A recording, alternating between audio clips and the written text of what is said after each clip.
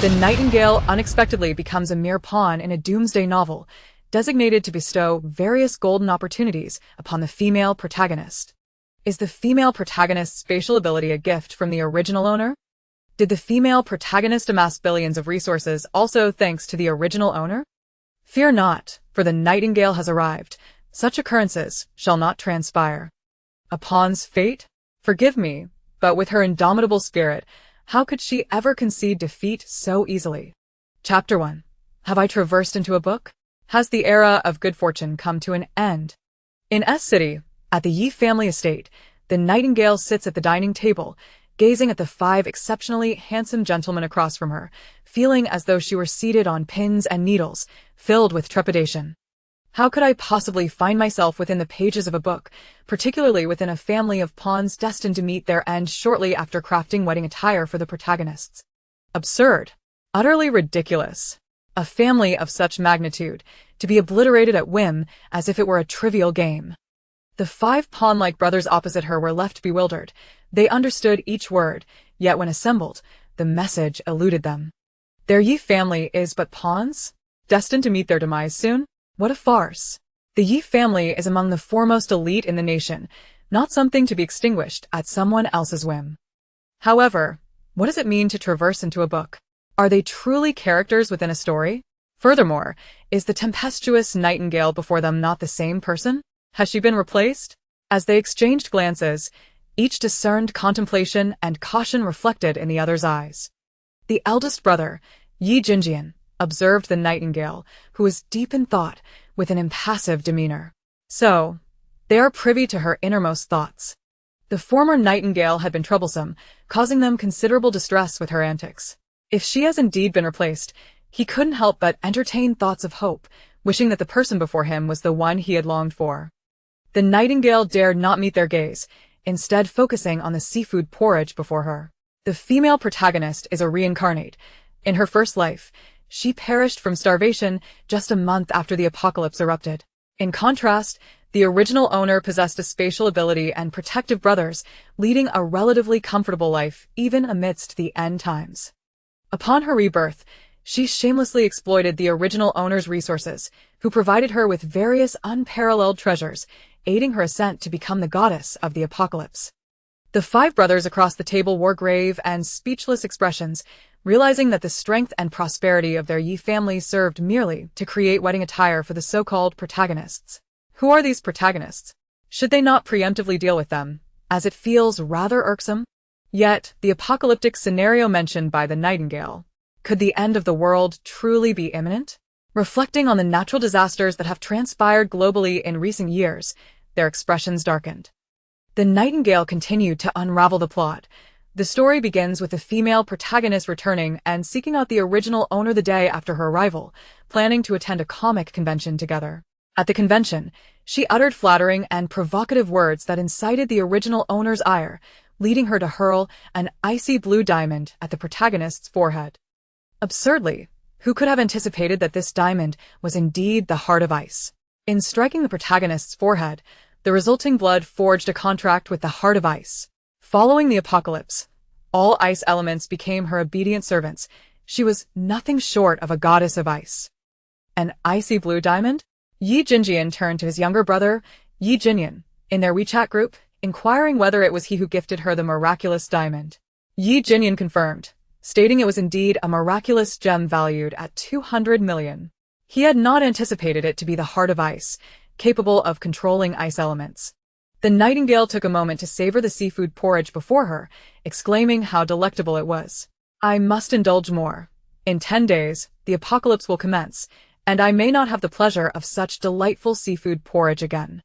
As the nightingale relished her favorite dish, her expressions of joy were vivid and unmistakable, prompting her observant brothers to contemplate further. This seafood porridge is a staple in the Ye household, consumed frequently. The former nightingale had never been particularly fond of it, claiming to have grown weary of its taste.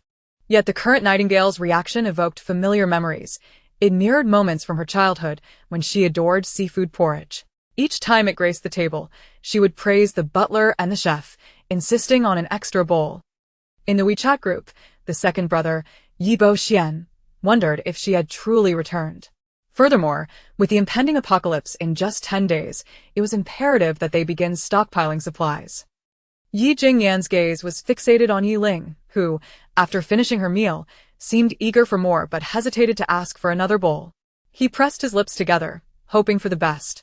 As for supplies, it was prudent to wait and see what further information she could divulge. Ye Ling, still craving more, lamented that the bowl was too small to satisfy her hunger.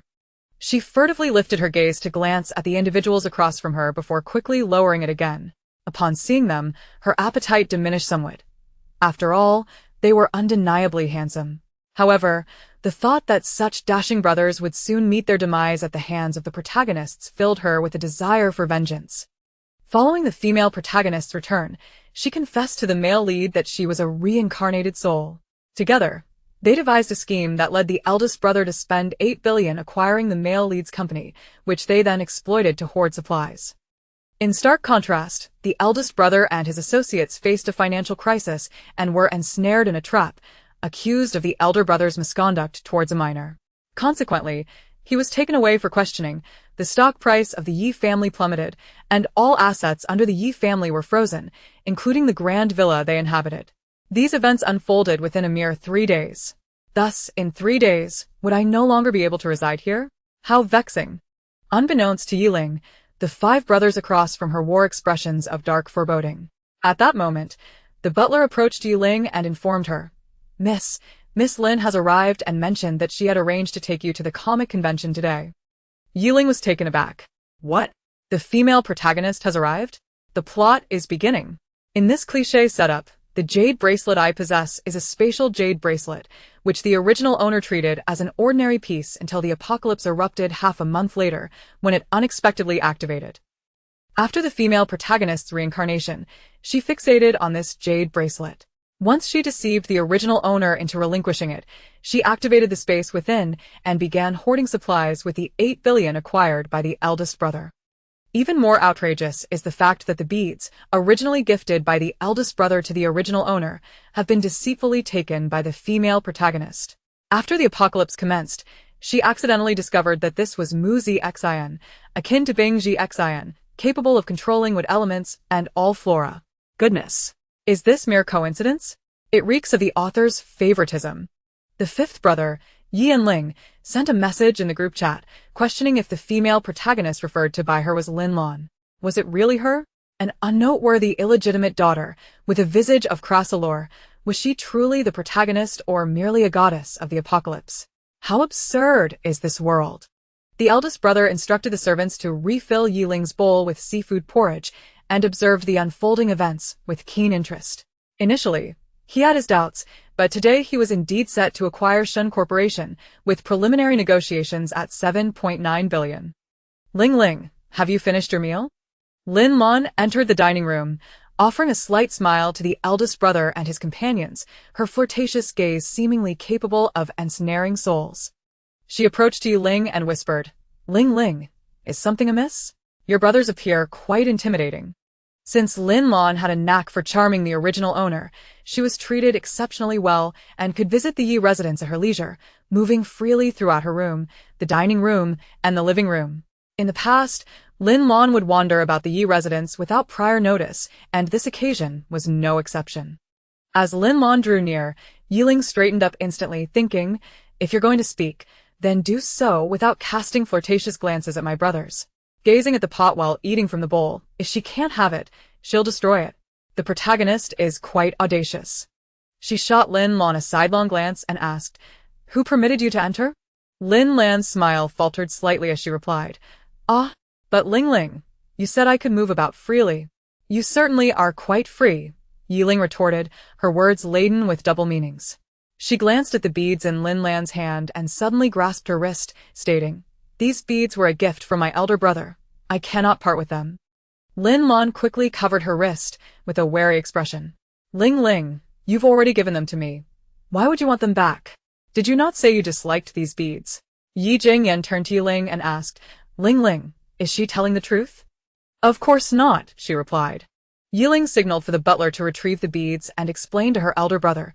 She claimed that these beads did not suit me when I was drunk and insisted that as the eldest daughter, I should wear jewelry. She also mentioned her sensitive identity, stating that she could only wear jade bracelets and beads, as they were inexpensive and low-key, thus avoiding the attention of the Lin family.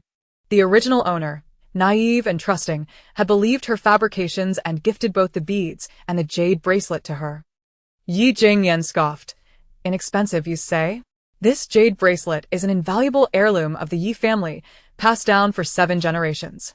If one were to attempt to assign a monetary value, it would be worth at least 5 billion. The beads I gifted you were presented by a master 5 centuries ago, meant to safeguard the Ye family. They are also one of the treasures passed down through the Ye lineage, and their worth is comparable to that of the jade bracelet in your hand. He turned his gaze to the evasive Lin Lan and inquired, Miss Lin, is this what you refer to as inexpensive and low-key? Or do you believe the Ye family to be easily bullied? Chapter 2. Now that I am here, you shall not obtain a single one. Lin Lan appeared to be a victim of oppression. No, you misunderstand. That is not what I meant. Furthermore, I had no knowledge that this belonged to your family. Ye Jinjian interrupted her, regardless of your awareness. Taking them without my permission constitutes theft. I could have you imprisoned. Ye Ling nodded emphatically beside him. Indeed. We can have you incarcerated. Lin Lan was taken aback. The unfolding events diverged sharply from her expectations. The butler had long harbored disdain for Lin Lan, were it not for the young mistress's fondness for her company. She would not even be worthy of entering the Ye household. He restrained Lin Lan and forcibly removed the prayer beads from her grasp. Miss Lin, why the fierce resistance? You deceived the young mistress into acquiring her prayer beads. We could easily report you to the authorities. Lin Lan's eyes brimmed with tears as she looked at Ye Ling with a face full of grievance. In her heart, she pondered, what is wrong with this foolish girl? She has always prevented her brothers from meddling in their affairs, and she would never treat me this way. Could it be that she has also been reborn? The thought struck her with alarm. If that were the case, her plans would be in ruins. At that moment, she deeply regretted having worn the prayer beads here. It was evident that these beads were no ordinary items, and her instincts told her that they held great significance for her. Before she could even investigate, they were taken back. Ye Ling stood up and donned the prayer beads that the butler handed her. She gestured for the butler to release Lin Lan. And then she observed Lin Lan gazing at her with tearful eyes. Ling, I don't understand why you are treating me this way. But I bear you no ill will. Since they are ancestral treasures, please refrain from expressing any dislike in the future. Others might misinterpret it. Ye Ling replied, Well, how clever of you to stir discord between our sibling bond at this moment. Lin Lan wiped away her tears, appearing woefully pitiful as she asked, You promised me we would go to the comic convention today. Are you still going? Hey, your flirtation is futile. My sexual orientation is quite normal. Ye Ling suddenly stood in front of Lin Lan, glaring at her.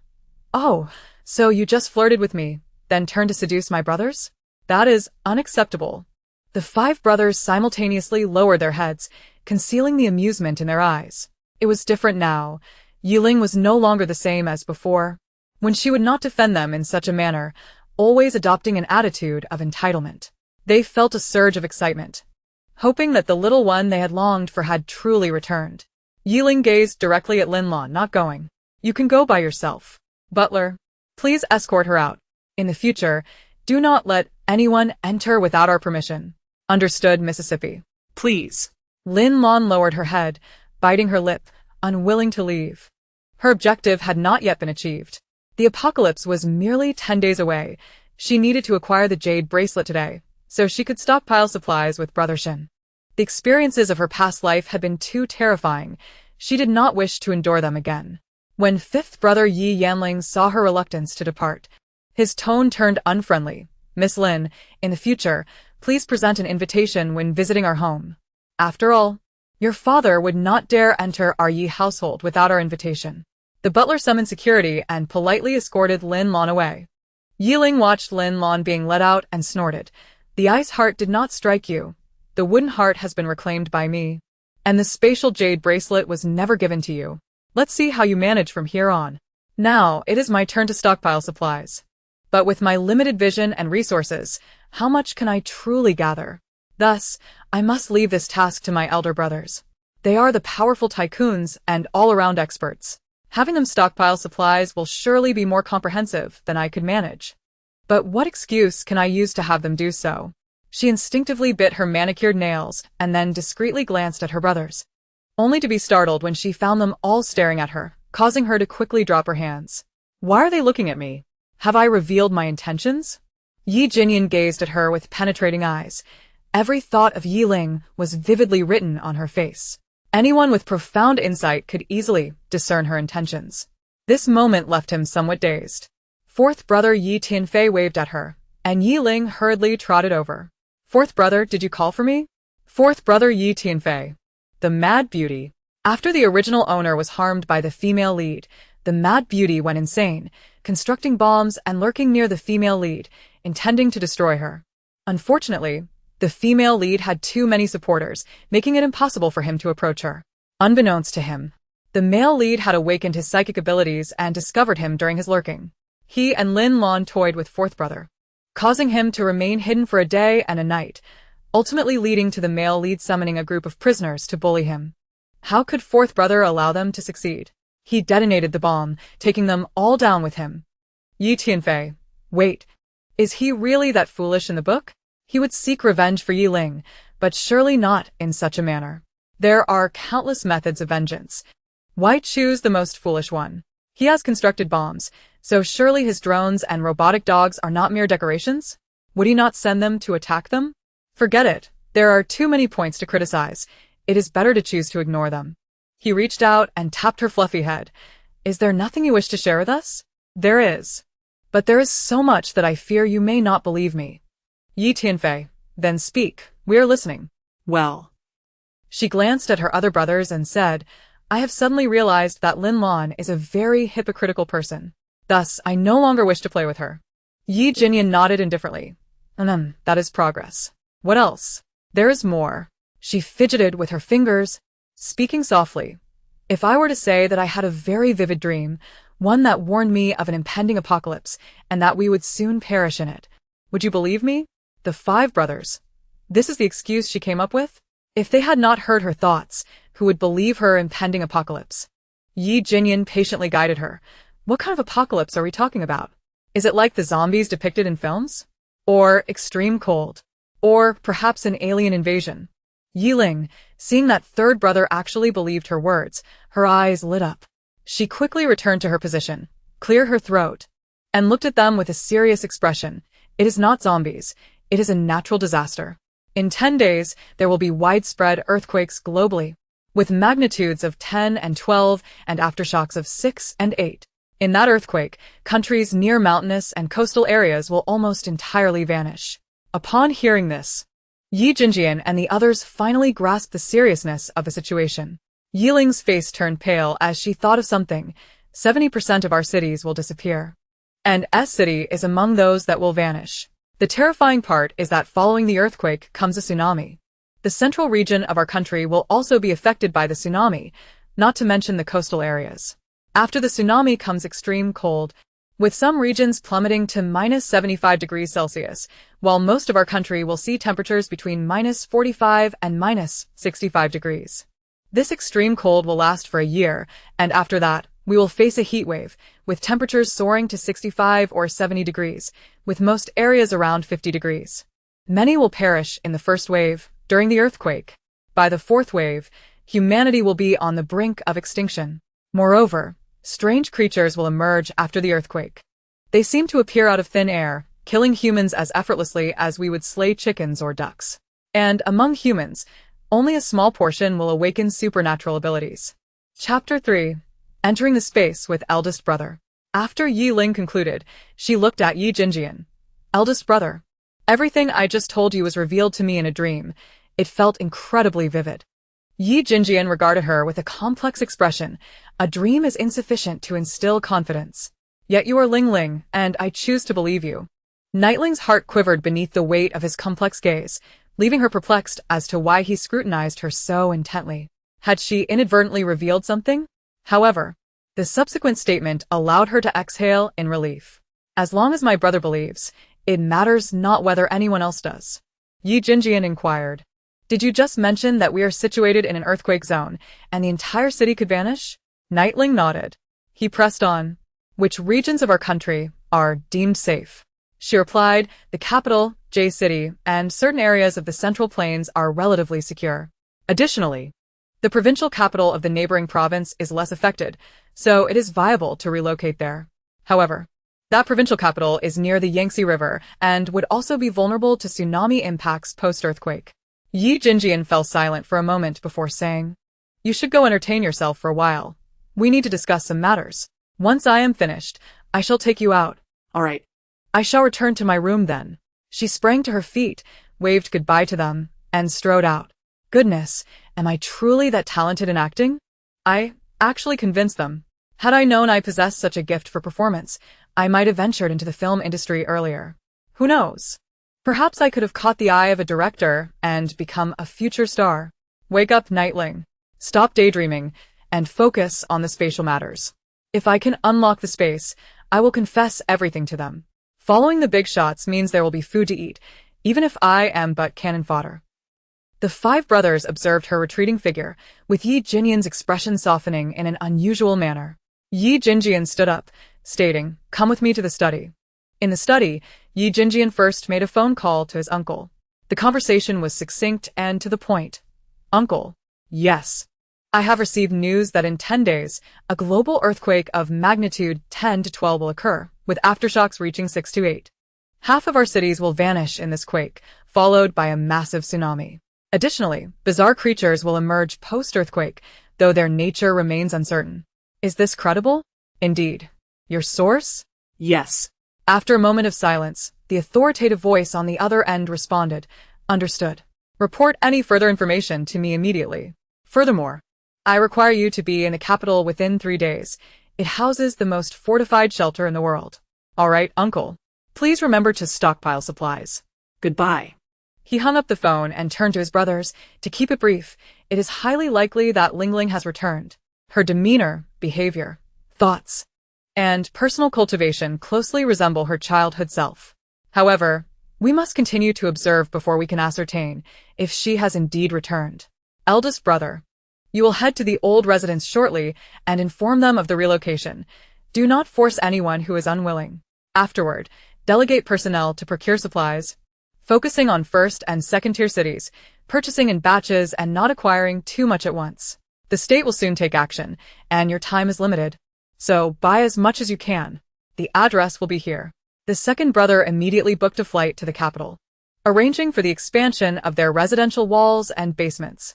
The third brother was to fly to Mao country to procure the finest cold-resistant clothing, transportation, canned goods, and more, with the capital residence as the destination.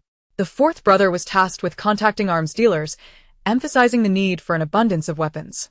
Upon hearing this, the four brothers promptly set their plans into motion. Nightling, upon reaching the original owner's room, could hardly contain her excitement. Wow. Is this the room of a wealthy young lady? This princess bed must be at least 3 meters wide. Oh, it's so springy and comfortable. This walk-in closet must be 100 square meters. Just look at that wall of bags. They're all so beautiful. Heavens, this bathtub is enormous. It feels like 10 people could soak in it together. After surveying the room, Nightling concluded that she was not destined for a life of luxury. Transmigrating into the life of a young lady, she scarcely enjoyed any comforts before disaster struck, and she was merely a supporting character, liable to meet her demise at any moment. Nevertheless, she resolved to explore the spatial realm. Standing before the vanity, she took a clean blade and pricked her fingertip, allowing the blood to flow, which she promptly dripped onto the bracelet while murmuring, "This is the ancestral treasure of the Ye family. It must reveal its power. Though I am not a true member of the Ye family, having grown up among them qualifies me as a half-member. I beseech the ancestors for their protection." As Ye Ling approached Nightling's door, preparing to knock, he was greeted by ecstatic laughter from within. I did it. I really did it." Ye Ling's lips curled slightly in amusement. It was hardly surprising that she could unlock what was rightfully hers. However, the room was well insulated, and the sounds he heard were likely her true feelings. He knocked on the door, and Nightling rushed to open it, excitement radiating from her as she seized his fingers and pulled him inside. "Brother, I've discovered a treasure. You will be utterly astonished upon seeing it." With a twinkle of mirth in his eyes, Ye Ling followed her, inquiring, "What treasure?" Nightling led him to the walk-in closet, pointing at the wall of bags. She mischievously winked, watched closely. At her command, the bags vanished instantaneously. Ye Ling raised an eyebrow, observing as Nightling grasped his hand tightly, her face beaming with joy. In the blink of an eye, they found themselves standing on a patch of black earth. Isn't it marvelous? Haha, this sensation is exhilarating. I used to fantasize about possessing such a magical space while reading novels. I never imagined that I, Nightling, would actually achieve it. What of being cannon fodder? Even as a supporting character, I possess a golden finger. I refuse to believe that with this space, I could still meet an untimely end. Ye Ling gently ruffled her hair, surveying the expanse before them. They stood amid the black earth, which spanned approximately 20,000 square meters, with the border obscured by white mist. To their left, a spirit spring, not particularly large, was surrounded by lush flowers and grasses. He led Nightling closer. Standing at the edge of the spring, the water was crystal clear, roughly 2 meters deep, but the spring's true visage was concealed by a veil of white mist. The other end of the spring was similarly shrouded, rendering it indistinct. While no fish were visible, numerous exquisite jade stones lay scattered within. How beautiful! This spirit spring must be drinkable. Brother, do you smell that sweet fragrance? I suspect it emanates from the spirit spring and those unknown flowers. I wish to taste the water. He pondered for a moment before shaking his head. Not yet. We have matters to attend to. Let us return tonight to try it. Nightling nodded in agreement. Ye Ling continued to observe their surroundings. Aside from the black earth and spirit spring, there was nothing else in sight. The temperature in the space hovered around a comfortable 20 degrees Celsius. Despite the white mist enveloping the area, it was surprisingly not humid, which was quite remarkable. He looked down at Nightling, whose face was alight with wonder, and remarked, "It is indeed extraordinary. This space is quite practical, but we need to conduct some experiments." "Yes, brother. I wish to procure fruit saplings, vegetable seeds, and livestock to bring in here." Ye Ling nodded. "There is much to prepare. Let us step outside." Chapter 4. How the plot differs slightly. As the two exited the space, Nightling exclaimed, "Oh no. Where's the bracelet? It's gone." Just as she uttered the words, the image of the bracelet flashed in her mind. Has it merged with me? In the stories, the female protagonist does not experience such a fusion upon unlocking the space. Moreover, her space could only store items, not cultivate. Author, thank you for making an exception, because you wish to stand apart from the norm. The spatial setting for her was limited to storage. Yet now that I have arrived, I have shattered that limitation. The fusion of the bracelet took Yen by surprise, yet he quickly acclimated to it. Lin Lan, a reincarnator, was aware of the existence of space within Nightling's possession.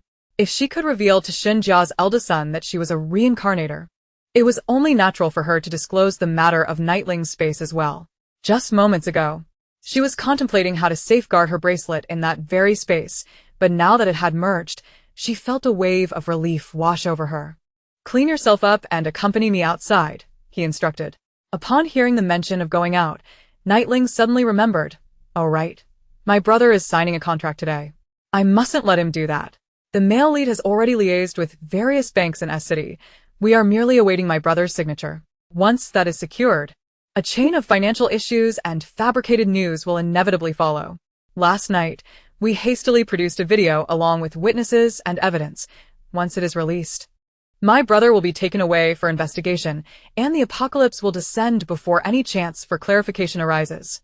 She urgently grasped Yen's arm. "Brother, are we heading to the company? May I accompany you?"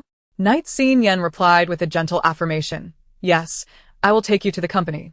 And then we will go shopping." Today, her concern and protectiveness towards her brothers were genuine. It was hard to believe she was the Nightling who had been cherished and spoiled by them. However, she bore a striking resemblance to the Nightling of her preteen years, starkly contrasting with the persona she adopted after turning 13. Following a serious illness at the age of 13, her temperament underwent a dramatic transformation. It was as if she had developed a princess syndrome overnight, resorting to deceit towards them, engaging in audacious behavior, physically assaulting servants, and exhibiting a lack of empathy towards outsiders, all while behaving tyrannically at school. What was even more intolerable was her sudden association with a group of unruly boys and rebellious girls, often sneaking out to drink and fight without their knowledge. The exceptional girl they had meticulously nurtured had, in the span of merely a month, learned to drink, fight, and smoke, peppering her speech with vulgarities, rendering them utterly unfamiliar with her. They had tried coaxing her, engaged in earnest discussions, and even issued stern reprimands. Yet she not only refused to amend her ways, but escalated her defiance. With no other recourse, they sent her abroad, assigning bodyguards to monitor her every move, while cutting off her allowance. After a year, she had learned to restrain herself and gradually accepted their arrangements. However, they later discovered that, while she might not have engaged with individuals offline, she was even wilder online, mingling with unsavory characters. They brought her back and confined her, only for her to eventually relent, though her willful and capricious nature was deeply ingrained and unalterable. Despite the transformations that had rendered her almost unrecognizable to them, she remained their knightling, and they would not abandon her, albeit no longer indulging her as they once did. To their astonishment, this morning brought an unexpected delight. The familiar knightling had returned, proclaiming it was due to her transmigration. After disembarking from the vehicle, her hand was grasped by her brother, who led her inside. She followed closely by his side, her eyes filled with skepticism. This is different from what was written in the book. My brother is typically discreet in his concern for the original character and would never hold my hand in public. Is it because I've distanced myself from the female lead? Or perhaps it's due to my voluntary revelation about the space. I suspect both factors play a role. Knight Xin Yan's lips curled into a slight smile, suggesting he was in good spirits. As they stepped into the lobby on the first floor, they attracted a considerable stir. Why is the young lady here? Everyone better be sweet with your words. Otherwise, do not blame me for the reprimands that follow. How annoying. I least wish to see her. Good day, young lady. Good day, young lady.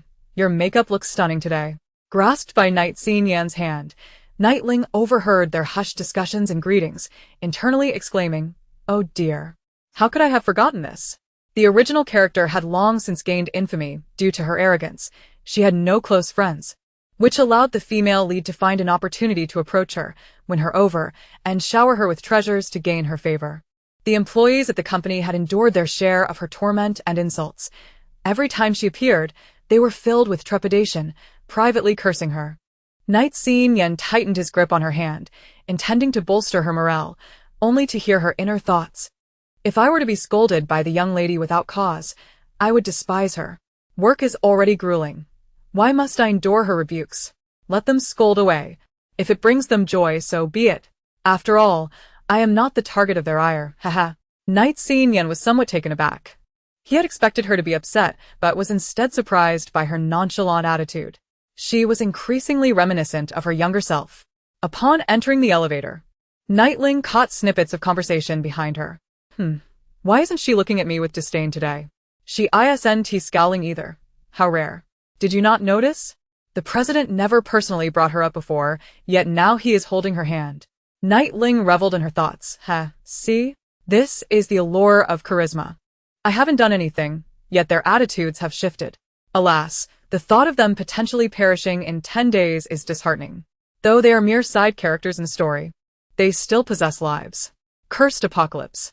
Knight Xin Yan did not disclose to her that he intended to grant the company employees a holiday in 3 days. Their survival would depend on their own fortune. Upon entering the president's office area, Knight Ling had yet to marvel at the opulence when a bespectacled man approached with urgency. President, Mr. Shen and the others are already waiting for you in the conference hall. Should you go now? Do not go. Knight Ling grew frantic, pulling Knight Xin Yan aside, whispering, "Brother, I dreamt that Mr. Shen would harm you. This contract must not be signed." Observing her forehead glistening with sweat from her anxiety, he pulled out a handkerchief to wipe it away, soothingly saying, "All right, since you have foreseen this in your dream, I shall exercise caution." Knight Ling was momentarily taken aback by his willingness to heed her words. Wait a moment. Why would my brother so readily believe me? In the book, the original character caused so much trouble that they were already exhausted. They would not trust her so easily, considering she had lied countless times. But then again, he is a big shot. If he believes the apocalypse is truly upon us, Surely he would not pursue acquisitions but rather stockpile resources instead. How ridiculous of me. A freshman, daring to speculate on the thoughts of a magnate. It's laughable. Night Scene Yen released her hand, gently teasing the tip of her nose. I owe our little Ling Ling my gratitude. Otherwise, I would have indeed signed. You may occupy yourself in my office for a while, if you wish to shop. You are welcome to use my computer at any time. Chapter 5. Encountering the Goddess. Night Ling remained in the understated yet luxurious office, scrolling through short videos, hoping to find mentions of the apocalypse or natural disasters. However, after a considerable time, she found nothing but entertainment news, such as a particular idol participating in a reality show, with a leaked video being circulated by numerous fans and marketing accounts, extolling it to the skies. Additionally, there were rumors that a new rising star was involved in a clandestine romance with a top-tier actress. He had visited her apartment, and they spent an entire day together before emerging. The fans from both sides were in a frenzy, and the comment section was rife with insults and accusations. Bystanders expressed their confusion, noting that the two seemed well-matched, questioning why the fans reacted so vehemently. Subsequently, they were educated by the fans on each other's scandals. It seems this platform does not yield information regarding natural disasters. The book mentioned that prior to the apocalypse, numerous anomalies had already occurred in various regions, such as deserts experiencing floods, forests igniting, and certain areas encountering tremors of magnitude 5 or 6. Logically, such events should have been widely reported online. Yet after scrolling for quite some time, she found nothing. However, she did not leave empty-handed, for she stumbled upon her beloved female celebrity. She is the unparalleled sensation Moody, who, due to her extraordinary beauty and lack of connections, has faced numerous instances of defamation and slander from various ordinary women in the entertainment industry. Coupled with the provocations of marketing accounts, this led to a wave of criticism and calls for boycotts against her. Nevertheless, Moody and her fans persevered valiantly, triumphing over the challenges with their remarkable talent and data, thus carving a path to her current status as a leading figure. Recently, she has participated in numerous events, captivating passers-by with her stunning array of appearances, resulting in a surge of new admirers joining her fanbase. Night Ling fixated on a video of Moody, her body twisting and stomping in excitement.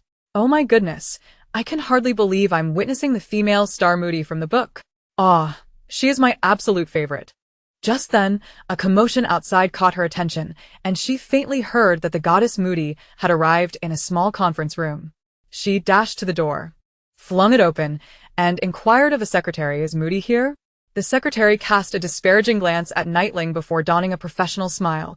"Miss, have we disturbed you?" Night Ling did not miss the contempt in the secretary's eyes, yet she remained unfazed and repeated her question. "Is Moody here? Where is she?" The secretary, suspecting that Night Ling might intend to confront Moody, hesitated before replying, "Yes, we have enlisted her as the new spokesperson for our jewelry line. She has come with her manager to meet with Mr. Liu regarding the contract." Night Ling's eyes sparkled with excitement, and she immediately made her way towards the elevator, only to be stopped by the secretary. "Miss, please understand that Moody has no designs on the president. She is a very dedicated actress, so please do not misunderstand her." Night Ling thought to herself, how could I possibly misunderstand her? I admire her too much. Upon arriving at the small conference room, she spotted Moody standing in a corner outside, engaged in a phone call. Just the sight of her silhouette captivated Night Ling. Oh, her voice is so gentle and soothing. I can almost smell the fragrance of her hair. Although the book describes her sparingly, she remains an unfulfilled longing in the hearts of many readers. On the day the apocalypse struck, she happened to be filming an advertisement in a seismic zone, and the earthquake occurred so swiftly that she did not manage to escape and was tragically crushed. Moody's body suddenly stiffened while on the call. Initially, readers assumed it was an accident, but later it was revealed that she need not have perished. She had been resting in the capital when the apocalypse broke out, having received a last-minute notification to film in City S. The orchestrator behind all this was the protagonist, Lin Lan. In her first life, upon learning of the male lead's affections for Moody, she had harbored jealousy and fantasized about being in Moody's position. When the apocalypse erupted, Moody was not dead.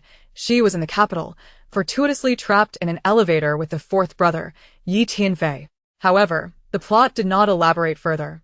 After Lin Lan's rebirth, armed with her golden finger, she manipulated her father to use his connections, ensuring she was in City S to film on the fateful day of the apocalypse. More horrifically, Lin Lan deceived her father and the original Mrs. Lin into going to City S, where they were instantly buried under the collapsing building when the earthquake struck. Moody silently ended the call.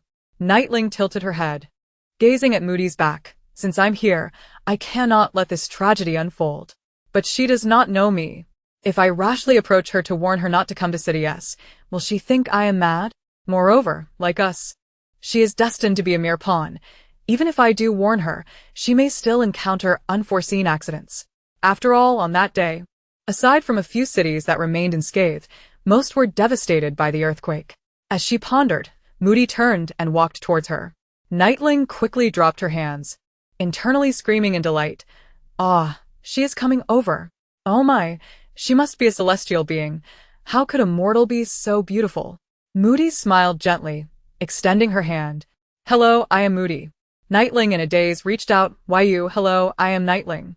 Stammering from nerves, yet internally, she was triumphant. I've shaken hands with a goddess. If the readers knew I had this moment with a star from the book, they would be so envious. Aha! Meanwhile, Yi Jinjian approached, but remained in the shadows, curious to see her next move. Moody chuckled softly, and in that instant, she realized she could hear the thoughts of the girl before her. So, she is a character from a story, destined to be crushed by the earthquake? The apocalypse upon. She gazed at the adorable girl, not knowing who Lin Lan was. But her intuition told her that to change her fate, she needed to stay close to this charming girl. Can I call you Ling Ling? Of course, Ye Ling exclaimed. Aw, my name sounds so beautiful coming from her lips. I'm going to faint. Calm down, calm down. This is not the time to be infatuated. I need to focus on the matter at hand. Should I tell her now? Suddenly, Moody grasped her hand, and as Ye Ling looked bewildered, she said, Ling Ling, for some reason, when I saw you, vague images flashed in my mind, like I was trapped under rubble. At this revelation, Moody's brow furrowed in apparent distress. Ye Ling was astonished. Really? You can see those? Is she reborn, or able to foresee the future? Moody's manager and assistant emerged, and upon seeing her, hurriedly whispered, Why are you still here? We need to go in and sign the contract. Moody tightened her grip on Ye Ling's hand, addressing her manager. The contract can wait. You go ahead. The manager contemplated admonishing her for being so reckless but refrained, considering they were at the Ye family estate and the girl before them was clad in international designer attire. Moody turned to Ye Ling. Ling Ling, can you also see those hazy images? Can you tell me what they are? I feel so uneasy. Ye Ling glanced around, noticing several people were watching them, and she pulled Moody over to a large floor-to-ceiling window. Leaning closer, she whispered, Sister, I cannot tell you what they are, but I can advise you that in the next 10 days, you should stay in the capital, avoid hotels and high-rise buildings, and preferably reside in a villa. Villa? Moody mused, for she did not own a property in the capital and had always resided in hotels. If she was advised to stay in a villa, she would have to rent one temporarily. She nodded at Ye Ling. All right, I will stay in a villa. Is there anything else I should be aware of? Ye Ling, surprised by her ready acceptance, thought, how strange. Why is this going so smoothly? When I told my brothers about the impending apocalypse, they questioned me extensively. Yet the goddess believes me, without hesitation. She touched her face, pondering, do I possess a face that inspires trust? Moody found her adorable demeanor amusing, and thought to herself, it's not that you have a trustworthy face, rather, your thoughts are written all over your expression. Not to mention, she could hear her thoughts. Knowing what was to come, there was no need to waste time on trivial inquiries. Ye Ling dismissed her confusion over why they believed her so readily and quickly said, regardless of your belief, a serious disaster will soon occur. You should prepare ample supplies and gear for extreme cold. Moody's expression grew serious. Can you specify what will happen? Rest assured, I won't divulge this to anyone else. Ye Ling was torn, contemplating whether to directly inform her that the earthquake was a global phenomenon, followed by a worldwide tsunami and extreme cold. Moody was taken aback, exclaiming, what? There's a tsunami and extreme cold afterward? And it's global? She swayed slightly, hastily steadying herself against the wall to regain her composure. Ye Jing Yen observed her reaction, realizing that she could indeed hear Nightling's thoughts. This revelation led him to ponder deeply. He had previously assumed that their ability to hear her thoughts was due to their familial connection, but the realization that Moody could also hear her thoughts suggested that his earlier deduction was flawed. Just moments ago, Nightling had thought that Moody, like them, was destined to be cannon fodder. Did this imply that anyone characterized as cannon fodder in the story could hear her thoughts? He furrowed his brow slightly. However, there were far too many cannon fodder characters in the narrative. Could they all hear her thoughts? That seemed implausible. He had been observant of their surroundings, noting that the glances cast in their direction were primarily due to Moody, whose admirers displayed appreciation for her beauty rather than panic. The reactions of those around them indicated that not all cannon fodder could hear her thoughts. Moody was not an ordinary person. She was a top-tier celebrity. Yet, because she had drawn Lin Lan's attention, she had become a mere pawn in the narrative. Did this mean that anyone who was not ordinary and had a grievance with Lin Lan could hear Nightling's thoughts? With this thought in mind, he approached her. Nightling, still mired in her dilemma, turned at the sound. Brother? Are you done with your business? Ye Ling nodded at Moody, who promptly greeted him, Mr. Yi. He acknowledged her with a grunt before addressing Nightling. Lingling, I need to speak with Miss Moody. Please step aside. Why do you need to dismiss me? Please don't frighten my goddess. She poked his arm and leaned closer to whisper in his ear, Brother, she is someone I admire. Please don't scare her. He felt exasperated. Did she really view him as that unreasonable? I understand, just go. Moody smiled reassuringly at Nightling. I'm fine. Don't worry. With both of them affirming this, Nightling chose not to argue further and turned to leave. If only my goddess were my sister-in-law, then I could take her into the space and not worry about her safety. I have 5 brothers. Surely one of them would be to her liking. Oh, right. That opens up a new thought. Let the goddess choose one, and then I can naturally bring her into the space. Ye Ling noticed a flicker of embarrassment and shock in Moody's eyes. He rubbed his forehead. His concerns had indeed materialized. The secret of their space was supposed to be a closely guarded secret, yet it had been so swiftly divulged. He led Moody to a small conference room, closing the door behind them as he sat across from her. You are a trending sensation. If this were any other time, I wouldn't dare to be alone with you in such a confined space. Moody expressed her apologies. I find myself in this position, which draws the gaze of many, and I am truly sorry for the trouble it causes you. Ye Ling interrupted her with a wave of his hand. It matters not. Let us discuss the matter at hand. If I'm not mistaken, you can hear Lingling's thoughts. Moody candidly admitted, I don't know why I can't hear her thoughts. It's quite astonishing.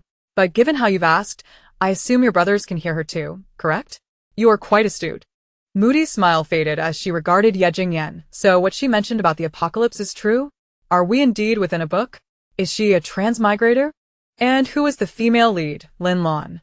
You pose too many questions. I can only tell you that what you hear is indeed true. Moody's expression grew grave. If the apocalypse were genuine, what would become of her family, her devoted staff, and those loyal fans who had supported her, as well as the comrades who had served the nation? Nightling had stated it was the apocalypse. So the earthquake must be more than just a 7 or 8 magnitude event. She had mentioned it was global. Her hands trembled uncontrollably, and she found it hard to remain seated. She desperately wished to call her family and warn them to take cover. Yet, where could they possibly hide? Ye Ling noticed her distress and spoke calmly.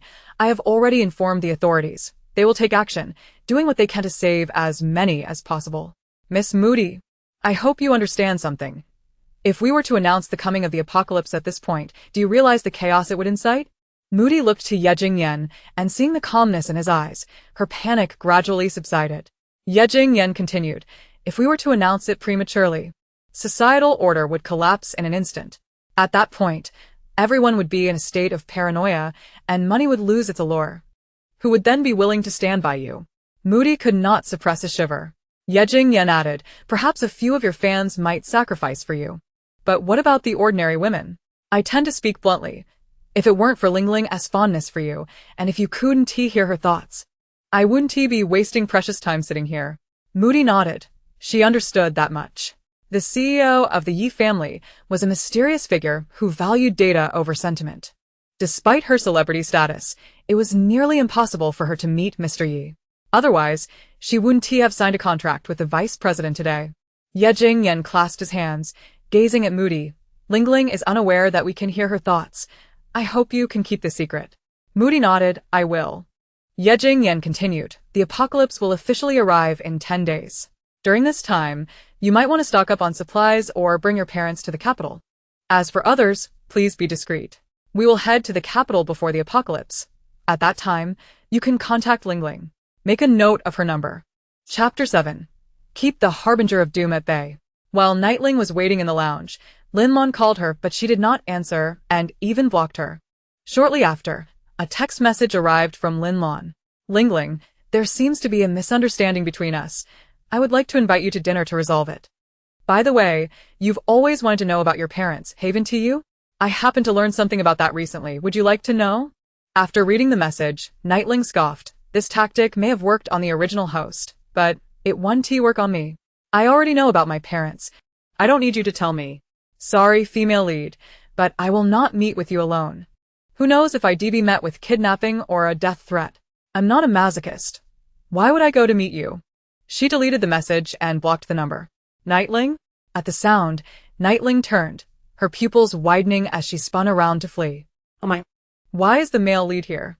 Wasn't he supposed to leave the family? The radiance of the male and female leads is formidable for the malicious antagonists. Proximity spells misfortune, and for cannon fodder, it spells death. Assistant Shin Xing intercepted Nightling. Miss Knight, our CEO wishes to greet you. Why are you running away? Whether I run or not is none of your business. Step aside. This one isn't a good person either. The original host was tormented to death by him. And my fifth brother was also killed by him. When the apocalypse arrives, I will find a way to eliminate you. Shin Xing approached her, assessing her for a moment before smiling. Are you afraid of me? You used to call me Brother Xing when you saw me. Lin Lan informed him that her plan had failed.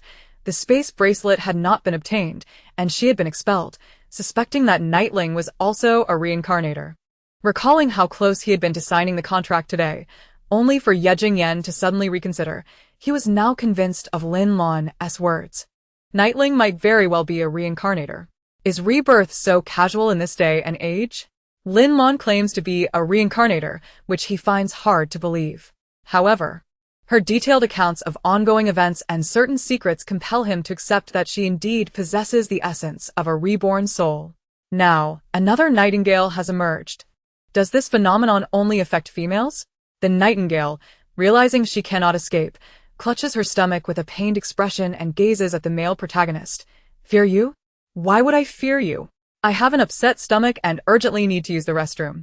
Shin Xing furrows his brow and takes a step back. Hurry along then. The nightingale thinks to herself. Calm down, nightingale. In the face of life, what is vanity? Endure it. She dashes off. The assistant displays a look of disdain. Missy seems like a completely different person today. Her words and actions are rather vulgar. You've noticed too? The assistant nods. It's quite evident. Shin Xing turns to leave. Have someone keep an eye on her. Find an opportunity to bring her before me. Understood.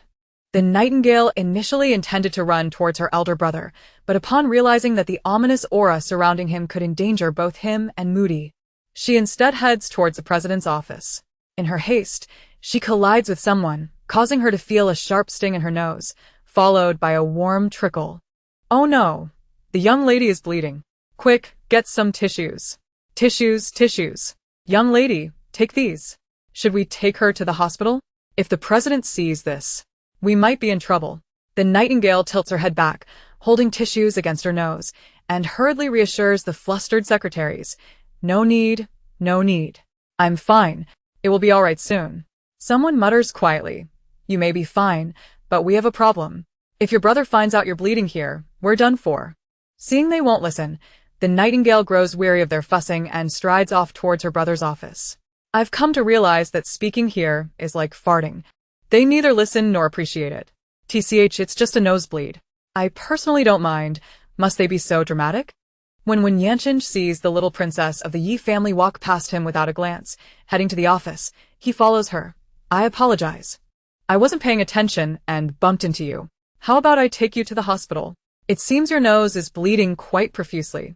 He expected the nightingale to unleash her wrath on the staff, as was her habit when they were merely a moment late. Yet today, despite her nose bleeding. She shows no sign of anger. Has she truly changed? It's no big deal. The nightingale responds, then freezes, her eyes widening as she fixates on Wen Yanqing. What on earth is happening today? The male and female leads, along with one of the antagonistic figures, Wen the nanny, are all present? Wen Yanqing raises an eyebrow. Antagonistic figure? Nanny? Me? The other person remains silent. Thus, this nanny figure is a close associate of my elder brother and has ongoing business dealings with him, often visiting. During the time the leads framed my brother and sent him to prison, this nanny utilized all his connections to seek evidence for my brother, but the witness died, and the video was proven to be altered. Before they could reveal the truth, the apocalypse struck. Upon learning that my brother died in prison, the nanny immediately turned vengeful, seeking to eliminate that pair of treacherous lovers. Unbeknownst to him, their protagonist auras are far too formidable. He could never defeat them, and it would only push him to the brink. As the nightingale's nosebleed worsens, the tissues become soaked, yet she remains oblivious. Her head tilted as she observes Wen Yanqing, pondering the plot. Nonetheless, the nanny is not to be underestimated. His vitality is tenacious, akin to an indestructible cockroach. Each time the male lead believes he has vanquished him, lo and behold, he rises again. Wen Yanqing's eyes twitch slightly. The author seems to harbor a modicum of favoritism towards the nanny, granting him healing abilities. In the apocalypse, many critically ill patients, provided they catch his favorable eye, will not perish. Gradually, everyone began to privately refer to him as the nanny, and various factions sought to align with him. The nanny is a man of clear objectives. Whoever eliminates the male and female leads will find him joining their ranks. This narrative direction endears the nanny to readers, and even the NPCs within the story. The author, perceiving this as detrimental to the male lead, orchestrates the nanny's demise at the hands of a bizarre creature. Wen Yanqing squints slightly. The information she divulged in such a brief time compels him to take it seriously. Apocalypse, awakening healing abilities, bizarre creatures, the author, and the leads. These revelations are far too peculiar, so much so that he finds himself inclined to believe her words. He offers her his handkerchief to stem the bleeding. The nightingale, feeling the blood flow intensely, gratefully accepts it. Thank you. Not nanny. Thank you. That was close. I almost called him nanny again. Wen Yanqing. This little one has indeed changed. She has become unexpectedly intriguing. The nightingale internally fumes. In comparison, it is profoundly unfair for the Ye family. Why must we be mere cannon fodder, dying at the outset? The nanny, despite being an antagonist, has substantial screen time. Chapter 8. Envy? Jealousy? Wen Yanqing gently ushers the nightingale into his office and takes a seat opposite her. Why did you run just now? Did you encounter a villain? At the same time, he calls Ye Ling. I'm in your office. Come quickly. The nightingale looks up and replies, Yes, I encountered a supervillain. That scoundrel male lead actually looked down on me. Just you wait. Wen Yanqing suddenly bursts into laughter, covering his mouth with his fist to stifle it. The nightingale regards him suspiciously. Are you alright? Just don't let your saliva spray on me. Wen Yanqing, somewhat exasperated, replies, I'm fine, just a little saliva. So, who is this villain you speak of? Why? It's Xing, the young Master Shen. He actually had his assistant stop me from leaving. If I hadn't made up an excuse about my stomach, he might have taken me away. Thankfully, I was clever. Wen Yanqing raises an eyebrow. So the male lead she refers to is Xing? No way. He is the male lead? The thought sinks his heart. Today, Ye Ling is signing a contract with Xing, if what she said is true. Then this contract cannot proceed. Ye Ling rushes in and, upon seeing the nightingale's nosebleed, his handsome face darkens. He strides over to her, examining her closely. While Wen Yanqing explains, she panicked and ran, then bumped into me, and that's how it happened. Ye Ling looks at him, noticing a small stain of blood on his gray shirt, and frowns. She didn't see where she was going, and you didn't either? Wen Yanqing shrugs. All right, my fault. The nightingale quickly grabs Ye Ling's sleeve to clarify. Brother, it was my fault. Please don't blame Brother Wen. Brother, don't be rash. If anyone should apologize, it's me. This is the nanny. We must cherish him. Nanny? Ye Ling glances at Wen Yanqing, who raises an eyebrow in a challenging manner, as if to say, I cherish him. Ye Ling, understanding this reaction, realizes another piece of cannon fodder has emerged. He asks Wen Yanchinj, "You said she ran away?" When Yanchinj gestures towards the nightingale, she encountered a great villain. "Oh, that would be Xinxing, didn't he leave? Why is he back?" He turns to the nightingale. "He didn't do anything to you, did he?" The nightingale shakes her head. "No." Standing up, the nightingale huffs. "Brother, where is my goddess?" "She has left, but she left you a private phone number. Save it." "Private phone number? Quick, give it to me." "The goddess actually left me her phone number." "How blissful." As Ye Ling saved the number, Yi Jinjian said to Wen Yanchinj, "I know you have many questions for me." And then, "If you know he has much to say, then why not speak?" Yi Jinjian took out his phone, opened WeChat, and sent him a message. "Everything you've heard is true. Prepare supplies. We will head to the capital in 3 days.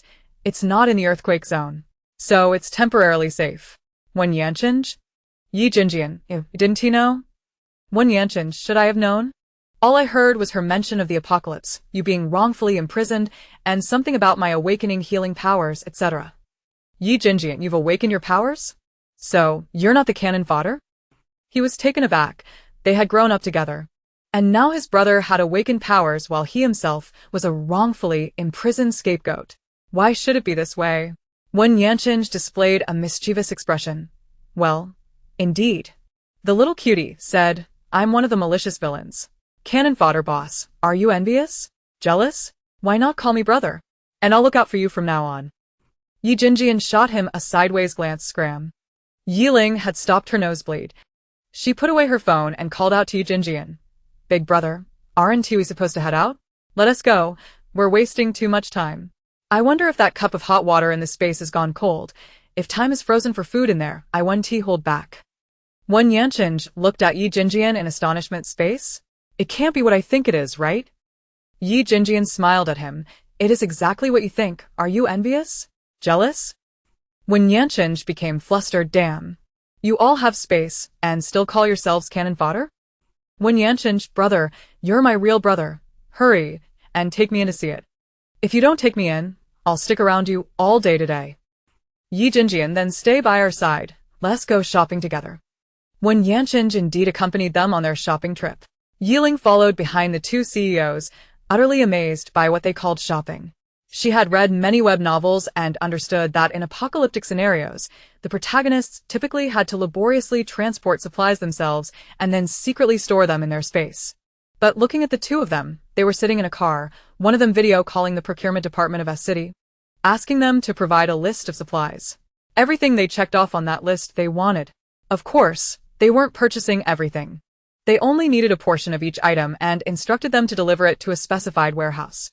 One was video calling the mayor, informing him of their intent to purchase supplies, and reminding him that S City's stockpile needed to be cleared. Otherwise, it would be buried. The mayor had recently received notification from above and was already arranging for S City's stockpiles to be sent to the capital, so upon Yi Jinjian's reminder, he informed his subordinates to expedite the transfer. Since the city was destined for destruction, they naturally needed to relocate important items, especially cultural relics and resources, and not let them go to waste. Upon arriving at their destination, Ye Ling was somewhat bewildered. A barbershop? Surely, they hadn't come to the wrong place? Yi Jinjian pulled her inside without offering any explanation. Ye Ling grew anxious. "Big brother, stop a moment. Aren't we supposed to go to the food city or the farmer's market? Why are we at a barbershop?" Wen Yanchinj chuckled from the side. "Because of you." Ye Ling, "What is wrong with me? I don't need a haircut. Why waste time on this? We have so much to do." Yi Jinjian led Ye Ling to a handsome barber and pointed at her hair. "Change the blonde back, and don't leave it too long. Shoulder blade length will suffice." "Understood, Mr. Yi." Only then did Ye Ling notice her hair, silently trailing behind Tony. "So, I've been wandering around with a head of golden hair? I thought I'd forgotten something. Turns out it was my reflection in the mirror this morning. To be honest, although it's a bit exaggerated, it looks pretty cool. If it weren't for the impending apocalypse, I might have actually wanted to sport golden hair for a while." Wen Yanchinj pulled Yi Jinjian outside, lowering his voice. "What is going on? Has she really undergone a soul exchange?" Yi Jinjian countered. "Don't you think she seems somewhat familiar now?" Chapter 9. Following the big shots earns you meet. Familiar? Wen Yanchinj pondered. then looked at Yi Jinjian in surprise. She resembles her childhood self, kind-hearted, not arrogant or conceited. He paused, his gaze sharpening. If she has been reborn, then a soul exchange wouldn't be out of the question. This could explain why her temperament changed drastically after that fever at 13. She might have undergone a soul exchange. Yi Jinjian's eyes also sharpened. I've speculated the same, but we currently lack evidence. He glanced at Wen Yanqing. This is something we brothers will observe slowly, searching for clues.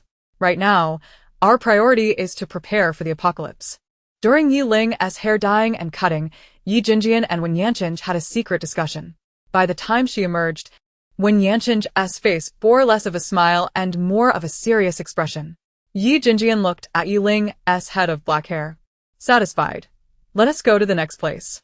The two handsome men took Ye Ling out for a lavish meal and ordered 1,000 deluxe meal boxes to be delivered to the Yi family. They had confirmed that food in the space remained unchanged, meaning they could bulk order cooked food for storage.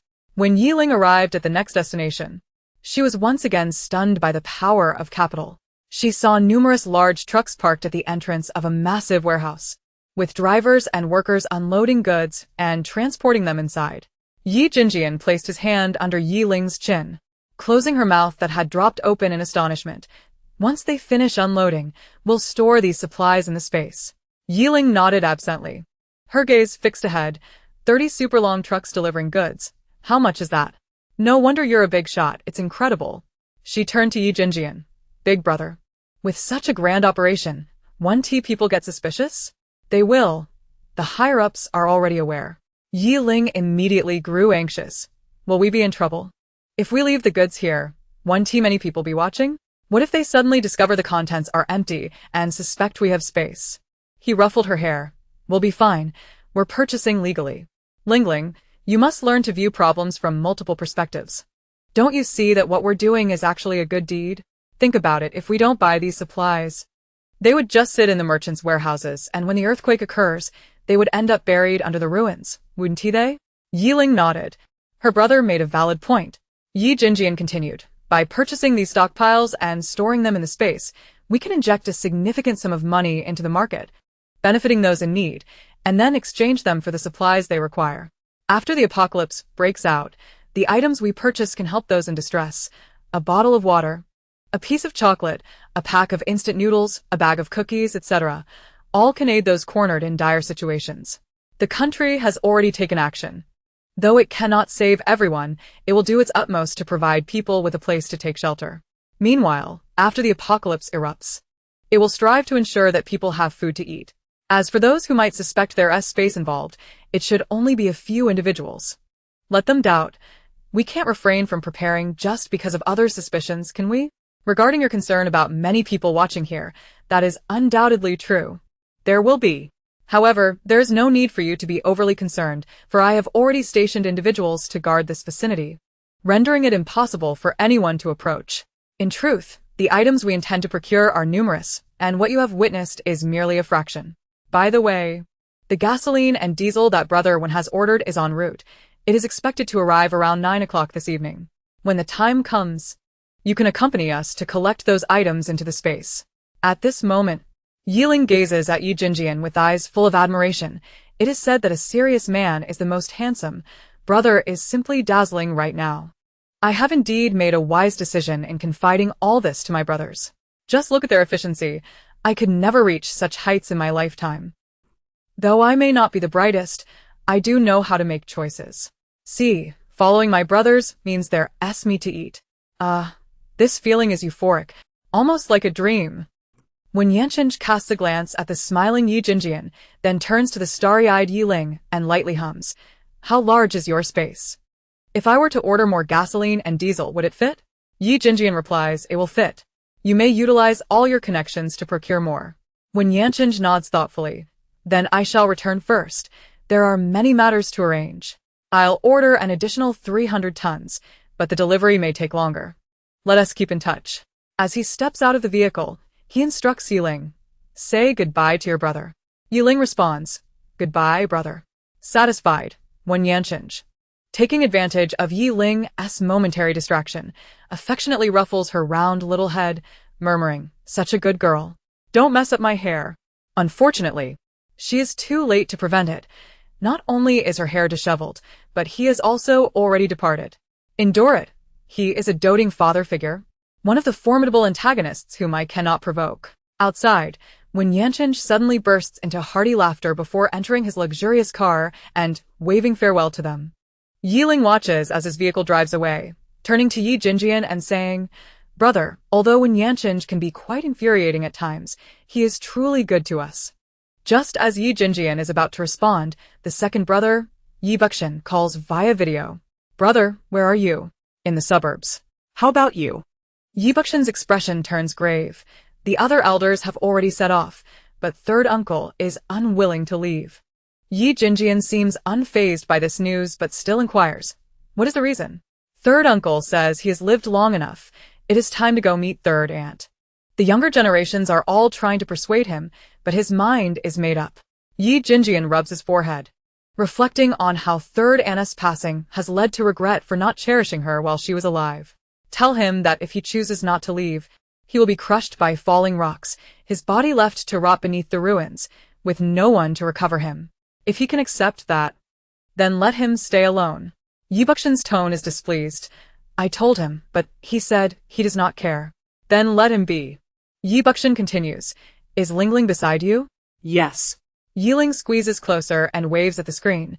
"Second brother, I have good news for you. We have space now and can store a great many items." Regarding the matter of the space, Yi Jinjian has already mentioned it in their small group. But Yi Buxin pretends to be unaware. He feigns surprise. "Space? Like those space rings or bracelets?" Ye Ling nods vigorously. "Yes. Just like the bracelet I wear, which I activated with my blood. People can also enter it." Yi Buxin chuckles lightly. "That is indeed wonderful news. You are amazing, Ling Ling. I have procured quite a lot of goods that have already been delivered to the Yi residence. Since you have space now, you should return quickly to store those items." We will head back shortly." "How splendid. Everything is progressing in a favorable direction. I hope that my intervention will alter the fates of my brothers." After concluding the call, the unloading in front is nearly complete.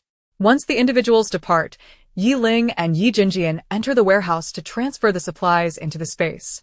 Chapter 10. Punished in public, for you deserve it. Shin Xing sits in his office, listening to his assistant's report.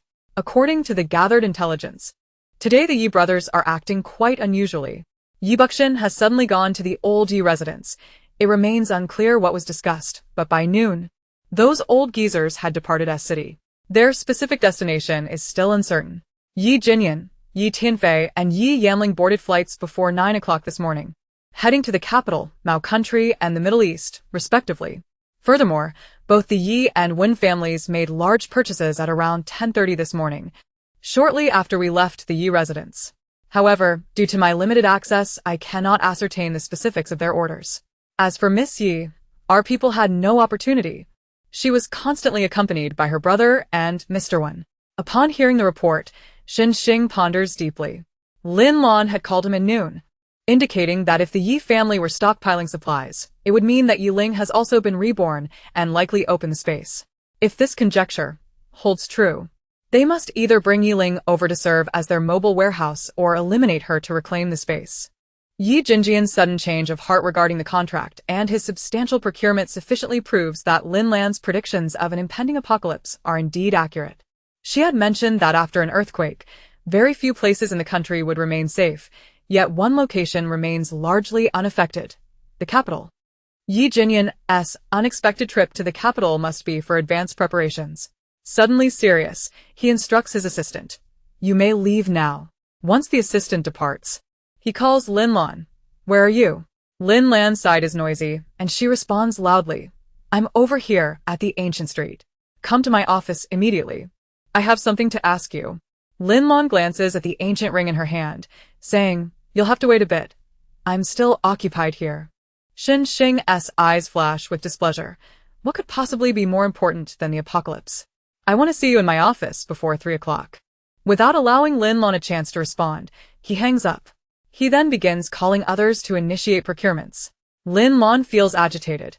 It's nearly 2 o'clock, and it will take her about an hour to arrive, leaving her with insufficient time. "Boss, I'll take this one." The ring in Lin Lan's hand is snatched away, and she quickly reaches out to reclaim it. I saw it first. There should be a first come, first served policy. When Mencia raises the ring high, retorting, "You've been standing here for so long without buying. Do you not allow others to purchase?" I've given you a chance. Clenching the ring tightly, she instructs her companion, "Pay for this." The old man, initially hoping to extort a higher price, dares not act foolishly in front of the young lady from the Wen family. He asks for 10,000 and sells the ring to Mencia. Lin Lan is furious. "Boss, I was here first. You didn't even ask me before selling it to someone else. You offered it to me for 100,000 but sold it to her for 10,000. Are you doing this on purpose?" The old man is at a loss for words. "I cannot afford to offend the Wen family. Besides, I asked you several times if you wanted it, and you said you needed to think about it. Can I be blamed?" Lin Lan's eyes narrow, a murderous intent rising within her. She has a strong premonition that this ring may indeed be a space ring. Her earlier hesitation was due to the exorbitant 100,000 price tag. How could a mere street vendor dare to ask for such a sum, only to turn around and sell it for 10,000 to Mencia? A fleeting glint of malice crosses Mencia's eyes as she coldly remarks, "Why doesn't Miss Lin try using her charms?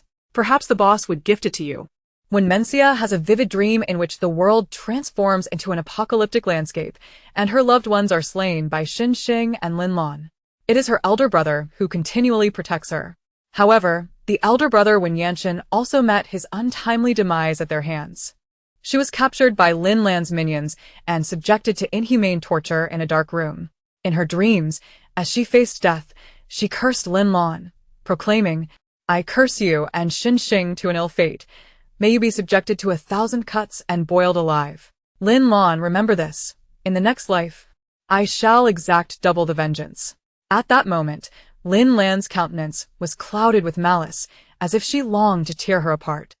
She tightened her grip around her neck, venomously declaring, "Then allow me to slice you into 1,000 pieces and fry you in a pot of oil right now. And let us see if you still possess the strength to curse me." Ultimately, when Mencia did indeed perish under Lin Lan's brutal torment, the agony of her flesh being severed still vividly etched in her memory. Upon waking that morning, when Mencia found herself in a daze for quite some time, she could still recall the torment and despair of her flesh being mercilessly sliced away. She did not regard this as merely a dream. Hence, she fixated on Lin Lan, determined to take precautions. Unbeknownst to her, Lin Lan possessed a spatial ability, but in her dreams, she observed that Lin Lan was always surrounded by valuable items. Thus, upon locating Lin Lan, she seized whatever Lin Lan purchased. Lin Lan took deep breaths, feeling that things should not have unfolded this way. She was meant to acquire the space bracelet from Ye Ling. Yet, in reality, she had been expelled from the Ye family and blocked. During lunch, a sudden thought struck her, to venture to the ancient street and try her luck. She left her meal unfinished and hurried there. She roamed the ancient street repeatedly until the old man appeared, and upon seeing the ring, her anxious emotions gradually calmed. At that moment, she realized she had found the right item. However, the old man demanded 100,000, and she only had 90,000, which she had intended to use for stockpiling supplies. How could she possibly give all her money to that old man? Now that the ring had been snatched away by Mencia, she felt a surge of resentment. She refused to tread the same path as in her previous life. In that life, she had suffered greatly due to a lack of money, golden fingers, and support. In this life, she must become formidable. With a fierce glint in her eyes, she stared at Mencia. "Mencia, I bear you no grudge. Why do you oppose me?" Mencia smirked disdainfully. "Because I find you displeasing. Is that reason sufficient? If not, let me add another. Xing is my fiancé, and you are attempting to seduce him. Should I not seek retribution against you?" With a resounding slap, Lin Lan was struck by Mencia. Lin Lan covered her face in fury, incredulous that Mencia had dared to hit her. Just as she prepared to retaliate, Mencia landed another slap and forcefully grabbed Lin Lan's hair, compelling her to look at her. "You fancy seducing men, don't you? Allow me to indulge you." Those surrounding Mencia noticed the onlookers capturing the scene on their devices and approached her quietly, advising, "Miss, many are filming. Perhaps we should take this elsewhere?" Blinded by the hatred from her dreams, Mencia suddenly realized that this was not the apocalypse, Publicly striking someone could lead to online backlash. She raised her gaze to the crowd, expecting to see disdain or insults directed at her, only to discover that many women, both young and middle-aged, were praising her. Well done. But you can't keep that fiancé. Without this mistress, there will only be more. Indeed, men are vile creatures. With such a beautiful fiancé, how could he stray? He should perish. It's better to remain single. If even such a lovely young lady is driven mad by men, it proves they should be hung on walls to learn their lesson. How can this mistress claim to have no enmity with a young lady when she is clearly attempting to seduce another's partner? Is that not enough of a grudge? Hold on. Let us not condemn all men. If I had such a beautiful fiancé, I would cherish her, not stray. When Mencia was deeply moved by the kindness emanating from strangers, her vision blurring with emotion. Chapter 11. Squandering, utterly squandering. With tears welling in her eyes. When Mencia smiled at the crowd, "You are correct. I can no longer keep my fiancé. Let us ensure this dog male lead is locked away." Observing Lin Lan's disheveled state, she leaned closer and whispered, "I wish for you and Xing to descend into hell soon. Otherwise, the wreath I have prepared for you will be outdated." Subsequently, she discarded Lin Lan as one would cast away refuse and strode away with purpose. It was vital to deal with the scoundrel, but her family took precedence. She needed to inform her elder brother and the others about the impending apocalypse. They needed to stockpile supplies and relocate. Lin Lan, seated on the ground, found her mind blank. She felt an overwhelming sense of injustice. She had intended to seduce Xing, but they had not yet reached that stage. In her previous life, Xing and Mencia were bound by a commercial marriage devoid of affection. Although she had perished early in the apocalypse, she had heard before her death that Xing had annulled his engagement with Mencia. In this life, her choice to collaborate with him was rooted in his undeniable strength. She believed that as long as she was sincere enough, he would be moved. Moreover, since she had admitted to being a reborn individual and shared crucial information with him, he was willing to meet her, accept her calls, and even reach out to her. Yet, she could not fathom why Mencia, who had never cared for Xing, would suddenly seek trouble with her. Upon returning to the Ye household, Ye Ling and Ye Jinjian were taken aback by the abundance of supplies within the courtyard. Ye Ling's eyes widened in astonishment. "Oh my goodness, so much. Is that imported chocolate? 20 boxes. And this is that mutai? 100 boxes. Oh my, salmon, abalone, sea cucumber, ham, steak, caviar."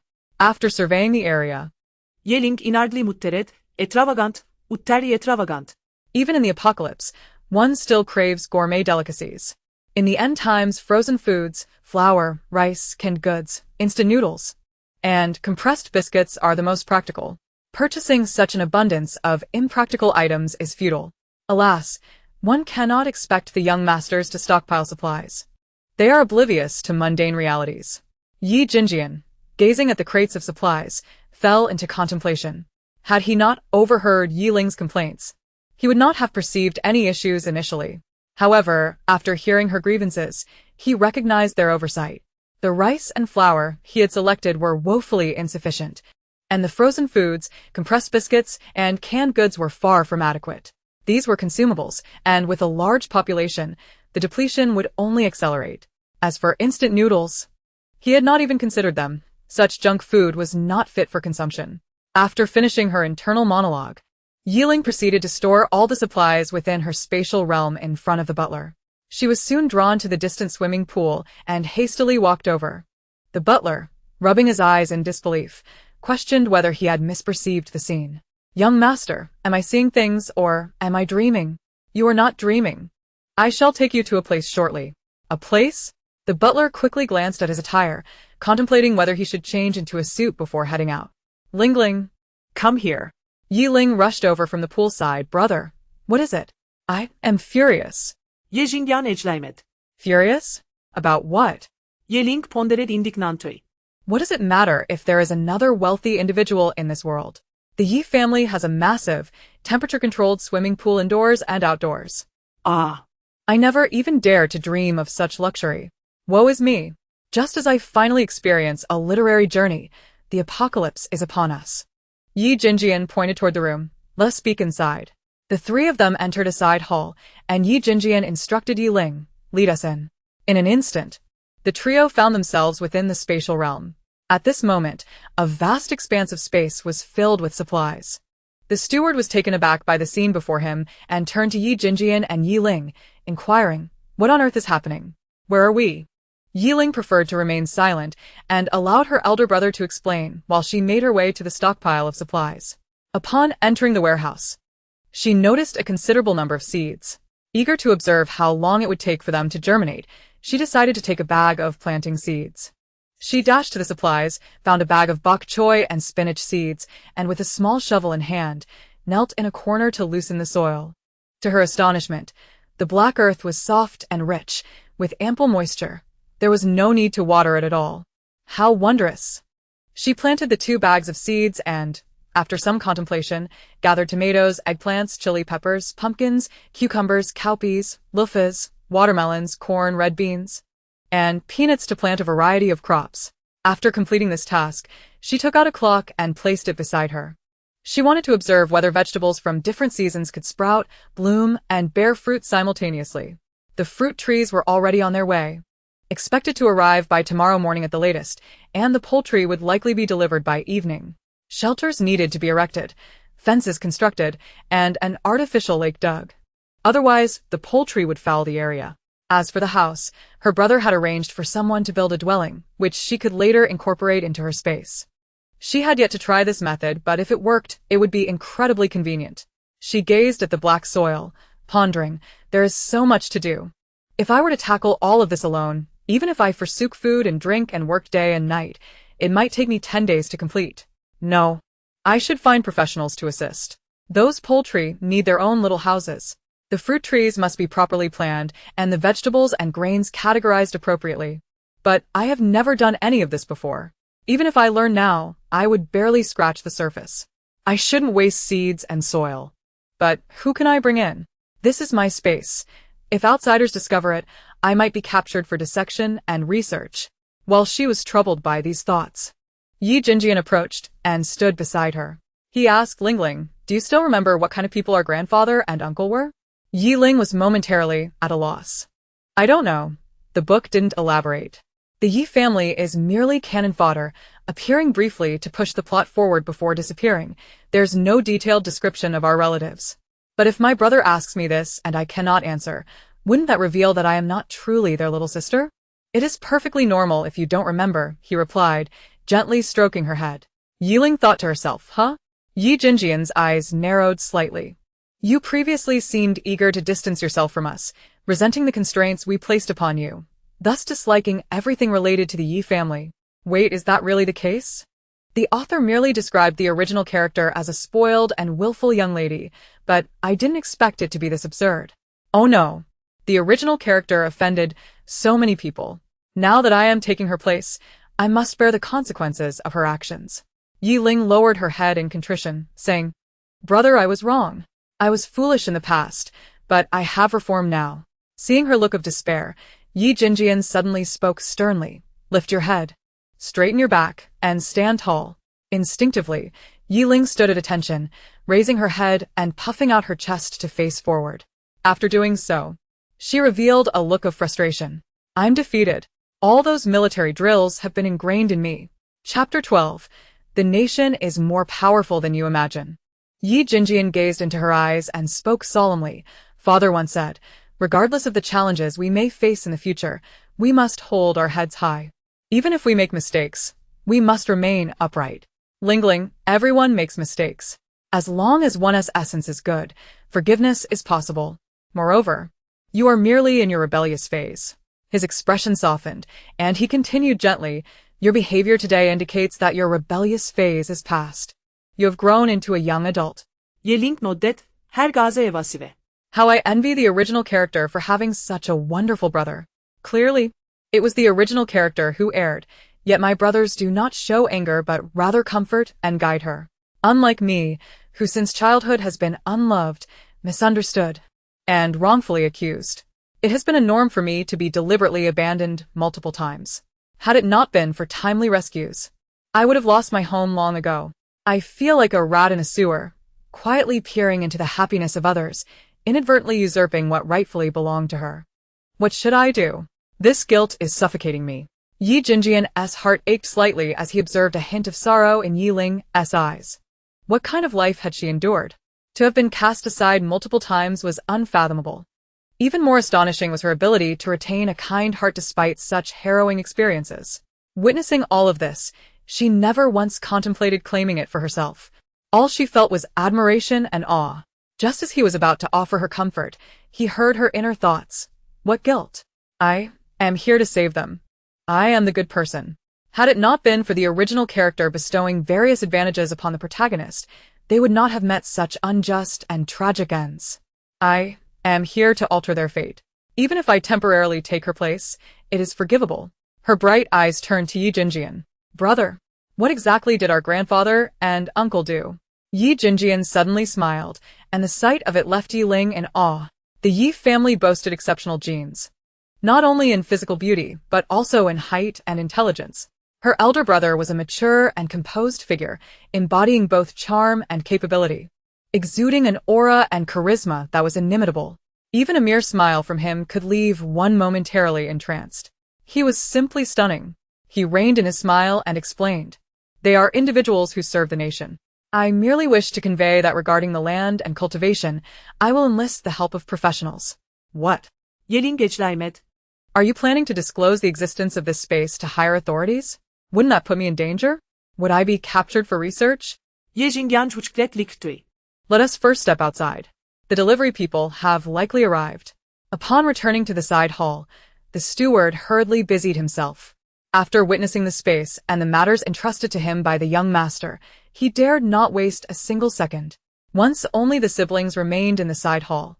Ye Jingjian spoke, "The nation is more formidable than you imagine, and it is even stronger than you believe. As for your concerns regarding the space, it actually already exists. It simply has not been made public." Ye Ling was astonished. There is already a space? How impressive. Ye Jingjian nodded. It was successfully developed 5 years ago. But this is classified information that has not been disclosed. Your astonishment is understandable. However, their spaces differ from yours. Yours is expansive, capable of accommodating people and cultivating crops. While there's vary in size, but none are as large as yours, and they can only store items. Furthermore, the nation commenced construction on underground cities below 60 meters 20 years ago, 5 such cities capable of housing 30 million people. In fact, just half a month ago, all of these underground cities were completed. This is classified information. Not only do the citizens of our country remain unaware, but even those internationally who keep a close watch on us have no knowledge of it. The reason I am sharing this with you now is that the government intends to announce the existence of these underground cities before the impending apocalypse. So in a few days, it will no longer be a secret. Ye Ling was utterly dumbfounded. What on earth did I just hear? Underground cities below 60 meters? 5 of them, with varying sizes? These terms are utterly foreign to me. Is this truly a novel? How has the technology in this world advanced to such an extraordinary extent? Moreover, if they possess such formidable connections, why do characters in the story meet their demise so casually? Issues with funding, wrongful accusations of violating minors. Given their uncle's status, how could they possibly be wrongfully imprisoned? Is it merely to pave the way for the male and female protagonists? This is utterly absurd. A servant briskly entered from outside. "Miss, the takeout has arrived." She wanted to inquire about the abundance of food. Was this for them? Ye Ling hastily stood up and walked outside, with the servant following closely behind. Most of the servants in the Ye household were elderly, having devoted the majority of their lives to the family. Furthermore, they were all unmarried. Those who had considered marriage were sent away. The older servants, Ye Jingjian had no intention of abandoning, even if he moved to the capital or into the space. He would bring them along. After all, he felt responsible for their lives. Ye Buxin returned home just before 11 at night and, upon seeing the empty courtyard, realized his ordered supplies had already been collected. He quickly entered the house to find his elder brothers, but after searching fruitlessly, he sought out the butler, only to discover he was also absent. Thus, he turned to a young servant. "Where are the young masters?" Returning to the second young master. "They are in the young ladies' rest area." The young ladies' rest area? He hurried upstairs, yet found no one. "Where is everyone?" Suddenly, Ye Ling appeared before him, almost stumbling in her haste. Yi Buxin grasped her arm, noticing the dirt on her shoes, and lowered his voice. You aren't in the space, are you? Ye Ling nodded vigorously. Yes, second brother, you're so clever. Come, I'll take you inside. Grasping Yi Buxin's hand, the two vanished from the spot. When Ye Buxin materialized in the space, he observed the butler and the older servants busily constructing a fence. Upon seeing him, they paused momentarily to greet him as the second young master before returning to their tasks. Not far from them were over a dozen large cages containing cattle, sheep, pigs, and other livestock. He even spotted donkeys and horses, all in pairs. Yi Jinjian called out to him from a distance. What are you dawdling for? Come help. Ye Ling smiled at him. Second brother, I and elder brother are assembling the cattle shed. There's a manual. It's quite simple. Elder brother is truly intelligent.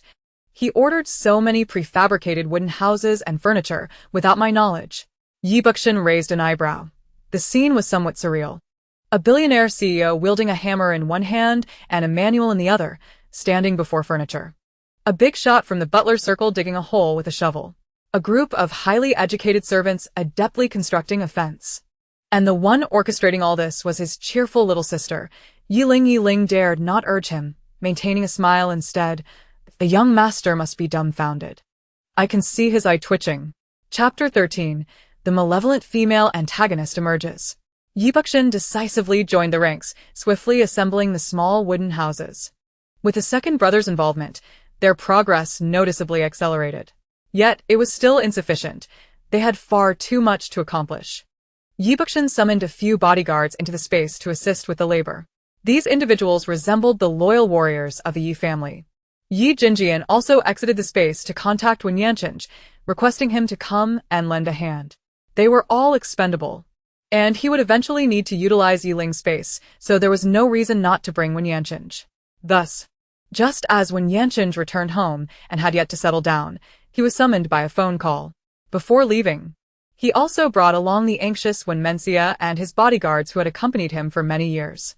On the way, as Wen Yanqing drove, Wen Menxia seized the opportunity to speak quickly. Brother, what do you really think about what I mentioned on the phone? Dad disagrees with my decision to break off the engagement, no matter how I explain. He has agreed. Huh. Wen Yanqing kept his gaze ahead. I spoke with him during dinner tonight. He has consented. As for your concerns about the apocalypse, we have already begun preparations. Wen Menxia exclaimed in delight. Really? That's wonderful. He not only believes the apocalypse will happen but also agrees to the annulment. I suddenly realized that things are progressing much more smoothly than I anticipated. She would soon call Xinxing to officially announce the dissolution of her engagement. Wen Yanqing cautioned, when you see Ye Ling, you must not treat her as you did before. She has returned to being a normal person now. Are you certain? Wen Menxia was somewhat incredulous. The Ye Ling in her dreams was indescribably foolish. The downfall of the Yi family was also indirectly caused by her. And Lin Lan and Xinxing becoming so powerful seemed to be due in part to Ye Ling's influence. Moreover, elder brother's death was also a consequence of his quest for revenge on behalf of Ye Dage. If one were to investigate, it would be inextricably linked to Ye Ling. When Yanqing refrained from elaborating, you will understand when you see her. Upon the Wen family arriving at the Yi household, they had barely settled when Ye Ling cheerfully ushered them into the space. Wen Yanqing, at least let him say a word. Yi Jinjian shoved the manual into his hand. Speak while you work. Ye Ling stood beside Wen Menxia, staring at her intently. The curiosity in her eyes made it difficult for Wen Menxia to ignore. This was what elder brother referred to when he said she had returned to being a normal person? What normal person would stare so intently at someone else? At that moment, Ye Ling was internally exclaiming, Ah, one of the malevolent female antagonists has appeared. Wen Menxia raised an eyebrow, although the other party had not spoken. She distinctly heard Ye Ling's exclamation that she was one of the malevolent female antagonists. Ye Ling was exhilarated, for she had finally encountered the so-called malevolent female antagonist. No wonder the original character was deemed unworthy of being the malevolent female antagonist. Compared to this sister before me, she pales in every aspect. Wen Menxia, a graduate of the best university in the country, pursued further studies abroad and has always been regarded as a talented beauty by others. Had she not been the male protagonist's fiancée, even in the apocalypse, with the Win family's influence and her own intellect. How could she have been harmed by those treacherous individuals? She blinked at Wenmencia. We readers were heartbroken over the scene where the sister was brutally tortured. We all cursed the author for their questionable morals. We are rational readers, no longer the love-struck fools of the past, nor are we elementary school students. How could we accept the innocent being harmed by the protagonists? To put it bluntly, even if one wished to kill the sister, they could simply stab her. Why the need for such prolonged torture? Wenmencia's pupils dilated as she gazed at Ye Ling in shock. How could she know the events she had seen in her dreams? A reader? Was she a character in the book, and was this girl before her a transmigrator? She often read web novels, familiar with themes of transmigration and soul-crossing, as well as system strategies.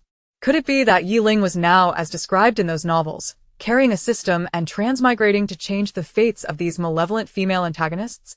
She grasped Ye Ling's hand, her expression fervent. Ling Ling, tell me, is this your space? Nightling hesitated for a moment before speaking. This is not my space. It belongs to my elder brothers. I am merely borrowing it. After all, the bracelet is a family heirloom of the Ye clan. And I do not possess the blood of the Ye family within me. Yi Jinjian turned to Wen Yanqing and whispered, Is your sister the malicious female antagonist? Then she must possess the ability to read minds. Wen Yanqing glanced at the visibly agitated Wenmencia and remarked, It appears so. That scoundrel Shin Xing dares to treat my sister this way. I will ensure he pays dearly for it. Yi Jinjian asserted, before the apocalypse strikes. We must swiftly annul their marriage. Ling Ling reiterated that the so-called protagonist aura is incredibly potent, making it exceedingly difficult for us to harm one another. While we may not be able to eliminate them, we can certainly create some chaos, ensuring they endure some hardships before the world descends into chaos. Upon hearing this, Wen Yanqing looked at him and suddenly grinned mischievously. In fact, I've already devised 3 schemes this afternoon. Any one of them would be sufficient to make the Shun and Lin families suffer immensely. A glimmer of malice flickered in Yi Jinjian's eyes. Then let us present them with a grand gift before the apocalypse unfolds. Wenmencia took Nightling's hand and led her aside, speaking softly. Why do you not keep such a treasure as space a secret? Instead, you allow so many people to enter. Are you not afraid of the news leaking out and bringing about your demise? There are far too many people here. All manner of bodyguards, butlers, and servants have come in. Do you wish to broadcast to the world that the Yi family possesses a space? I cannot comprehend this, and find it difficult to respect your choices. If I had such a space, I would certainly keep it to myself. Human nature is ugly. When faced with interests, one can commit any act. Nightling scratched her head. What you say is not without merit, but I did not intend to keep it secret. My brothers must know because they have the right to be informed. As for how they choose to manage it, I will defer to them. Sister, you should have heard Brother Wen speak about the apocalypse. Do you think a girl like me, who has just come of age, can adequately protect herself? Space is not infallible, and I cannot hide within it indefinitely. My brothers are my family. They treat me so well, and I cannot selfishly choose to conceal the truth.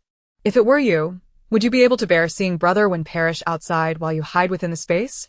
Wenmencia was momentarily at a loss for words. Nightling continued, Sister, I know your concerns, but look at these people in the space. Is there anyone among them who would betray us? She pointed to the butler. Grandpa Butler is already 69 years old. He grew up with the Yi family, spending the first half of his life with us. He regards us as his own children. Do you believe he would betray us? She then gestured towards the servants and bodyguards. Their situations are similar to that of Grandpa Butler. They have few relatives and will spend the remainder of their lives with the Yi family. Do you think they would betray us? And what about you and Brother Wen? Would you betray us? Would you choose to face the unpredictable and perilous apocalypse alone as a lone wolf, or would you stand with us in solidarity? Chapter 14. A Good Withdrawal. The dog male lead is unworthy. Wenmencia had considered these issues, but the conclusions drawn were rather bleak. In the apocalypse, the greatest threat often comes from humanity itself, as people can be treacherous, willing to send you to your death for the sake of their own interests. Yet, companionship is often necessary in such times, for the bizarre creatures and natural disasters of the apocalypse can engulf the solitary in an instant. The images she had seen in her dreams kept her pondering whether having a space would allow her to evade such disasters and harm. The answer, however, was that it did not guarantee safety every time. Those creatures and disasters could appear in the blink of an eye, and a moment's delay in reaction could result in calamity. Moreover, living alone for an extended period would drive her to madness. Ye Ling did not wait for her to respond but smiled. Sister, no decision can ever guarantee perfection, can it? Treasure the present and leave no regrets. Saying this, she took her hand and led her toward the assembly area. We must hasten our pace. If we can complete the assembly of these small houses tonight, we will not be flustered when the fruit trees arrive tomorrow. How should I remind my sister to distance herself from the male lead? She cannot continue to be bound to him. Otherwise, her fate will remain unchanged. Sister actually does have feelings for the male lead. She simply has not realized it yet. Otherwise, she would not have been so heartbroken upon witnessing their intimacy. Especially after Brother Wen was harmed. She even attempted to confront the male lead, questioning his cruelty. After all, they were on the verge of becoming a married couple. Sister does not know that her appearance marks the beginning of her demise. When Mencia felt a sting in her nose and turned her head, not wanting Ye Ling to see her moment of weakness. Feelings? She was uncertain. She only knew that she had initially opposed the marriage, especially after learning of his constant scandals, which made her dislike him even more. However, after a few encounters, her aversion had faded. Taking a deep breath, she smiled gently at Ye Ling. Thank you, Ling Ling. Ye Ling wore a puzzled expression. Why is she thanking me all of a sudden? I haven't done anything. When Mencia ruffled her hair, her eyes radiating warmth. Thank you for trusting me and allowing me to enter your space. Also, I will be annulling my engagement with Xing tomorrow. Brother was mistaken. It is not that Ye Ling has returned to normal, but rather that the abnormal has been replaced by a normal person. The current Ye Ling is a lovely soul radiating kindness. Ye Ling exclaimed in delight. Annulling the engagement? Really? That's wonderful. Oh, wait, sister. That's not what I meant. I just think he is unworthy. One Yanxing, holding a wooden plank, chimed in. Indeed, he is unworthy. You are absolutely correct. Ling Ling, come help me support the plank, he called. After 3 hours of coordinated effort, the group successfully assembled the fence, wooden houses, and cabinets. Yi Jinjian expressed gratitude to everyone before suddenly adopting a serious tone. What you have witnessed tonight must not be disclosed to anyone, not a single word. You know the consequences. Furthermore, the spring water and supplies in the space are off-limits, without our permission. Allow me to remind you that this space is integrated with my sister. Every action you take within it is known to her. Upon hearing that they were under surveillance, the group remained calm, displaying neither panic nor anger. They understood the principle of shared fortunes and misfortunes, as they belonged to both the Yi and Wen families. After issuing his warning, Yi Jinjian instructed Ye Ling to see everyone out. Upon exiting, they discovered that only an hour and a half had passed outside, a revelation that filled Ye Ling with joy. This meant that time within the space moved at a rate of 21 times slower than that outside, allowing them to spend twice as long within. The countdown to the apocalypse stood at 9 days. Rumors of the impending apocalypse began circulating online, with bloggers sharing footage of natural disasters and individuals secretly hoarding supplies, drawing considerable attention and commentary from netizens. However, the online community quickly realized that despite their discussions, the term apocalypse failed to trend. Instead, it was Moody who trended, with the search term reading, top female celebrity in the entertainment industry spotted on a date with a mysterious man. Clicking on it revealed a blurry video of the top celebrity Moody spending 15 minutes in a room with an enigmatic man. The mysterious figure had been obscured, revealing only a vague silhouette, and there were suggestions that he might be the president of the Yi family. Although this trending topic was swiftly retracted, the ensuing discussions only intensified. What could be more intriguing than a previously scandal-free female celebrity suddenly embroiled in rumors? It does not end there. Moody's parents have made an appearance in the capital, their vehicle laden with various items, which has once again captured public attention. Curiosity piqued. Netizens speculate whether Moody and the enigmatic gentleman are contemplating marriage, given their parents' unexpected visit to the capital. As Ye Ling observes the trending topic, she reflects, I used to be such an NPC, easily swayed by public opinion. If it weren't for my knowledge of the truth, I might have fallen for the fabrications spread by these marketing accounts. Shortly thereafter, she learns of Wen Mencia's announcement regarding her broken engagement with Xing, causing a flurry of news across multiple platforms. When the Shun and Wen families had previously united, the two had been scrutinized, and many were familiar with their identities. Though few anticipated such a swift dissolution of their engagement.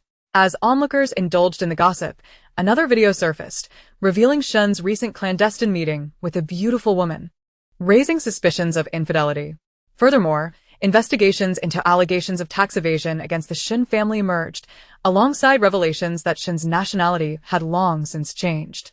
In less than 2 hours, news broke that the Shun family was under investigation. Even Ye Ling sensed a conspiracy, let alone Xing herself. But what of it? Regardless of whether it is a scheme or a straightforward plot, as long as the male lead faces adversity, she finds satisfaction in it. On the 8th day of the impending apocalypse, the supplies within their space continued to multiply, meticulously categorized in one corner.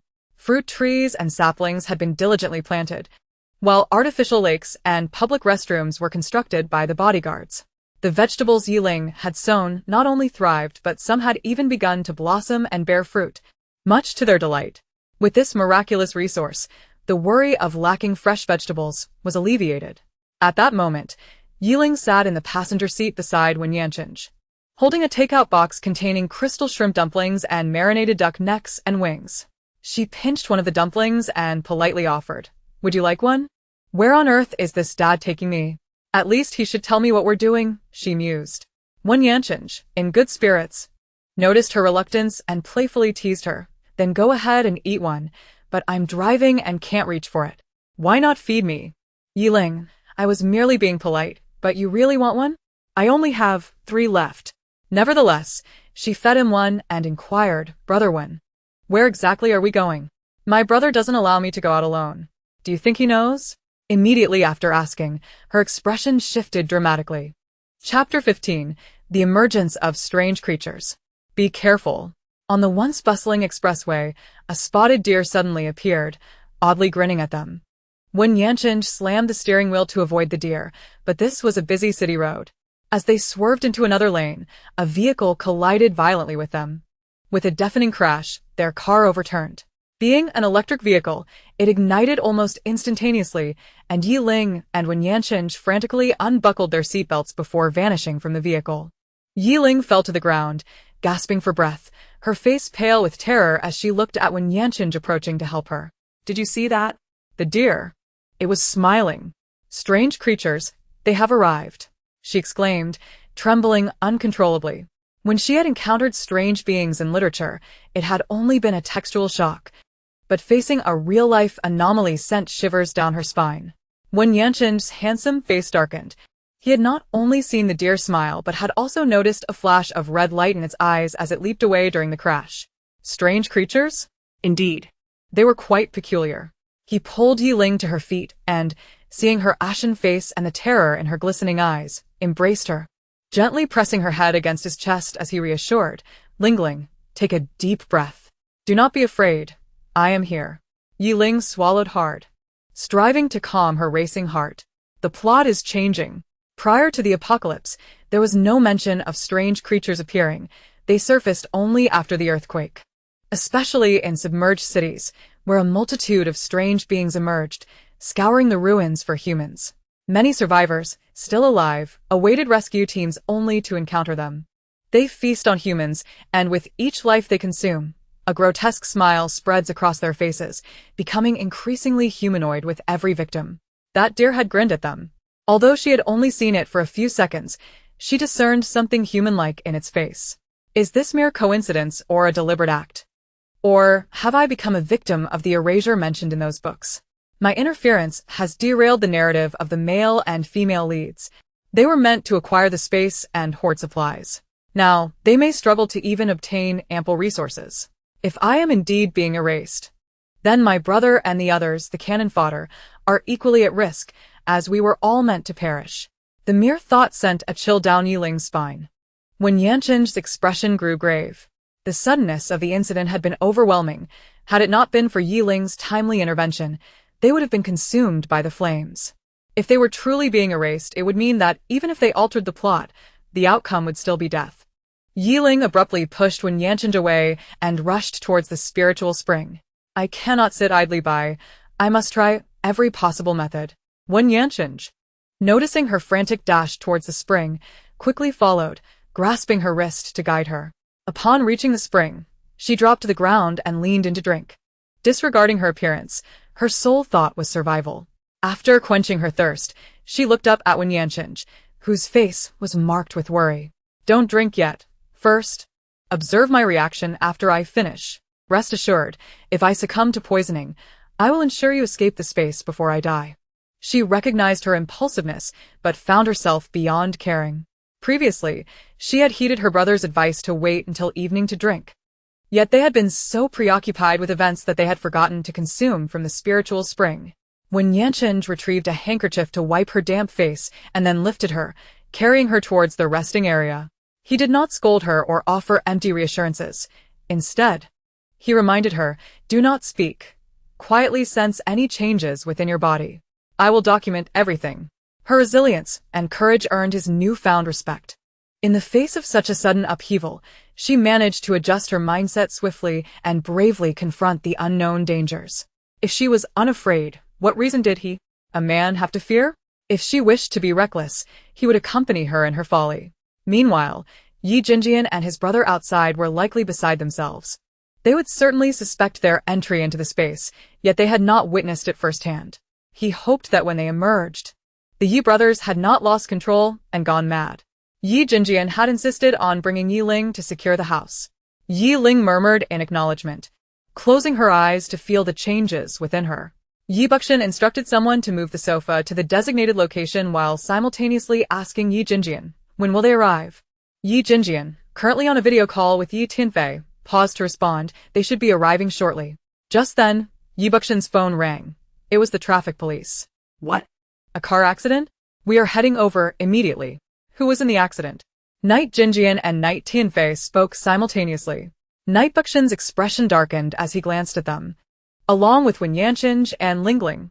Wen Yanqing's car had been engulfed in flames, and the traffic police urged us to prepare ourselves psychologically. He then dashed outside, hoping they could enter the space in time. Knight Jinjian quickly followed, urgently advising Knight Tianfei, we must return to the country swiftly. Something is amiss. Knight Tianfei's expression was grave. Brother, do you think they will be all right? Knight Jinjian entered the car and replied solemnly, they will be fine. Ling Ling has a space, and she will take him there to hide. Of course, this is merely my conjecture.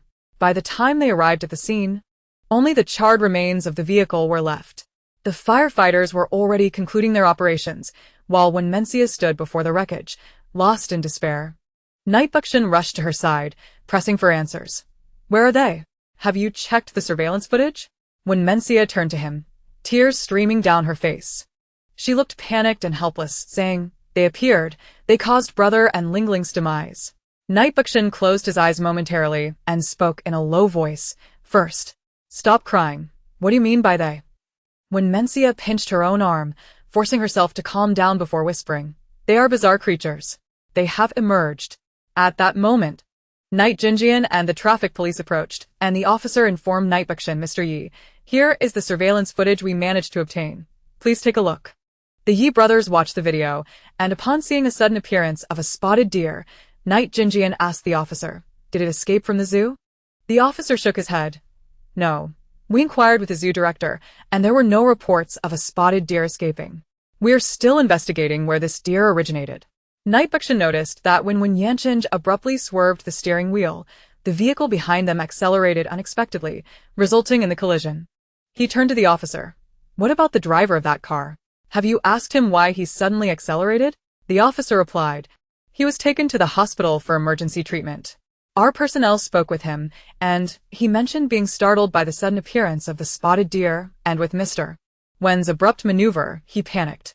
However, our investigation shows he has been driving for 11 years, so such a basic error should not have occurred. Knight Buxin let out a cold laugh and turned to Knight Jinjian. Do you believe this excuse? Chapter 16. Awakening precognitive abilities after drinking the spiritual spring water. The reactions of the Yi brothers and Miss Wen were perplexing. It was said that the Yi family's little princess was in the car, yet now the vehicle lay in ruins and no one was saved. Why were the two brothers not grieving? Could the rumors that the Yi family's little princess had long fallen from grace be true? The reporters hesitated to report recklessly. But numerous drivers and pedestrians at the scene captured footage on their phones and discreetly posted it online. Lin Lan, upon seeing the video of the accident, was momentarily stunned. After watching the content and reading the comments, she erupted in joy. Haha, they actually died. I thought you were also a reborn individual. Turns out I overestimated you. I always said there couldn't be that many reborn people. I must have been overly concerned. What a pity. This fool died too easily. That idiot Ye Ling deserved to be tortured to death. Sharing the same humble origins, why did she get to be the Ye family's eldest daughter while she, bearing the title of illegitimate daughter, was bullied by classmates and teachers, constantly suppressed by the Lin family? What had she done wrong? Ye Ling was not even a child of the Ye family. She was taken in simply because her grandfather had been a comrade of the Ye family's patriarch many years ago. After his death, the Ye family adopted her. Ever since she became the Ye family's young lady, she acted recklessly without anyone daring to oppose her, confident in the Ye family's backing. Encouraged by her, Ye Ling spiraled further down a path of self-destruction. Initially, she thought the Ye family would abandon Ye Ling, but to her bewilderment, they not only continued to support her, but lavished her with various privileges as long as she was happy. The jealousy was driving her mad. Why was that fool Ye Ling so adored by the Ye family? After her rebirth, she repeatedly told herself that once the apocalypse broke out, she would seize the opportunity to eliminate Ye Ling. As long as Ye Ling remained alive, her jealousy would never fade. In the space, when Yanqing remained by Ye Ling's side, occasionally documenting her reactions on his phone. According to the time displayed, it was only after Ye Ling had been in a deep slumber for 10 hours that she finally awoke. He helped her sit up, saying, I started timing as soon as you expressed fatigue. You've been asleep for 10 hours and 6 minutes. During this time, you experienced profuse sweating, a rise in body temperature, and convulsions. This occurred 4 times, averaging every 2 hours and 20 minutes. I attempted to cool you down physically, but it had minimal effect. He adeptly took a towel to wipe the sweat from her forehead, inquiring, Do you feel any different? We conducted a minor experiment with the water from the spiritual spring over the past couple of days and discovered it contains potent life elements. But we have yet to test it on patients or see if it can alter human genes. Given the suddenness of this incident, since you drank it, regardless of any changes to your body, I will take responsibility for your life, just as your brothers will. After all, you ingested unknown water under my supervision. That is my responsibility. Ye Ling did not respond immediately, instead closing her eyes to sense her body. Internally, she chanted fire. There was no reaction. Biting her lip, she mentally recited the 5 elements, metal, wood, water, fire, and earth, but felt nothing. She lifted her gaze to meet his deep eyes. Disappointment etched on her face. It seems there is no difference. When Yanqing gestured for her to remain calm, what you mentioned, is it related to the 5 elemental forces? Yes. Then try sensing other elements, such as lightning, speed, strength, and mental power. Mental power? Let me give it a try. Ye Ling descended into a meditative state, and in that instant, the entire landscape of the space flooded into her mind, accompanied by the emergence of a yin-yang pearl, which now slowly rotated within her consciousness. Yin-yang pearl? What is this? I don't feel any difference. However, this spiritual spring truly has the ability to awaken unique abilities. This is wonderful. Suddenly, a harrowing image invaded her mind. A horde of black birds descended upon the zoo, injuring countless visitors. The scene was gruesome and brutal, with several children having their brains devoured by the black birds. She widened her eyes and looked at Yanqing. I saw a vision. A swarm of black birds attacked the zoo. Their eyes were white, and many visitors were injured. Several children had their brains eaten by them. One Yanqing's demeanor turned serious. Are you certain? Ye Ling nodded emphatically. I am very certain. But I am unsure when it will happen, nor can I confirm if this is my precognitive ability. A large flock of black birds suddenly appeared in the sky, and the crowd was caught off guard, suffering injuries. This is clearly an anomalous species. But the apocalypse is still 8 days away. One Yanqing stood up, pointing to a neatly folded pile of clothes nearby. You've sweated excessively. First, change your clothes, and then we will head out. Only then did Ye Ling realize she had a foul odor of sweat clinging to her. She hurriedly grabbed her clothes and ran. Oh my! How much sweat did I lose to smell like this? While waiting for her, when Yanqing contemplated her words, the spiritual spring had allowed her to see a yin-yang pearl, yet she had not specified its location, whether it resided in the space or within her body. Either scenario sounded significant. Moreover, she could perceive unfamiliar scenes. Could this be a manifestation of precognition? Verification in the outside world was necessary to ascertain the truth. He gazed towards the direction of the spiritual spring, contemplating that if everyone who drank from it awakened special abilities, it would provide them with additional security in the apocalypse. I'm ready. Let us depart.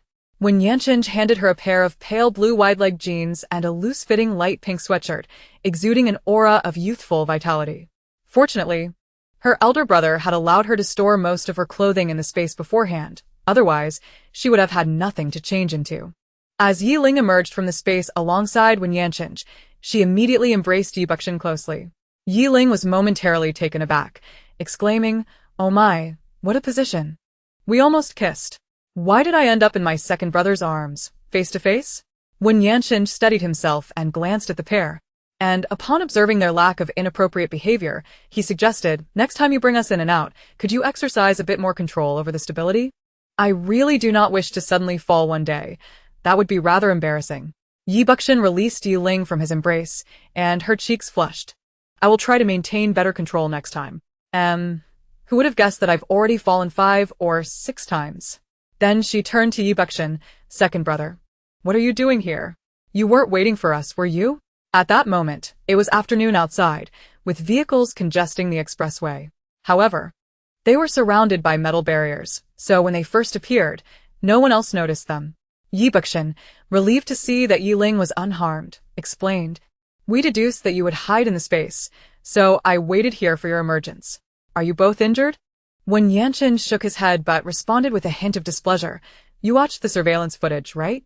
If it weren't for Ling Ling having the space, next year on this day would mark my anniversary."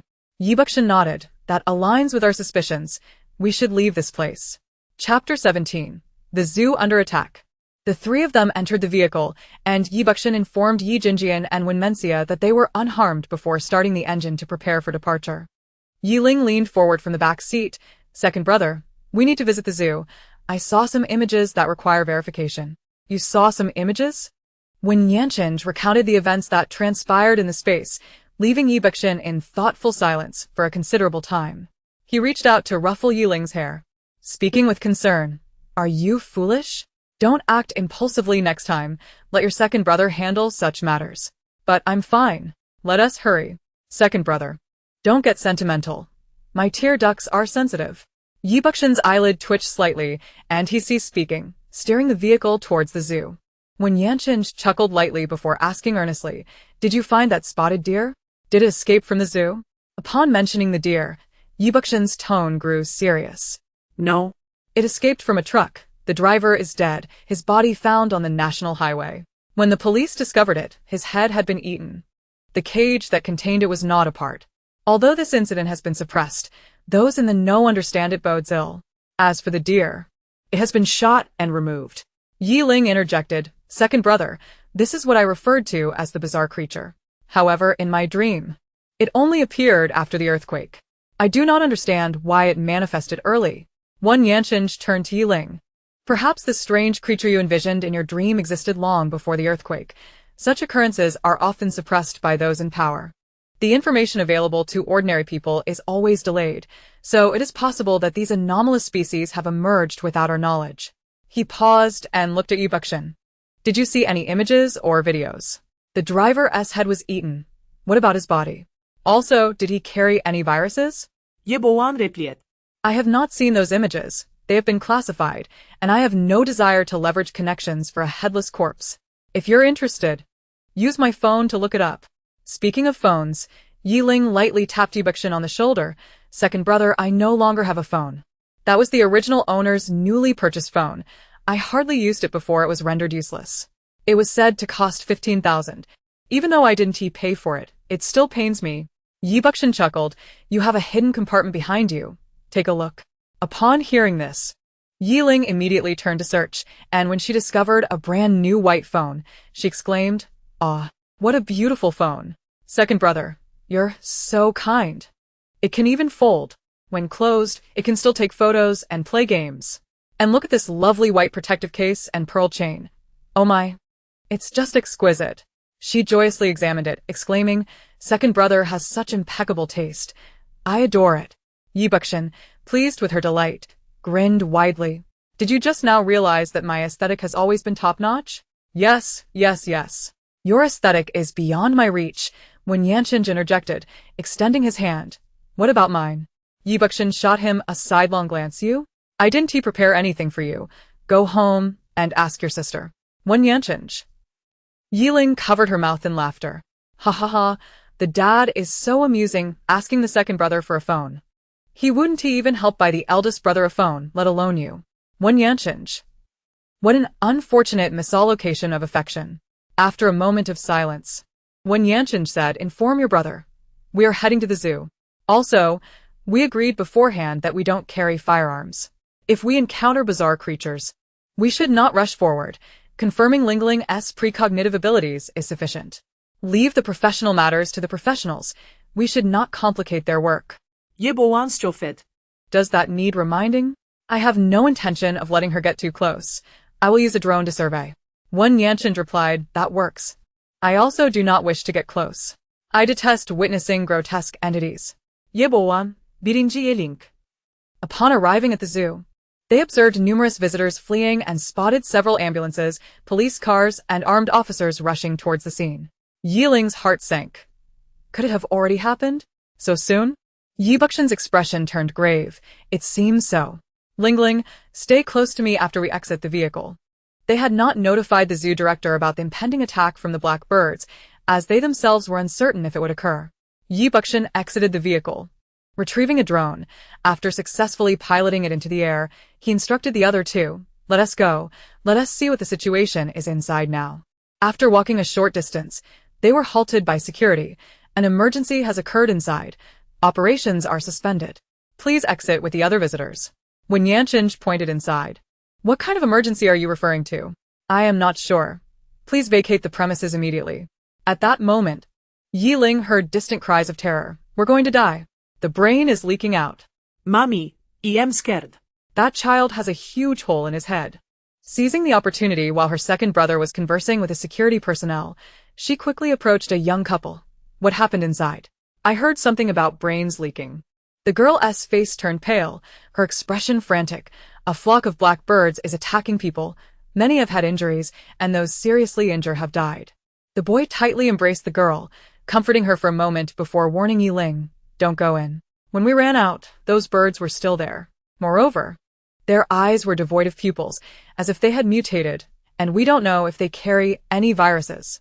Don't be curious. Hurry and leave." At least 20 people died just now, likely more because many were still alive but had massive holes in their heads, their brains exposed.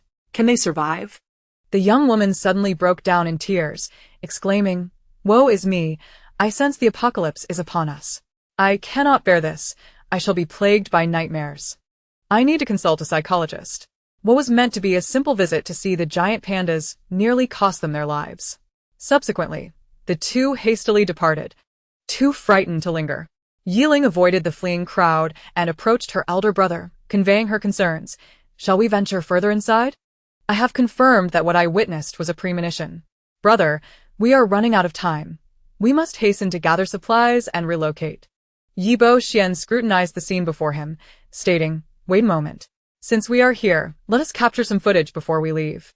When Yen Chun observed the panicked masses ahead and advised, "In light of the current chaos, it would be prudent to maintain our distance to avoid a stampede. Let us wait beneath that large tree." The three gathered under the tree, and shortly thereafter, Ye Xian exclaimed, "I see it. This creature has indeed mutated." When Yen Chun replied, "Let me take a look." On the screen, a dark bird swooped down upon the crowd, targeting a running child, delivering a fatal peck that shattered the child's skull. Nearby parents screamed in horror, desperately trying to shoo away the black bird with their bags. One Yen Chun solemnly remarked, "This resembles a peregrine falcon. The coloration is incorrect, yet it bears a striking resemblance."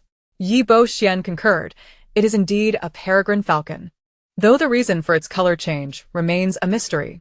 How could a city suddenly be infested with so many peregrine falcons?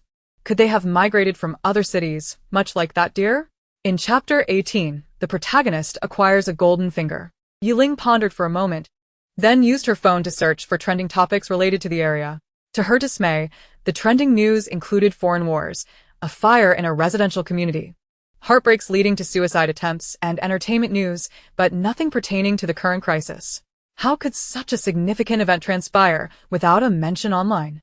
Suddenly, a group of armed police officers entered her line of sight, prompting her to whisper urgently to her companions, "Brother, look over there." At that moment, gunfire erupted in the distance, sending the crowd into a frenzy of screams, while many animals exhibited signs of distress. Yi Xian retracted the drone and advised, "We must leave. This place is no longer safe." As the trio boarded their vehicle, Yi Jingyan called. His tone was grave as he inquired, "Are you still at the zoo?" Wan Yenchen took the phone, responding, "We are in the parking lot preparing to leave, brother. The situation is more complicated than we anticipated." Yi Jingyan replied, "We'll discuss this in person. You must take Ling Ling and leave the zoo immediately. It is about to be completely sealed off. Those unable to depart in time will be trapped at the zoo awaiting inspections." "Inspections? For what?" Wan Yenchen asked. Yi Jingyan explained, "There are numerous checks to be conducted. Whether anyone has been attacked, if they have been infected with an unknown virus, and if they have taken photos or recorded videos. I will be waiting for you at the new house. You must hurry." After ending the call, Yi Xian's phone rang again, this time displaying an unknown number. He grew serious and activated the speakerphone. "Bo Xian, your holiday has been cut short. Return to the team as swiftly as possible." "Understood." Following the call, the vehicle fell into silence. Although the atmosphere was quiet, turmoil brewed within. Ye Ling thought, "Brother is a soldier? Why didn't the dog author mention such crucial information?" The two men in front exchanged glances, stifling their laughter at her internal monologue. "I am truly going to laugh out of frustration.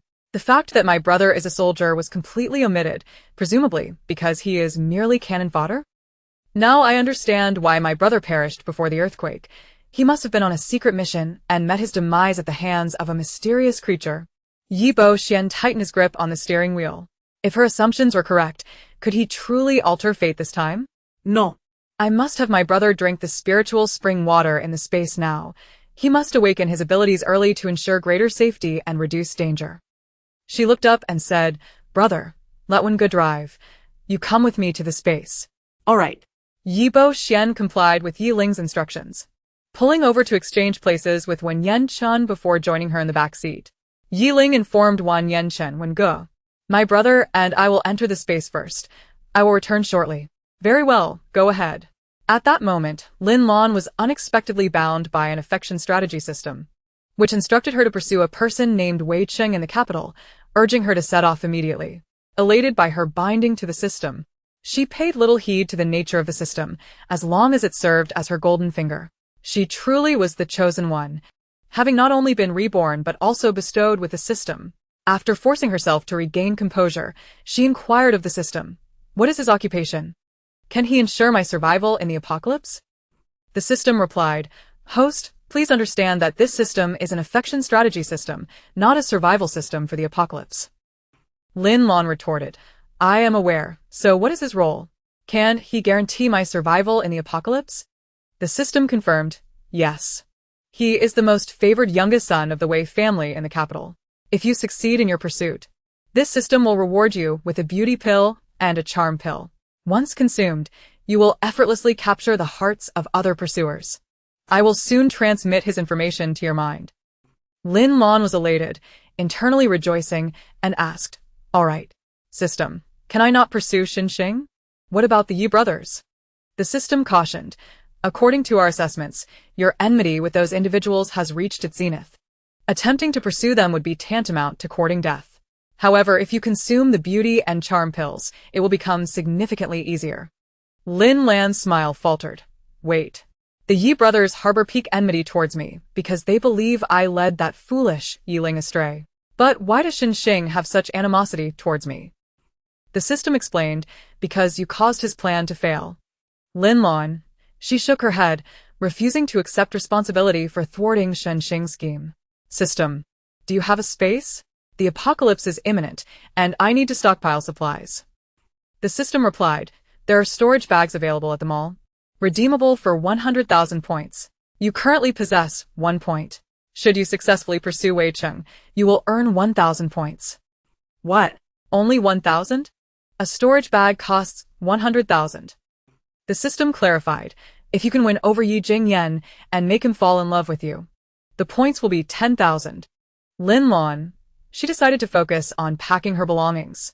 Swiftly, she booked a flight to the capital and began to gather her things. She did not notify her parents of the impending apocalypse. One treated her like a pariah, the other as a stranger. Why should she concern herself with their fates?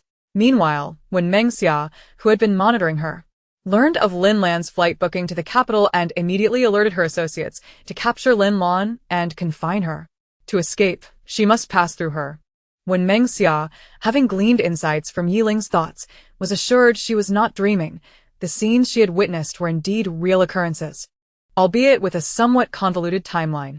She had vowed to reclaim double from Lin Lan. Lin Lan never anticipated that in her haste to board a rideshare, she would fail to reach the airport and instead be rendered unconscious by the driver, who was not detected by the system. Upon awakening, she found herself trapped in a dark room. She pounded on the door, crying out, "Help! Help! Let me out!" The system replied, "Stop shouting. This is an unfinished building. The entire complex is abandoned, and you are the only one here." What? An unfinished building? Lin Lan's legs suddenly gave way, and she collapsed onto the ground. I cannot remain here. I must escape, or I will starve to death before the earthquake arrives. The system remained silent. What a dismal beginning, binding a host only to encounter such a predicament. Wasn't she supposed to be the heroine of this world? Such ill fortune for a protagonist is truly lamentable. System, my phone is gone, and my luggage has vanished. Aren't you a system? Hurry and help me call for help. Just say that I am trapped here. The system hesitated. This system can only convey text. You must wait.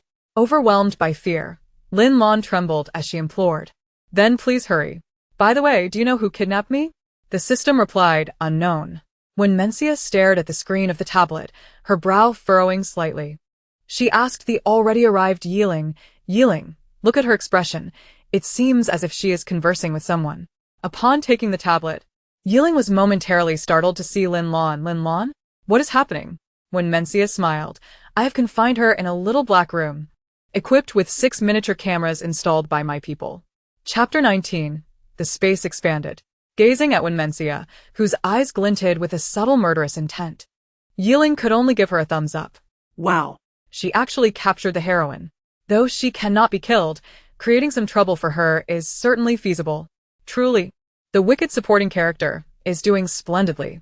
Upon hearing Ye Ling's thoughts, the corners of Mencia's eyes lifted slightly. She too felt her actions were commendable. Is her halo truly formidable? Then I shall dismantle each of these halos one by one and see how she manages to rise again. Ye Ling observed Lin Lan's expression, which indeed resembled that of a protagonist communicating with a system in her mind, without the need for spoken words. Lin Lan is the heroine of this book. Even if I have severed her space and her ice heart, she will still possess other golden fingers. The golden fingers that allow her to grow swiftly and contend against the cannon fodder villains must either involve binding with a system or obtaining the remnants of a celestial being. With this in mind, she hastily inquired of Mencia, "By the way, sister, where did you bind her?" After listening to her analysis, Mencia deemed that binding a system was the most plausible explanation. My people discovered she booked a ticket to the capital, and it was for the soonest flight. She has 3 large suitcases. This is either an escape or seeking refuge. Regardless of which, I cannot allow her to succeed. Ye Ling nodded in agreement. Mencia continued, "The key point is that she has not contacted her family, nor her mother or classmates. Her actions are highly suspicious." Ye Ling scrutinized the screen, analyzing, "To my knowledge, there are relatives of the Lin family in the capital, but she is not well regarded within the Lin family, and thus, her relatives would hardly pay her any mind. Seeking refuge with them is unlikely. I dreamt that she was reborn. She knows what is about to occur, hence her escape is more probable. Of course, it is also possible that her past actions were for a specific mission." She returned the tablet to Mencia. "Sister, Have your people closely monitor her movements. From what I understand of her, she will not be easily confined in a little black room. Someone will likely come to rescue her shortly. When Mencia replied, she is in an unfinished building. There are rarely any people around during the day, let alone at night. If someone does come to rescue her under such circumstances, then she is indeed quite difficult to eliminate. Ye Ling affirmed, yes, difficult to kill. Otherwise, I would have acted long ago, knowing she is hard to kill. I would not touch her before the apocalypse. Now, we shall see who comes to rescue her. If it is the police, we can ascertain that she possesses a system, as only a system could silently control the network. If it is an ordinary person attempting to rescue her, it similarly confirms she has a system. Otherwise, who would be bored enough to venture to an unfinished building at night and find her exact location? Their conversation was overheard by Yi Jinjian and others, prompting Wen Yanchen to whisper to Yi Jinjian, why don't we stoke the flames further and keep her confined a bit longer? Yi Jinjian replied, you decide. He called Ye Ling over, pointing to the house before them. Let us try to bring this house in. Before them stood a magnificent villa, approximately 6,000 square meters in size. Beautifully designed, and Ye Ling instantly fell in love with it. Wow, what a beautiful house. It seems almost new. Is this the world of the wealthy? So extravagant. I'll give it a try. No sooner had she spoken than the grand house vanished in an instant. The others laughed upon witnessing the house truly being absorbed into the space. Their plans could thus continue.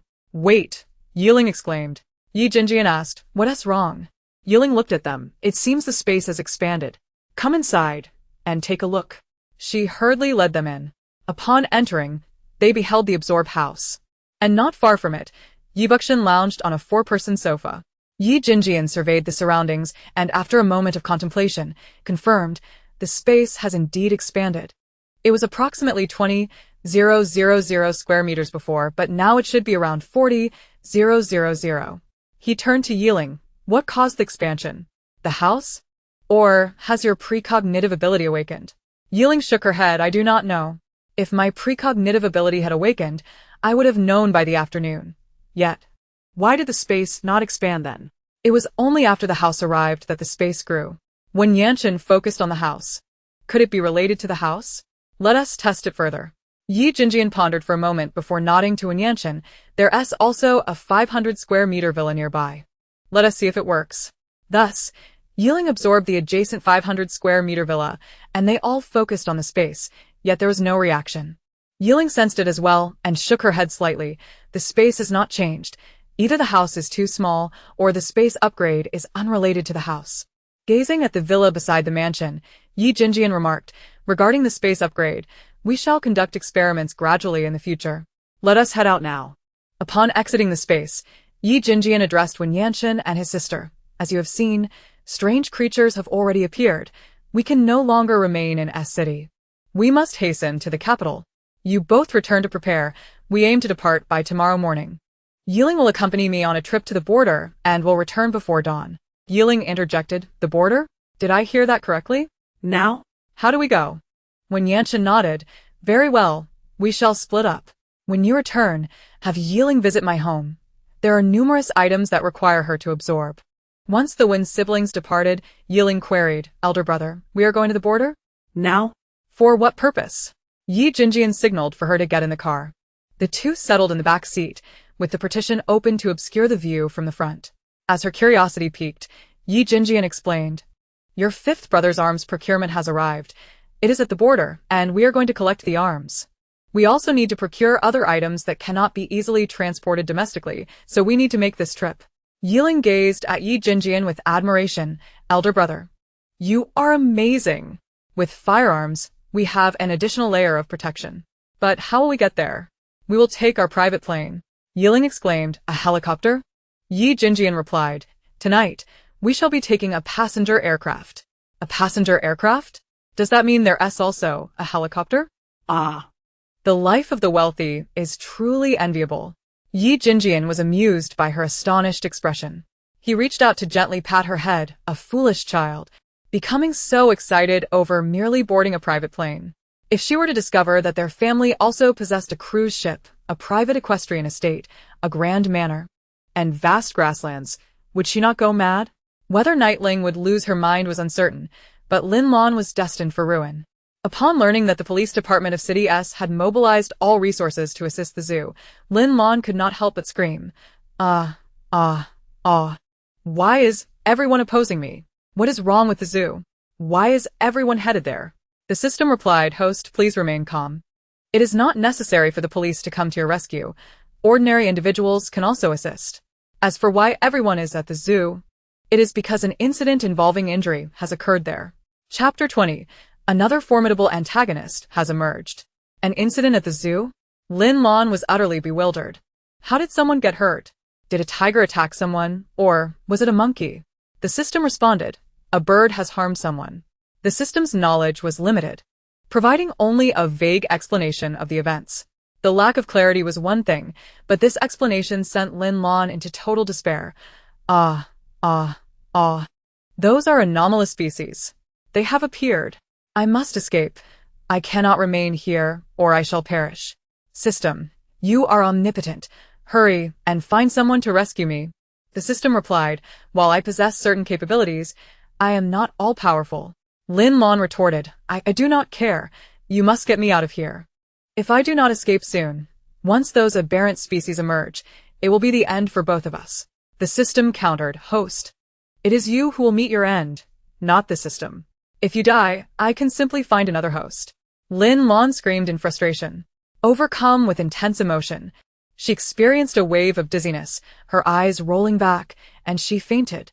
Ye Ling accompanied Knight Jinjian to the southwestern border at 11:30 in the evening. Upon seeing fifth brother emerge from the shadows, she barely recognized him before he instructed her to stow away her belongings. She quickly complied, packing everything into her spatial storage, and they were subsequently taken to the seaside, where a large vessel and a yacht were docked. Ye Ling also instructed Ye Ling to store her belongings. Following this, they boarded a helicopter bound for the edge of a forest. There, Ye Ling observed a small mound of supplies covered with a tarpaulin, the contents unknown to her. Regardless, she complied with their instructions and stored everything in her space. By the time they boarded the return flight, it was already 4:30 in the morning.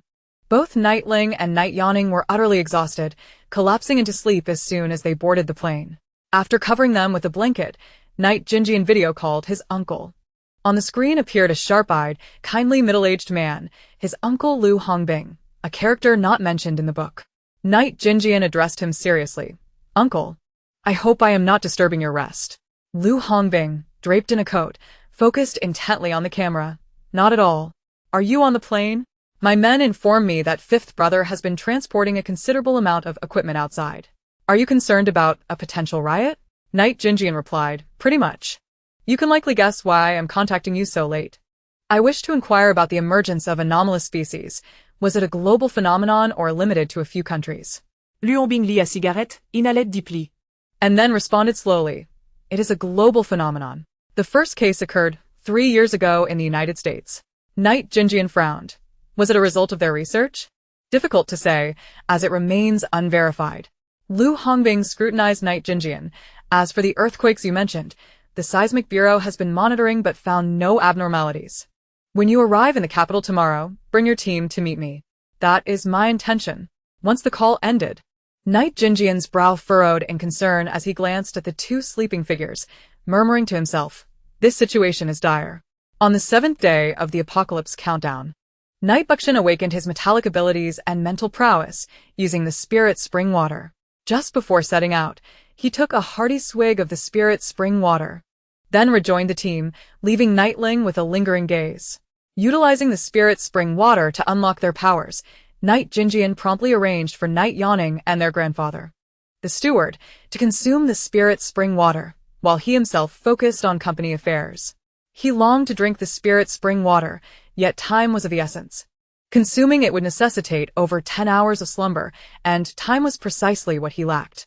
As Ye Ling stored the items from the Wen family, fourth brother Knight Tinfei returned, burdened by the large quantity of supplies he had procured, necessitating cargo transport. Consequently, after Ye Ling finished her task, he rushed to the airport. Amid their flurry of activity, Lin Lan was also rescued. A homeless man appeared in the derelict building, fortuitously locating the very structure where she was held captive and effortlessly extricated her. Rather than a genuine rescue, his motives were questionable. Lin Lan, with her alluring beauty, particularly in her disheveled state, easily stirred the base instincts of men. Encountering such a delicate woman in a dilapidated building, the starving man succumbed to his inappropriate thoughts. However, as the protagonist, Lin Lan could not allow him to prevail. She exerted every ounce of strength to escape. Just as she stumbled into the street, she fell, and at that moment, a luxury car appeared before her. Headlines across major websites were suddenly dominated by the Knight Corporation. Knight Corporation grants all employees paid leave. Why is Knight Corporation suddenly closed? Is this leave a signal? Shockingly, the One Corporation also halts operations. The internet erupted in fervent discussion regarding the simultaneous closures of the Knight and One Corporations. A user commented, "With the two giants suddenly pausing operations, could a war be imminent? If so, I hope to be notified in advance, so I can indulge in a king crab. Something I have never tasted in my life." Another added, "Once I have money, I will eradicate all the porcelain in the world." Did you hear? A horrifying incident occurred in City S yesterday. Birds attacking people. I suspect the closures of the two major corporations are related, especially since it happened in the same city. A concerned user remarked, "Are there no employees from either company willing to speak up? This is quite alarming. We NPCs are human too. Can we not be left behind at such a critical moment?" Another user noted, "My wife has been acting strangely. She hasn't joined any film crew or attended events. Just staying in the capital. It's very unusual." The discussion grew as more users joined in, yet no answers emerged to their inquiries. At the capital airport, the Knight Corporation's private plane made a discreet appearance, after which they exited via a secret passage, heading towards the city center. Knight Jean Yen arrived with two young individuals to greet them. Knight Ling intended to ride with Wenmencia, yet Knight Jinjian pulled her into another vehicle, where the two individuals scrutinized her. Leaning closer to Knight Jinjian, she whispered, "Who are they? Why are they staring at me?" Knight Jinjian affectionately patted her head and chuckled. "They are my uncle's people. They mean you no harm. Merely curiosity." The two overheard their hushed exchange and exchanged glances. The woman cleared her throat, retracting her gaze and extending her hand to Knight Ling. "Hello, Missy. I am Lu Shu, a member of a special national team." Knight Ling quickly replied, "Hello. I am Ye Ling. I have not heard of either the person or the special team. Is this leading to a side plot? By the way, is the special team related to the supernatural and anomalous species?" The man raised an eyebrow and introduced himself. "Hello, I am the team leader, Yuzumo." Knight Ling's eyes widened in astonishment. What? Yuzumo? Is he really Yuzumo? I can't believe it. I thought he was so handsome. Turns out he is one of the infamous antagonists. To meet such a notable figure upon arriving in the capital is so thrilling. She grasped his hand eagerly. "Hello. Hello. I am Ye Ling. A pleasure to meet you." Not at all. It is a pleasure to meet you." Ye Ling, overwhelmed with excitement, failed to notice the slight narrowing of Yuzumo's eyes and the contemplative glimmer that flickered within them, an expression deftly captured by Yi Jinjian. He pressed his forehead with a hand. Ye Ling unlocked yet another pivotal character, one who could hear her innermost thoughts, adding another layer to her ensemble. Chapter 21. Dear Father, what realm have you led me into this time? Ye Ling remained lost in her exhilaration. Yuzumo, a remarkable figure in this apocalyptic world. With his sharp brows and starry eyes, ears slightly above his eyebrows, and a gaze both piercing and resolute. He is shrouded in mystery, possesses formidable skills, and has awakened dark powers. He is the most notorious slayer of bizarre creatures. Alas, he has caught the attention of the female protagonist, becoming the unfortunate male upon whom the male lead has set his sights. Yuzumo, one moment a formidable figure, the next a hapless man. Yet, there were aspects of her words that he found somewhat perplexing. Ye Ling gazed intently at Yuzumo. I recall he was betrayed by someone named Zhao Tianwei. Otherwise, with his prowess, how could he have fallen to the male lead? Zhao Tianwei appears to be a teammate. Could he be a member of the special team as well? Now it makes sense. No wonder the female protagonist has had several serendipitous encounters with the formidable figure. It was all due to Zhao Tianwei. Zhao Tianwei is one of the female protagonist's devoted admirers. It is baffling what spell he is under, for his eyes are solely on her. even knowing she is with the male lead and that he is merely a pawn to approach the formidable figure. It matters not to him, for as long as she is happy, he is content. A flicker of malice crossed Yuzumo's eyes. Zhao Tinwei. How dare you betray me? Ye Ling pondered. In this lifetime, Zhao Tinwei has yet to encounter her. I wonder if my arrival can alter the outcome of this subplot. Lu Shu noticed Ye Ling's unwavering gaze on her captain and smiled knowingly. It was no surprise.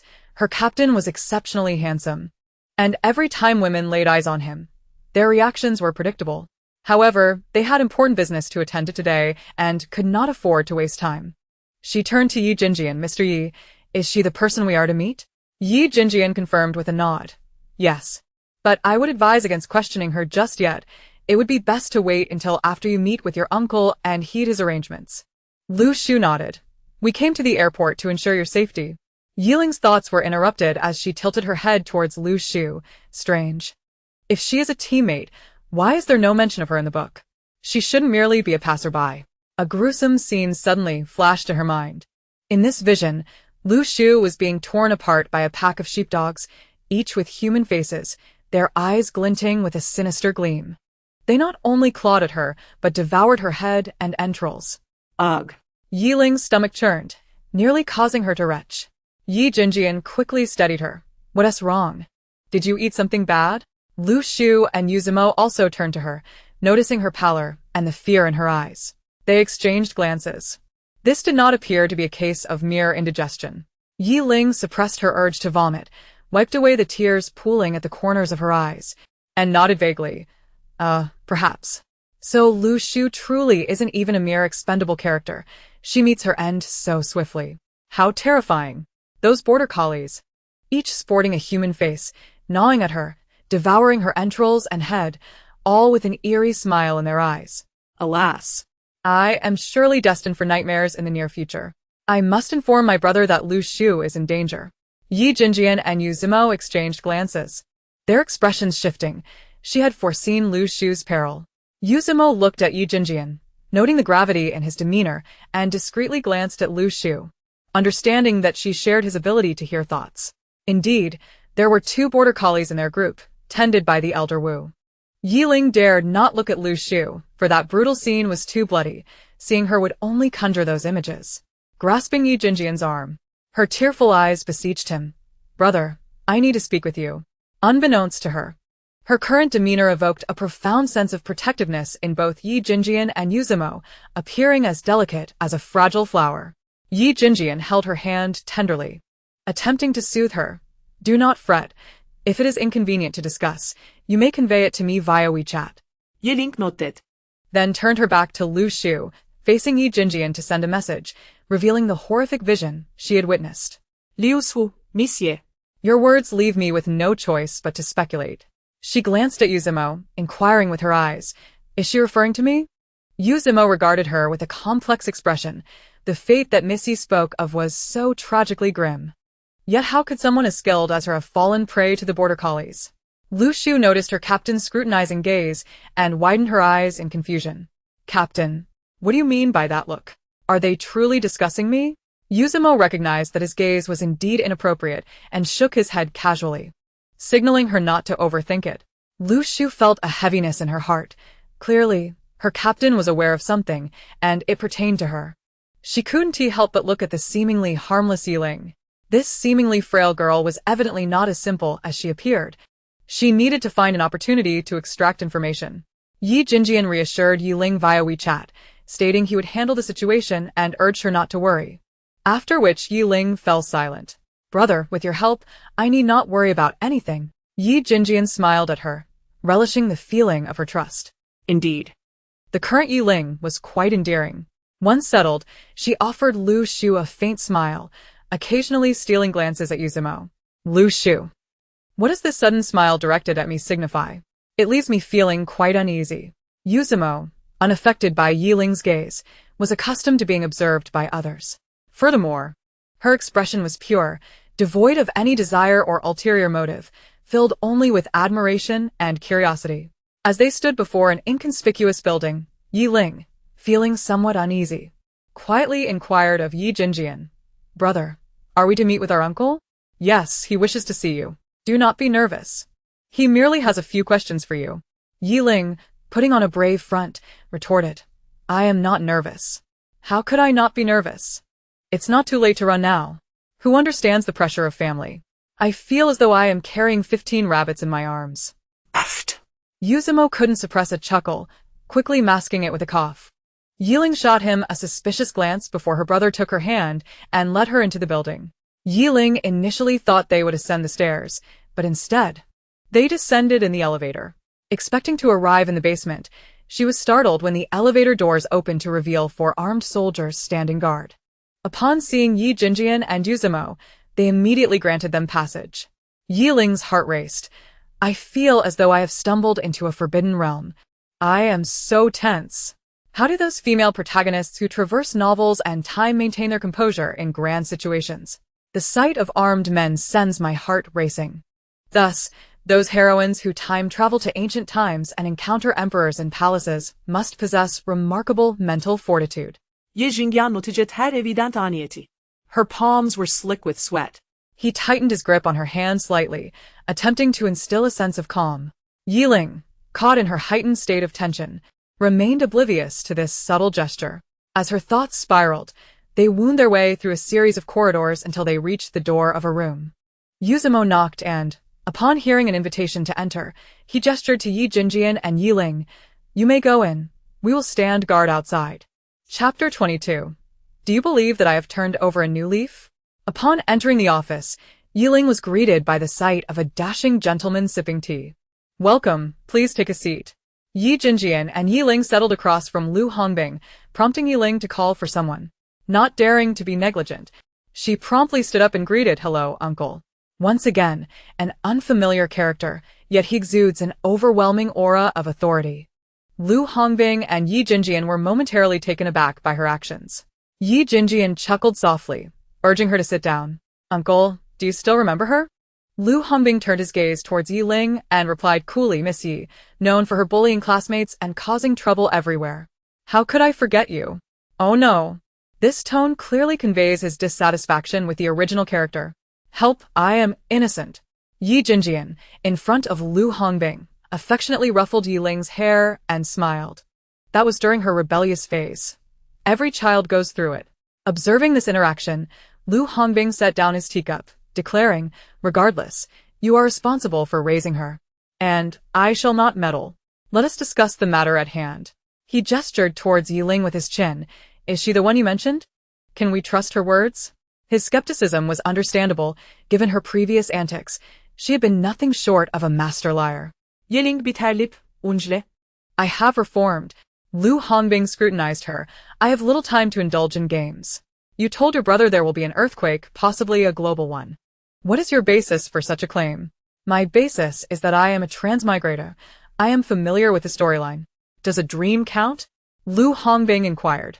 He looked to Yi Jinjian, who massaged his temples, explaining, Uncle, you should know that I do not engage in uncertain ventures.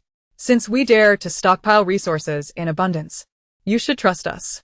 Lu Hongbing remained silent for a considerable time before turning to Ye Ling. I trust him, but not you.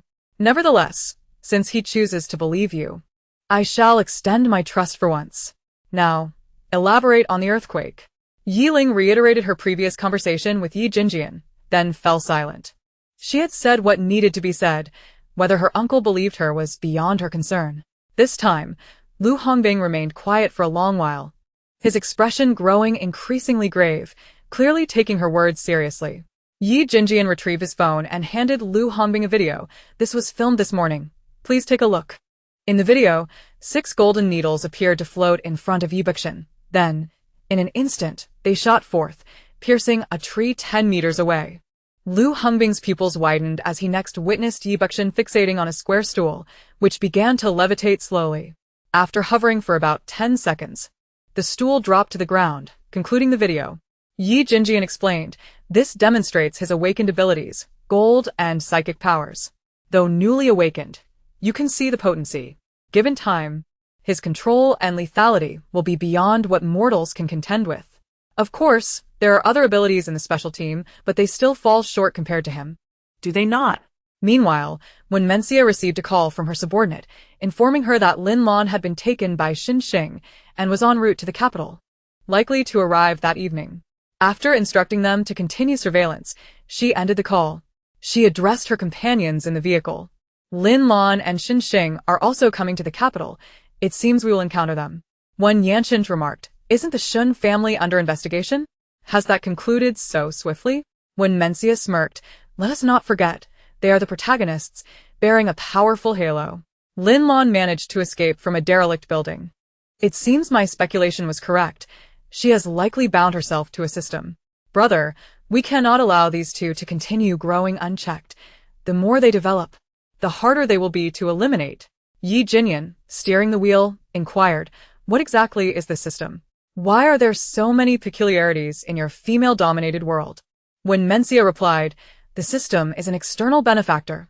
It rewards the host handsomely for completing designated tasks, providing treasures unavailable in our world." Ye Ling expressed surprise. "Is it truly that advantageous? So Lin Lan lacks space but has found a system?" When Mencia pouted, "Some systems do include space. Once enough points are accumulated, they can be exchanged. However, the systems I am familiar with are those found in web novels. I cannot ascertain the specifics of hers.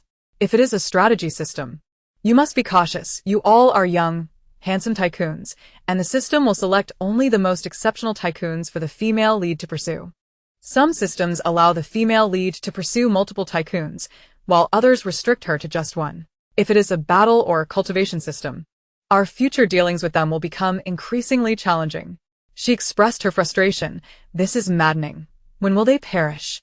I do not wish to see them even for a day." When Yanqing and Ye Ling exchanged glances, speechless at the prospect of pursuing multiple tycoons. After a moment of contemplation, when Yanqing said, "We must closely monitor their activities after Lin Lan arrives in the capital. We cannot overlook whom she interacts with or what she does." When Mencia nodded and turned to Ye Ling, "When will Ling Ling and the others return? I wish to enter the space." Regret washed over her. She should have remained in the space like the butler. The space was filled with intrigue, the animals, the blooming vegetables. These were experiences she had never encountered before. Uncertain, they decided to wait. Ye Ling and the others emerged from the office in the evening, accompanied by Yu Zimo and Lu Shu, who were responsible for escorting them back. Ye Ling seized an opportunity to privately coordinate with Yu Zimo, ensuring they could communicate telepathically before pulling him into a small group chat. They discussed matters via WeChat while Ye Ling asked Lu Shu, "Sister, do you like border collies?" Lu Shu smiled and nodded. "I adore border collies. They are incredibly intelligent. I often visit a border collie-themed dog cafe. Do you like them? If you're interested, I can take you there sometime." Ye Ling suddenly halted. Now I understand why she was attacked by so many border collies. It was at the dog cafe. Ye Ling and Yu Zimo, startled, quickly approached her. A gruesome image flashed in Ye Ling's mind, and she grasped Lu Shu's hand, suppressing her fear. "Do you still go there often?" Lu Shu, puzzled by her sudden intensity, replied, "When I have no tasks, I visit almost every day. If I have tasks but am in the capital, I typically check in every other day." Ye Ling pressed further. "So, will you be going to the dog cafe today or tomorrow?" Lu Shu gazed at Ye Ling in silence. Her reaction was unusually abnormal. Could something happen to her at the dog cafe? Slowly, she responded, "I will be going tonight. Would you like to join me?" "Yes." Both Ye Ling and Yu Zimo chimed in simultaneously. Chapter 23. The Countdown to the Apocalypse. Day 3 at a dog cafe in the capital. A staff member was idly scrolling through their phone when they stumbled upon a video posted by a user, claiming to have encountered a bizarre creature and sharing their peculiar findings. The first segment featured a foreign blogger who had posted a photo on his social media, depicting his border collie silently standing beside his bed, grinning eerily at him. The blogger recounted that the border collie believed he was asleep, hence it had stealthily approached, displaying a human-like smile. The blogger was instantly taken aback, abruptly springing to his feet to bellow at the border collie, demanding it to leave. Yet, the dog did not retreat. Instead, it inched closer, revealing a chilling grin that sent shivers down his spine. Upon seeing the photograph, the cafe staff member was startled, for the canine bore an uncanny resemblance to a human, staring at the camera like a criminal. The visual impact was profoundly unsettling. She hastily turned away, distancing her phone, unable to bear the sight. In that moment, she nearly lost her wits as she turned to find a cluster of border collies had silently gathered behind her, their eyes fixated on her phone screen. One particular border collie was not watching the video but rather gazing intently at her. When she noticed it, the dog flashed her a subtle smile, one she recognized all too well from the video she had just seen. In that instant, her blood felt as if it had frozen, a chilling sensation racing from her tailbone to the crown of her head. "Ah, help!" The staff member, gripped by fear, bolted for the exit, but in her terror, her legs turned to jelly, causing her to stumble. Just as she fell, the border collie leaped toward her, sinking its teeth into her carotid artery. She struggled and screamed for help, but the dog clamped down fiercely, rupturing her artery, and her consciousness began to fade. This dog cafe was not located within a shopping mall but rather in a standalone shop on the street. Although it boasted glass doors and walls allowing a view inside, the establishment was spacious, and not every corner was visible from the outside. Thus, the unfolding horrors within remained unknown to passers-by. Coincidentally, the other staff members had stepped out in shifts for a meal, leaving her alone in the cafe. When Ye Ling and Lu Shu arrived at the entrance, Yu Zimo and Lu Shu suddenly became serious, drawing their concealed firearms and whispering to Ye Ling and Ye Jinjian, "There's the scent of blood and sounds of chewing inside.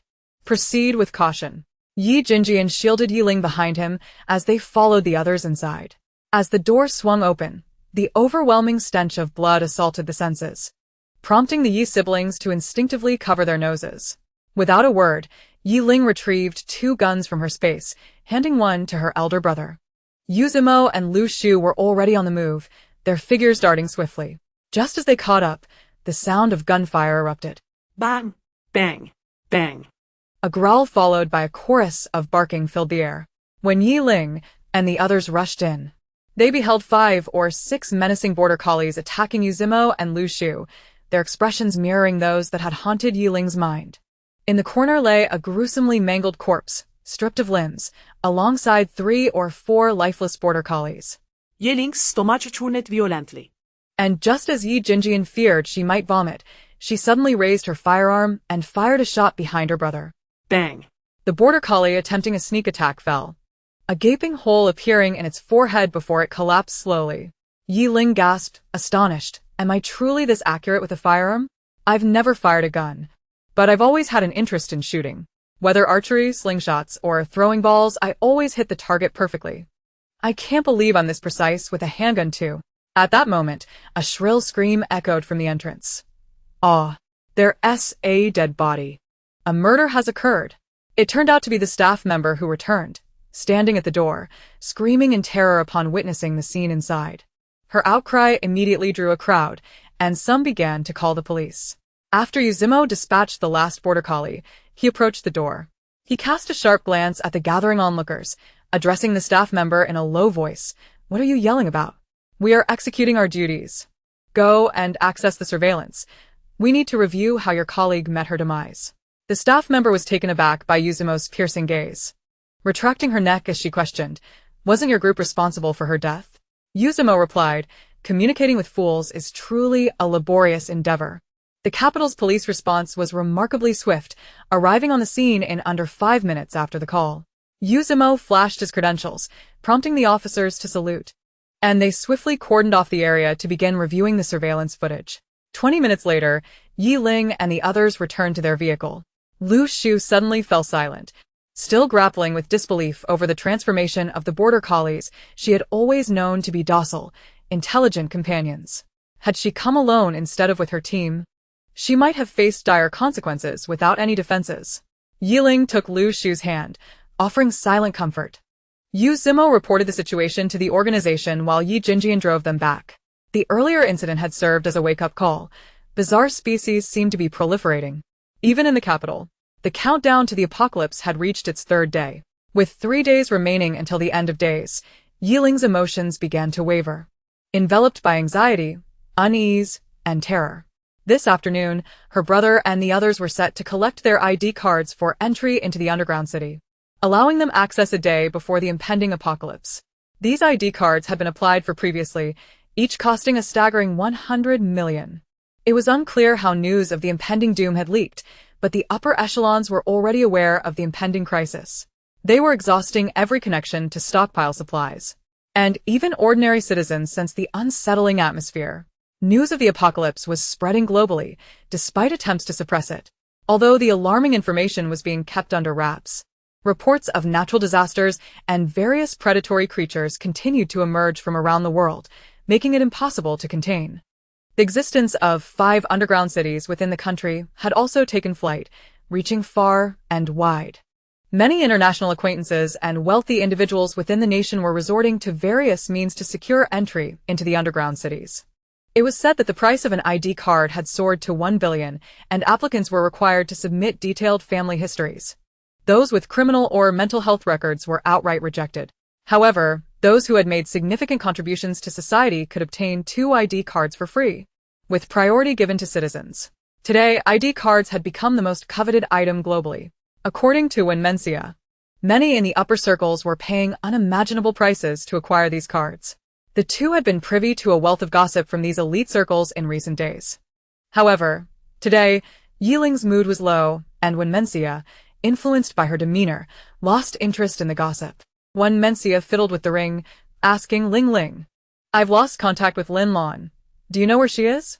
Ye Ling, sprawled on the sofa, flipped over and suddenly noticed the ring on her finger. Intrigued, she asked, "Where did you get that ring?" "It's quite beautiful." Wenmencia frowned at the ring, puzzled. "Beautiful? It's just an unremarkable bronze ring, lacking any pattern. I bought it because Lin Lan wanted it and I didn't want her to succeed, so I purchased it instead." Chapter 24. The Yin Yang Pearl Stirred. Wenmencia had also discreetly attempted to drop her blood on it to see if it would unlock any hidden space.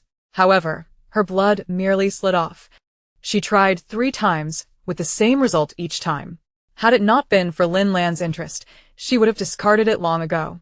It could be said that she was the chosen supporting character. Upon hearing that it was something Lin Lan had coveted, Ye Ling's curiosity was piqued. "Let me see it. Have you tried the blood drop method?" The novels say that one should try blood on ancient and mysterious objects. However, she had also encountered numerous other versions warning against immediately using blood on such ancient items, as one might inadvertently activate a fatal curse instead of a treasure. As Wenmencia listened intently, she hurriedly handed the ring to Ye Ling, stating, "I have dripped my blood on it, though it has not been absorbed. Does this count as fortunate?" Ye Ling examined the ring closely, finding nothing particularly unusual. Just as she was about to return it to Wenmencia, she felt a sudden movement in the Yin Yang pearl within her mind. This caused Ye Ling to sit upright in surprise, pondering, what just happened? I merely held it for a moment, and it reacted? Could there be something inside?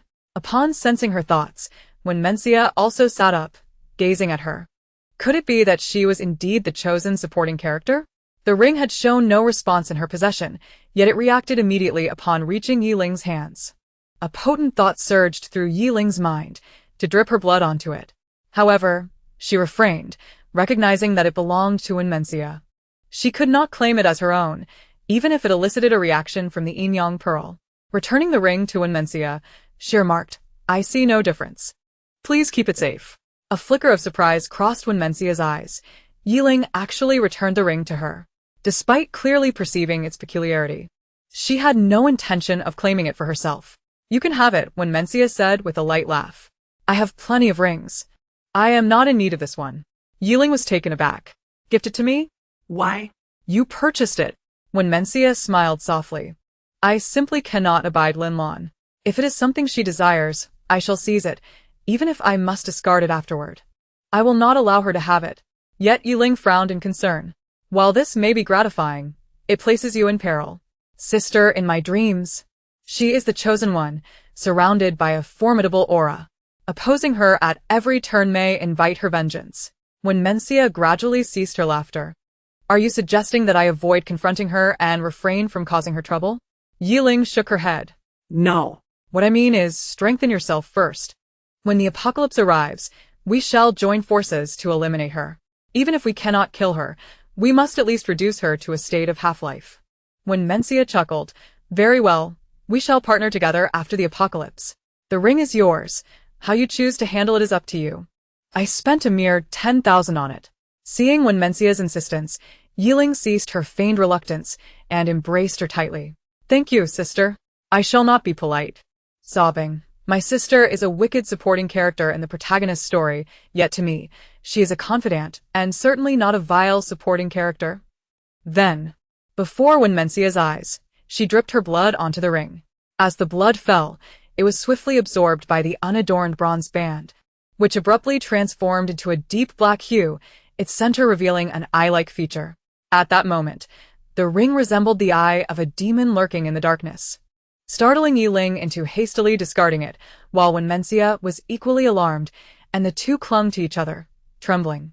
Wenmencia gazed at the ring from a distance, her voice quivering. "What on earth is this?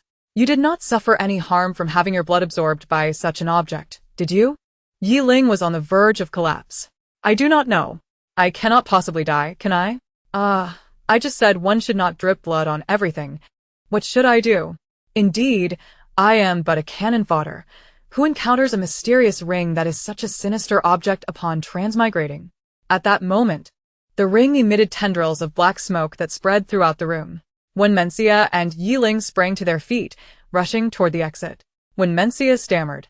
"Should we hide in the space?" "No, we should first call my brothers, but by the time they arrive, it may be too late." Ye Ling pointed back into the house, exclaiming, "Sister, look.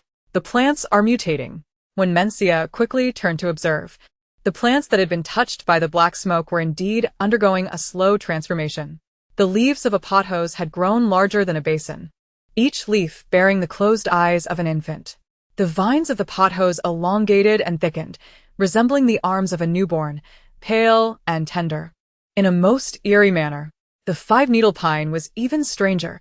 It continued to enlarge and blossom, emitting a foul odor that made one dizzy and nauseous upon inhalation. Other plants were also mutating, all progressing towards grotesque and bizarre forms. The yin-yang pearl in Ye Ling's mind stirred again, this time spinning faster than before, particularly the half that resembled a black fish, which was extraordinarily active. Then, to Ye Ling's astonishment, the ring and the emanating black smoke began to converge towards her third eye, or rather, towards the black fish in her mind. Terrified, she quickly pushed Wenmencia away to prevent any mishap. Once the ring and black smoke were fully absorbed by the black fish, the yin-yang pearl once again hung motionless in her mind. Is that it? Just like that? No information exchanged? What manner of ring is this? And why did it emanate black smoke? You must tell me. Wenmencia, sensing her confusion, was equally bewildered. Indeed, what now? Ye Ling raised her gaze to the mutated plants. They had ceased transforming, yet those already altered had not reverted. She winked at Wenmencia. Is it over? Wenmencia mirrored the action, blinking in confusion. Is it truly over? The two exchanged bewildered glances, questioning whether the mutated plants were still safe to keep. Would they pose a threat to humans? What was that ring, and why the lack of clues? Wenmencia approached Ye Ling and gently touched her forehead. Do you feel anything here? Are you uncomfortable? Should we go to the hospital? Ye Ling felt no sensations nor discomfort, all absorbed by the black fish. How inexplicable. Black fish? What is that? Are there other things within her? Wenmencia scrutinized Ye Ling. Why do I feel that Ye Ling resembles the protagonist more now? Surrounded by so many powerful figures, possessing her own space, having absorbed the ring, and now added with something called a blackfish? However, she quickly dismissed the thought. After all, Ye Ling had just claimed in her thoughts that she was merely cannon fodder. No one transmigrating would encounter such a malevolent artifact. Moreover, the space was originally hers, having been deceived away by Lin Lan. As for the powerful figures, her brothers had always been present, including her brother Wenyanshan, who had been by her side since childhood. Ye Ling seemed more like a protagonist robbed of her fortune. Ye Ling, oblivious to Wenmencia's subtle expressions, remained fixated on the terrifying mutated plants. If they could revert, we might still want them. If not, perhaps we should burn them. As soon as the words left her mouth, the mutated plants appeared to comprehend her intent, swiftly reverting to their original forms, as if everything that had transpired was merely an illusion. Chapter 25. Trouble. Moody is in danger. Ye Ling and Wenmencia watched in astonishment as the plants returned to their original state, both exclaiming simultaneously, "They can understand human speech." They exchanged a glance and screamed in unison, Ah, this is too terrifying. We definitely cannot keep them. Without further ado, they fled. This home could no longer be their refuge. Remaining would surely drive them to madness. However, as soon as they entered the vehicle, a sudden image flashed in Ye Ling's mind. In the vision, Moody was being assaulted, and she was being forcibly taken away. Unable to remain calm, Ye Ling swiftly dialed Moody's number, but there was no answer. Stay calm, stay calm. I will contact my eldest brother. He will surely know where my goddess is. When Mencia inquired, Goddess? Who is that? Did you see another vision? Ye Ling hurriedly contacted her eldest brother, and upon explaining the situation, he assured her that he could track Moody's current location. After hanging up, Ye Ling turned to Mencia and declared, Let us go. We must rescue her. In a villa in the capital, Moody's phone was snatched and tossed into a pool, while her parents were forcibly confined inside the house. This is the temporary residence she has rented, where her family resides. In recent days, she has prepared some necessary supplies, yet she never anticipated that during her stay, she would be incessantly troubled by unwelcome visitors. Most of them approached her with identity cards for entering the underground city, proposing that she become their lover, or even marry them. Each time she declined, they subjected her to humiliation and threats. She reported the matter to the police. But those individuals wield considerable influence, leaving the authorities powerless to assist her, merely advising her to avoid provoking them. Moody felt helpless. As if she were caught in crossfire. She had simply remained at home, not provoking anyone, yet she was unaware of who had leaked her presence there, resulting in daily harassment and intimidation. Moreover, a wealthy woman even brought people to confront her, threatening to kill her, calling her a vixen. In moments of despair, she regretted entering the entertainment industry. If she were not a prominent star, fewer people would know her, and she would not be targeted by so many. She had considered seeking help from Ye Ling, but they were not truly friends, making it awkward to ask for assistance. Before her stood a short, elderly, unattractive man, his rotund belly and ostentatious million-dollar watch spinning as he gazed at Moody with lewd intentions. Moody, I know you are a dutiful daughter. If you become my wife, I assure you, your parents will gain entry to the underground city. Moody, looking at the man who was not only shorter than her, but also older than her father, averted her gaze and replied coldly, Mr. Zhu, I have already stated that I have no intention of going to the underground city, nor do I wish to marry. Please leave. Mr. Zhu, seeing her steadfastness, retorted harshly, Don't push your luck. You are merely an actress. If it weren't for your modest charm, do you think I would even consider you? Those in the entertainment industry have been with countless men. Stop pretending to be innocent.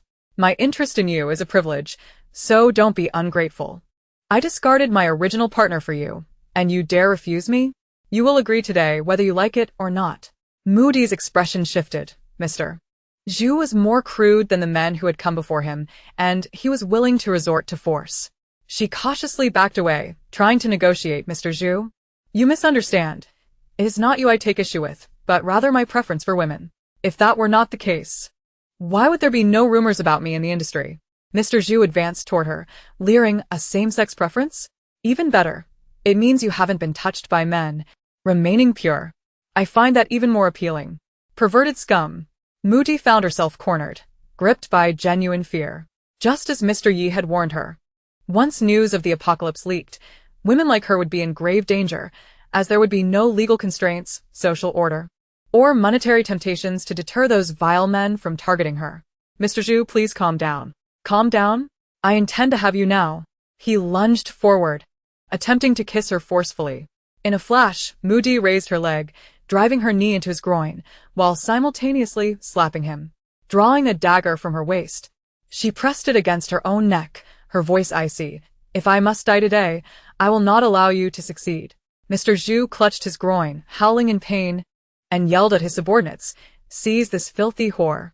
5 or 6 men surged forward to apprehend Moody, but she shouted, Don't come any closer. If you do, I will slit my throat right now. In the adjacent room, her parents heard the commotion and pounded on the door, desperate to escape, but it was locked, with 4 men guarding it, preventing their exit. Meanwhile, Ye Ling was in a panic, drenched in sweat. Sister, can you hurry? I'm afraid we won't make it in time. When Mencia pressed the accelerator to the floor, I'm already going 140. Ye Ling fell silent. praying fervently that Moody would be safe. Inside the villa, blood had already begun to flow from Moody's neck, causing her assailants to hesitate. In a fit of rage, Mr. Zhu smashed a vase, shouting, "Drag her parents out. I want to see how long you can endure." Moody's parents were dragged and kicked into her line of sight, collapsing to their knees before her. Despite their immense pain, they remained silent.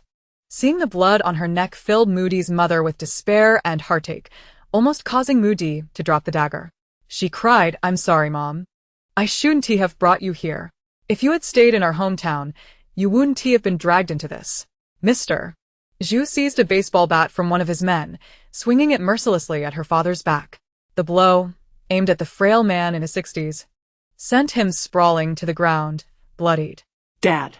Moody's vision blurred with rage. At that moment, she wished to kill Mr. Zhu. Consumed by guilt for having entered the entertainment industry, for acting, and for bringing her parents into this nightmare. Her father struggled to rise, smiling at Moody. "Don't be scared, sweetheart. I'm fine." Just as he spoke, another brutal blow landed on his head, rendering him unconscious. Dad. Moody attempted to rush forward, but several men restrained her. Mr. Zhu forcefully grabbed her mother's hair, compelling her to face Moody, his voice dripping with malice. "Moody, remember. It is you who has brought ruin upon your parents, not me. You have one last chance. Will you comply or not?" Her mother looked at Moody tenderly. "Do not comply, sweetheart. It is our failure for not protecting you. We have lived long enough. It's enough to let you suffer." In the past, when the dirty rumors were cast upon her, her parents could not shield her. She had to endure it alone, and they felt immense guilt. "Sweetheart, remember, you are always our best child, our pride. You should never bow down to such filth." At that moment, Moody wept uncontrollably. She was on the verge of capitulating to Mr. Zhu, realizing she could not selfishly let her parents pay with their lives for her choices. Mr. Zhu slapped Moody's mother across the face, hissing, "You are courting death." He kicked her down and raised the baseball bat to strike her head when suddenly, the door was kicked open. Chapter 26.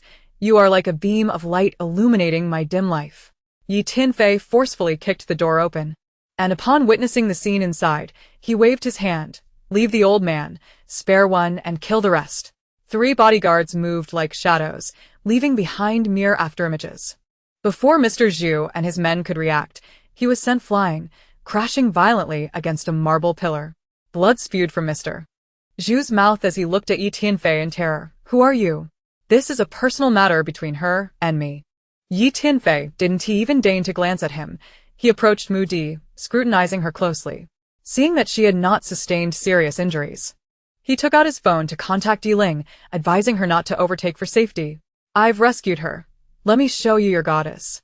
Moody. Unfamiliar with Ye Tianfei, initially thought he was a fan come to her aid. But upon hearing goddess, she realized it was Ye Ling who had sent him to save her. Suppressing her tears, she discarded the dagger and stumbled to her parents, anxiously asking, "Mom, are you alright?" "I'm fine. Check on your dad first." Ye Tianfei's phone transmitted Ye Ling's voice. "Thank you, fourth brother. Goddess, don't worry. I'll be there in no more than 5 minutes." With teary eyes, Moody gazed at Ye Ling on the phone, expressing her gratitude. "Thank you, Ling Ling. If it weren't for you, our family would have met a tragic end today." Ye Tianfei turned the camera toward himself, reassuring Ye Ling. "Everything will be fine with me here. Just focus on driving safely." Then he hung up. As Ye Tianfei observed, the individuals brought by General Zhu had nearly been dispatched by the bodyguards. He commanded, "Drag the old fool to the kitchen and incapacitate him." "Yes," came the reply. General Zhu, in a state of panic, pleaded, "No. Young master, spare my life. I have wealth, whatever amount you desire. Just please let me go." Ye Tianfei, irritated by his incessant noise, retorted, "Silence him. First, remove his tongue." Understood. Initially, Ye Tianfei had accompanied his elder brother to retrieve identity cards, which was fortuitously not too far from this location. Upon learning of the situation here, and discovering that Ye Ling and Wenmencia were recklessly speeding to this place, he felt compelled to intervene. Thus, he brought his men to assess the circumstances. Thankfully, they had not arrived too late. He crouched beside Mu's father, checking his pulse, and instructed Moody, "Fetch the medical kit." Moody nodded eagerly, Please wait. I shall retrieve it at once. Moo's mother interjected. I'll get the medical kit. You, dear. Go change your clothes. In that moment, Moody found herself in a state of utter disarray, her attire and neck stained with blood, her homeware torn. Although she wished to dismiss her appearance, the thought of Ye Ling arriving soon prompted her to opt for a change of clothes. She had always considered herself a goddess and felt the obligation to set a good example, not wanting to disappoint. When Moo's mother returned with the medical kit, Ye Ling and the others had just arrived. Bursting into the room, Ye Ling, unable to locate Moody, rushed to fourth brother's side and noticed Moo's father still unconscious. She exclaimed, Uncle, given his condition, it is best to take him to the hospital. However, since that is not feasible, we should transport him to the space. As for that brute, I shall have his life. If I hadn't foreseen this scenario, the goddess and uncle would have met their demise. Damn it. I shall butcher that old fool. Yi Tinfei had already bandaged Moo's father's external wounds and turned to the enraged Ye Ling, stating, He cannot die yet. But you may administer some punishment. Ye Ling whispered, Is his background formidable? Indeed, quite formidable. At this, Moo's mother felt her heart rate spike. Ye Ling's brow furrowed as she quietly inquired, How formidable? More so than you all? Yi Tinfei's expression darkened. Were it not for the clarity in her eyes, he might have succumbed to a different sentiment. Unaware of her blunder, Ye Ling pondered, If it is more formidable than fourth brother and the others, we cannot confront him openly, then I shall resort to covert means. I shall send him to the lair of those bizarre creatures, where they can feast upon him, leaving no evidence of his demise. What does his strength matter then? As when Mencia dashed in from outside, overhearing their conversation and Yi Tinfei's thunderous countenance, she could not suppress a laugh. Such fierce words. How amusing it was to see the fourth son of the Yi family so enraged. Approaching Ye Ling. She placed a hand on her shoulder and teasingly said, Sweetheart, it's best not to use the term hard in front of men, understand? Ye Ling, perplexed, asked, Why not? What's wrong with hard? Why can't I mention hard? It's just a word, after all. Suddenly, she realized why fourth brother's expression had soured. Ah! What did I just say? How hard? More so than you all? Oh no. I can't face anyone now. I want to return to Earth. Her cheeks flushed crimson as she averted her gaze from Yi Tinfei, catching a glimpse of Moody descending the stairs, and hastily pulled her back upstairs. Once there, Moody embraced Ye Ling, burying her face in her neck, murmuring, Thank you, Lingling. It was you who brought me out of the darkness, who saved us. You know, before you all arrived, I doubted my choices. I shouldn't have entered the entertainment industry, shouldn't have let so many people see me. If I hadn't entered, this day wouldn't have happened. But now that you're here, I'm grateful I did, for otherwise, how could you have liked me and come to my rescue? As she spoke, Moody began to sob softly, truly shaken. She had faced harassment before, but never had she encountered a situation as perilous as today. They had come perilously close to losing her parents, just a hair's breadth away. Ye Ling noticed her trembling and tightened her embrace, offering consolation. This is not your fault. That old fool is utterly shameless. Beautiful women often attract the worst kinds of people. This has nothing to do with your profession. Gently patting Moody's back, she continued, Attractive individuals, regardless of gender or occupation, will always be targets of such vile intentions. So, dear sister, entering the entertainment industry was not a mistake. Do not question your choices. Moody remained silent, yet her tears dampened Ye Ling's shoulder. Offering silent comfort, Ye Ling eventually said, Goddess, come with me. I shall take care of you. I truly cannot bear to see the goddess perish. She deserves to live well. I have the space, governed by its own rules. And once inside, no one can disclose anything without my permission. If she wishes to avoid interactions, she can remain in the space with Auntie and the others. Should she wish to join us in the underground city, I can have my brother apply for their identity cards. After all, paper currency will soon be worthless. So it holds no value. Upon hearing Ye Ling's thoughts, Moody cried even harder. How could she be deserving of such profound attention from Ye Ling? Yi Tinfei's voice called from below, Lingling, you two come down. Uncle's condition is deteriorating.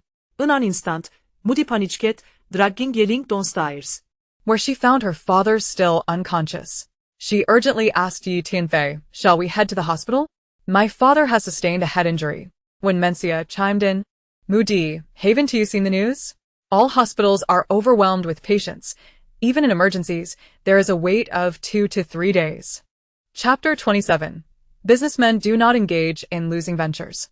It appears the apocalypse is imminent, as peculiar viruses have suddenly emerged in many areas. A rare virus has been reported globally, transmitted through an unknown medium, with no definitive answers provided thus far. This contagion causes severe symptoms, including skin necrosis, organ failure, and persistent high fevers, leading to numerous fatalities daily. Nowadays, it is advisable to avoid hospitals whenever possible.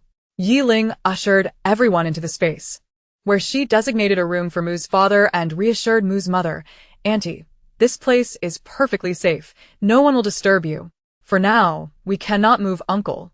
We will wait for my third brother to return, as he is an exceptional surgeon.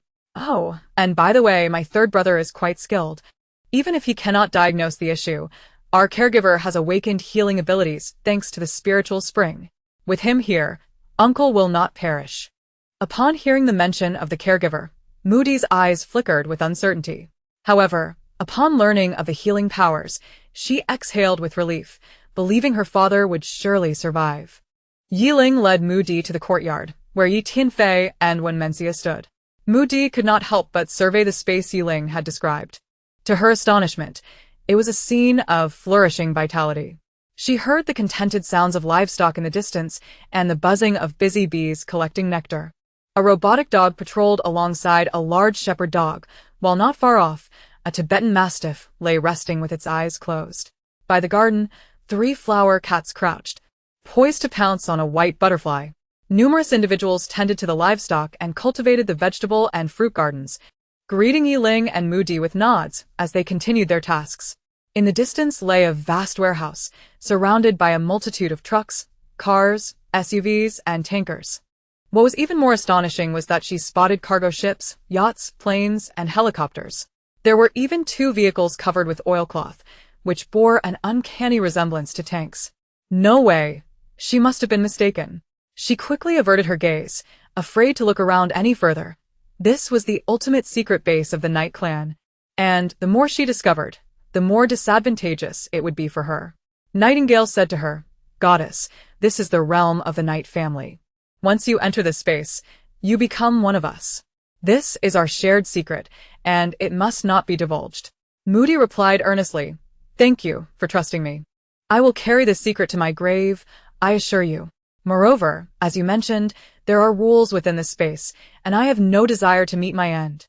Nightingale smiled as she linked arms with her. Then you shall stay with us and your uncle and aunt. The supplies you have hoarded will also be stored in this space. Rest assured, we will not touch your assets. She gestured towards Wen Mencia. This is Sister Wen Mencia. The supplies they prepared will also remain untouched. They belong to you. The space contained numerous rooms, allowing them to select an area to call home. Moody's eyes widened in astonishment at Nightingale. This was too wonderful. Did they not fear her betrayal? Night Tianfei interjected, This is not a free sanctuary. Residing here means you must join us in battling enemies, gathering supplies, and maintaining the space. He pointed towards a distant spring. Inform your parents that they are not permitted to approach that spring without our consent. This is not directed at you, but rather a precaution. Only core members of the Night family can approach it. Moody nodded, I understand. Night Tianfei continued, We will provide you with an identity card for the underground city. But your parents will not need one. They can remain in the space. Occasionally leaving the space is permissible. This is not to confine you, but in 3 days, the apocalypse will officially commence. Given their age and reflexes, venturing out would be perilous. Of course, should you wish to leave the space, you are free to do so. However, choosing to exit after entering will come at a cost. We will render you incapable, for only the dead and the incapacitated can safeguard the secrets of this space. He flashed a chilling smile that sent shivers down Moody's spine. The Night family is composed of businessmen. We do not engage in unprofitable transactions. Subsequently, we will present you with a contract. Should you accept, sign it. If not, you may leave the space and prepare to become a burden. Nightingale listened silently, refraining from interjecting. Despite their affection for her, her brothers were unwavering in their principles and would not allow emotions to cloud their judgment. They conveyed the same sentiments to the Wen family, who, without a second thought, signed the contract. Fearing that delay would lead the Knight family to regret their decision to admit them. It was no jest. This place was akin to a paradise. A sanctuary compared to the horrors of the outside world filled with monstrous beings and natural disasters. A moment's hesitation would be a sign of disrespect towards the space. Moody, having navigated the entertainment industry for years, was adept at discerning the essence of matters. Although the Knight siblings' words were uncomfortable, any clear-headed individual would not reject this rare opportunity, especially after the despairing and helpless ordeal she had recently endured. What was even more daunting was that this was not yet the apocalypse. How many days could she and her parents survive once the true calamity struck? "I will heed your arrangements," Moody replied, which did not surprise them. As long as one was not foolish, the choice was clear. The four of them then exited the space, bringing Moody's supplies and the furniture and paintings from the villa into the space, leaving behind an empty house. As for Mr. Zhu, Nightingale and Moody vented their frustrations upon him with baseball bats, ultimately leaving him gasping for breath in a green belt by the roadside. They then set the villa ablaze, allowing the bodies to vanish alongside the structure in the inferno. As for the homeowner, the Knight family would handle the matter. On the second day of the apocalypse countdown, Nightingale paced anxiously, unable to find comfort in either standing or sitting. Her entire being was restless. Having grown up in a time of peace, she had not experienced the brutal wars and the cannibalistic famines of the past, yet she had read about them in history books. Even the mere words evoked feelings of fear and unease, let alone witnessing such horrors unfold around her. The individuals within the space had all consumed the spring water and awakened their abilities, equipping them with a degree of combat prowess to confront the bizarre creatures. But did that guarantee safety? No. The terrifying natural disasters and omnipresent strange beings could claim lives at any moment. Who could assure that possessing abilities would prevent death? Even her brothers had been unusually quiet, their expressions grave and brows furrowed. The group of young individuals remained outside the space, vigilantly monitoring the external situation. The anxiety was not confined to Nightingale and her companions. Others like Lin Lan and Xin Xing were equally troubled. After being rescued by the suddenly appearing Xin Xing, Lin Lan found herself under his house arrest. Although she had arrived in the capital, she was stripped of her freedom. Forget attempting to woo Wei Cheng. She didn't even possess a phone, let alone the opportunity to gather supplies. Xin Xing, that perverse individual, blamed her for disrupting his plans, asserting that had she not appeared, when Mencia would not have called off their engagement, and the Wen family would not have allied with the Knight family to target the Xin family, isolating them. Moreover, the system Lin Lan had bound herself to was utterly lackluster, providing nothing but romantic pursuits. In the face of an impending apocalypse, shouldn't survival be the foremost priority? She was on the brink of madness. Chapter 28. The apocalypse has arrived. The seismic waves have reached 10 beeps, 9 beeps, 8 beeps. Nightingale and the others stood in an open area, listening to the earthquake warning on their phones, with Nightingale protected at the center by her 4 brothers, quietly awaiting the tremors. 2 beeps, 1 beep. Boom, rumble, bang, beep, beep, beep. The ground shook violently, and portions of buildings began to collapse. Knight Jinjian and the others were horrified. According to Nightingale, the capital was not situated in an earthquake zone, so if the tremors were this severe, how could a city not be cracking open at this very moment? At that instant, cities within the earthquake zone experienced unfathomable fissures, buildings tilting, vehicles, trees, and homes plummeting into the gaping chasms. Screams, cries, and the blaring of horns resonated globally. Domestically, the government had informed the populace 3 days prior, mandating a mass evacuation to the cities surrounding the capital in the Central Plains. Consequently, while the cities within the earthquake zone were devastated, the majority of citizens managed to survive due to their compliance with government directives. Although they lost their homes, as long as they remained alive, they could rebuild. Thus, in the first wave of the earthquake, the domestic death toll did not exceed 200,000, a silver lining amidst the tragedy.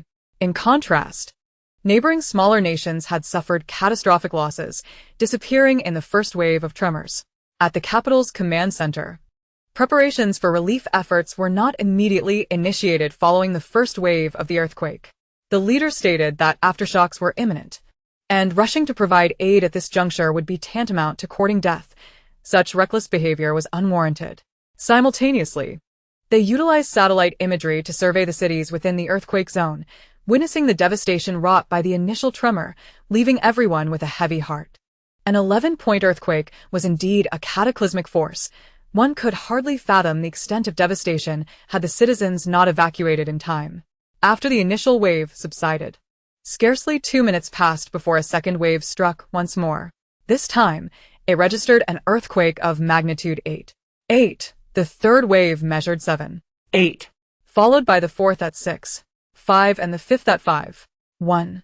These relentless aftershocks seemed intent on obliterating every structure across the globe, showing no signs of cessation.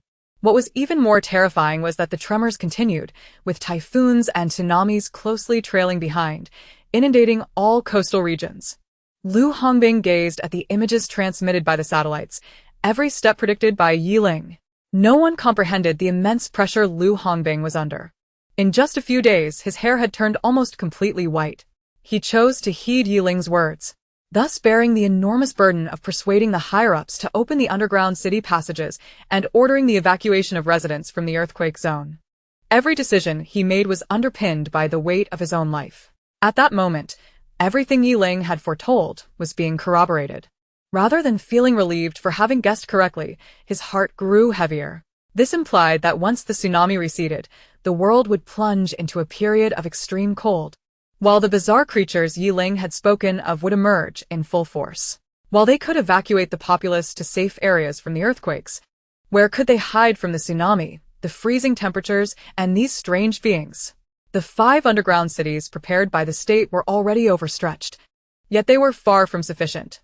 Where would all those people go? Consequently, the ensuing period would descend into chaos, famine, and rampant looting. During the repeated earthquakes, Ye Ling and her companions refrained from seeking refuge in their space, remaining outside. As the fierce typhoon approached, Yi Jingyan's tone turned grave.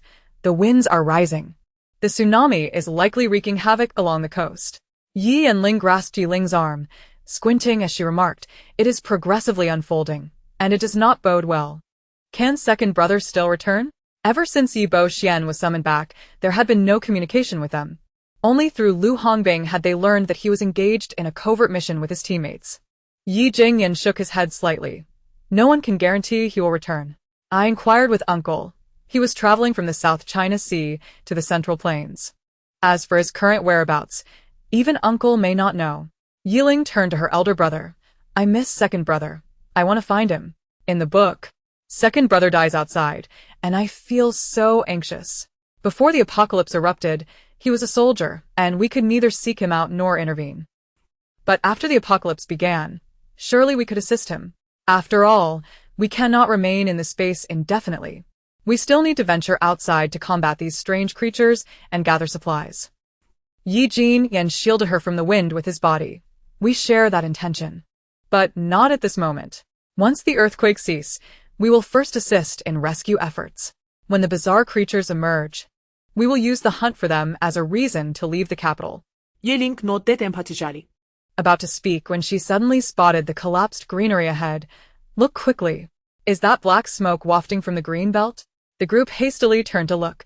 Aside from the dust stirred up by the earthquake, there was no sign of the black smoke she mentioned. When Mencia rubbed her eyes, scrutinizing the scene carefully before affirming, "I am certain. I do not see the black smoke you are talking about." Moody added, "I do not see it either. Could it be that you are mistaken?" Ye Ling pushed past Yi Jingyan, heading toward the green belt. "I am not mistaken. The black smoke is emanating from underground. Can you truly not see it?" The yin-yang pearl in her mind began to rotate slowly again, and Ye Ling's figure froze. "The black fish has stirred again." "Wait. "I think I understand. The black fish symbolizes yin, while the white fish represents yang. The black fish has moved twice, once because of this, and the last time due to the ring. The black smoke belongs to yin, hence the black fish's movement. The previous ring was also an evil object, otherwise, how could its emanating black mist control plant mutations? If the black fish absorbed the ring, does it mean it must also absorb the black mist this time? I can see the black smoke because of the black fish?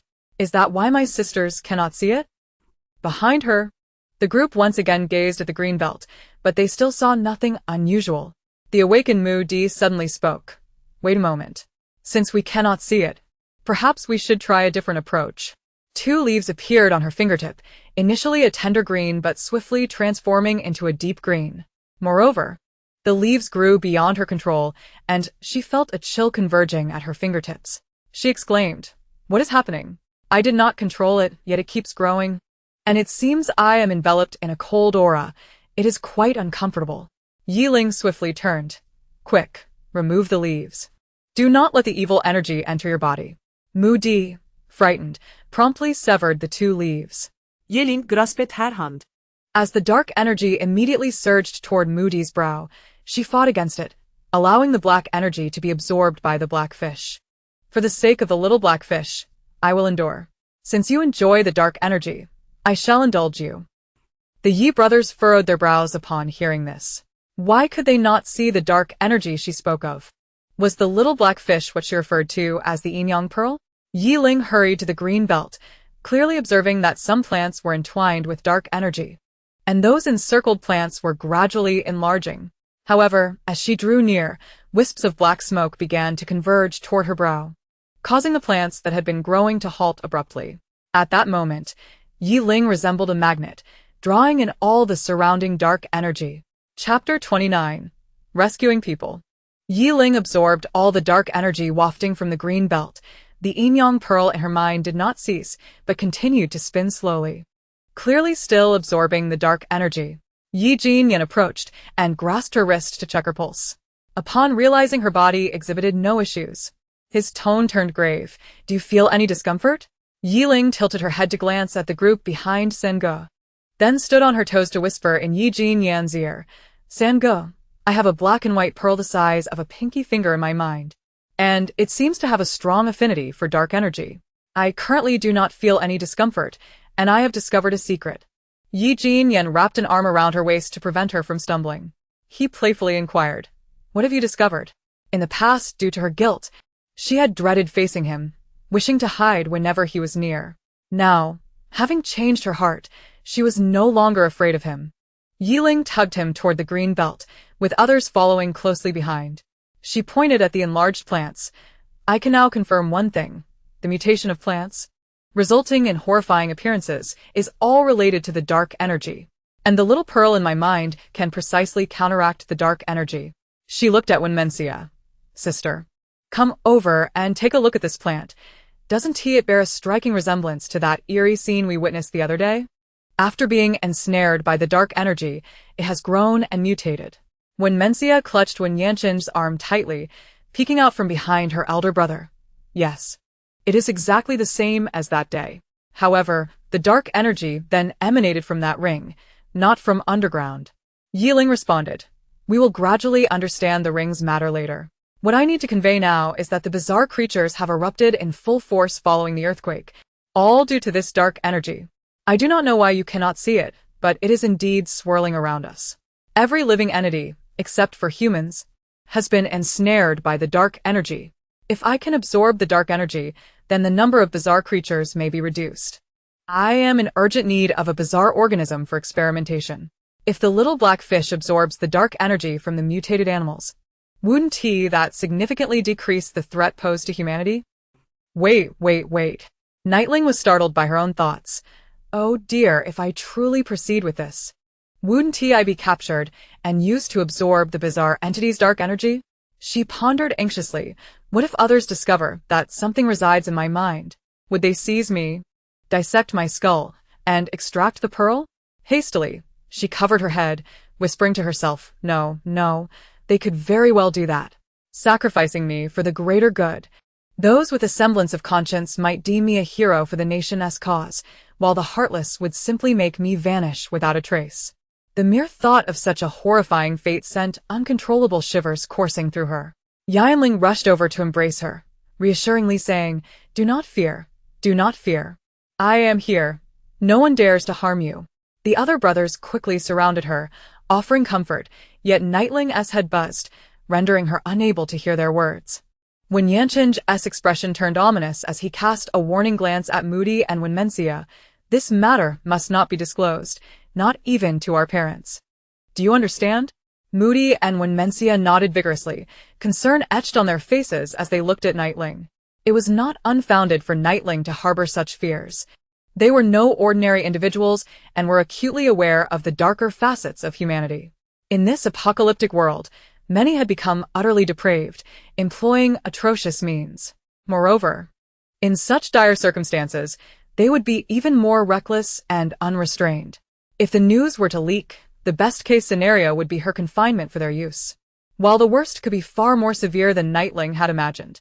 At that point, it wouldn't merely be her skull that was opened. Her blood, hair, skin, and more would all be subjected to experimentation. After striving to quell her terror, she lifted her gaze to her brothers and, swallowing hard, choked out, "I retract what I just said. I no longer wish to experiment with the bizarre entities." Ye Ling couldn't bear to see her in such a pitiable state and embraced her tightly. "All right, we respect your decision. Do not be afraid. I will protect you." Nightling nodded, internally berating herself.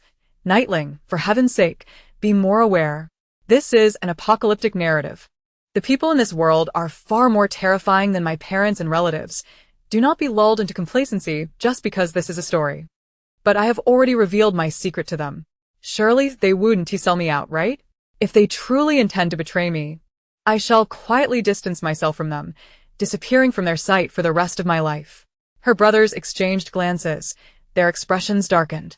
Did she really find them so untrustworthy? When Mencia opened her mouth to speak, but was halted by Wenyanchen's subtle shake of his head. In this moment, assurances felt hollow. Only actions could demonstrate that her choice was the right one. "Help! My son is trapped beneath. Someone please save us." A cacophony of cries echoed in the distance. Ah! "My leg is pinned. Help! I don't want to die. I don't want to die." Nightling and the others exchanged worried glances before Nightling declared, "Prepare to rescue them." Wait! She called out to everyone, steadying her emotions. "I'll fetch some gloves and helmets for you. While we rescue, we must also protect ourselves." The capital was not situated on a seismic fault line, according to the announcements, which led many to seek refuge there. Yet, no one anticipated that even the capital, deemed safe, would witness numerous buildings collapse, particularly those already precarious from the aftershocks which succumbed to the ravaging typhoon. The rescue team, fully equipped, promptly commenced their operations following the directives. "This stone is too heavy. We need assistance to lift it. Hurry, hurry. There's a child trapped beneath. Be cautious. No one should tread above. We cannot ascertain how many are trapped below." Many, believing the capital to be secure, remained indoors, oblivious to the calamity until the tremors struck with such ferocity that they had no chance to escape. Nightling and Moody raced to an uncle's side, grasping a stone as she called out, "Uncle, we're here to help." The uncle, seeing two girls, exclaimed, "What can you two girls do? Don't make things worse." Nightling chuckled lightly. "A girl can still hold up half the sky. 1, 2, 3, lift." To the uncle's astonishment, Nightling and Moody managed to shift the massive boulder aside, turning to the bewildered uncle and saying, "Stop dawdling. We need to save lives." Moody, wearing a mask to avoid recognition and potential scorn, focused on the task at hand while Nightling bent down to assist the trapped individuals, vigilantly scanning their surroundings for any shifting debris, ready to pull Nightling away at the first sign of danger. The uncle quickly collected himself and, alongside Nightling, freed a woman trapped beneath the rubble. The woman pointed below, weeping, "Please save my granddaughter.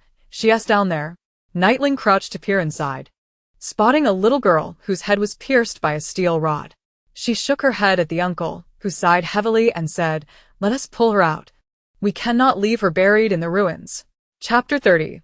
Hurry and save them. As Nightling and her companions exerted every effort to rescue those trapped, the coastal areas were sinking, engulfed by a tsunami. Lu Hongbing gazed solemnly at the large screen displaying the unfolding devastation. Cities were gradually vanishing from the map, and his heart bled for them. His subordinates continuously reported the situation, the only solace being that due to prior evacuations, casualties were not as catastrophic as they could have been. The scene shifted globally, revealing coastal nations disappearing from the map. Zooming in on a segment of video, the sights were akin to a hellscape. He attempted to call Night Jinjian, but the line went unanswered. He immediately dispatched someone to locate Knight Jinjian and the others. The footage was soon retrieved, revealing the Knight family brothers and the Wen siblings tirelessly engaged in rescue efforts, slightly alleviating the sharpness in his gaze. Then he spotted Ye Ling, who was simultaneously rendering aid while glancing at corpses and greenery. He ordered for the screen to be zoomed in, noticing a flicker of hesitation and concern in her eyes. Upon closer inspection, he perceived something dark nestled between her brows. He instructed the team to switch the view to the Central Plains region, saying to those nearby, "Summon Yuzumo." Yes. Yuzumo quickly arrived at the command center. "Chief," Lu Hongbing beckoned him closer, whispering a few words. Yuzumo immediately saluted, "Understood. I will ensure the task is completed." Go now. "Quickly, bring the stretcher over." "Caution, caution. There's steel rebar on the abdomen. Do not touch it." "Step back. You cannot witness the scene. The head has been crushed. Both legs must be amputated, or he will not survive." "Where are the doctors?" Why are they not here yet? "Damn it, with the typhoon and the rain, how are we supposed to rescue anyone?" At the site of the collapsed residential building, every able-bodied person joined the rescue efforts. The atmosphere was filled with a cacophony of voices and furious shouts. Although aftershocks were less frequent and intense than before, they still occurred every 10 minutes or so. As if that weren't enough, a typhoon was raging, and it would not be an exaggeration to say that the wind was exceeding 8 on the Beaufort scale. Stretcher bearers struggled against the onslaught, and just lifted stones were forced back down by the wind. On top of that, torrential rain began to pour down. Truly a deluge. In August, typically the hottest month of the year, an unexpected chill made them feel as though they had plunged into the depths of autumn, causing their teeth to chatter from the cold. 4 hours had elapsed since Ye Jinjian and his companions had joined the rescue operation. Throughout this duration, they had not rested for a single moment, tirelessly engaged in saving lives. Their group had successfully rescued 78 individuals, the highest number among all on-site rescuers. Their strength exceeded that of ordinary people, and their hearing was exceptionally acute, enabling them to act with remarkable agility. However, their abilities were still in their infancy. Despite having awakened their extraordinary powers, they could only save a limited number of individuals. At present, they were drenched to the skin. Yet there was no indication of them pausing. In this critical moment of rescue, every additional life saved counted.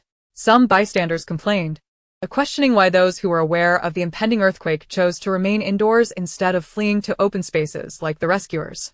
Now. Not only were they trapped beneath rubble, but they also jeopardized the safety of others who were risking their lives to save them. Ye Ling, along with her companions Moody and Wenmensia, felt both exhausted and cold, buffeted by the winds of the approaching typhoon. Yet none of them voiced their fatigue. They gritted their teeth and persevered.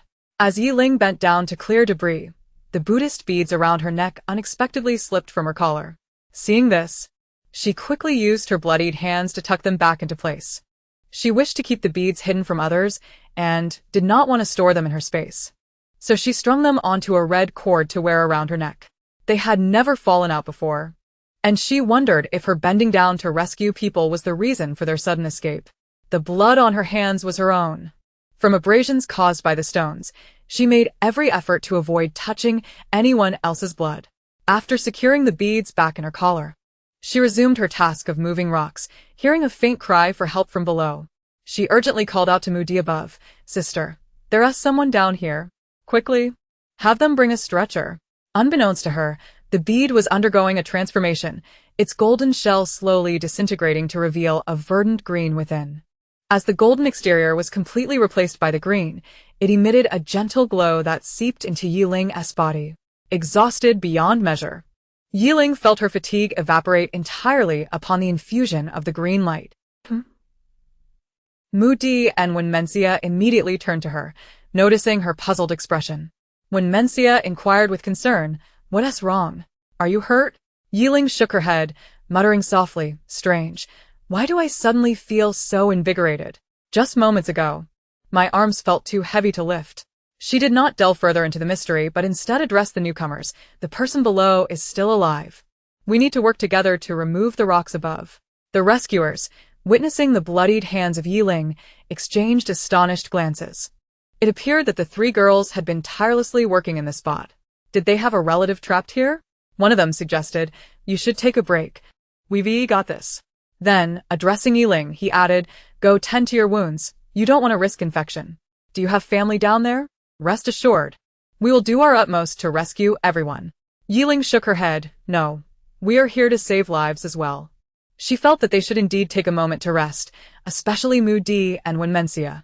One was a distinguished young lady, and the other a celebrated star. Neither was accustomed to such physical labor. Having engaged in continuous rescue efforts for over 4 hours without a break, they must be utterly exhausted. It was the perfect opportunity for them to hydrate and replenish their energy. She approached Moody, saying, let us find the older brothers and take a break before continuing. All right. When the trio located Ye Jinjian and the others, they were taken aback by their appearance. The individuals present were all billionaires, yet at this moment, each one was covered in dirt and dust. Their hands, even encased in gloves, were torn and bloodied, yet they seemed impervious to pain, continuing to move stones with their injured hands, working in tandem with others to free those trapped beneath. Eldest brother, third brother, you all should take a break, Ye Ling said, turning to Ye Ling. Upon noticing the injuries on her hands, he quickly descended from the rubble. Are you hurt? You 3 should return. Your help isn't needed here. When Mencia rubbed her arms and retorted, if you can do it, why can't we? We can rest for a bit and then continue the rescue. Given the current weather, temperatures might plummet below freezing by tomorrow. Once the extreme cold arrived, the chances of survival for those trapped below would be slim to none. Ye Jinjian approached with a stern expression, draping his coat over Ye Ling's shoulders, and spoke to the 3 of them. Not every life can be saved, but if you don't return soon, we'll have to come and rescue you. Ye Ling remained silent, gesturing for them to move to a less crowded area. She then produced a vial of spiritual spring water for them to drink and, after they had finished, discreetly put it away. Observing their fatigue dissipate, she suggested, I believe we should save as many lives as possible while we still can. Once the temperature drops. Before she could finish her thought, fear washed over her. Chapter 31. They have begun to move. Inaction is not an option. Inside a certain hospital's emergency room and first-floor lobby, dismembered limbs and severed arms lay scattered. Out of nowhere, a horde of rabid dogs and a swarm of oversized rats, larger than adult tabby cats, surged into the crowd, feasting on the flesh of doctors, nurses, and patients, tearing at their skulls. Those quick on their feet called the police while fleeing, but upon bursting outside, they were met with a horrifying transformation of the once verdant greenery, now turned into monstrous entities, each leaf and vine seemingly attempting to devour the fleeing populace. As far as the eye could see, all forms of plant life were attacking humanity. The world had turned surreal, as if every creature, save for humans, had conspired to commit murder against them. They found themselves encircled with no avenue of escape. 3 choices lay before them. 1. Retaliate against the bizarre creatures. 2. Await rescue. Or 3. Resign themselves to being consumed. This was the scene before Ye Ling's eyes. Her face turned pale as she grasped her brother's arm, urgently stating, contact Uncle immediately and dispatch personnel to the major hospitals in the city center. The strange creatures have begun their assault on humanity. They are here to feed. Upon hearing this, Ye Jinjian promptly contacted Lu Hongbing, relaying the scene Ye Ling had witnessed. Without hesitation, Lu Hongbing ordered armed police to be dispatched. What Ye Ling had seen was yet to unfold. While Lu Hongbing was giving orders, some individuals voiced their dissent, asserting that responses should be based on data and actual conditions. However, their investigations revealed no reports of animal attacks at any of the hospitals. Lu Hongbing offered no further explanation, simply issuing a firm command. Meanwhile, Ye Ling remained oblivious to the elongation of the time she perceived in her foresight. She turned to Ye Jinjian and said, eldest brother, the emergence of these strange creatures is occurring far more rapidly than I envisioned. It's a full day ahead of what I dreamt. I previously suggested to Uncle that we should confine stray dogs and cats. Yet in my premonition, hundreds of dogs stormed into hospitals, attacking humans. Where did these dogs come from? Are they pets? And there are rats larger than adult tabby cats, also gnawing on humans. Many doctors and patients have been killed. I propose that we leave this to the rescue team. We need to return, regroup, and head to the tertiary hospitals. We are extraordinary beings. And what we must confront are these bizarre creatures. She still hoped to experiment with whether she could absorb the source of the mutated plants and animals. If her suspicions were correct, their visit to the second brother would provide them with additional assurance.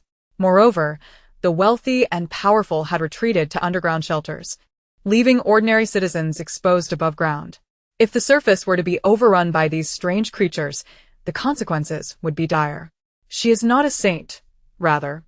She is an ordinary person, part of the societal underbelly. All she desires is for individuals like herself to simply survive, as every common person possesses the right to exist. Does not one? Regarding the decision made by the Nightingale, there were no objections. Yi Jinjian led them through a convoluted path, maneuvering into a blind spot of surveillance. And once undetected, they entered the concealed space. They promptly cleansed themselves of grime and donned fresh garments, quenching their thirst with the elixir prepared by the Nightingale. Once their fatigue dissipated and their wounds fully healed, they adorned themselves in raincoats and re-emerged into the world. This time, they drove to the nearest tertiary hospital. Lu Hongbing gazed at the screen, his brow furrowed with concern. Following the Nightingale's prearranged plan to send personnel to various hospitals, he found himself a step too late.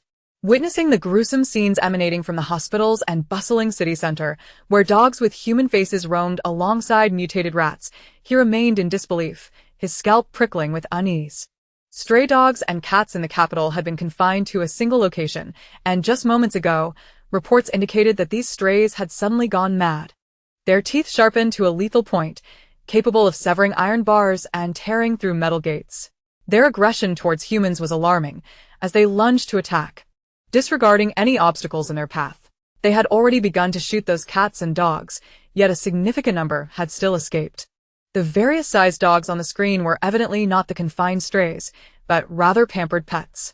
The Deputy General was profoundly shaken by the scene. Old Lu, you were right once again. Given the current situation, mere armed police are insufficient. We must deploy the military. Lu Hongbing replied coldly, issue the order. Additionally, notify the entrance to the underground city to bolster security. No plants or animals are to approach. Those who defy this command shall be dealt with ruthlessly. Understood. The Deputy General immediately relayed the orders, then inquired of Lu Hongbing. Your prior opposition to allowing those individuals to bring pets into the underground city, did you anticipate such an event? How did you know in advance? Lu Hongbing turned toward him. Was it really so difficult to deduce? Previously, several pet shops reported incidents of dog mutations, and to this day, we have yet to uncover the cause behind these transformations. Who can guarantee that their pets will not mutate? If one were to die from a bite, that would be unfortunate. But we cannot allow an entire underground city to be endangered. We must prevent this from occurring. The Deputy General responded. Yet I remain curious. What led you to predict that today's events would unfold as they have? Lu Hongbing lit a cigarette, narrowing his eyes, revealing a smile that made the Deputy General grit his teeth. This is simply the power of deduction. It is unavoidable. The Deputy General retorted. Ask one more question, and you'll find yourself in trouble. Lu Hongbing did not appear as relaxed as he seemed. For several days, a professional team had been scouring the city for anomalies, exterminating any mutated creatures, whether they be pets or rare plants, that they discovered. Prior to the earthquake, mutated organisms were few and far between. What could have caused such a widespread mutation among flora and fauna in a single day? In a provincial capital in South China, Yi Buxin and his teammate Wei Qi sought refuge in a shelter, escaping the ravages of the earthquake and typhoon outside. Behind them loomed a sea of anxious citizens seeking safety. Their entrance was purely by necessity, as the person they sought was hiding within, their identity both delicate and cunning, compelling them to remain undetected. Disguised in casual attire, their true identities remained concealed. The atmosphere grew tense with the sounds of crying children and the exasperated complaints of men, escalating the unease within the shelter. Wei Qi wished to quiet the ruckus, but chose to endure for the sake of their mission. Yet, some could not contain themselves. The external chaos from the earthquake and powerful typhoon heightened their anxiety, and the bickering only exacerbated the tension. A young man stood up, attempting to silence the commotion. But instead of calming the situation, a group of men responded with aggression, ready to brawl. Women nearby tried to intervene, only to be met with violence. The men continued their uproar, pointing at the young man and shouting, "Who do you think you are, trying to lecture me? It's the end of the world. Anyone who defies me will pay. The young man let out a cold laugh, beckoning the instigators. So audacious, are you? Come here. I have plenty of pent-up frustration to unleash. Let us have a friendly bout. Whoever cries first is the loser. Do you dare? As he spoke, a group of 10 youths rose beside him, brandishing clubs, nonkakus, and daggers, smiling at the aggressors. You wish to take us down? Come. We're eager to see how you plan to do it. Chapter 32. The Shelter. This shelter, located in the city center, spans 330,000 square meters and can accommodate 70,000 individuals. However, the actual number of occupants far exceeded this estimate, nearing 120,000. Originally a subterranean shopping mall, it boasted supermarkets, KTV lounges, mahjong parlors, gyms, and emergency restrooms. In the event of a disaster, its electricity and water supply could sustain operations for 4 hours. The troublemakers among the group found solace in the mahjong parlor, accustomed to frequenting it, believing they could indulge in their pastime while hiding. However, the venue was overflowing with people. Unable to play mahjong and agitated by the wailing children, their already short tempers flared, leading them to bully the vulnerable. They never expected to encounter a fearless group of youths ready to confront them. If the crowd had been smaller, they might have tolerated the situation, but with so many eyes upon them, retreating would tarnish their masculine pride. They grabbed chairs and rushed towards their opponents, trampling over the elderly and children, even stepping on the hands and legs of women. Their actions ignited chaos. Screams, cries, and trampling unfolded simultaneously, plunging the entire shelter into pandemonium. Security personnel had vanished. In an apocalypse, who would risk their lives to intervene? The police, tasked with maintaining order, could only issue verbal warnings from a distance. But their words fell on deaf ears. Wei Qi and Yi Buxin lay low among the crowd, witnessing the turmoil.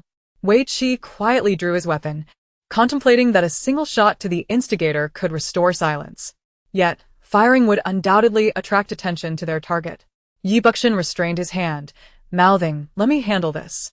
He focused on the troublemakers, swiftly driving 2 golden needles into their temples. The 2 most belligerent figures froze mid-action, and before the astonished crowd, they slowly collapsed. Ah, they're dead. Someone assassinated them. Be careful. Good riddance. They were a menace. Exactly, it's about time. With 2 of their own felled, the remaining instigators stood paralyzed, glancing around fearfully, their legs trembling uncontrollably. The group of youths seized the opportunity, crouching down to blend into the crowd. Wei Qi watched as the crowd finally settled, a smirk crossing his face. Some individuals, accustomed to bullying the weak and fearing the strong, found themselves utterly defenseless when faced with true adversaries. They felt no remorse for the killings. Some cancers must be eradicated during such extraordinary times. Wei Qi whispered, "Have you located the target?" Yi Buxin shook his head slightly. Lowering his voice, "My psychic range only extends to 1,000 meters. Beyond that, it is ineffective." Within a kilometer, he was nowhere to be found, so we proceeded onward. Just as they were jostling their way into the crowd, a sudden cacophony of barking erupted from afar, a sound as if born from a rabid beast. Woof woof woof. Ah, the dog has bitten someone. Some pets, particularly cats, suddenly bristled with fury, launching themselves at their owners, sinking their teeth into necks, their claws transforming into lethal weapons, tearing flesh with abandon. Chaos ensued once more, this time far more terrifying than before. The pets, both dogs and cats, attacked indiscriminately, going straight for the necks of the people around them. While some small dogs could be struck down, the larger breeds instilled a primal fear, compelling one to flee as if they had sprouted 4 legs. Yi Xian and Wei Qi halted, their attention drawn to the scene where dozens were being toppled and savaged by pets, prompting them to abandon their search for the individual and rush toward the chaos. Yi Xian shouted to Wei Qi, "Aim for their hearts." Understood. Yi Xian recalled the words of Ye Ling before his departure. She had warned him, "Brother, remember, after an earthquake, steer clear of all living beings, for they may mutate. Once mutated, they require copious amounts of nourishment, with humans being their primary target. If you must confront them, always aim for their hearts. Only a direct hit to the heart can slay them." He had inquired then, "What about the head?" Ye Ling had replied, "That won't suffice. As long as their heart remains intact, they can continue to attack humans, even without a head or limbs. And what they lose will regenerate through feeding. After firing, they hoped to discover the mutated hearts. The hearts of these bizarre creatures resembled crystalline cores. A boon for those with supernatural abilities, enhancing their strength upon absorption. Ye Xian mused, if we strike their hearts, do you think those crystalline cores could remain intact? Ye Ling replied, indeed. This delineates the difference between bizarre and mutated beings. The crystal core of a mutated creature lies within its head, while that of a bizarre species is situated in its heart. Once the heart is shattered or struck by a bullet, it will mutate into cores of various colors. Bang bang bang. Wei Ji and Ye Xian unleashed a barrage of gunfire at the hearts of the pets, their aim impeccable, each shot finding its mark. As the pets they felled collapsed in defiance. In contrast, the mutated pets howled at Ye Xian and his companion before turning to flee. No matter how swift Ye Xian and Wei Ji were, they could not shoot down dozens of cats and dogs simultaneously, even with Ye Xian's golden needles. More than 10 managed to escape. The crowd, witnessing their gunfire, surprisingly lost their fear and hesitated to flee. Only the military would stand firm in times of peril. Moreover, firearms were prohibited domestically. The audacity of these two to draw weapons amidst so many indicated they were not villains.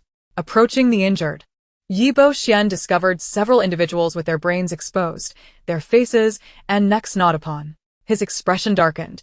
The emergence of bizarre species had arrived sooner than Ye Ling had predicted. He then approached the corpse of a slain dog, extracting his dagger to pry open its heart.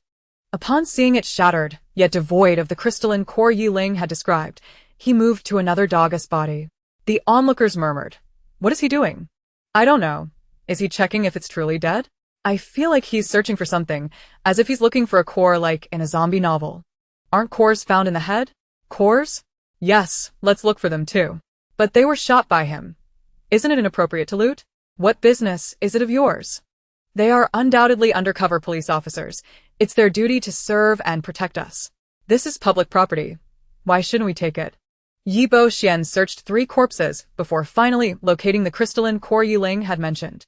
Just as he grasped it, a girl rushed over, attempting to snatch it from him. "I want this." Ye Xian responded. The girl, seeing his refusal, glared at him. "Aren't you ashamed? A big man being so petty? I only want this. There are so many corpses left for you to search." Ye Xian and Wei Ji had disguised themselves, rendering their handsome features rather ordinary, to the point of being overlooked. Thus, the girl treated him without courtesy. Ye Xian tightened his grip on the small crystalline core, revealing a dazzling smile as he slowly drew a gun, pressing it to her forehead. "Dare to rob from me? You shall be the first. Here's a bullet for you. No need to thank me." His smile and the gun struck terror into the hearts of the girl and the crowd that sought to intervene. Chapter 33. I do not acknowledge my weakness. Ye Xian's actions reminded the crowd of the two who had recently stirred trouble, now quietly assassinated. Witnessing him smiling with a gun to the girl's brow, it seemed as though he regarded life and law as trifles, leading them to wonder if he was the very one who had killed the two. Realizing this, the crowd instinctively recoiled, wishing to distance themselves from this madman. Who is the fool that labeled them as undercover police? Do undercover officers normally brandish guns at civilians? Had they not considered the possibility that they were the real villains? The girl, catching the contempt in Ye Xian's eyes, felt her legs weaken, nearly collapsing. "I'm sorry, I was wrong. I don't want it anymore." "Then hurry and scram." Ye Xian had no intention of killing. He was not a maniac who would kill indiscriminately. However, against shameless individuals, one must employ fearsome tactics to instill dread, lest they run amok. Wei Ji stepped forward and whispered, "We may have revealed ourselves. Should we leave?" Ye Xian surveyed the untouched corpses. "Let us first extract the hearts and see if we can find more of these. Afterward, we'll depart." Ye Ling mentioned these are valuable. I have no reason to pass them up. 10 hours into the apocalypse, global temperatures were plummeting swiftly, with some regions dropping from 20 degrees to below freezing. Coastal areas faced typhoons exceeding level 19, while storms in the Central Plains had surpassed level 10. Many who had miraculously survived the earthquake met their end under the onslaught of the typhoon. Even more despairing was the presence of predatory animals and plants. One moment they were adorable, begging their owners for affection. The next, they transformed into vicious beasts, lunging at their owners' necks. The former green belts, once a source of beauty, now demanded lives. At this moment, they truly grasped the horror of the apocalypse. As Ye Ling and others arrived at the tertiary hospital, they witnessed armed police engaged in battle with bizarre creatures, immediately joining the fray. Ye Ling lagged behind, sheltering from the typhoon behind a rock formation. She silently implored, "Blackfish, can you complete the experiment all at once? I'm counting on you." Her gaze fell upon a branch dragging a girl toward a tree's roots, and she hastily directed her consciousness for Blackfish to absorb the dark energy from that tree. This was her first attempt at actively directing Blackfish to absorb a specific entity, and to her surprise, it succeeded. The dark energy from the tree was forcibly drawn toward her, burrowing into her brow.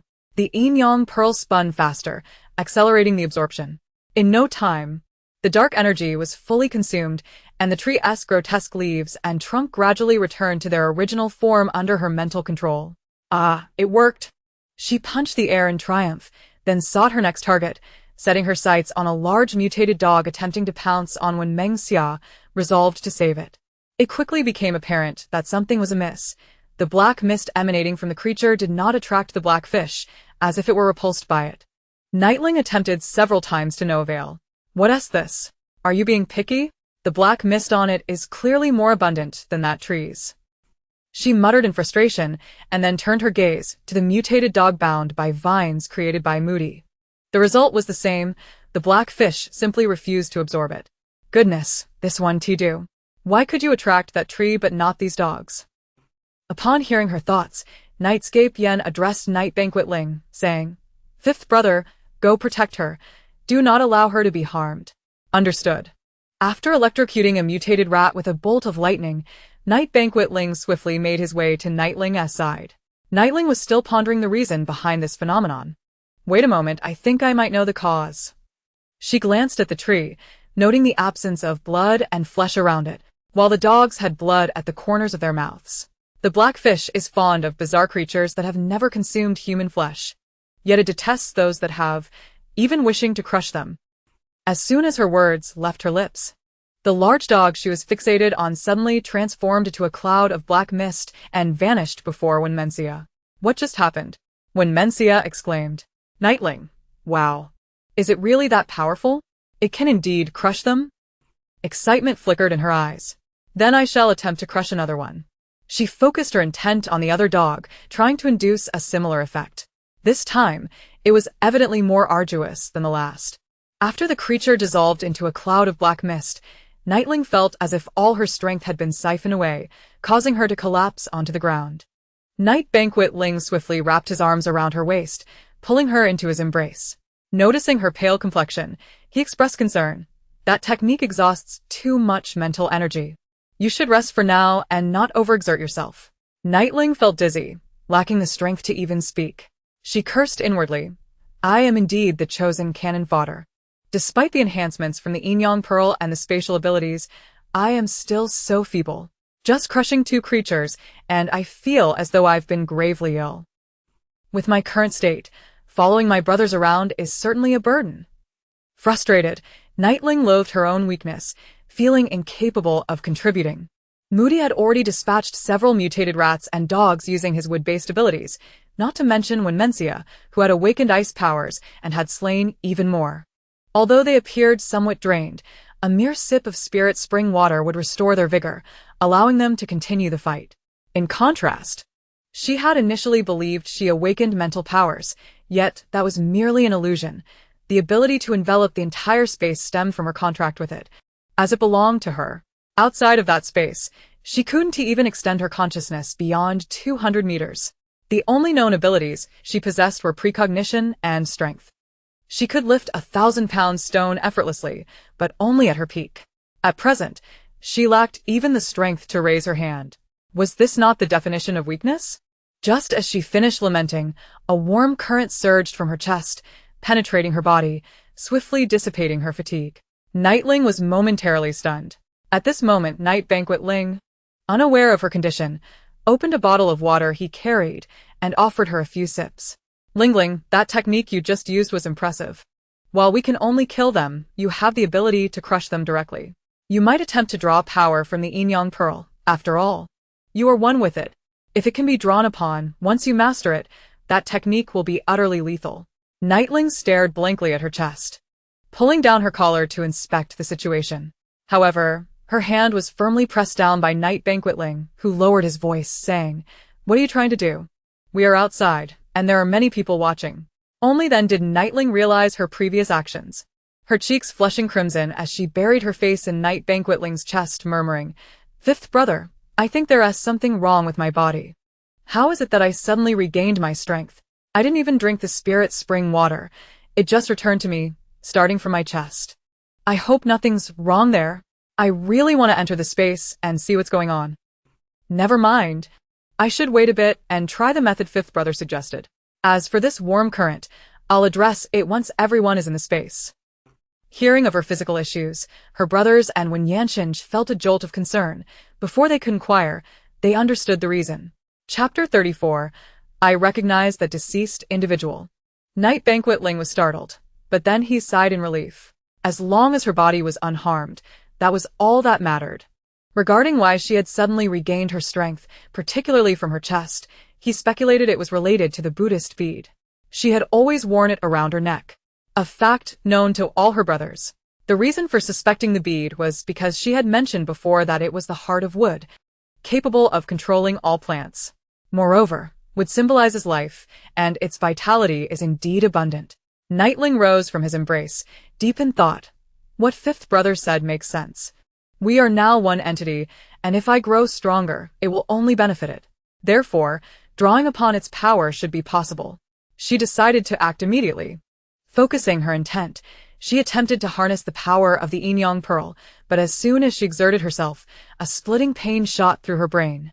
As she gritted her teeth, enduring the intense agony, a warm current surged from her chest once more, converging towards her brain, alleviating the torment almost instantly. Nightling found this power to be extraordinary, far more effective than any elixir. She ceased her wild thoughts and concentrated on mobilizing the power of the Yin Pearl. The pearl spun much faster than before, absorbing the external black mist while simultaneously transmitting its chaotic energy throughout Nightling's body, albeit slowly. However, the results were astonishing. She could distinctly feel herself brimming with strength, as if she could tear apart those bizarre creatures with her bare hands. She spotted a vicious dog lunging at her elder brother and, with a slight narrowing of her eyes, conjured an invisible longsword that appeared behind the dog, piercing its heart with a decisive strike. Boom. The dog instantly transformed into a cloud of black mist, vanishing behind Nightscape Yen, leaving behind a black crystal core. Nightscape Yen swiftly grasped the core and then turned to Nightling, giving her a thumbs up before pivoting and firing a shot at an approaching mutated rat. His marksmanship had always been precise, and now, with the awakening of dual mental and ice powers, one could aptly describe him as a sharpshooter. Third brother Knight Jin Yen, a surgeon, had awakened healing and metal powers. The surgical knife in his hand seemed to be imbued with life, taking the lives of numerous bizarre creatures in its wake. He glanced at Nightling, finding her unharmed, and also gave her an approving thumbs up. The others turned their attention to Nightling as well, offering encouragement through gestures or glances, which deeply moved her. Having grown up under a repressive educational environment with little affirmation from family, it was a profound experience for her to receive such validation after crossing into the story. This warmth soothed her anxious emotions. Encouraged, Nightling wielded the longsword conjured by her intent with renewed vigor, wreaking havoc upon their foes. With their combined efforts, the bizarre creatures in the vicinity were swiftly eradicated. Rather than seeking another location to continue the battle, Nightling and her companions sat silently on the steps outside the hospital, gazing at the remnants of limbs and severed arms scattered across the ground. When Mencia wiped away her tears and leaned against Moody's shoulder, pouting as she said, "I despise the apocalypse." Moody, her eyes reddened, gently replied with a soft extending her hand to grasp the arm of Ye Ling, who rested on her other side, and continued, "If it weren't for Ling Ling, perhaps I would have perished today." She gestured toward the nearby young man, whose face was marred, bearing only half of his visage. "I know him," she stated. "What? You know him?" Both Wen Mencia and Ye Ling exclaimed in unison, their gazes shifting toward the lifeless body. The half-destroyed face was unrecognizable. Had they encountered such a sight before, they would have been haunted by nightmares for a month. Yet now, they felt no trepidation. For they had witnessed horrors far graver than this. Moody stifled a soft sob and forced a smile, saying, "He was a makeup artist who once did my makeup. His skills were exceptional. Many in the industry sought him out. Some film crews would hire him for character styling. He was quite young, only 27. He must have come here to visit his sister. While we were chatting during a makeup session, he mentioned that most of his earnings went toward her treatment. His sister has stomach cancer and doesn't have much time left, but he never gave up. He used his earnings to provide her with the best medication." Ye Ling gazed toward the hospital entrance and remarked, "Stomach and esophageal cancer patients are on the 16th and 17th floors. If the bizarre entities haven't attacked above, then his sister should still be alive. But not for long." Moody looked at the makeup artist's corpse, saying, "I heard someone say that his sister is nearly gone. What I want to convey is that if it weren't for knowing Ling Ling, according to my previous work schedule, I would have been filming an advertisement in City S at this very moment. I was set to attend a commercial event tomorrow afternoon and head to the film city tomorrow night. Both of those places have vanished today." Ye Ling leaned against her. Her tone heavy. "I, too, owe my existence to a dream. If gratitude is to be expressed, it should be directed toward yourself. It is your choice to believe in me that has led us to this moment. A sigh for a group of pitiful pawns. The apocalypse is merely the beginning. What awaits us next is an unfathomable narrative. Based on the plot, we shouldn't be alive, so considering the recent frequency of bizarre occurrences, I can ascertain that the author is attempting to erase us. By the way, how has the female lead been lately? No one has mentioned her to me. In the story, anyone who gets close to the male and female leads meets misfortune. Remaining in the same city is also inadvisable. I must find time to inquire about where my brothers are, to see if I can find an opportunity to eliminate them. After all, with the apocalypse upon us, murder is no longer a crime." Wen Yanchen and Ye Ling looked at Ye Ling, who slightly shook his head, indicating that matters were not as simple as Ye Ling presumed. Xin Xing had profound connections with the Wei family and had been residing in the underground city. Under the management system of the underground city, they found it difficult to take action. When Mencia tightened her grip on Moody's arm, noting, "It's getting colder. At this rate, we will likely see sub-zero temperatures by tomorrow." Ye Ling's phone rang. He glanced at the caller ID and promptly hung up. Ye Tinfei observed his actions and inquired, "Was that from a hospital?" "Yes, they want me to assist at a tertiary hospital." Ye Ling looked at him, asking, "Will you go?" He countered her question, "Do you think I should?"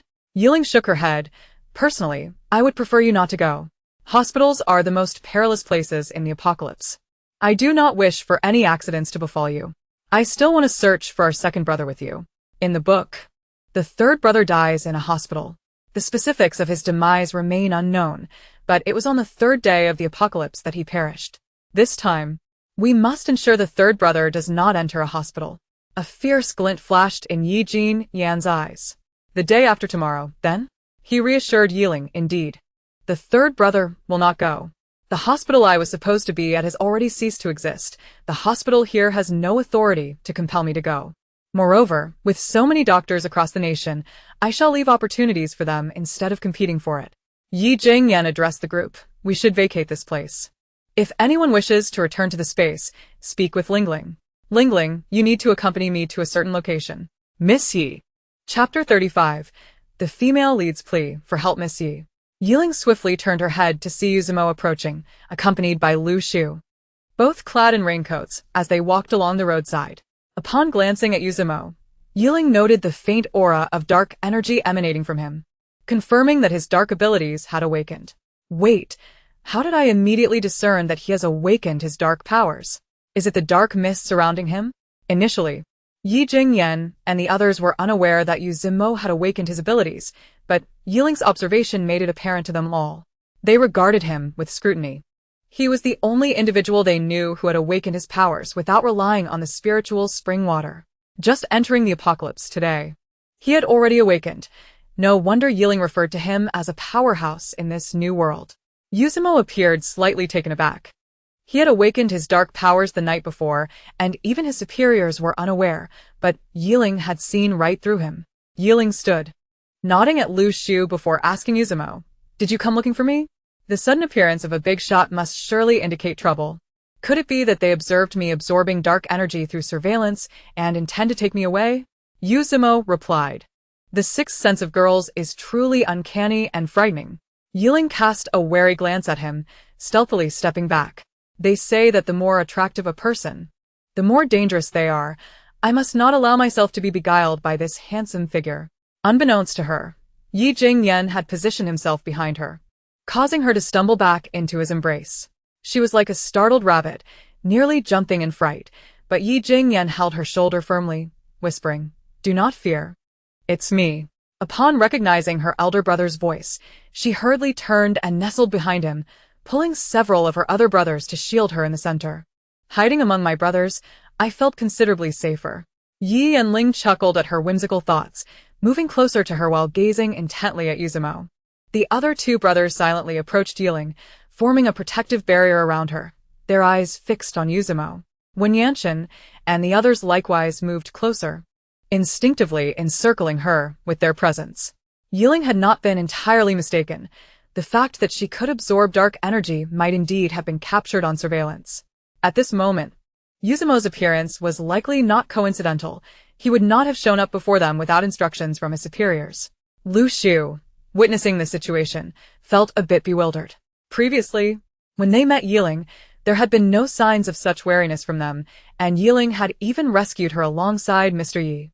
She glanced at Ye Ling, noticing her vigilance toward the captain, and bit her lip, quietly asking Izumo, "Captain, did you do something to offend Miss Yi?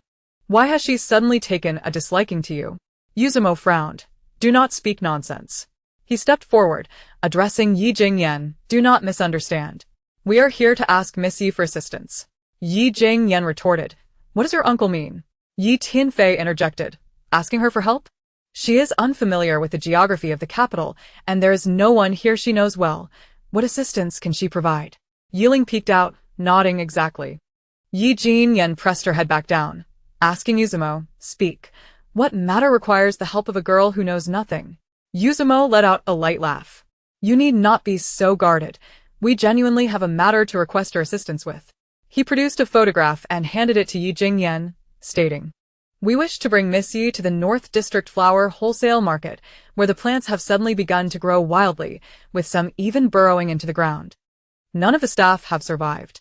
When our people went to investigate, they discovered that the innermost part of the flower market was emanating dark mist, which, when inhaled, causes symptoms such as sluggishness and dizziness. The reason for seeking Miss Yi was that the commander instructed us to find you, suggesting you might possess knowledge of the matter at hand. After all, the flora in that region is of paramount importance and must not be harmed." "Ye Ling, I do not know what the black mist is." At such a critical juncture, who has time to concern themselves with the floral market? The entire nation is engulfed in despair, and yet they are preoccupied with this triviality. Truly, it is a perplexing distraction. Yi Jingyan quietly explained to her, "The Northern District Floral Market is one of our country's most significant flower markets, home to numerous precious and rare plants. The flowers featured at national banquets invariably originate from the Northern District." Ye Ling promptly whispered, "Are you implying I should consider storing those in my space?" Yi Jingyan shook his head. "No, there are underground cultivation sites. Since your uncle has sent you, let us proceed together to take a look and practice our skills on the bizarre species. Once we have mastered our abilities, we can set off to find your second brother." Ye Ling nodded slightly. "All right, I shall follow your arrangements, elder brother." Yi Jingyan inquired with the others. And when Yanshin remarked, "You are intending to take her to a certain location, so it is fortuitous that the two of you can accompany them. We need to return to the space for some recuperation, and it would be an opportune moment to discuss the issues we encountered during the recent battle." Yi Jingyan nodded. "Then let us return to the vehicle first, and then we shall enter the space." On the way to the Northern District Floral Market, an unfamiliar call came through to Ye Ling's mobile phone. Noting it was a number from the capital, she opted to answer. However, before she could utter a word, an anxious voice came through. "Ye Ling, it is me, Lin Lan." Ye Ling raised an eyebrow. "Why is Lin Lan calling me?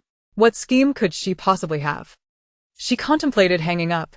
She dared not entangle herself with a female protagonist, as remaining distant afforded her a chance at survival, getting closer could lead to unforeseen calamities. Do not hang up. Ye Ling, I am aware of your abilities, and I implore you to rescue me. If you do, I can divulge secrets regarding the apocalypse.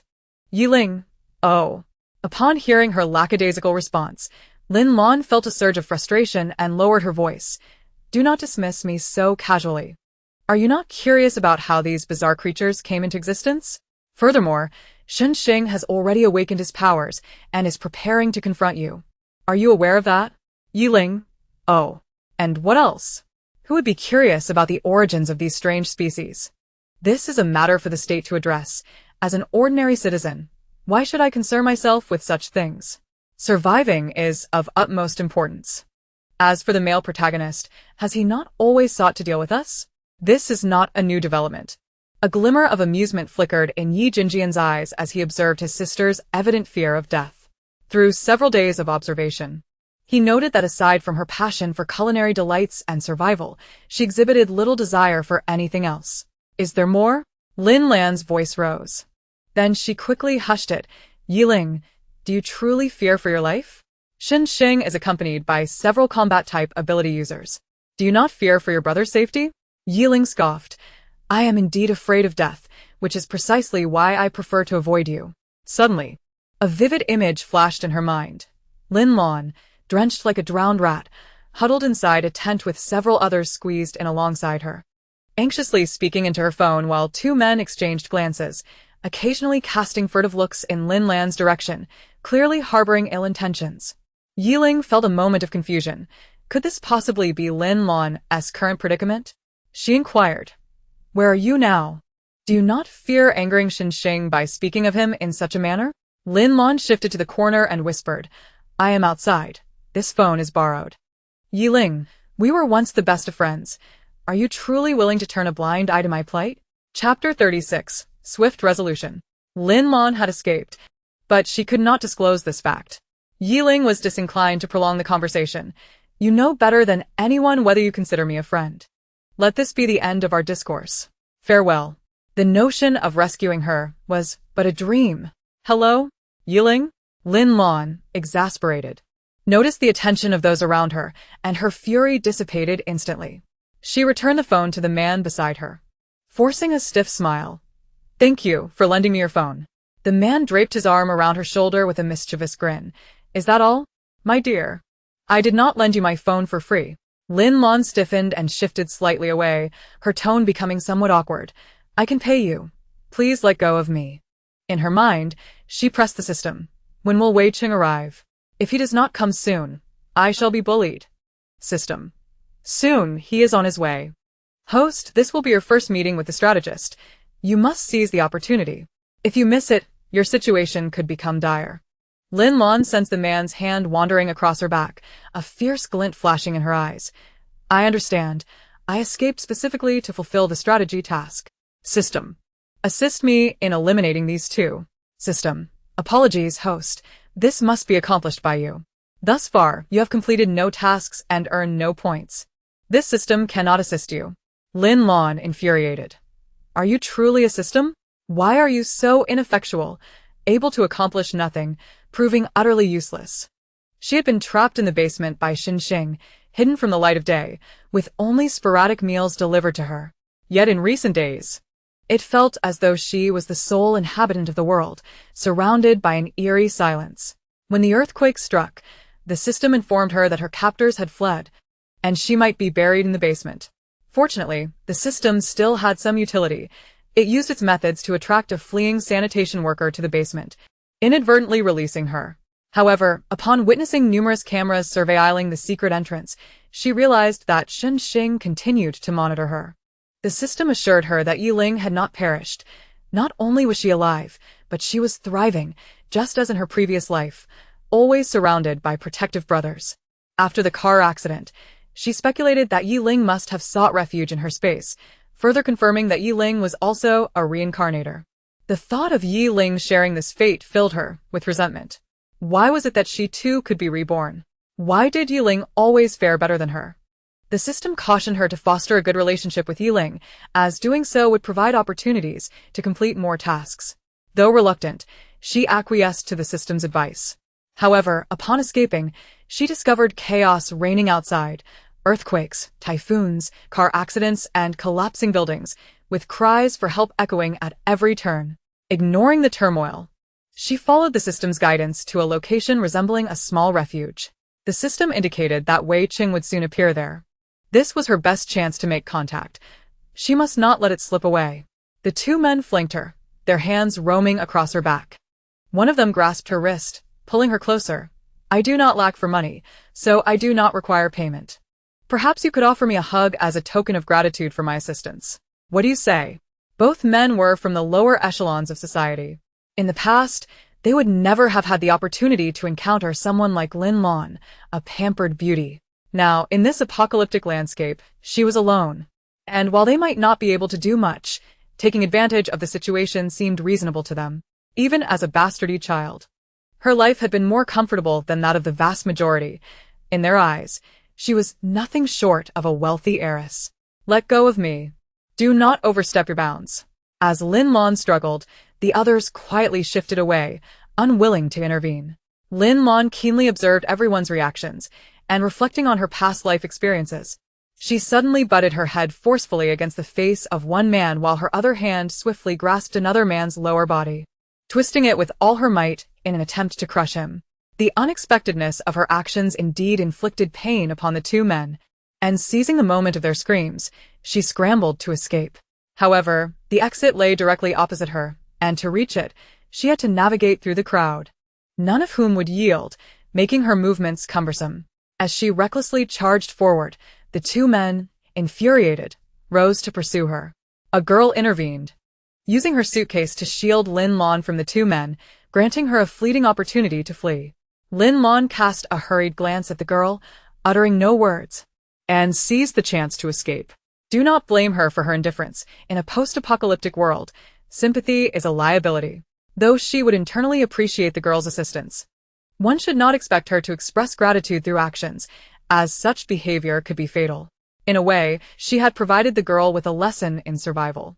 After Lin Lan made her escape, misfortune befell the girl, as the two men vented their frustration on her, dragging her into a corner. Not long after Ye Ling finished a phone call, the vehicle came to a sudden halt. Screech. Had it not been for the seatbelt, Ye Ling would have been thrown from her seat. Before them appeared three enormous hyenas, their menacing gazes fixated on the occupants of the car. The vehicle driven by Yuzumo also came to a screeching stop just as Yi Jinjian's phone rang. It was Yuzumo calling. "We are surrounded. These hyenas have escaped from the zoo, and we have just received confirmation that they have killed 31 individuals, each of whom they devoured." Ye Ling retrieved a submachine gun from her spatial storage and handed it to her elder brother, whispering as she observed the hyenas ahead, "They are feeding, and we have become their targets."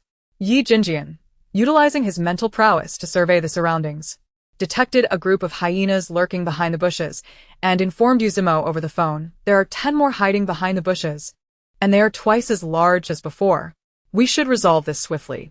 After hanging up, he turned to Ye Ling, saying, "Ling Ling, use your skills to distract those lurking." Ye Ling also drew out a submachine gun, nodding at Yi Jinjian. "Rest assured, brother. I will complete the task you assigned to me." How exhilarating! I should be clad in a sleek black leather outfit, with long hair flowing and oversized sunglasses perched upon my face, transforming into a quintessential femme fatale. Yi Jinjian. At this moment, her imagination knows no bounds. Her mindset is commendable, truly a member of the Yi family. Simultaneously, Yi Jinjian and Yuzumo opened their car doors to shoot at the hyenas. But the creatures were quicker. The moment the doors swung open, the pack lunged at them. Bang. Bang. Lu Shu and Ye Ling also simultaneously leaned out from the passenger seat, aiming their guns at the hyenas concealed behind the bushes. Everyone present had awakened their abilities, and through practical experience, they discovered that their powers amplified the effectiveness of their handguns several-fold. Lu Shu awakened her ice-based power. The bullets she fired were imbued with icy elements, freezing the hyenas upon impact, which then shattered into numerous ice fragments. The display left Ye Ling wide-eyed in awe. "Wow. Sister, how impressive. I must tell Sister when to try this method next time." Out of the corner of her eye, she noticed Yuzumo, whose figure moved like a specter, elusive and indistinct. Each shot he fired resulted in a hyena collapsing. Ye Ling remarked, "Indeed. The prowess of the formidable is not to be underestimated. How many would he easily overpower?" After striking 2 hyenas in the heart with her submachine gun, she glanced toward Ye Jinjian.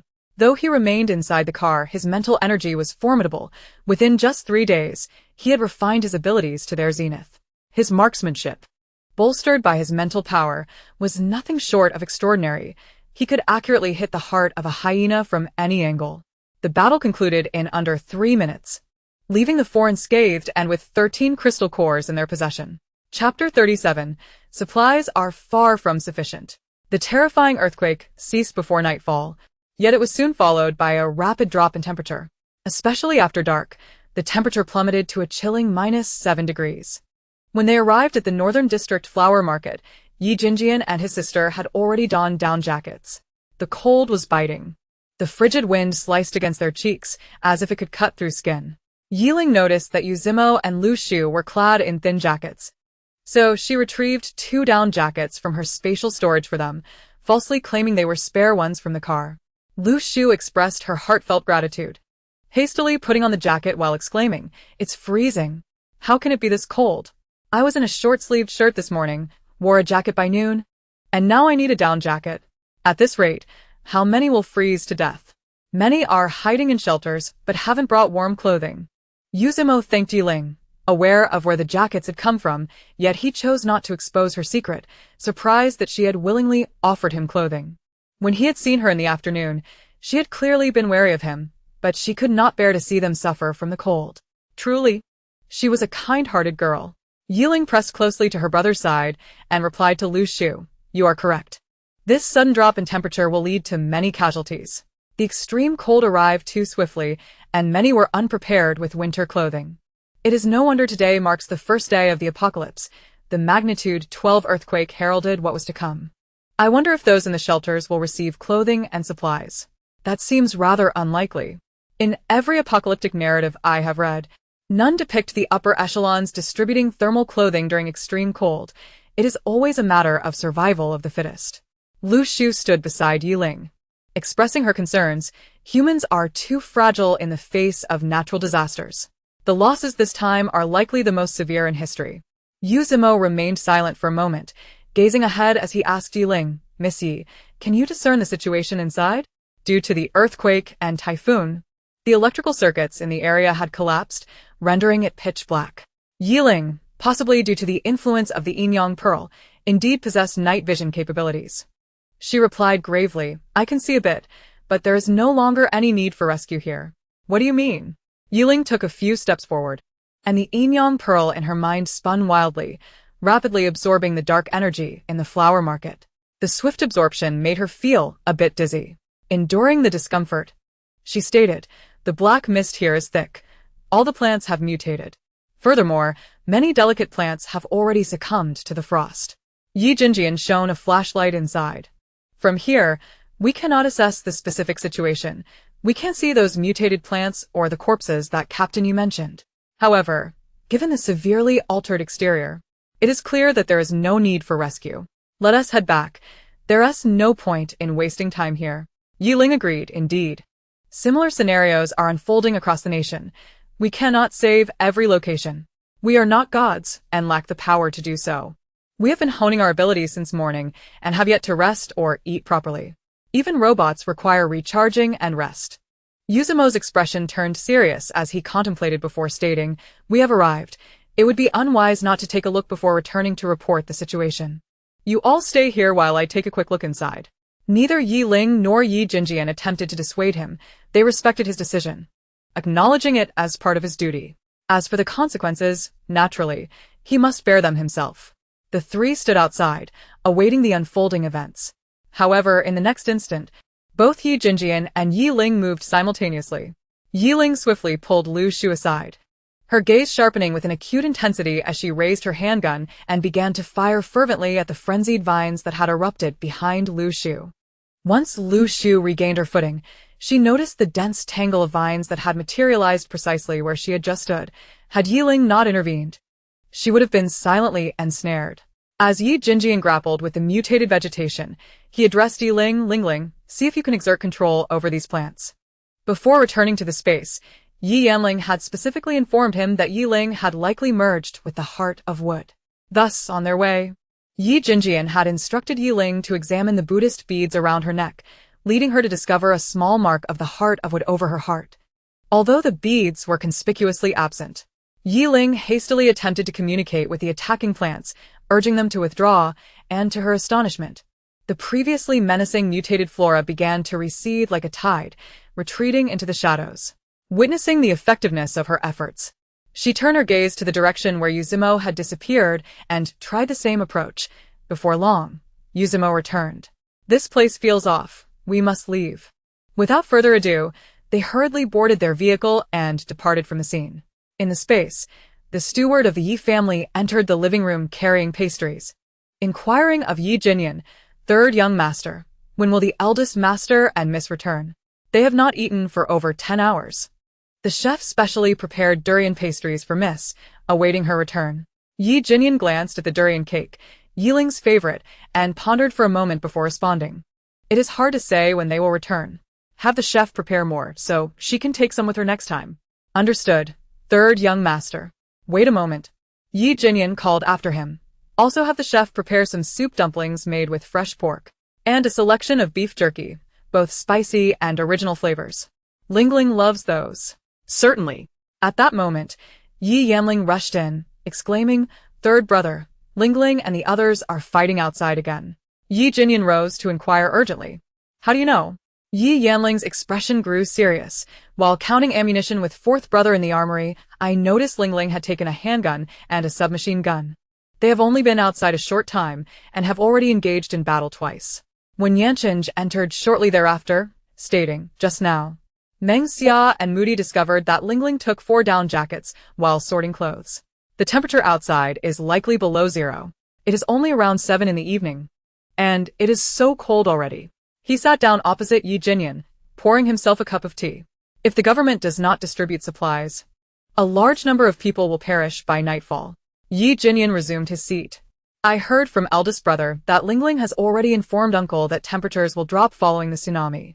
It is uncertain whether they have made preparations at the grassroots level. However, knowing uncle, he will certainly strive to secure resources. Ye Yanling, sitting beside them, asked, "What do you think? Are the supplies in the stores still available?" When Yancheng replied, "Even if they are, they won't be accessible to us. I received a message this afternoon indicating that the military has taken control of all major department stores. To procure items for free, one must venture to other cities. However, given the current situation, by the time we reach other cities, there may not be much left." Ye Jinyan frowned slightly. "The supplies we have prepared ourselves could last us 15 to 20 years, if used sparingly. Yet if we increase our numbers, it will significantly diminish our reserves. This does not account for the need to assist those at the grassroots level. To aid the ordinary citizens, we must gather more supplies." When Yancheng produced a tablet, reviewing their inventory list, had the government not later mandated restrictions on private bulk purchases, we might have been able to stockpile an additional 20 years' worth of supplies before the apocalypse. Ye Jinyan poured himself a cup of tea, a slight smile playing at his lips. "We have fared relatively well. At least we managed to gather a considerable amount, and even dispatched people to continue collecting elsewhere. Although the amounts collected from each location are minimal, they accumulate to a significant total. I heard that Xinxing's group was severely limited after their initial stockpile, unable to leverage connections. Given his selfish nature, he must have taken note of us long ago. When Yancheng, be cautious if you encounter him. Your family has embarrassed him, and he will likely hold a grudge." When Yancheng nodded in agreement, remaining silent. If they did not separate from the Yi brothers, they would have less to worry about. However, they had other matters to attend to, and inevitably, they would have to part ways. Should they encounter Xinxing, under his malevolent aura, they might indeed suffer significant losses. Ye Yanling remarked, "We need not return to the underground city. I have no desire to deal with those hypocritical individuals. We are also unaware of how much our people have gathered elsewhere. It would be prudent to leave the capital promptly and store the collected materials in the space for future trade opportunities with others. Sugar and salt are woefully insufficient. We should aim to acquire at least 100 tons. We could not purchase excessively before, but we should be able to do so now.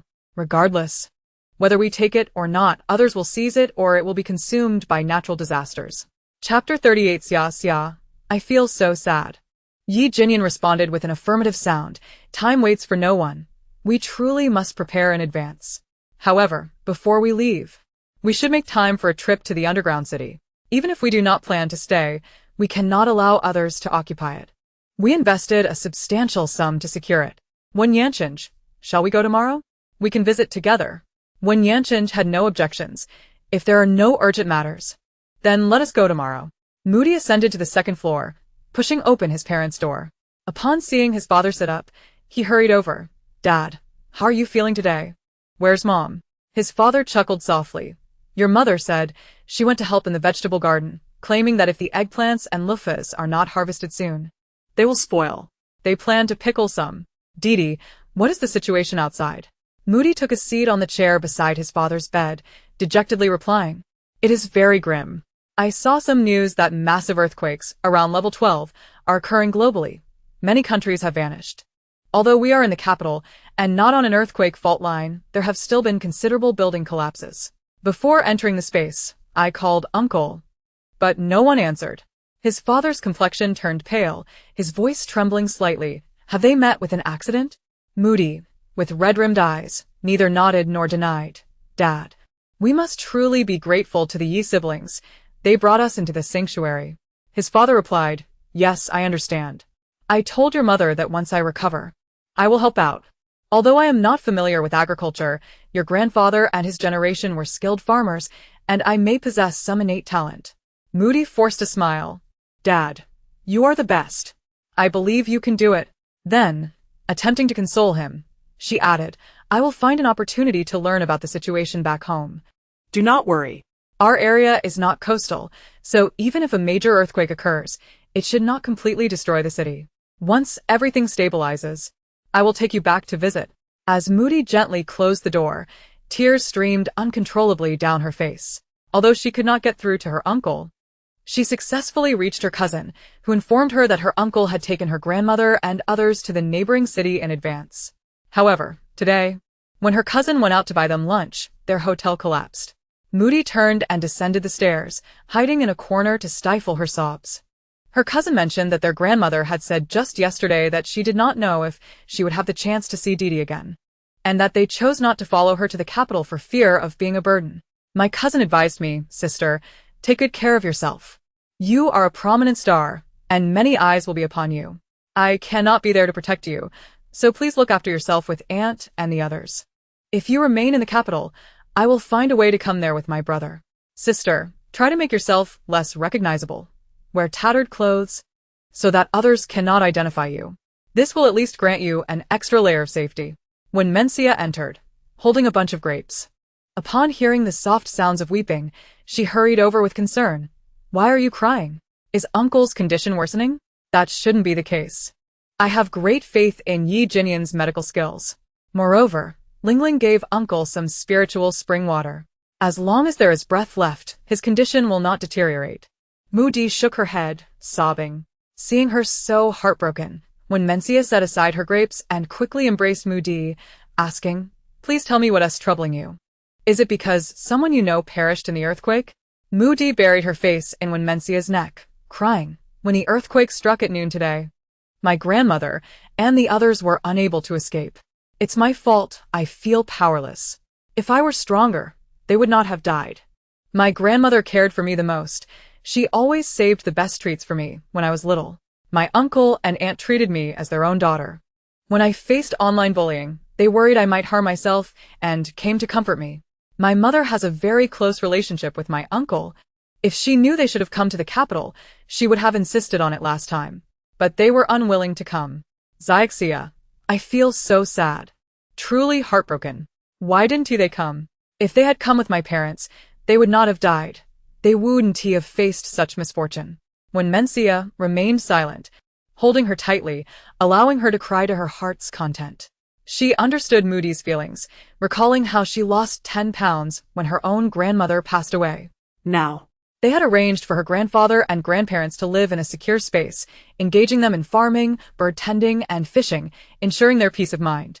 She empathized with Moody's regret. If only she had thought to bring her grandmother into that safe space.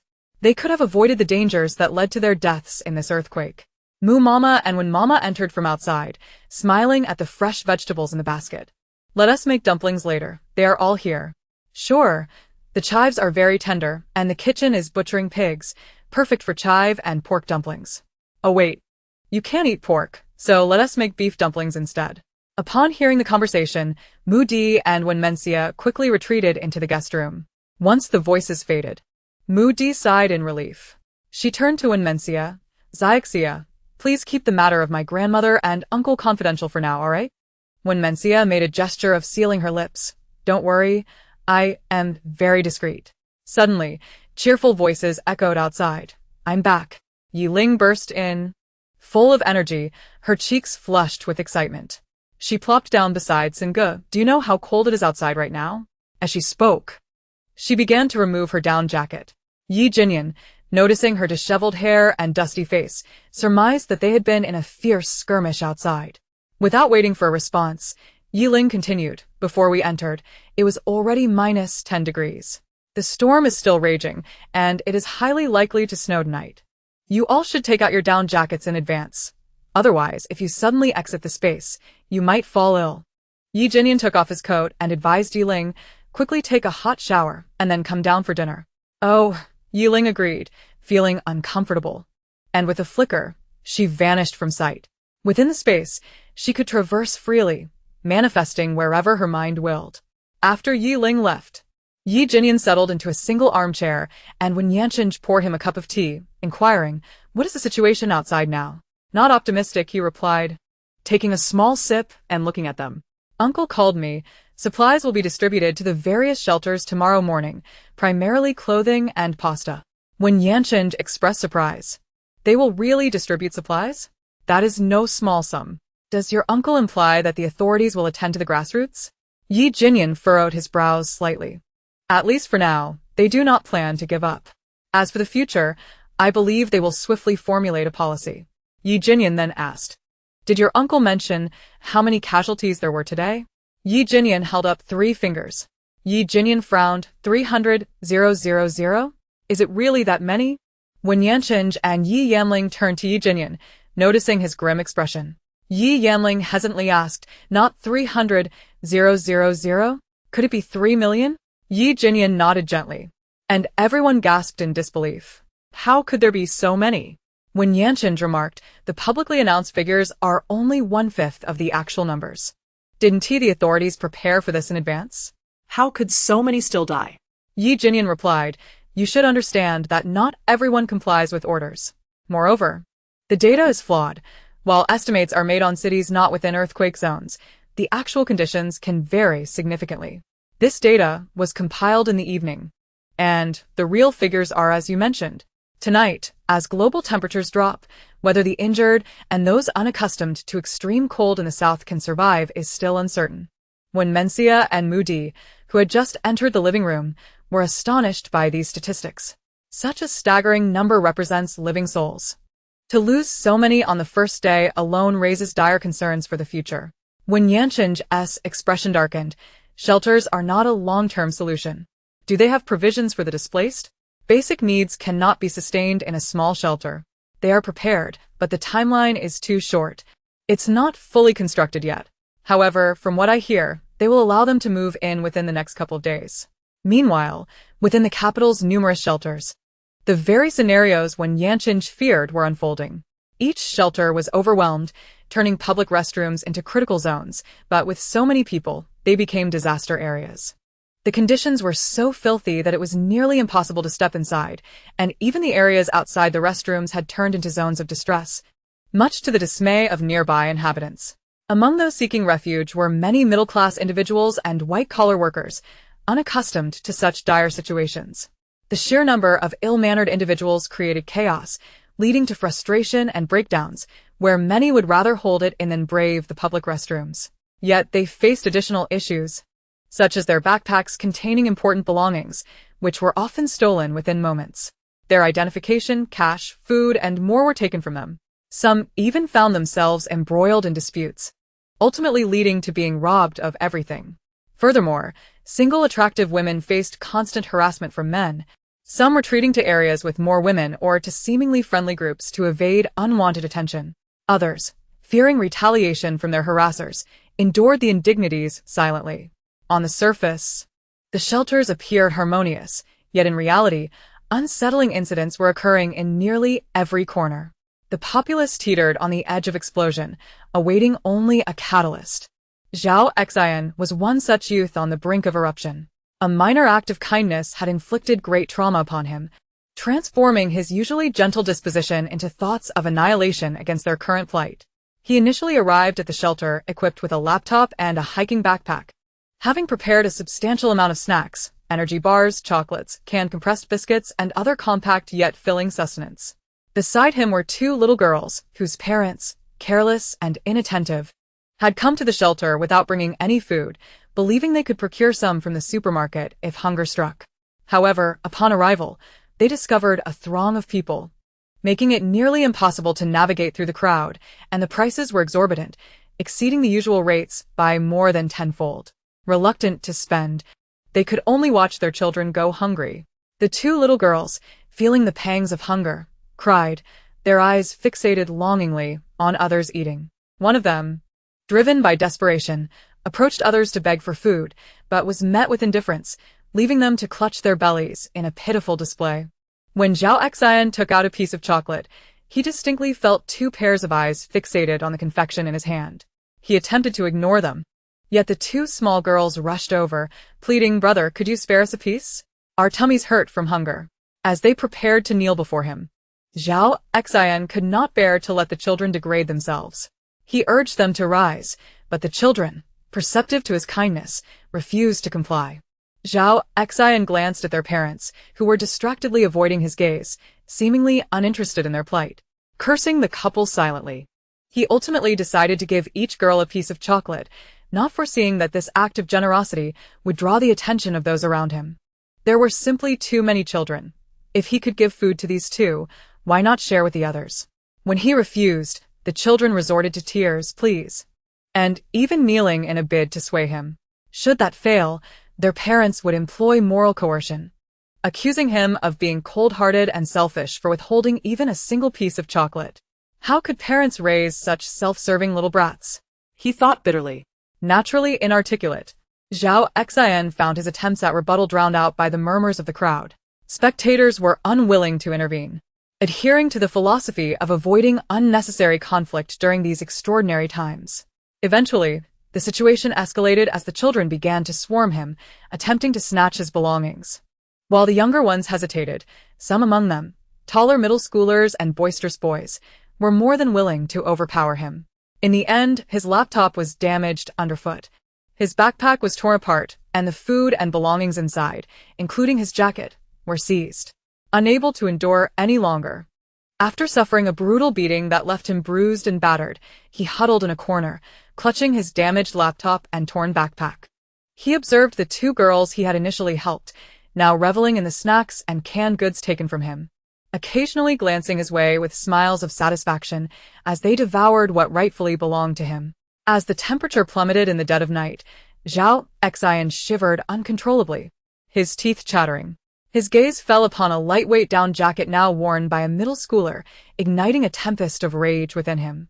Do they really think they can bully someone honest?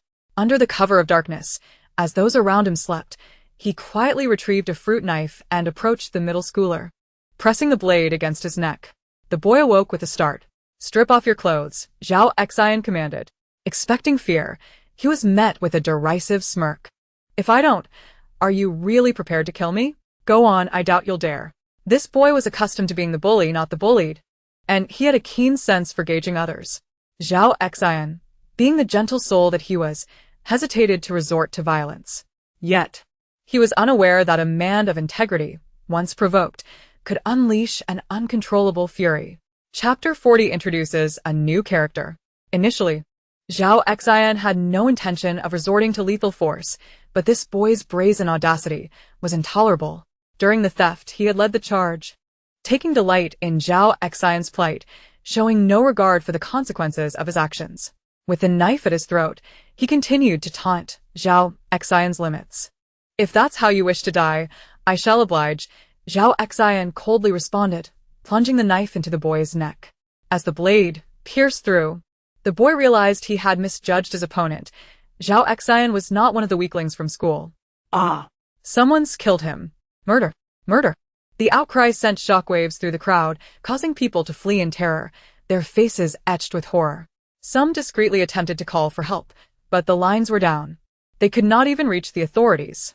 Zhao Xian calmly stripped off his blood-stained clothing, indifferent to the mess as he donned the garments discarded by the boy.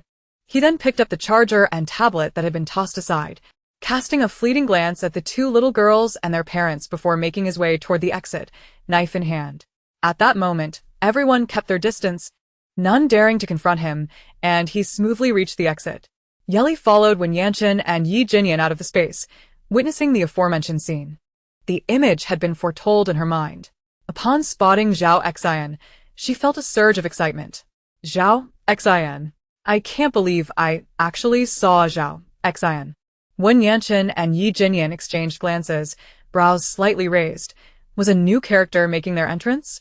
Ye Ling recalled what she knew of Zhao Xian, recognizing him as a remarkable individual despite his infrequent appearances. He is neither the heroine's devoted admirer, nor a mere cannon fodder, nor an insignificant passerby, but rather the leader of a small base. Before the apocalypse erupted, he had graduated from a prestigious university and was recruited by a foreign enterprise with a lucrative salary. Logically, with so many societal elites, it seemed improbable for him to ascend to the role of base leader. Yet, others lacked his extraordinary luck. His fortune was so remarkable that even the male lead envied him. On his journey to the Central Plains, he had effortlessly saved individuals who were either influential figures or possessed formidable abilities. When Yanchen and Yi Jinyan exchanged knowing looks, acknowledging his remarkable luck, as he thrived even under the watchful eyes of the protagonists, Ye Ling's bright, sparkling eyes caught Wen Yanchen's attention, leading him to ponder that since her arrival in this world, she had yet to truly integrate into it. She seemed to view this realm as merely a narrative, becoming exhilarated upon encountering familiar characters. When faced with those destined for tragic fates, she expressed indignation, striving to alter their destinies through unreserved efforts. It had been years since they had encountered a girl with such an innocent heart. This purity of spirit was something they felt compelled to protect. Unaware of Wen Yanchen's thoughts, Ye Ling turned to her brother, saying, "Brother, can we go to a different place first before heading to the villa?" Zhao Xinggong had committed murder and found himself in a precarious situation. If he were to be brought out at this moment, provided with clothing and sustenance, perhaps a bond of goodwill could be forged, potentially leading to unforeseen benefits in the future.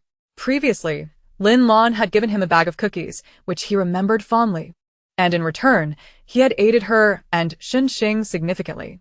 Although they had not crossed paths since that time, his assistance had been crucial to Lin Lan and her companions. "Where are you headed?" "To a refuge to meet someone." "All right, let us take a detour." "Which refuge?" "I can navigate." The entrance to the refuge was firmly shut, obstructing any escape for those within. Zhao Xing addressed the community personnel. "Would you kindly open the door? I assume you would prefer not to remain in the company of a murderer?" The staff, indeed uneasy about sharing space with him, noted the bloodstains on the fruit knife he held and the crimson splatters on his clothing and face, lending him an ominous appearance. After a brief discussion, they consented to let him exit, albeit with the warning, "The situation outside is grim. Take care. Comrade, refrain from further acts of violence." Had it been possible to alert the authorities, Zhao Xing would undoubtedly have been apprehended. "Thank you." He was acutely aware of the dire circumstances outside, having seen reports online of numerous mutated animals and plants attacking people, where survival was virtually impossible for the average individual. Yet he was desperate to leave this place, repulsed by the hypocrisy and selfishness of those around him. As the heavy iron door creaked open, a piercing cold wind rushed in, causing those inside to shiver uncontrollably. "It's freezing. The temperature is shockingly low, and it seems to be snowing." It was August, the peak of summer, yet snow blanketed the ground as if the heavens were condemning them. "Mom, I'm cold, so cold. What in the world is this weather? I'm freezing. We're doomed. We didn't bring our winter coats. We might freeze to death. At least we're fortunate to be sheltered here. Those trapped under the rubble likely won't see tomorrow." Those people, it's improbable they'll survive. They brought this upon themselves. Knowing a quake was imminent, yet choosing to remain indoors. Xiaoxing listened to their discussions with a flicker of derision in his eyes before he braved the cold and stepped outside. The moment he exited, the door slammed shut behind him. The darkness enveloped him. There were no streetlights, no vehicle headlights. He stood still for a while, adjusting to the surroundings before choosing a direction to walk, though the biting wind and snowflakes stung his face, sharpening his senses. Walking alone at night was perilous. He needed to find a safe haven promptly. Not long into his journey, he spotted a glimmer of light in the distance, which grew closer until it halted before him, prompting him to step back warily. Wen Yanchen rolled down the car window and addressed Xiaoxing. "Hello, might you know if there's a refuge nearby?" Xiaoxing gazed at the warm, handsome face and felt a subtle sigh of relief. "Yes, just ahead. However, they likely won't open the door now. And the place is already overcrowded." Wen Yanchen's eyes flickered with disappointment. "I see. Then perhaps we shall seek another location." "Friend, where are you headed? Do you require our assistance?" "On our way here, we noticed no one was active above ground, but there are plenty of those mutated creatures lurking about." As Chapter 41 unfolded, Nightling and Ye Ling observed quietly, refraining from interjecting. It was Nightling's suggestion to have Wen Yanchen converse with Xiaoxing. Believing her brother's aloof demeanor might intimidate Xiaoxing, Wen Yanchen, though cunning, exuded a gentle charm, making him more suited for social interaction. Indeed. Xiaoxing gradually let down his guard, hesitating before inquiring, "Could you tell me where is currently safe? Or perhaps, do you know where I might catch a ride out of the capital?" Had they not noticed the bloodstains on him, or did they simply not fear him? Wen Yanchen gestured to the swirling snow outside. "Aren't you cold? The current temperature is -17 degrees. I believe this discussion is better suited for inside the car. Please, step in." Only then did Xiaoxing realize his hands and feet were numb from the cold. He stepped forward and opened the rear door. Nightling occupied the front passenger seat, while Ye Ling drove. They turned to Xiaoxing and nodded. "Hello, I'm Nightling, and this is my elder brother, Ye Ling." Xiaoxing sat upright, nodding back. "Hello, I'm Xiaoxing. Thank you for allowing me into your vehicle." Wen Yanchen chuckled lightly from the side, producing an unopened bag of bread and offering it to him. "I'm Wen Yanchen. Please have something to eat. We can talk further afterward." Then to Ye Ling, he said, "Since the refuge is at capacity, let us check out the villa over there. Perhaps we can find a temporary place to rest." "Agreed. Please fasten your seatbelts." As Ye Ling pressed the accelerator, they departed from the site. Xiaoxing was ravenous, devouring a substantial piece of bread in mere moments. Wiping his mouth, he expressed his gratitude once more. "Thank you for the bread. If the opportunity arises, I shall repay your kindness." "You're too kind. It's just a piece of bread," Wen Yanchen replied. "There's more in the car. Feel free to have another." He handed Xiaoxing another bag, which he accepted without hesitation, placing it carefully in his backpack instead of eating it right away. He turned to Wen Yanchen. "Could you enlighten me about the situation outside?" "We had been sheltered in the refuge since morning, and know little of the circumstances beyond." Wen Yanchen pointed out the window. As you can see, The electrical grid has completely collapsed, and many buildings have crumbled. The only ones still moving about outside are soldiers, just soldiers. The earthquake triggered a tsunami, which in turn caused a typhoon and a drop in temperature. Unprecedented snowfall in August. He glanced at Xiaoxing. "Oh, and now there are strange species outside. To put it simply, mutated animals and plants. I describe them as strange because their mutations are grotesquely bizarre. You must exercise caution when traversing outside. Their combat capabilities are formidable. Many have been devoured today." Wen Yanchen spoke with a calm demeanor, yet Xiaoxing listened with growing trepidation, his brow furrowing. He gleaned four crucial pieces of information from the conversation. First, the complete failure of the electrical grid indicated that the capital was not as secure as previously reported. The devastation was far more severe than anticipated. Otherwise, it would be impossible for the capital to experience a power outage lasting an entire day unless the damage was catastrophic. Second, the only ones still active outside were soldiers, suggesting that the military had assumed control of the disaster response. Such military involvement typically occurs only in times of war, indicating that their presence was not solely for rescue, but also to eliminate threats, those peculiar species mentioned by Mr. Wen. Third, The chain reaction from the earthquake would claim many lives. While everyone anticipated terrifying tremors, no one foresaw the rapid drop in temperature. On the first day following the earthquake, temperatures plunged to minus 17 degrees. At this rate, it wouldn't be long before they fell below minus 40. Such a drastic decline would extinguish many lives, including his own. Fourth, the mutation of animals and plants was the most alarming information of all. The mere mutation of animals alone could dismantle societal structures and leave humanity scrambling for survival. In the present day, compounded by the mutation of plants that are hostile towards humanity, it is indisputably an epic catastrophe for mankind. In such a dire environment, what means do they possess to mount a defense? They are not soldiers, lacking the psychological fortitude, physical prowess, and martial skills of trained warriors. Nor do they possess any weaponry. How can they possibly resist? After running just 5 kilometers, he would be utterly exhausted. And the expectation that he could engage in combat with animals or plants is nothing short of absurd. In his current state, he would hardly be enough to satiate their hunger. At that moment, he heard the nightingales speak. He is remarkably composed. Indeed, he is someone capable of leading a base. Were it anyone else, the news would have sent them into a panic, likely clinging to the nearest protector for comfort. Observing him, he noted that after receiving the news, he merely bowed his head in contemplation, displaying no signs of fear. There was a hint of admiration in her tone, prompting Zhao Xian to glance at the young woman in the passenger seat. She did not turn back, and her words seemed less directed at him and more like a soliloquy. Yet, who speaks to oneself at such volume? Wen Yanchen and Ye Jinyan exchanged exasperated glances. Great. Another person who can hear her innermost thoughts. This is hardly a favorable development. If so many can eavesdrop on her musings, then their secrets are no longer secrets. Who can guarantee that those who overhear her thoughts will not betray them? Currently, those capable of hearing her thoughts were all brought into the space together, akin to grasshoppers on the same string, with no one daring to betray the others, striving for mutual assistance, except for Yuzamo. However, as a military figure, he was not one to engage in treachery.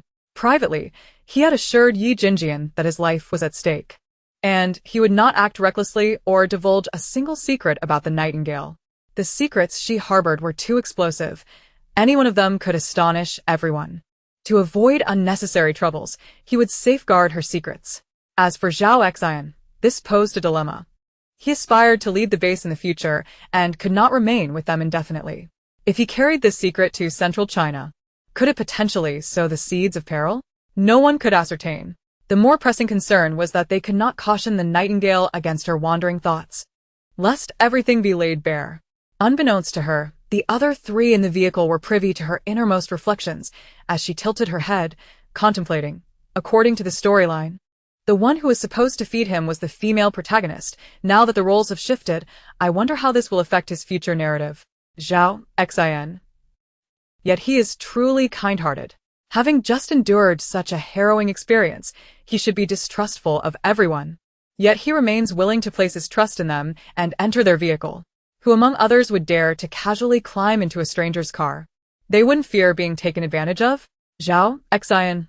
Thank you. I had not considered that aspect. Wen Yanchen and Ye Jinyan. Please, dear ancestor, refrain from speaking further. Do you not realize we are all exposed? Ah, this is so disheartening. Chapter 42, he has always been this way. In the space, Moody and Wenmencia were preparing to visit the orchard before retiring for the night, having heard that the durian trees they had planted previously had borne fruit, and quite abundantly at that. All the girls had a fondness for durian, and upon hearing of its availability, they could not resist the urge to take a look. As the 2 approached the vegetable garden, they sensed that something was amiss. When Mencia halted, gazing at the lush green grass on the ground. Hey, I don't recall sowing any grass seeds here. Why are there so many little blades sprouting? Moody, however, directed her attention to the distance. Look over there. It seems a small grove has appeared that I don't recall seeing before. A grove? When Mencia quickly turned to where Moody pointed, discovering a vibrant patch of small trees in the farthest reaches, exuding vitality. Let us go take a closer look. The 2 hurried toward it, and wherever they trod, a plethora of tender grass and sporadic wildflowers flourished. After a considerable run, They finally reached the periphery and were astonished to find a cluster of unknown saplings, each approximately 2 meters tall. Moody exclaimed in disbelief. I remember when we were in the warehouse, we didn't see these saplings. Could they have sprouted just now? When Mencia touched a tender leaf. But it's only been a few hours, at most 6. Moody glanced back toward the grand villa. We must inform them of this discovery and inquire if they are aware of the situation here. Without hesitation. When Mencia turned to pull her along. Wait a moment. Moody halted her, peering into the grove. I can't shake the feeling that the space has expanded a bit. Really? It has grown again? It hasn't been that long, has it? When Mencia promptly ventured into the grove, and upon reaching the white mist, she looked down. Noticing a disparity in soil color, one side shallow, the other deep. The deeper soil spanned about 5 meters wide, though its length was indeterminate. From this vantage point, inhaling the fragrant air that enveloped them brought a sense of ease to their spirits. Moody knelt to touch the soil. It's still moist here. It feels as though this earth has just emerged. What a marvelous space. When Mencia turned, let us go inform them of this discovery. On the livestock side, the Wen and Ye family steward directed 3 bodyguards. Hurry, hurry, drive it to the other sow. Honestly, this sow just mated, and now another boar is after her. Indeed. ISN, she a stunning sow? Why are all these boars so drawn to her? Look, she's already bleeding. It turned out that a group of pigs had been segregated for mating, but one black and white sow had caught the attention of several boars, who were relentlessly pursuing her. The Ye steward ordered that the sow be separated to prevent further harassment from the boars. A servant shouted from a distance, the sheep are about to give birth again. Could someone come help? When steward replied, another birth? It seems there's a new arrival every day. The climate within the space is simply too conducive, making them plump and prolific. Ye steward chuckled. Indeed, it's no wonder they call this place a paradise. Both the air and soil remain untainted. By the riverside, Wen's father and Moo's father sat in folding chairs, gazing at the lake surface, sipping tea while engaging in conversation. Wen's father remarked, Moo, my brother, your recovery is impressively swift. Moo's father sighed. Indeed, in a hospital, it would take no less than a month. Wen's father laughed. We owe it all to our children. Without them, we wouldn't have the fortune to sit here fishing. Moo's father nodded in agreement but questioned, Brother, the situation outside is dire. Have you considered going out to sea? Wen's father shook his head. Everything that needed arranging has been arranged, and my son has informed me of all that is necessary. There's nothing worth witnessing. As for my old friends, they've all been notified. If by chance my son encounters them in the future, I will go out to meet them. As for those relatives, how well do I truly know their sincerity? There's no need for such meetings.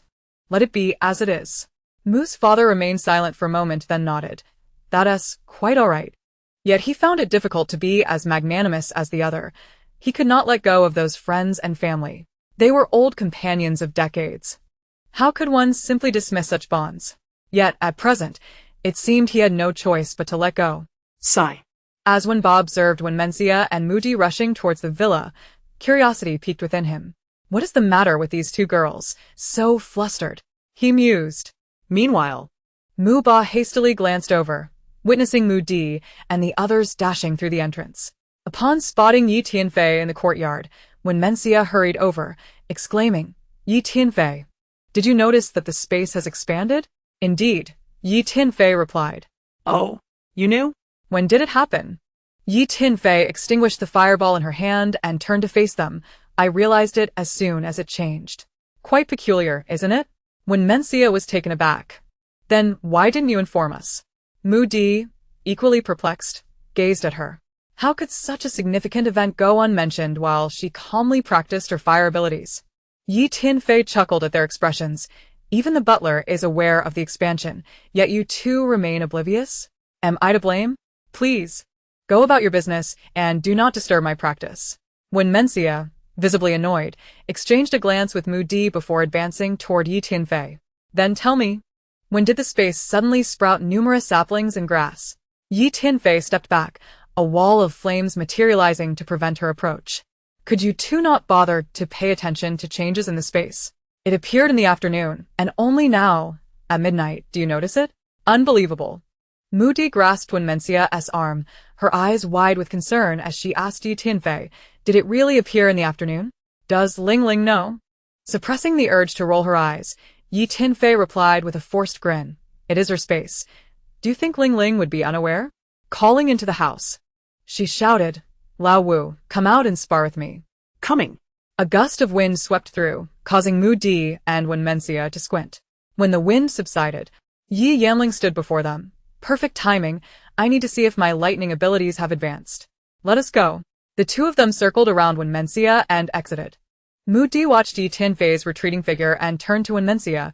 Did he just prepare to roll his eyes at me? Wenmencia nodded. He treats every girl with this indifference, except for Ling Ling. Moody hesitated, then quietly asked, could he possibly be gay? Wenmencia burst into laughter. Of course not. Sister, I advise you not to let him overhear that. Otherwise, he will find ways to make your life difficult. Intrigued by her words, Moody refrained from probing further and murmured, as for the Ye brothers, I only have a limited understanding of Ye Jinjian, primarily from interviews. The rest remain a mystery to me. Having spent a few days with them recently, I sense they are adept at concealing their true thoughts. Although we share the same space, a barrier still separates us. She added, your brother is no exception. Chapter 43. Wei Cheng is quite formidable indeed. Wenmencia chuckled softly. No wonder they are such good brothers. They are of a kind. She patted Moody on the shoulder. It makes sense to feel a barrier between us. As they treat outsiders this way, including me, you must understand, their upbringing is unlike that of ordinary people. They have been taught to hide and guard themselves since they were 2 years old. She took her hand. Come on, let us get some rest. In a certain villa, Shen Xing clinked glasses with Wei Cheng, then casually observed Lin Lan, who sat opposite, unable to meet their gaze. Wei Cheng found the situation amusing, scrutinizing Lin Lan from different angles while occasionally glancing at Shen Xing. Lin Lan, kneeling on the ground, felt utterly despondent. In her mind, she raged, system, why didn't you inform me that Shen Xing would be with him? Truly, she felt the system had betrayed her. She had thought to escape Shen Xing's captivity and seize an opportunity to win over Wei Cheng, only to find them both standing before her, seemingly on excellent terms. The system recognized that the host was exceptionally unstable emotionally, stating, Host, all you need to do is conquer Wei Cheng, disregard Shen Xing. Lin Lan retorted, what do you know? With Shen Xing beside him, how could I possibly have a chance with Wei Cheng? You are truly going to ruin me. After observing for a while, Wei Cheng smiled at Shen Xing.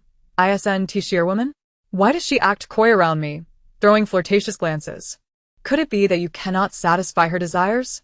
Shen Xing, his eyes filled with menace, locked onto Lin Lan, retorting to Wei Cheng. She is unworthy of being my woman. As for her attempts to seduce you, it is quite understandable.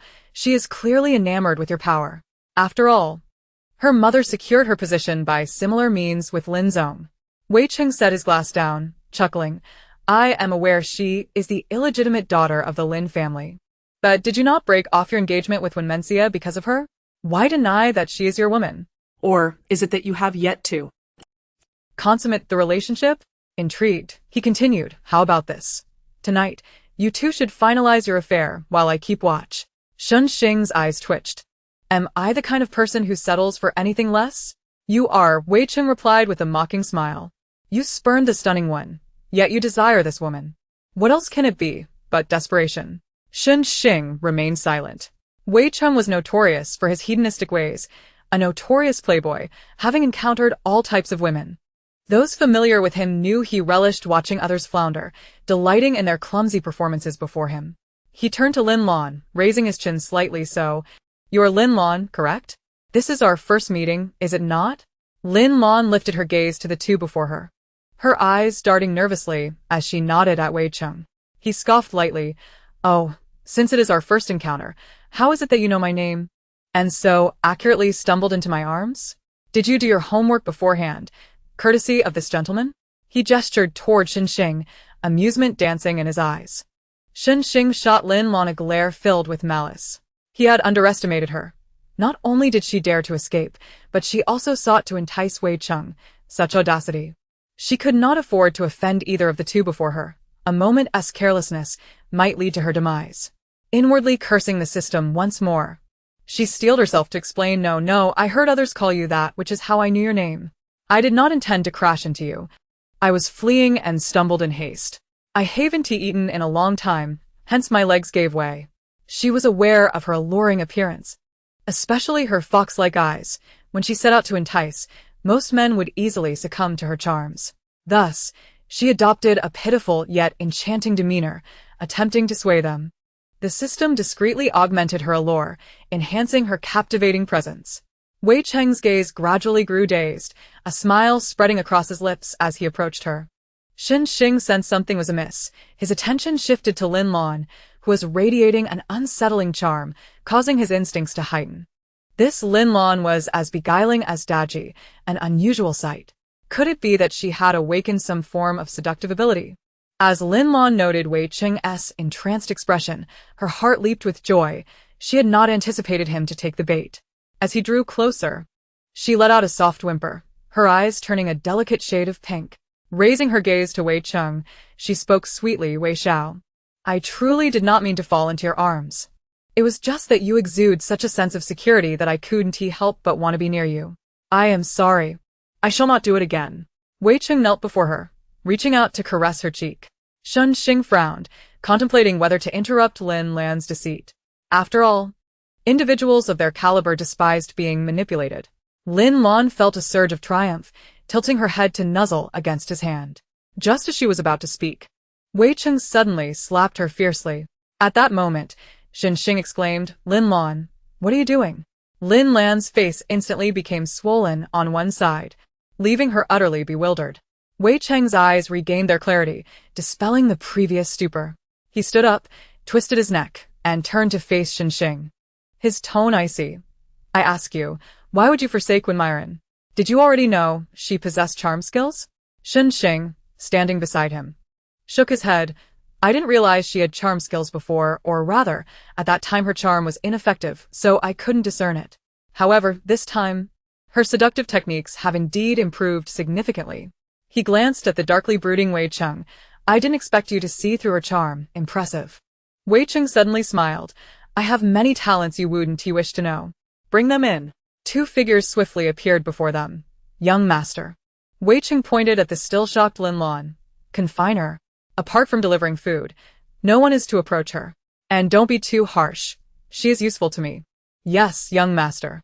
It was only when Lin Lan was restrained that she suddenly regained her senses. Young Master Wei, you misunderstand. I do not possess the charm skills you speak of. I truly cannot do any charm techniques. Please don't imprison me. I beg you. Is that so? Wei Cheng grasped her chin, revealing a sinister expression. If you cannot wield charm skills, then you must possess them innately. Such a gift is rare indeed. Practice your charm skills well. I may find use for you in the future. Should you fail, do not blame me for lacking compassion. Lin Lan shivered, involuntarily glancing at Xin Xing for help, but before she could speak, a bodyguard covered her mouth and forcibly dragged her away. Wei Cheng turned to Xin Xing. Ah, look at me. I originally intended to facilitate a union between you two. Xin Xing's lips twitched. Perhaps you should leave such facilitation to others. I have no need for it. He glanced at the time. It's 11 o'clock. Shall we return to the underground city? Wei Cheng shook his head. No rush. I have yet to see the person I wish to meet. Chapter 44. So many goldfish. At 4 in the morning, Ye Ling and Ye Jinyan, bundled in thick down jackets, exited the car to approach a villa, leaving Zhao Xian and Wen Yanqin behind. Wen Yanqin watched as the pair disappeared into the darkness outside the car. He chose not to speak to Zhao Xian, instead opting to close his eyes and rest. Although he had napped in the confined space, he still felt somewhat fatigued, yearning for the comfort of a bed. Zhao Xian, however, dared not close his eyes. His mind racing with thoughts of the bizarre creatures that had attacked them on the way here, sending shivers down his spine. The three of them possessed legendary abilities, making it particularly easy for them to eliminate those strange beings. He envied them while reminding himself that if he left the capital alone now, he might not survive a day. He had learned from Ye Ling's inner thoughts that he possessed a lucky physique, destined to awaken supernatural powers, and that he would eventually become the leader of a small base. He felt torn. While leaving the capital was perilous, it could elevate him to greatness. Yet, What if his lucky physique failed him? What if he did not encounter the noble benefactor Ye Ling spoke of? What if he did not awaken any abilities? But if he remained, clinging stubbornly to Ye Ling and the others, he would never become the base leader, never rise above, and never earn Ye Ling's admiration. Indeed. He sensed from Ye Ling's thoughts that she held a certain admiration for him, her eyes sparkling whenever she looked his way, contemplating the way Ye Ling regarded him. He suddenly knew what he must do. Ye Ling stood by the side of the gate, whispering, "Third brother, are we here to steal something?" Ye Yen replied, gently tapping her small head and lowering his voice. "What are you thinking? Would we ever engage in such acts?" Ye Ling touched the spot he had tapped, pouting as she hid behind him. "But sneaking up to a pitch-black villa at this hour truly looks like we're up to no good." Ye Yen led her to the foot of the wall, quietly advising, "We shall climb over." Ye Ling, "You say we're not stealing. Yet here we are about to scale a wall." Ye Yen took her hand and leapt onto the wall, then effortlessly jumped down. Wow, how exhilarating. "I can't believe I'm climbing a wall with a big shot in the middle of the night." Her eyes sparkled with excitement. This was something she had never done before. Ye Yen's lips curved upward slightly as he guided her through a winding path to the villa's kitchen, where they slipped through a window. The house was eerily quiet, yet Ye Ling sensed it was inhabited, hearing faint snoring in the distance. Ye Yen led her to a room, crouched down, and, to Ye Ling's astonishment, he pulled up a floorboard. "It's a secret passage to the basement." The two of them quietly descended, and Ye Yen replaced the board, guiding her down the stairs. Wow.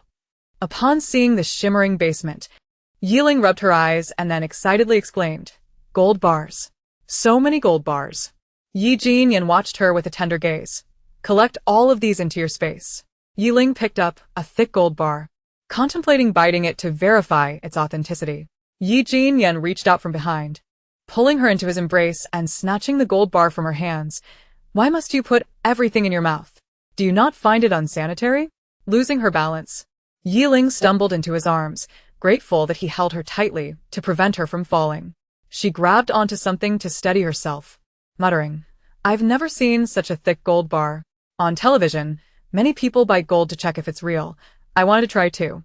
A low sound emanated from above her head, causing her to quickly turn to Ye Yen. "What's wrong? Third brother? Are you unwell?"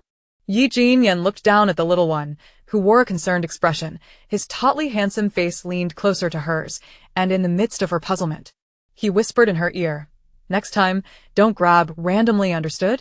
Haha, that tickles." Ye Ling, sensitive in that area, giggled uncontrollably, retreating from his breath against her ear.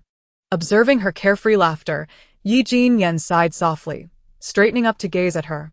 After Ye Ling had laughed enough, she tilted her head, reflecting on her earlier actions. Ye Yen, under her intense scrutiny, felt his ears burning. Clearing his throat, he said, "All of this is real. There's no need to bite it. Hurry and collect these. There's still much more to gather over there." Oh. Suddenly, she realized what she had just done. How embarrassing. Third brother wouldn't he think I'm frivolous? Would he? I only watch handsome men with exposed chests in short videos at night. I've never touched one in reality. She sighed in distress. Ye Ling, you can't wash away your sins even if you jump into the Yellow River. Her excitement faded as she looked at the gold bars, her mind racing to recall the plot. Third brother 1T hold this against me, right? As she collected the gold bars into her space, her face fell. Oh no, I'm not the original child anymore. I'm the grown-up version of the original now. Ye Yen's gaze darkened as he watched her retreating figure. Watching handsome men at midnight? Ye Ling, your audacity is growing. How dare you sneak a peek at outside men behind their backs? He approached her, ruffling her hair forcefully. Focus on your work and stop daydreaming. Ye Ling muttered softly in protest. I'm not daydreaming. I'm counting the gold bars in my head. Look, he is starting to lose patience. However, the nightingale did not dwell on the issue for long. She was soon captivated by the sight before her. My goodness, this is an astonishing amount of cash.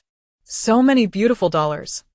She quickly turned to third brother, exclaiming, Third brother, tell me, is the owner of this place a member of the TG? What kind of sane person would stash such a vast sum of cash and gold bars in a secret chamber? Ye Yen gazed at the entire wall of beautiful dollars and replied, No, but they are certainly not virtuous individuals. having collected them. Even if they are to be used as waste paper in the future, it is better than leaving them here. Upon hearing that the individuals responsible were not virtuous, Nightingale was immediately invigorated.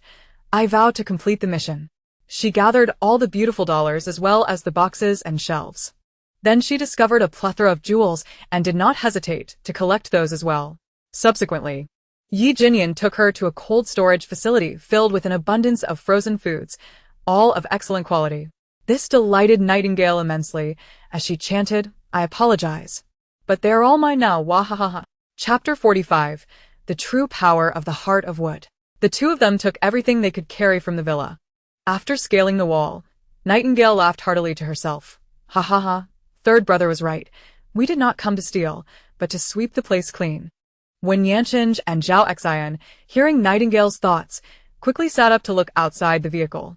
It was already 5:30, and dawn was breaking. The typhoon outside had subsided significantly, yet the snow continued to fall, blanketing everything in a white haze. Listening to Nightingale's joyous tone indicated that their progress was smooth. When Yanqing sat in the driver's seat and said to Ye Ling and the others, "You all should rest in the back seat. I will drive." Ye Ling did not hesitate, allowing Nightingale to enter the vehicle first, followed closely by himself. Zhao Xian, seated in the passenger seat, turned to glance at Nightingale and was momentarily taken aback by her rosy cheeks, which had been chilled by the cold.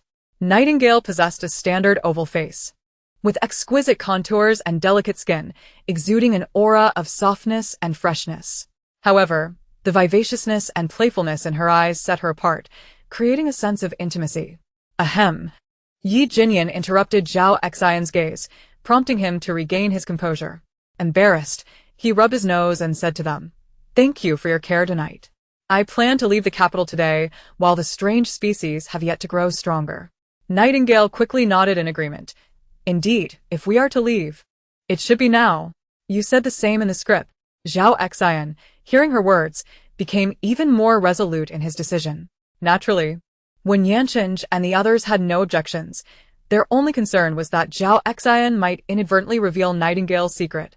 But the glances Zhao Xian cast at Nightingale reassured them that he would not do so at present. Many sought to leave the capital, and departing with a larger group was undoubtedly safer than going alone. When Yanqing provided him with an off-road vehicle, some provisions, and a military coat, then urged him to drive away from the capital. This gesture moved Zhao Xian deeply, and he vowed to repay them whenever the opportunity arose. After sending Zhao Xian off, Yanqing drove to the Knight family villa, and the three of them entered the space. The three brothers of the Ye family had been waiting for them for quite some time. Today, they planned to visit the underground city and then meet their uncle before leaving the capital to gather supplies in other cities. After seeing them off, Nightingale waved goodbye to Yanqing and third brother, then returned to her room and fell into a deep sleep. She climbed into bed and was instantly asleep. Unaware when Ye Ling entered, observing that she had gone to bed without even washing up, Ye Ling realized she was utterly exhausted. He drew the curtains in her room and lit some incense. Then he sat by her bedside, watching her for a while, before gently kissing her forehead and whispering a soft goodnight while caressing her cheek as he left. Shortly after he departed, a green light suddenly erupted from Nightingale's chest, enveloping her body and gradually lifting her into the air. At that moment, if anyone had been nearby, they would have seen a couple of faint black and white glimmers amidst the green light. The soft green luminescence began to spread outward, gradually enveloping the entire space. Mother Moo and Mother Wen pulled Wenmensia and Moody to the edge of the vegetable garden, where Mother Moo picked 2 plump, red tomatoes for them. "Try these. They are both tangy and sweet." Wenmensia and Moody casually wiped them off and were about to take a bite when they were astonished to witness the vegetables in the garden suddenly growing at an astonishing rate. The small watermelon, which was merely the size of a thumb, rapidly expanded before their eyes, as if the fast-forward button had been pressed. Mother Moo grabbed Wenmensia in alarm, exclaiming, "What in the world is happening?" Moody also shielded Mother Moo behind her, vigilantly scanning their surroundings. In the distance, the butler and others were also exclaiming, "Look at the orchard. The fruit trees are growing larger, and the fruits are ripening. Is time speeding up? Have you noticed? Breathing has become so much smoother, and every pore in my body feels open and comfortable. I feel like I'm becoming younger. Oh my goodness, It truly is happening. Look at old Lee's white hair. It's turning black. Hey, look at the wrinkles on her face.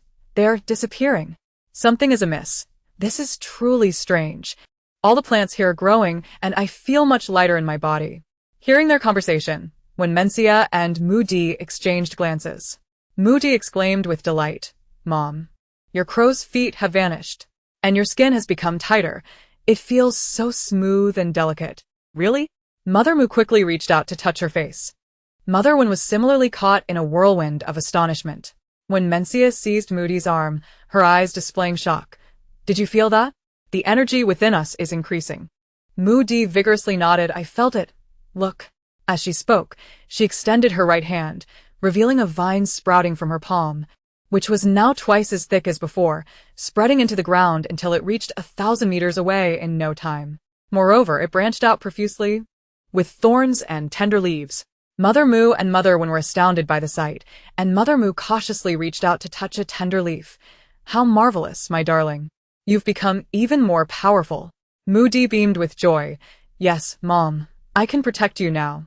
Seeing Moody's enhanced abilities, when Mencia prepared to test her ice abilities, she positioned herself about 10 paces away from them, and suddenly, an ice wall appeared before her. Its surface area now doubled compared to before. The ice wall quickly transformed into ice blades and arrows, and she discovered that her manipulation of ice was now remarkably fluid. Any image that appeared in her mind could be swiftly conjured into existence. At that moment, when Yanqing and Ye Jinyan's figures swiftly appeared outside the villa, witnessing the plants growing wildly, they both spoke almost simultaneously. "It's Ling Ling's heart of wood." The two turned and dashed towards the house, reaching the doorway of Nightingale's room, only to find an energy barrier preventing them from approaching. Ye Jinyan and the others refrained from touching it or forcing their way through, as they understood that they must not disturb Nightingale at this moment. One Yanqing, somewhat excited, said, "Brother, do you remember the scene we saw when we first entered the space?" Ye Jinyan nodded. "Of course I remember. There was nothing but black soil and a spiritual spring." When Yanqing replied, "Indeed, at that time, not a single blade of grass could be seen in the black soil. But look now. Ever since she absorbed the heart of wood, greenery has begun to flourish within this space." "What does this signify?" "It indicates that this space was originally deficient in wood elements, which is why there were no green plants. Can we interpret that this space was originally devoid of the elements of metal, wood, water, fire, and earth, and now that it possesses the heart of wood, it has given rise to verdant plants? And the absence of night and day, sun and moon, stars, thunder, lightning, and rain within this realm, could it be because Ling Ling has yet to absorb the essence of those elemental hearts?" Suddenly, Ye Jinyan recalled something. The heart of ice. The miraculous gem I previously gifted her. She mentioned it was accidentally contracted by Lin Lan in the storyline. If your earlier analysis holds true, then once Ling Ling emerges, we should have her absorb the heart of ice as well, to see if the temperature in the space can drop or if it might freeze. Chapter 46. The Ancient Divine Tree. The transformation of the space continues. The ground near the spiritual spring began to tremble violently, and 2 saplings burst forth from the earth, startling everyone around. When Yanqing stood on the second floor, perfectly positioned to observe the situation near the spiritual spring, he exclaimed, "Look over there at the spiritual spring." Moody tugged at Mencia, urging her to run towards the spiritual spring as the sudden emergence of saplings promised something extraordinary. Night Jinyan, along with Wen Yanqing and the others, gathered nearby to witness the spectacle. Before their eyes, the 2 saplings grew taller, while their trunks entwined, and branches unfurled outward. Soon, their limbs reached above the spiritual spring, completely obscuring its view. Remarkably, as the trunks and branches expanded, not a single leaf emerged. The trunks soared higher, now estimated to exceed 50 meters in height, while becoming increasingly robust. Within a short span, the roots and the base of the trunk grew too large for a single person to embrace. The branches continued to extend, quickly covering the houses, orchards, and livestock barns within the space, though thankfully, they ceased further growth. Moody and the others were rendered speechless by the sheer magnitude of the scene, their minds struggling to process the surrealism, as though they were witnessing a fantastical film. As the branches ceased their expansion, the first leaf emerged above the spiritual spring, producing a crisp popping sound, as if it had been ejected, awakening the onlookers from their stupor. To their astonishment, the leaf emitted a radiant glow, casting a mysterious brilliance that was blindingly bright. From their vantage point, the leaf appeared larger than a hand fan, though in reality, it was significantly more massive. Given its height, pop, pop, pop, pop, for leaves sprang forth with resounding pops, each time a new leaf unfurling from the grand tree. As the popping sounds resonated, they noticed a gentle breeze stirring within the space. The wind was mild and soothing.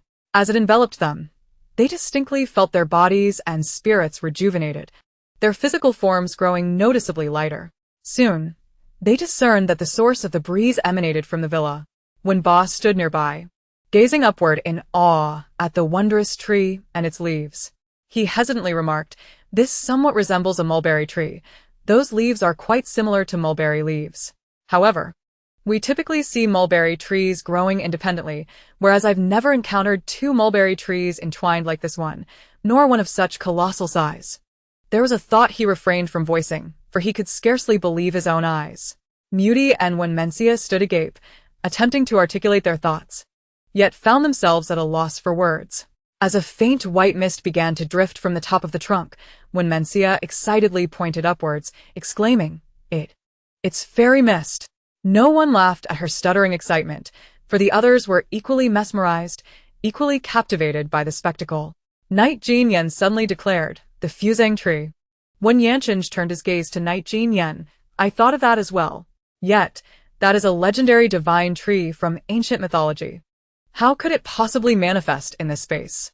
Night Jin Yen lowered his head, rubbing his neck, which had grown stiff from looking upward for so long.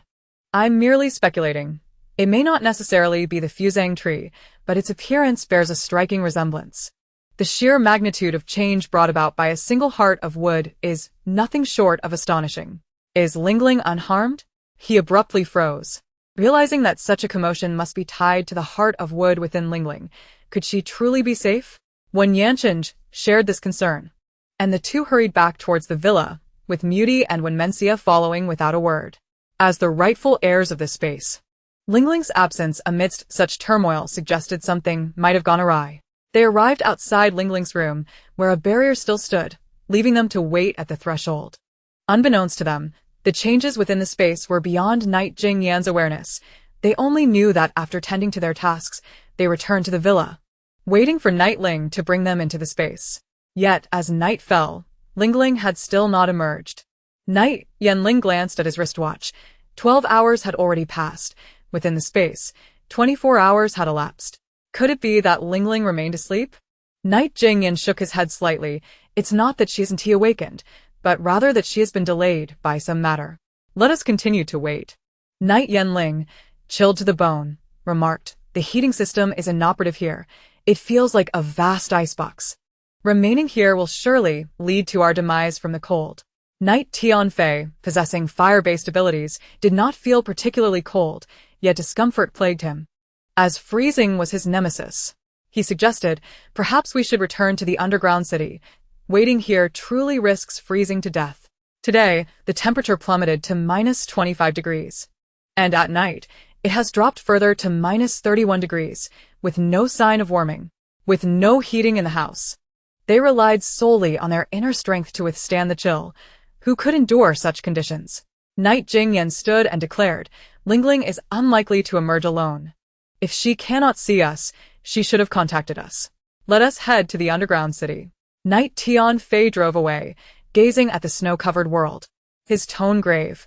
"Although supplies are being distributed from above, in such frigid weather, how many can withstand it?" Night Jing Yen sat in the back, observing the tablet in his hands, filled with alarming global data from the past days.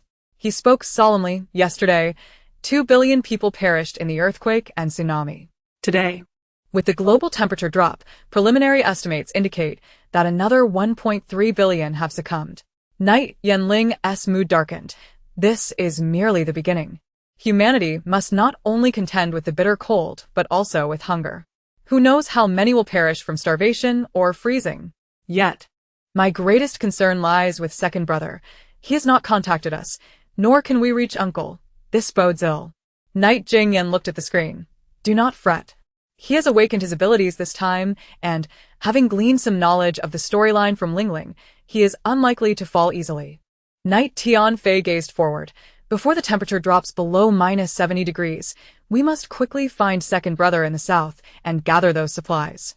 Oh, by the way, while I was waiting for you this morning, I encountered Xin Xing and Wei Cheng.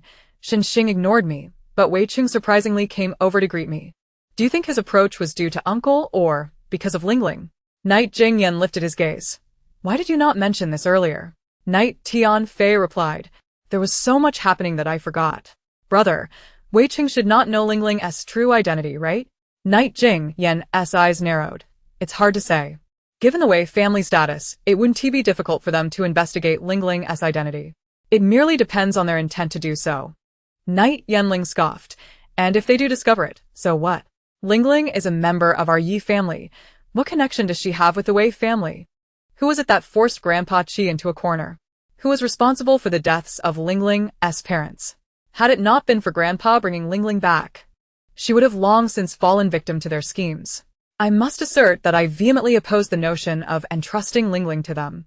Chapter 47. The True Identity of Ye Ling. The fervor exhibited by Ye Ling is not without justification. Once upon a time, the Qi family was a prestigious clan, and Ye Ling's grandfather, the esteemed General Qi, was the very individual Ye Ling refers to. Over 2 decades ago, countless families vied for a connection with the Qi family, whose standing in the nation rendered the Wei family insignificant by comparison. However, the Wei family had once saved Grandfather Qi's life on the battlefield, and due to this bond, they shamelessly sought to forge a familial alliance with the Qi family. At that time, Ye Ling had yet to be born, but the news of her mother expecting a daughter had circulated.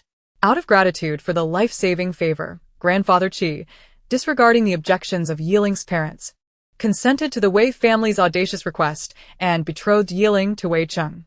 Yet, during the period of Ye Ling's birth, the Qi family fell victim to a massacre due to issues of faith. The Wei family promptly distanced themselves from them and even collaborated with others to attack the Qi family. The Qi family was nearly annihilated, and Ye Ling's parents perished amidst the chaos. Grandfather Qi fled with the 1-year-old Ye Ling, and it was the old patriarch of the Ye family who risked the fate of the entire clan to secretly bring Ye Ling back. Ye Ling is the sole remaining link to the Qi family. She must not be severed from it. When Grandfather Qi entrusted Ye Ling to the old patriarch of the Ye family, he wept and, disregarding the patriarch's attempts to stop him, knelt and bowed, requesting that Ye Ling be renamed and adopted into the Ye family. Ye Ling's birth name was Qi Yuling, and Grandfather Qi feared that retaining the Qi surname would make her easily identifiable, hence his insistence on a name change. Before his passing, the old patriarch implored the Ye family brothers to protect Ye Ling at all costs, ensuring that the Wei family remained oblivious to her true identity. He further suggested that the best course of action would be to make Ye Ling a daughter-in-law of the Ye family, which would afford her greater protection and prevent others from suspecting her true lineage. This is why the Ye brothers have cherished Ye Ling since childhood. Even when her temperament drastically altered, they never contemplated abandoning her, only lamenting their failure to guide her properly. However, this information is absent from the book, which also fails to mention that Ye Ling has a fiancé. Consequently, Ye Ling remains unaware of her original identity. She only knows that her parents perished when she was 1 year old and that she was brought back by her grandfather, with no further knowledge. Ye Tianfei turned to the co-pilot, Ye Ling, and observed the fury in his eyes, patting his shoulder. If Wei Cheng sees you like this, it will only provoke further suspicion. Rest assured, the Wei family will not take Ling Ling without stepping over our corpses. Such a thought is utterly preposterous. Ye Jinjian solemnly inquired of Ye Tianfei. How did he greet you? Was Shun Xing present? What was his demeanor? Ye Tianfei recalled the encounter. When Wei Cheng saw me, surprise flickered across his face before he approached to shake my hand. He mentioned that he hadn't seen our Ye brothers in the underground city and presumed we had left the capital. He spoke to me as though we were old friends. Yet this was our first meeting. This man possesses considerable depth, quite unlike the rumors that circulate. As for Xin Xing, when he witnessed Wei Cheng initiating a handshake, his astonishment was quite evident. He likely did not anticipate Wei Cheng's overtures. Ye Jinjian remained silent for a moment before stating, "We will not be going to the underground city. We shall head to Uncle's instead. Ye Ling turned to Yi Jinjian. Are you concerned he might glean information about Ling Ling from Xinxing? Yi Jinjian slightly shook his head. If he suspects Ling Ling's identity, he would not broach the subject with Xinxing, as that would incite Xinxing's suspicion. Given his status, obtaining information about Ling Ling would be exceedingly simple. There is no need to rely on Xinxing. Yi Yanling clenched his fists, gazing at Yi Jinjian. We should seize the opportunity to eliminate him, after all. We are in an apocalyptic world. Yi Jinjian's eyes glinted with menace. Indeed, but the opportunity is singular. Should we fail, it would pose a threat to Uncle and Ling Ling. Thus, we must exercise caution before taking action. Yi Tinfei's long fingers tapped rhythmically on the steering wheel. Thus far, I have not heard any information about Wei Cheng from Ling Ling. Has she simply not encountered him, or is he entirely absent from the narrative? Neither of the two responded, as both possibilities remained plausible. Yi Tinfei continued. From Ling Ling's innermost thoughts, one thing is certain. She is unaware of her true identity. Brother, must we continue to conceal the matters of the Qi family from her? Yi Jinjian replied. For the time being, we must maintain the secrecy. If Wei Cheng discovers her identity, we would have no choice but to inform her about the Qi family. He paused before adding, Wei Cheng projects the image of a frivolous playboy, a second-generation heir, but which member of the Wei family is genuinely virtuous? It is merely a facade for outsiders. In the past, when we were in different cities, we could afford to disregard the Wei family. However, now that we are on their turf, we must act with utmost cunning. In the underground city, Wei Cheng stared at the video on his tablet without raising his gaze. Have others failed to locate them? His subordinate replied, No, young master. They were seen together during the day yesterday, but since then, they have acted independently. We have investigated their residence. It appears uninhabited. With a scoff, he mused, they neither reside in the underground city nor anywhere else. Could this group of individuals have simply vanished into thin air? He scrutinized the figures in the video. Deep in thought, how did the interrogation of that woman proceed? Why did she suddenly fall out with Miss Yi? The subordinate explained. She claims that Miss Yi abruptly ceased her companionship, and when she sought help from Miss Yi yesterday, she was met with rejection. Young master, that woman has been clamoring to see you, insisting she possesses crucial information. Crucial information? Indeed. She asserts it pertains to the Yi family and is of significant importance. Wei Cheng raised an eyebrow, intrigued by the mention of the Yi family. He tossed aside the tablet and instructed his subordinate.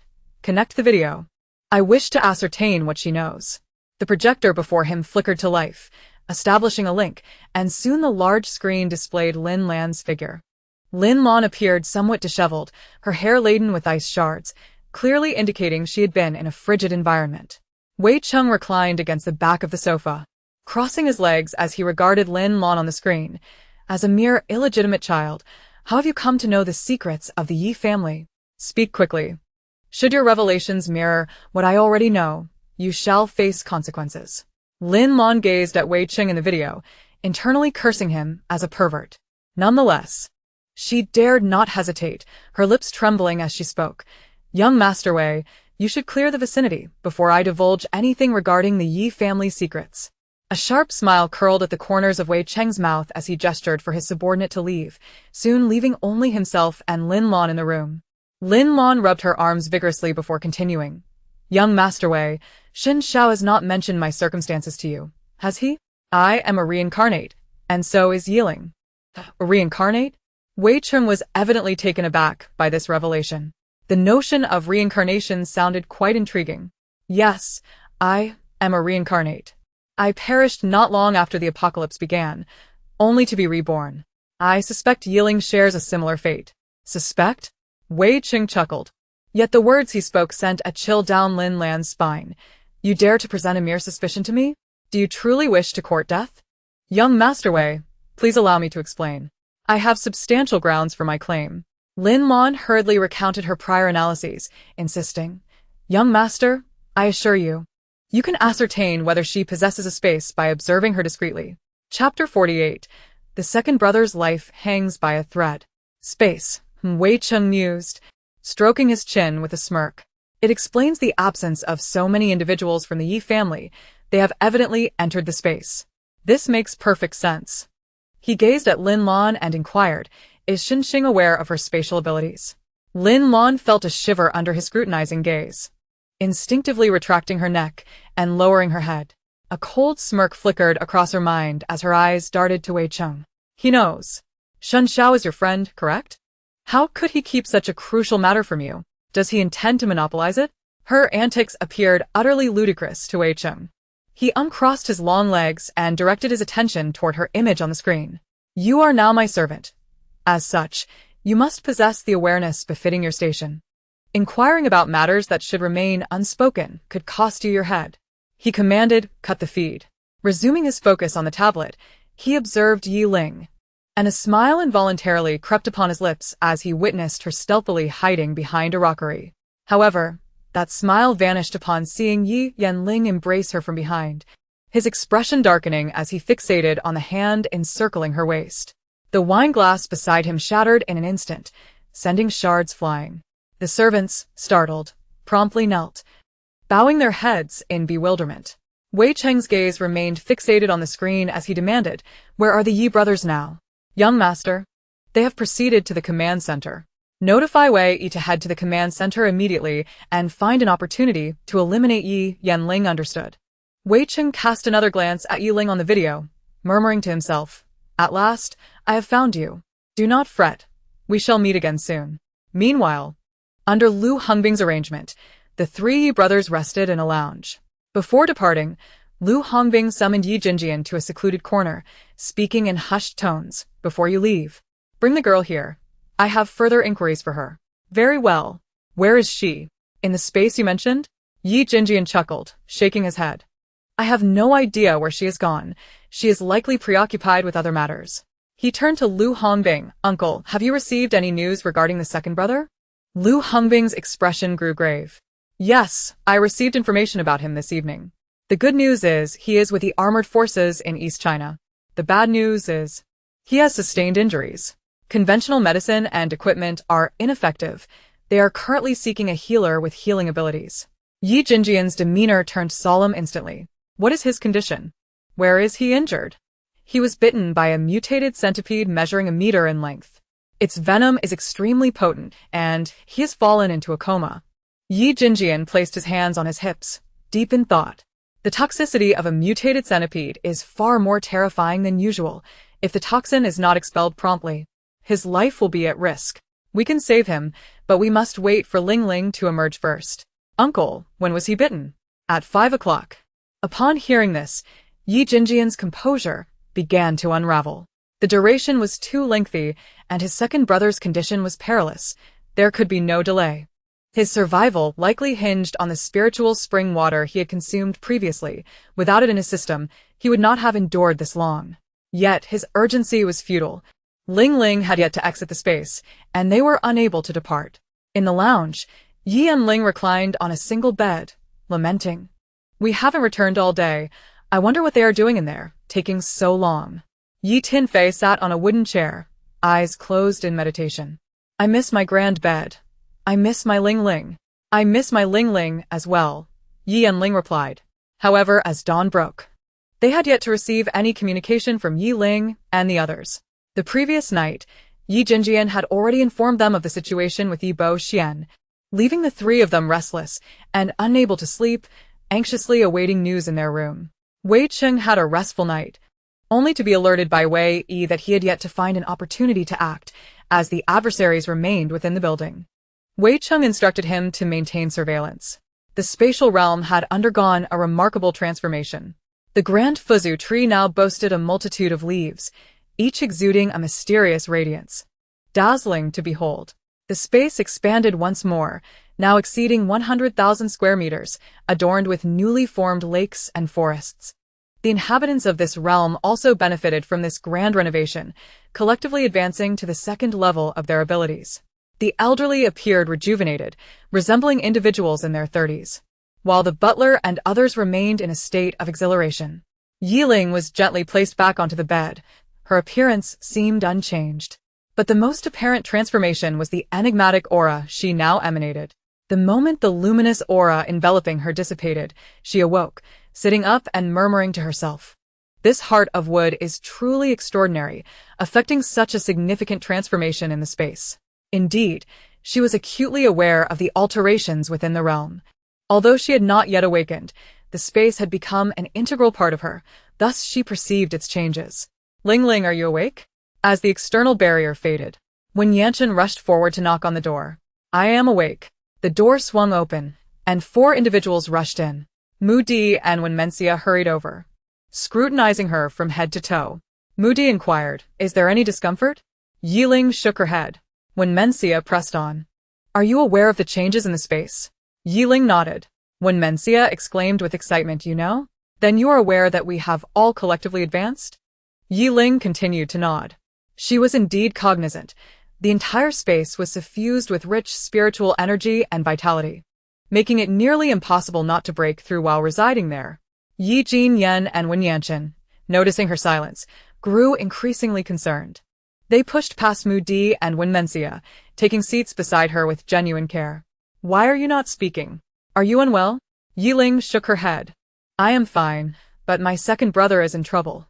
We must leave the space at once. Just moments ago, the image of her injured second brother flashed in her mind, appearing grievously wounded. She needed to hurry and rescue him. Grasping Wen Yanchen and Yi Jin Yen, she vanished from the room. However, Moody and Wenmencia heard her voice echoing in their minds. Sister, fill the modified off-road vehicle with fuel. And make sure the helicopter is fully fueled as well. Moody glanced at Wenmencia, filling the helicopter and off-road vehicle with fuel. Are we preparing to leave the capital? Wenmencia's expression turned serious. She mentioned her second brother is in trouble. It must be severe. We must act swiftly. Upon exiting the space, Ye Ling contacted her elder brother and learned they were at the command center. Her third brother immediately drove in that direction. Wen Yanchen sat beside her, asking, you mentioned your second brother is in trouble. What did you see? He is poisoned and injured. Already in a coma for over 10 hours. Poisoned? Both Wen Yanchen and Yi Jin Yan exclaimed simultaneously, realizing the gravity of the situation. Yi Jin Yan accelerated, questioning Ye Ling, do you know where our second brother is now? I do. She noticed the wheels slipping and gently reassured Yi Jin Yan, third brother, do not rush. Drive carefully. Rest assured, I will ensure my second brother remains safe. As long as my second brother still breathes, I can pull him back from the brink of death. Yet, the circumstances he faces bear a striking resemblance to the narrative in the book, even if he awakens his abilities early. Even if he is aware of the plot's trajectory, he still suffers grave injuries and hangs by a thread. Chapter 49. Yi Yenling's Assassination.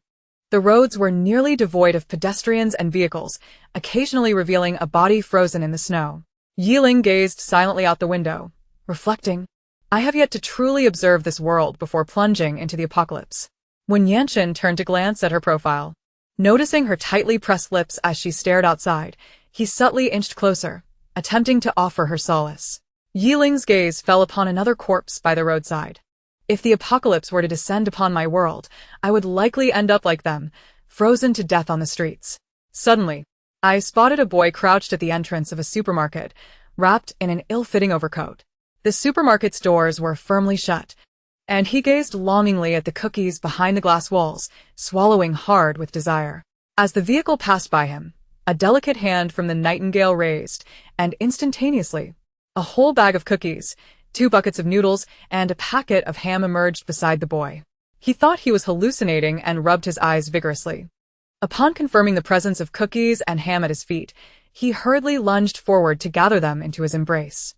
Simultaneously, he glanced at the distant car and suddenly knelt in the snow, bowing his head towards it, exclaiming, Thank you, thank you.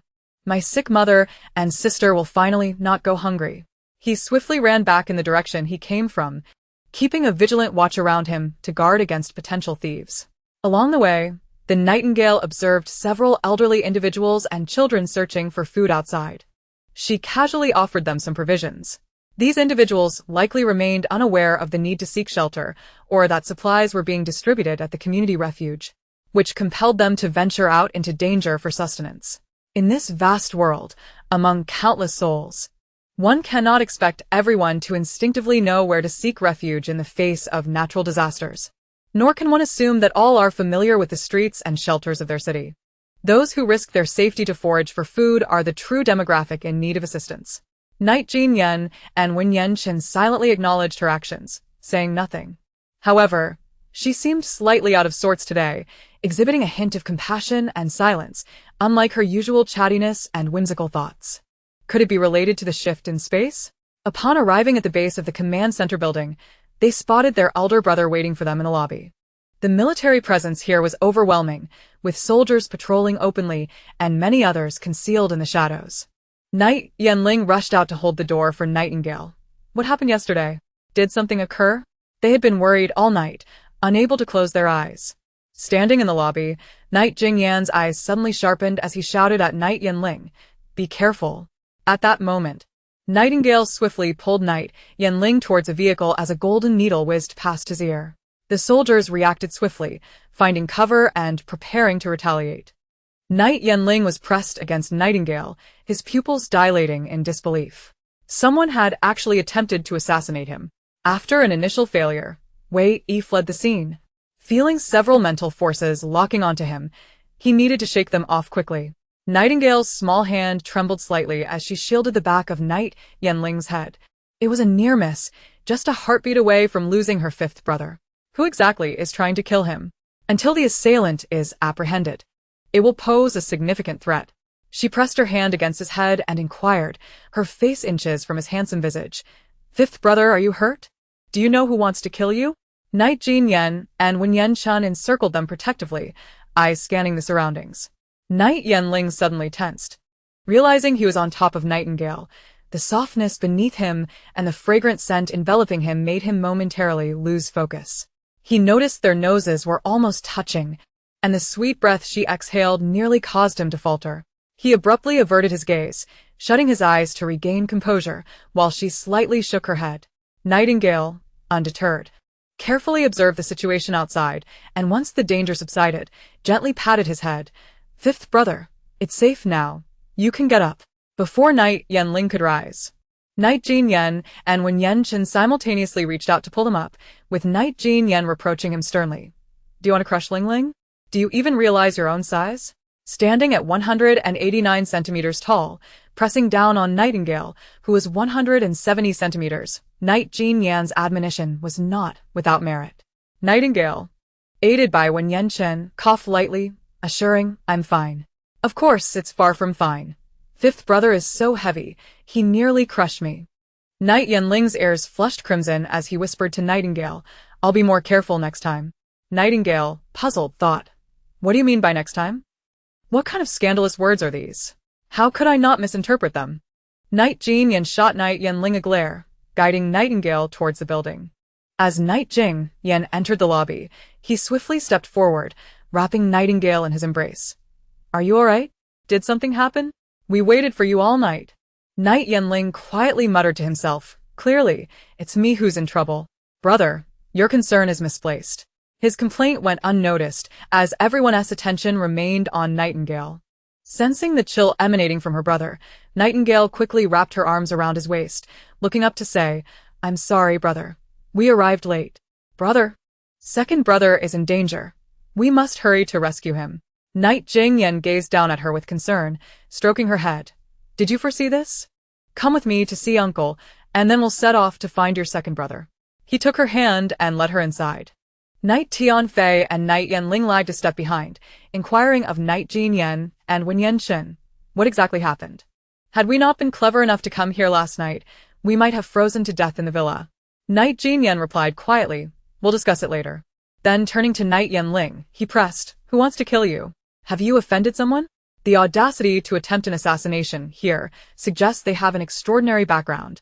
Knight Ye Ling, exasperated, replied, "How would I know? I've been with you all this time. Did you see me offend anyone?" Wen Chen glanced outside. Lowering his voice, an ability user has chased them out. "I'm unsure if they managed to capture them. Could it be someone sent by Xing? He recalled Nightingale mentioning that Lin Lan had informed her of several ability users surrounding Xing, who were always looking for opportunities to trouble them. It was entirely possible this was the case. Upon hearing Xing's name, Knight Ye Ling's anger surged. "Don't say that. It could very well be him. Only he, the so-called protagonist, would have a vendetta against us. Damn it, if I don't kill him, my heart will remain unsettled. Knight Jean Yin cautioned, be careful. Ling Ling mentioned they possess a formidable aura, making them hard to eliminate. Knight Ye Ling retorted angrily, difficult or not, I must try. They've already bullied me. Damn it, do they truly believe I'm a ninja turtle? Shen Xing remained oblivious to his role as a scapegoat, even if he were aware. He wouldn't dare confront Wei Cheng, as this was Wei Cheng's territory, and he needed to bide his time. Chapter 50. This lotus might be a monster. A helicopter capable of seating 6 departed from the outskirts of the capital. It was the Knight family as helicopter, and Nightingale and the others had left the capital. What did you say? They've left the capital? Wei Cheng's expression darkened. He hadn't yet seen Nightingale, and now they had already departed. Had the Knight family gone to such lengths to renovate their villa in the capital only to abandon it? Yes, young master, they took a helicopter. Where they're headed remains unclear.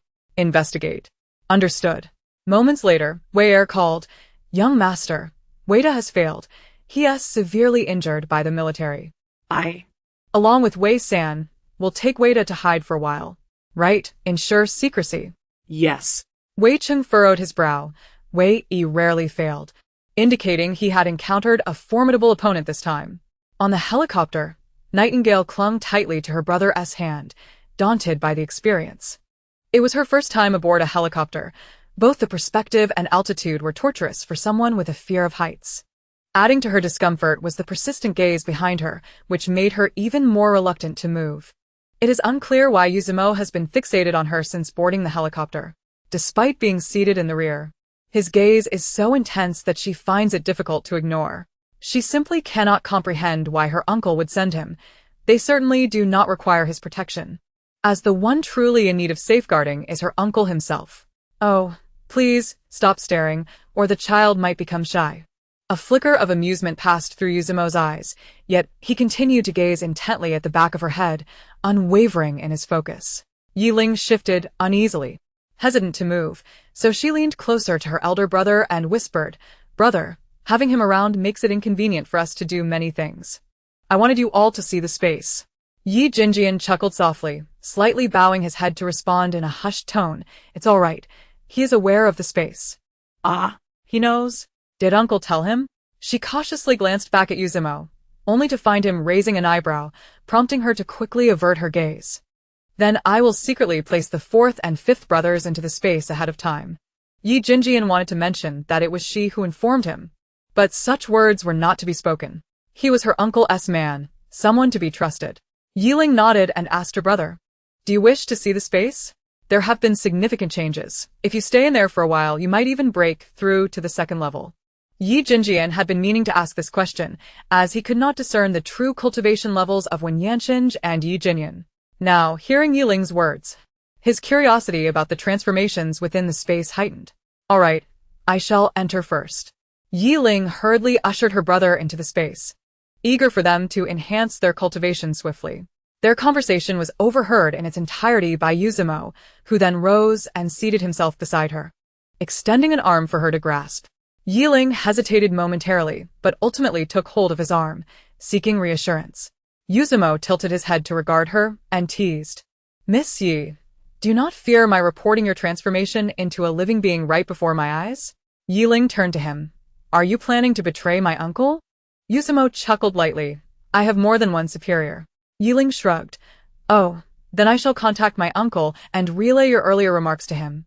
As she spoke, she reached for her phone to call, observing Yuzumo's lack of protest, prompting her to hum and actually dial the number.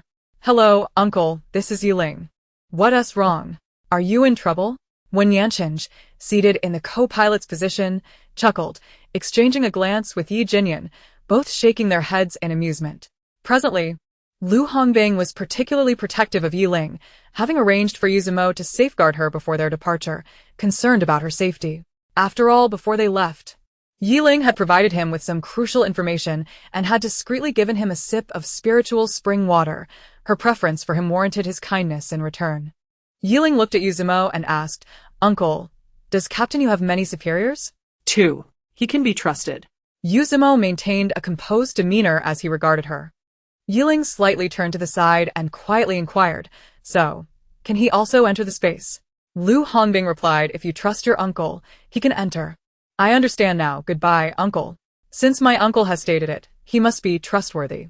Alas, do not blame me for overthinking, after all. The Big Shot is a notorious villain in the stories, though not extensively described. It is notably mentioned that he has killed many, albeit those individuals deserved it. She tucked her phone into her pocket and turned to Yuzumo with a smile and a wink. You are not upset that I called your superior in front of you, are you? Big Shot, do you smell a hint of tea? This is my first attempt at tea talk, so please do not expose me. A look of astonishment flickered in Yuzumo's eyes. Wen Yanqing and Yi Jinyan struggled to suppress their laughter. Neither of them detected the scent of tea. Instead, they were overwhelmed by the internal struggle to contain their amusement. Regaining his composure, Yuzumo turned his head away to conceal the smile in his eyes, then faced her. I am quite magnanimous and would not fret over trivial matters. Ye Ling offered him a feigned smile and then addressed Yi Jinyan. Third brother, I will step inside for a moment. Please watch out for the mutated birds outside. All right. Upon returning to the space, Ye Ling found her elder brother, fourth brother, and fifth brother seated under the hibiscus tree, meditating with closed eyes. Ling Ling, come quickly. Upon spotting Ye Ling, Moody rushed over and grabbed her hand, pulling her towards the lake. What's wrong, sister? No need to rush. Ye Ling, bewildered, was led to the lakeside, where Moody pointed at the lotus flowers. Not long after you all left, lotus leaves suddenly appeared in the lake. Meng Xia and I were curious, so we sat here to watch. Who knew they would grow so quickly, soon blooming into these flowers? That biggest, most delicate lotus might be a monster. A monster? Moody nodded emphatically, yes, a monster. Because it sings. Sings? Moody affirmed. The melody it hums is something we have never heard before. It is exceptionally beautiful. After listening to its song, Meng Xia cried, deeply saddened, and eventually fell asleep from exhaustion, and has yet to wake up. The tune it hums brings forth the deepest sorrow and fear within others. All I could think of was the scene of my parents being beaten. By the time the melody ended, I realized my eyes were swollen from crying. Ye Ling, intrigued by her account, turned her gaze towards the lotus flower. It was indeed significantly larger than the others, boasting 24 petals, each radiating a spectrum of vibrant colors. A sight to behold.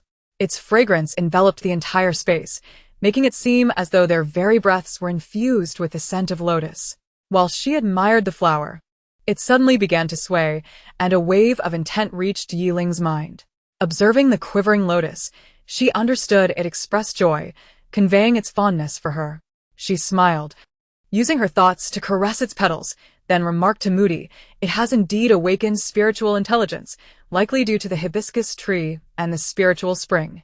Here, the spiritual energy is abundant. Every blade of grass and every tree can awaken intelligence, so be careful not to trample them. However, do not worry. They are unlike the plants outside. Every single one here is benevolent.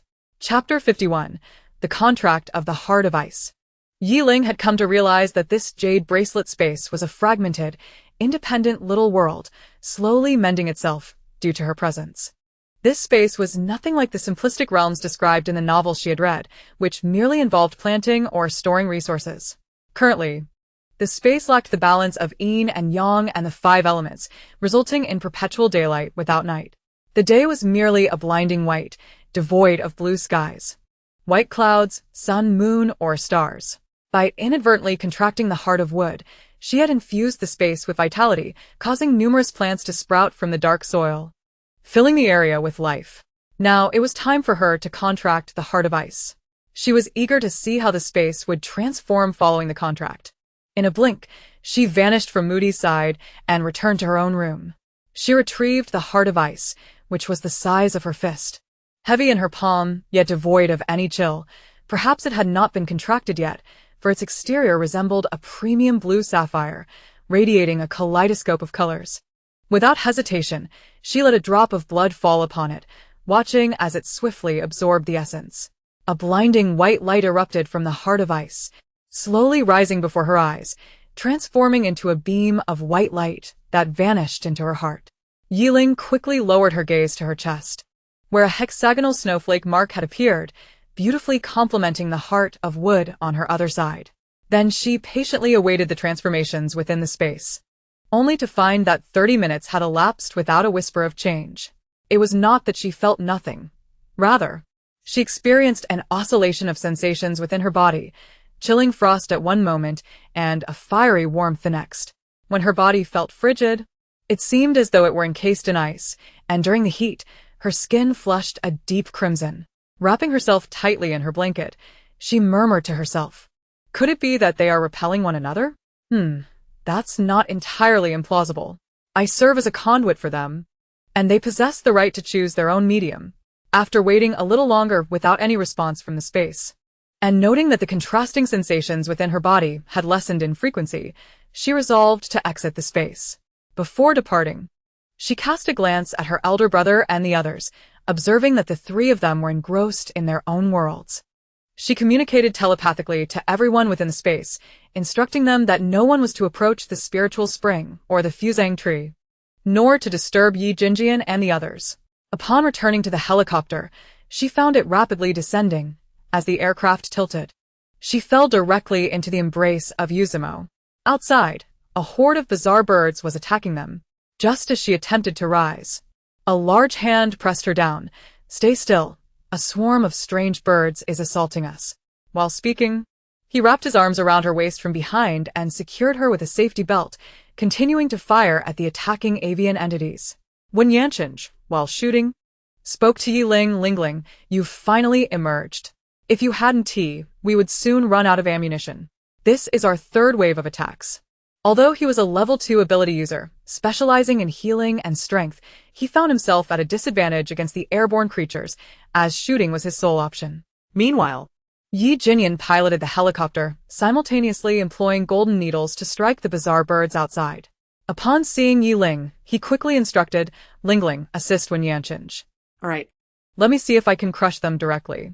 With about 10 bizarre birds still outside, she focused on them, and with the mere utterance of the word explode, the large, grotesque, and formidable creatures detonated instantaneously, their crystalline cores plummeting downwards. Ye Ling promptly used her mind to transport them into the space. The other three were taken aback. Has she become this powerful? Faced with the swarm of strange birds, only Ye Jinyan found it somewhat manageable. For him and Yuzumo, the situation was less favorable as their abilities were more suited for close combat rather than ranged attacks, leaving them rather passive. Observing Ye Ling, she had simply uttered a single word, and the formidable avian foes had been effortlessly obliterated. When Yanchinj turned and silently gave Ye Ling a thumbs up. How impressive! He felt diminutive in her presence. Ye Jinyan suddenly laughed. "Haha, not bad, Ling. You're getting increasingly formidable." Yuzumo also gave her a thumbs up. "Excellent. Do you feel unwell at all?" Seeing them all praise her brought a smile to Ye Ling's face. "I feel like I could take down hundreds of those bizarre birds. I still have other techniques left to try." As she spoke, she tightened her thick down jacket, her lips trembling uncontrollably. Yuzumo immediately sensed something was amiss. "Are you cold? Do you have a fever?" What? "A fever? What's wrong, Ling?" An ability user having a fever was no ordinary matter. When Yanchinj turned to Ye Ling, who managed a faint smile, "It's nothing. You don't need to worry. Just keep an eye on those bizarre birds."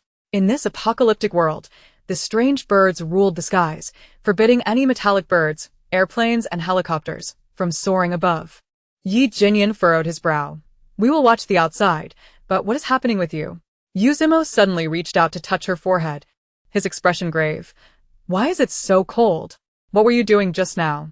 Upon hearing the word cold, Wen Yanchinj and Ye Jinyan simultaneously thought of the Heart of Ice. Could it be that she had formed a contract with the Heart of Ice during her time in the space? Ye Ling's body trembled slightly, and her lips began to pale. "I just took a reckless risk. Who knew the reaction would be this intense?" "Third brother, could you raise the temperature a bit?" "I also didn't expect the reaction to be this strong. When I contracted the Heart of Wood, my whole body felt invigorated, full of boundless energy." Upon hearing her thoughts, the three of them understood why this was occurring. Ye Jinjian set the temperature to maximum, and they soon found themselves sweating profusely. Yet Ye Ling still felt a bit chilly, although it was an improvement over before.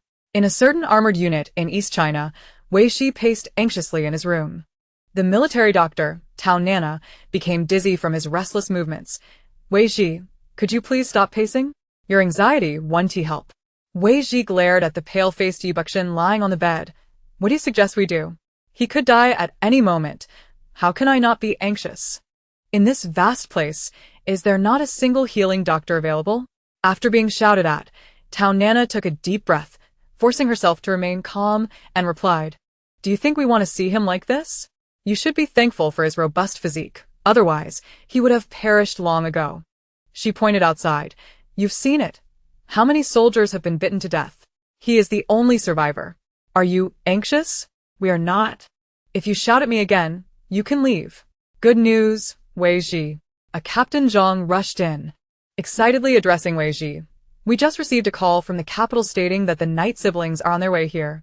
The higher-ups specifically mentioned that the Knight family siblings have a way to save him. Brother, there is hope for Yi. Really? That's wonderful. Wei Ji immediately felt a surge of excitement. Tao Nana, initially thinking it was good news, shook her head. The arrival of the siblings will only complicate matters. To put it bluntly, if this is good news, it can only be considered a chance for them to bid him farewell.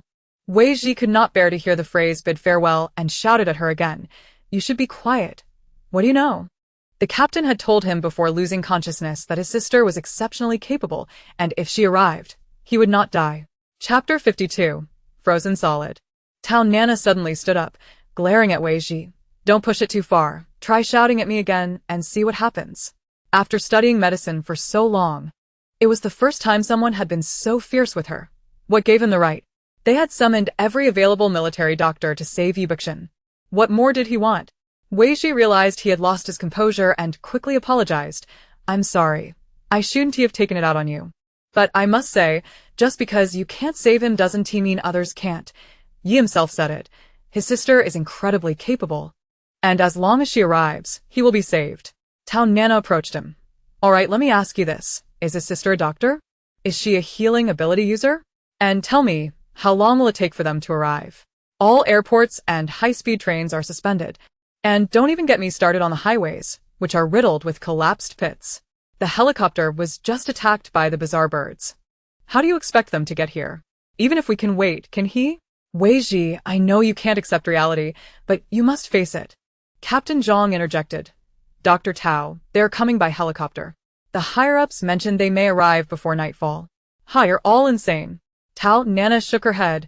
I have other matters to attend to, so I want to indulge in your delusions. She turned and left the room to attend to other patients. The number of soldiers sacrificed in recent days was staggering, and she had already spent enough time on Ye Ling. Wei Ji didn't try to stop her, but instead asked Captain Zhang, did the higher-ups mention how long ago they set off? Did they leave from the capital? Captain Zhang replied, they set off 2 hours ago, and I heard that the mysterious Captain Yu has also arrived. He then glanced at Ye Ling on the bed. Let us hope our brother can hold on. By the way, Wei Ji, I need to step out for a bit. Many communities have been attacked by bizarre creatures, and we need to check it out. I hope when I return, you're still here, and we can share a drink. Wei Ji gently patted his shoulder and cautioned him, you must prioritize your safety. I fervently hope you all return unscathed. There are an alarming number of wild boars and strays in this area, so please do not let your guard down. We understand, he replied. I shall take my leave now. Farewell. As Wei Ji observed the silhouette of Captain Zhang, his brow furrowed in concern. Following their emergence from the refuge, he and Ye Ling had encountered several waves of mutated wild boar attacks, witnessing the grotesque sight of these creatures feasting upon humans, including numerous elderly and children. A single shot aimed at their hearts proved ineffective. Had it not been for their extraordinary abilities, they too might have succumbed to being prey. At this moment, Ye Ling felt quite unwell. Not only was she cold, but the temperature inside the helicopter was also plummeting due to her presence. To prevent the helicopter from freezing, she hastily retreated into her space. She realized her impulsiveness. She had assumed that the heart of ice would be as manageable as the heart of wood, believing that once contracted, adverse reactions would be absent. Little did she know the heart of ice would react so vehemently. She quickly gathered some spiritual spring water and summoned Mencia, instructing her to dress warmly before venturing outside. If she found herself unable to leave once she reached second brother's location, she would feed him the spiritual spring water. When Mencia gazed at Ye Ling, whose hair shimmered a chilling blue, and immediately grew frantic. What has happened to you? she exclaimed. I'll have them start a fire to warm you. Ye Ling nodded, handing her the frozen spiritual spring water. Take this, I will send you outside shortly. When Mencia nodded and dashed out to fetch Moody, urging the butler and others to quickly prepare a large furnace. Soon, the others in the space became aware of Ye Ling's condition and rushed over, seeking ways to elevate her body temperature. Before long, the large furnace was ready. Ye Ling, her figure flickering like a phantom, appeared beside it. Her mind was clouded by the cold, and she murmured to the gathering crowd, "Please do not approach. You risk freezing yourselves. I need to rest." Just before succumbing to unconsciousness, she sent Mencia and a crate of bullets and provisions outside. Moody, witnessing Ye Ling transformed into a frozen statue, burst into tears. She rushed beneath the parasol tree and roused Ye Jinjian. I apologize, Mr. Yi. I did not wish to disrupt your training, but something has happened to Ling Ling. What has transpired? Ye Jinjian's expression shifted, and he rose to leave. Moody relayed Ye Ling's plight to him, and he vanished from her sight in a blur. Upon nearing Ye Ling's location, Ye Jinjian sensed a significant drop in temperature. The butler and others had donned their coats. Frost had already formed on the ground around Ye Ling, and although the newly sprouted grass remained unaffected, its growth was evidently stunted compared to other areas. Do you think the girl will be all right, frozen like this? Mr. Wen fretted as he approached Ye Jinjian.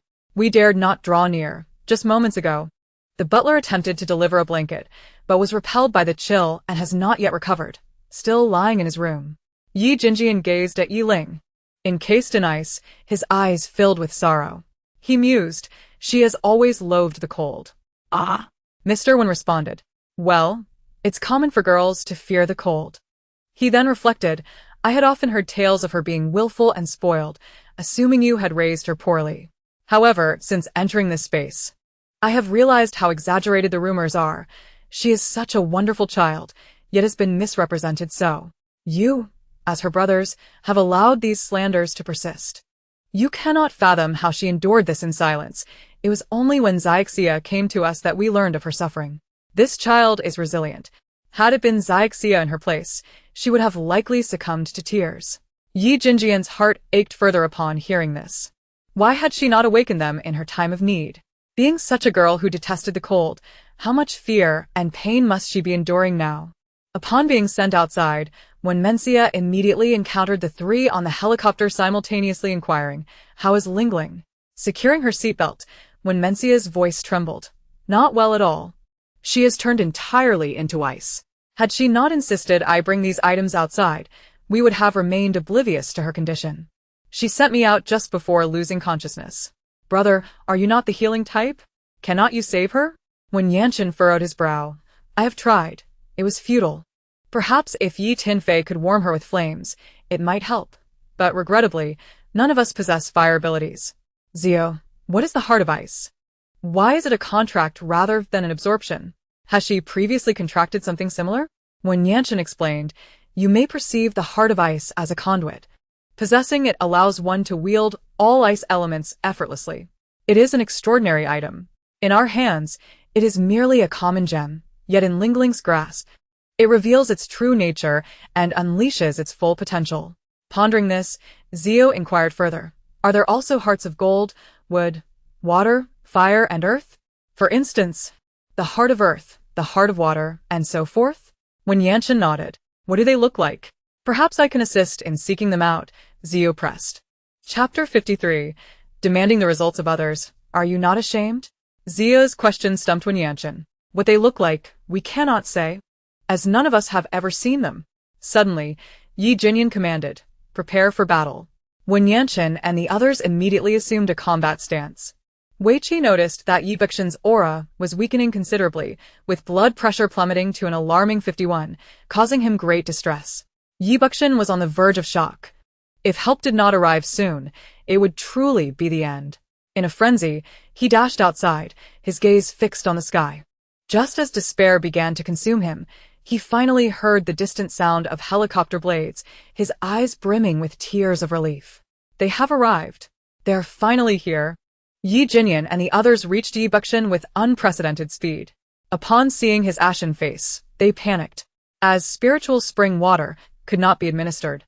Ye Ling resorted to feeding it directly, with his own mouth. Gradually, as a bottle of the liquid was introduced, Ye Ling's pulse and heartbeat began to stabilize. Observing the color returning to Ye Ling's face, Wei Qi felt his strength wane, collapsing to the ground. Zio promptly supported him. Are you alright? Wei Qi waved his hand. I am merely fatigued. You do not understand. He was bitten while saving me. If he were to perish because of me, I could never forgive myself. He refrained from inquiring about the contents of the water given to Ye's team. It was a family secret he would not breach, as long as Ye's team survived. Hearing the commotion, Tao Nana hurried over, eager to witness how the sister of Ye Qi had managed to save him. However, upon entering the room and inspecting Ye Ling, she gasped in astonishment, realizing that the toxins within him had been entirely eliminated and his blood pressure had risen to 81. She quickly turned to Wenmencia. Are you the sister of Ye Ling? How did you accomplish this? What antidote did you use? Can you share it with me?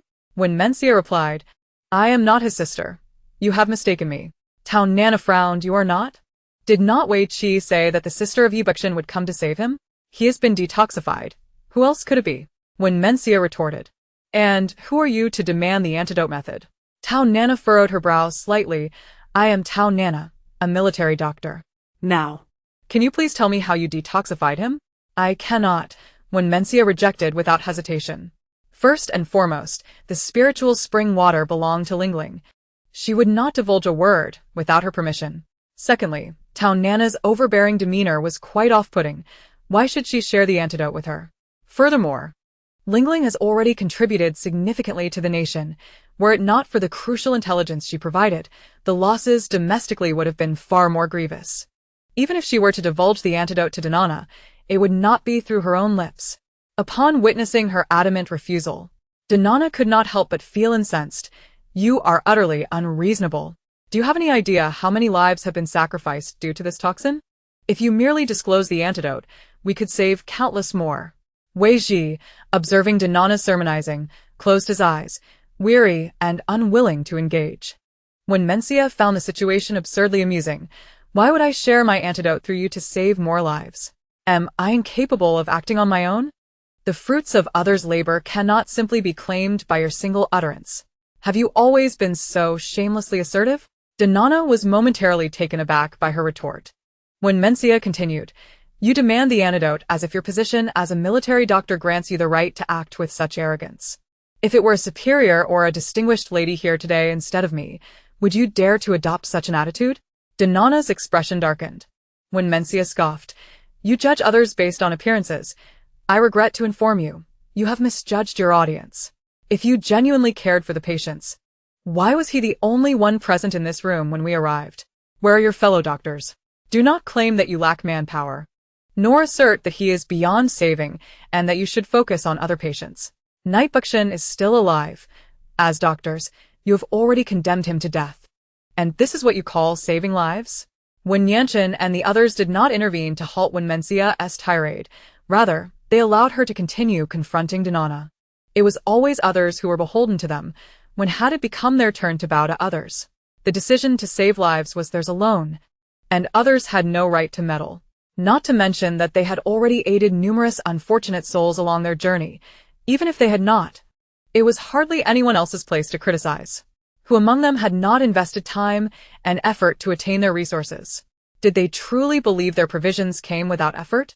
Danana, unable to counter Wenmencia's words, glanced at the others, only to find them averted their gazes, leaving her feeling somewhat aggrieved. These uncouth men allowed her to be berated. She turned to Wei Ji. Wei Ji, come with me. I have questions for you. He was the only one she could command here. Yet, Wei Ji did not comply. Dr. Danana, may I have a moment to rest? At least you have had a meal and some respite. I haven't eaten since yesterday afternoon. I have been bustling about for Teamy, and even an Iron Man would be worn down. Danana's face flushed with anger. She glared at the others and huffed. A bunch of cold-hearted, selfish individuals. I will report this situation. Wenmencia rolled her eyes. Please do report. Go ahead and report it now. And while you're at it, why not include yourself in that report? Danana frowned. What is wrong with me? What is wrong with you? Wenmencia advanced towards her. You claim to be a military doctor, expressing urgency over the many lives lost to this toxin, hoping I would share my antidote to save more. Yet, I failed to see your urgency. Otherwise, would you have had time to apply your makeup and groom yourself under such circumstances? She gestured towards our group. We have rushed here tirelessly to save him. Not only have we not had a moment's rest, but we have also not eaten a single bite, battling strange creatures along the way. Who among us has the luxury of looking as presentable as you? Do not presume that your role as a doctor absolves you from the need to fight. When it comes to rescuing those injured by bizarre entities, are their bodies so pristine as to bear no stains or blood? Suddenly, she grasped Dinana's hand. You are impeccably clean and even adorned with exquisite makeup. Look at your hands. They are soft and delicate. Hardly the hands of a doctor dedicated to saving lives. Dinana, filled with indignation from her barrage of questions, forcefully withdrew her hand and stepped back, declaring, I am a surgeon. Do you think an outsider like you has the right to comment on my ability to save lives? Who do you think you are? Furthermore, my makeup is simply a personal habit and my tidy appearance reflects my love for cleanliness. Why is that any of your concern? When Mencia chuckled coldly, in times of peace, your preferences go unchallenged. However, during these exceptional times, your behavior is simply off-putting. Have you ever seen a battlefield doctor looking as polished as you? At that moment, 3 doctors entered, one of whom was quite elderly, likely around 70. Upon spotting Dinana, he inquired, Who are you? Are you an intern or a nurse? Dinana quickly responded, Hello, Academician Liu. I am Dinana, an intern doctor. The patients here are not in a good state, so I came to take a look. When Mencia raised an eyebrow, Intern doctor? Dinana shot her a glare before turning back to Academician Liu and the director. The situation here is quite dire, Academician Liu remarked. He then addressed Dinana. What is an intern like you doing here? There is a shortage of personnel up front. You should hurry there. Oh. Dinana shot one last glare at Mencia before reluctantly departing. The director quietly remarked to Academician Liu, she is old Tao's granddaughter. Academician Liu glanced at the director, fell silent for a moment, then shook his head and approached Ye Buxian to assess his condition. After taking Ye Buxian's pulse and examining his eyelids, a look of shock crossed his face. However, he said nothing and straightened up to inform Ye Jinyan and the others, he has passed the critical period. There is no need for you to worry. With that, he led the director away. When Yanchen and the others respectfully saw Academician Liu to the door, safe travels. Academician Liu. Wei Ji stood up to address them. Let me take you to the cafeteria. There should still be food available. Yuzumo spoke up. I'll accompany you. I'll bring them some food. Wei Ji nodded and departed the room with Yuzumo. Ye Jinyan sat beside Ye Buxian, turning to Yanchen. The situation here is dire. All the buildings along the Yangtze River have been destroyed, exposing the creatures hidden in the waters. When Mencia took a seat nearby, her expression grave, the most terrifying aspect is the overwhelming number of wild boars. As you have seen, hordes of mutated pigs are rampaging and devouring people. Shortly after their arrival over El City, they witnessed several groups of mutated wild boars attacking individuals. She had shot down many with ice arrows. But as they ventured deeper into El City, they realized that what they had encountered was merely the tip of the iceberg. When Yanchen's expression was equally somber, I have sent messages to my subordinates, but have yet to receive a response. Something must have gone awry. Ye Jinyan pulled out his phone to contact the bodyguards of the Yi family. The call was quickly answered and he inquired, Is everyone still there? Yes. But the situation is not optimistic. Third young master, when will you arrive? By tomorrow at the latest. Can you hold out? Our ammunition is running low. We have lost 2 brothers and 2 are severely injured. If we face another attack, it will be dire. Ye Jinyan fell silent for a moment before saying, I will try to make it over tonight.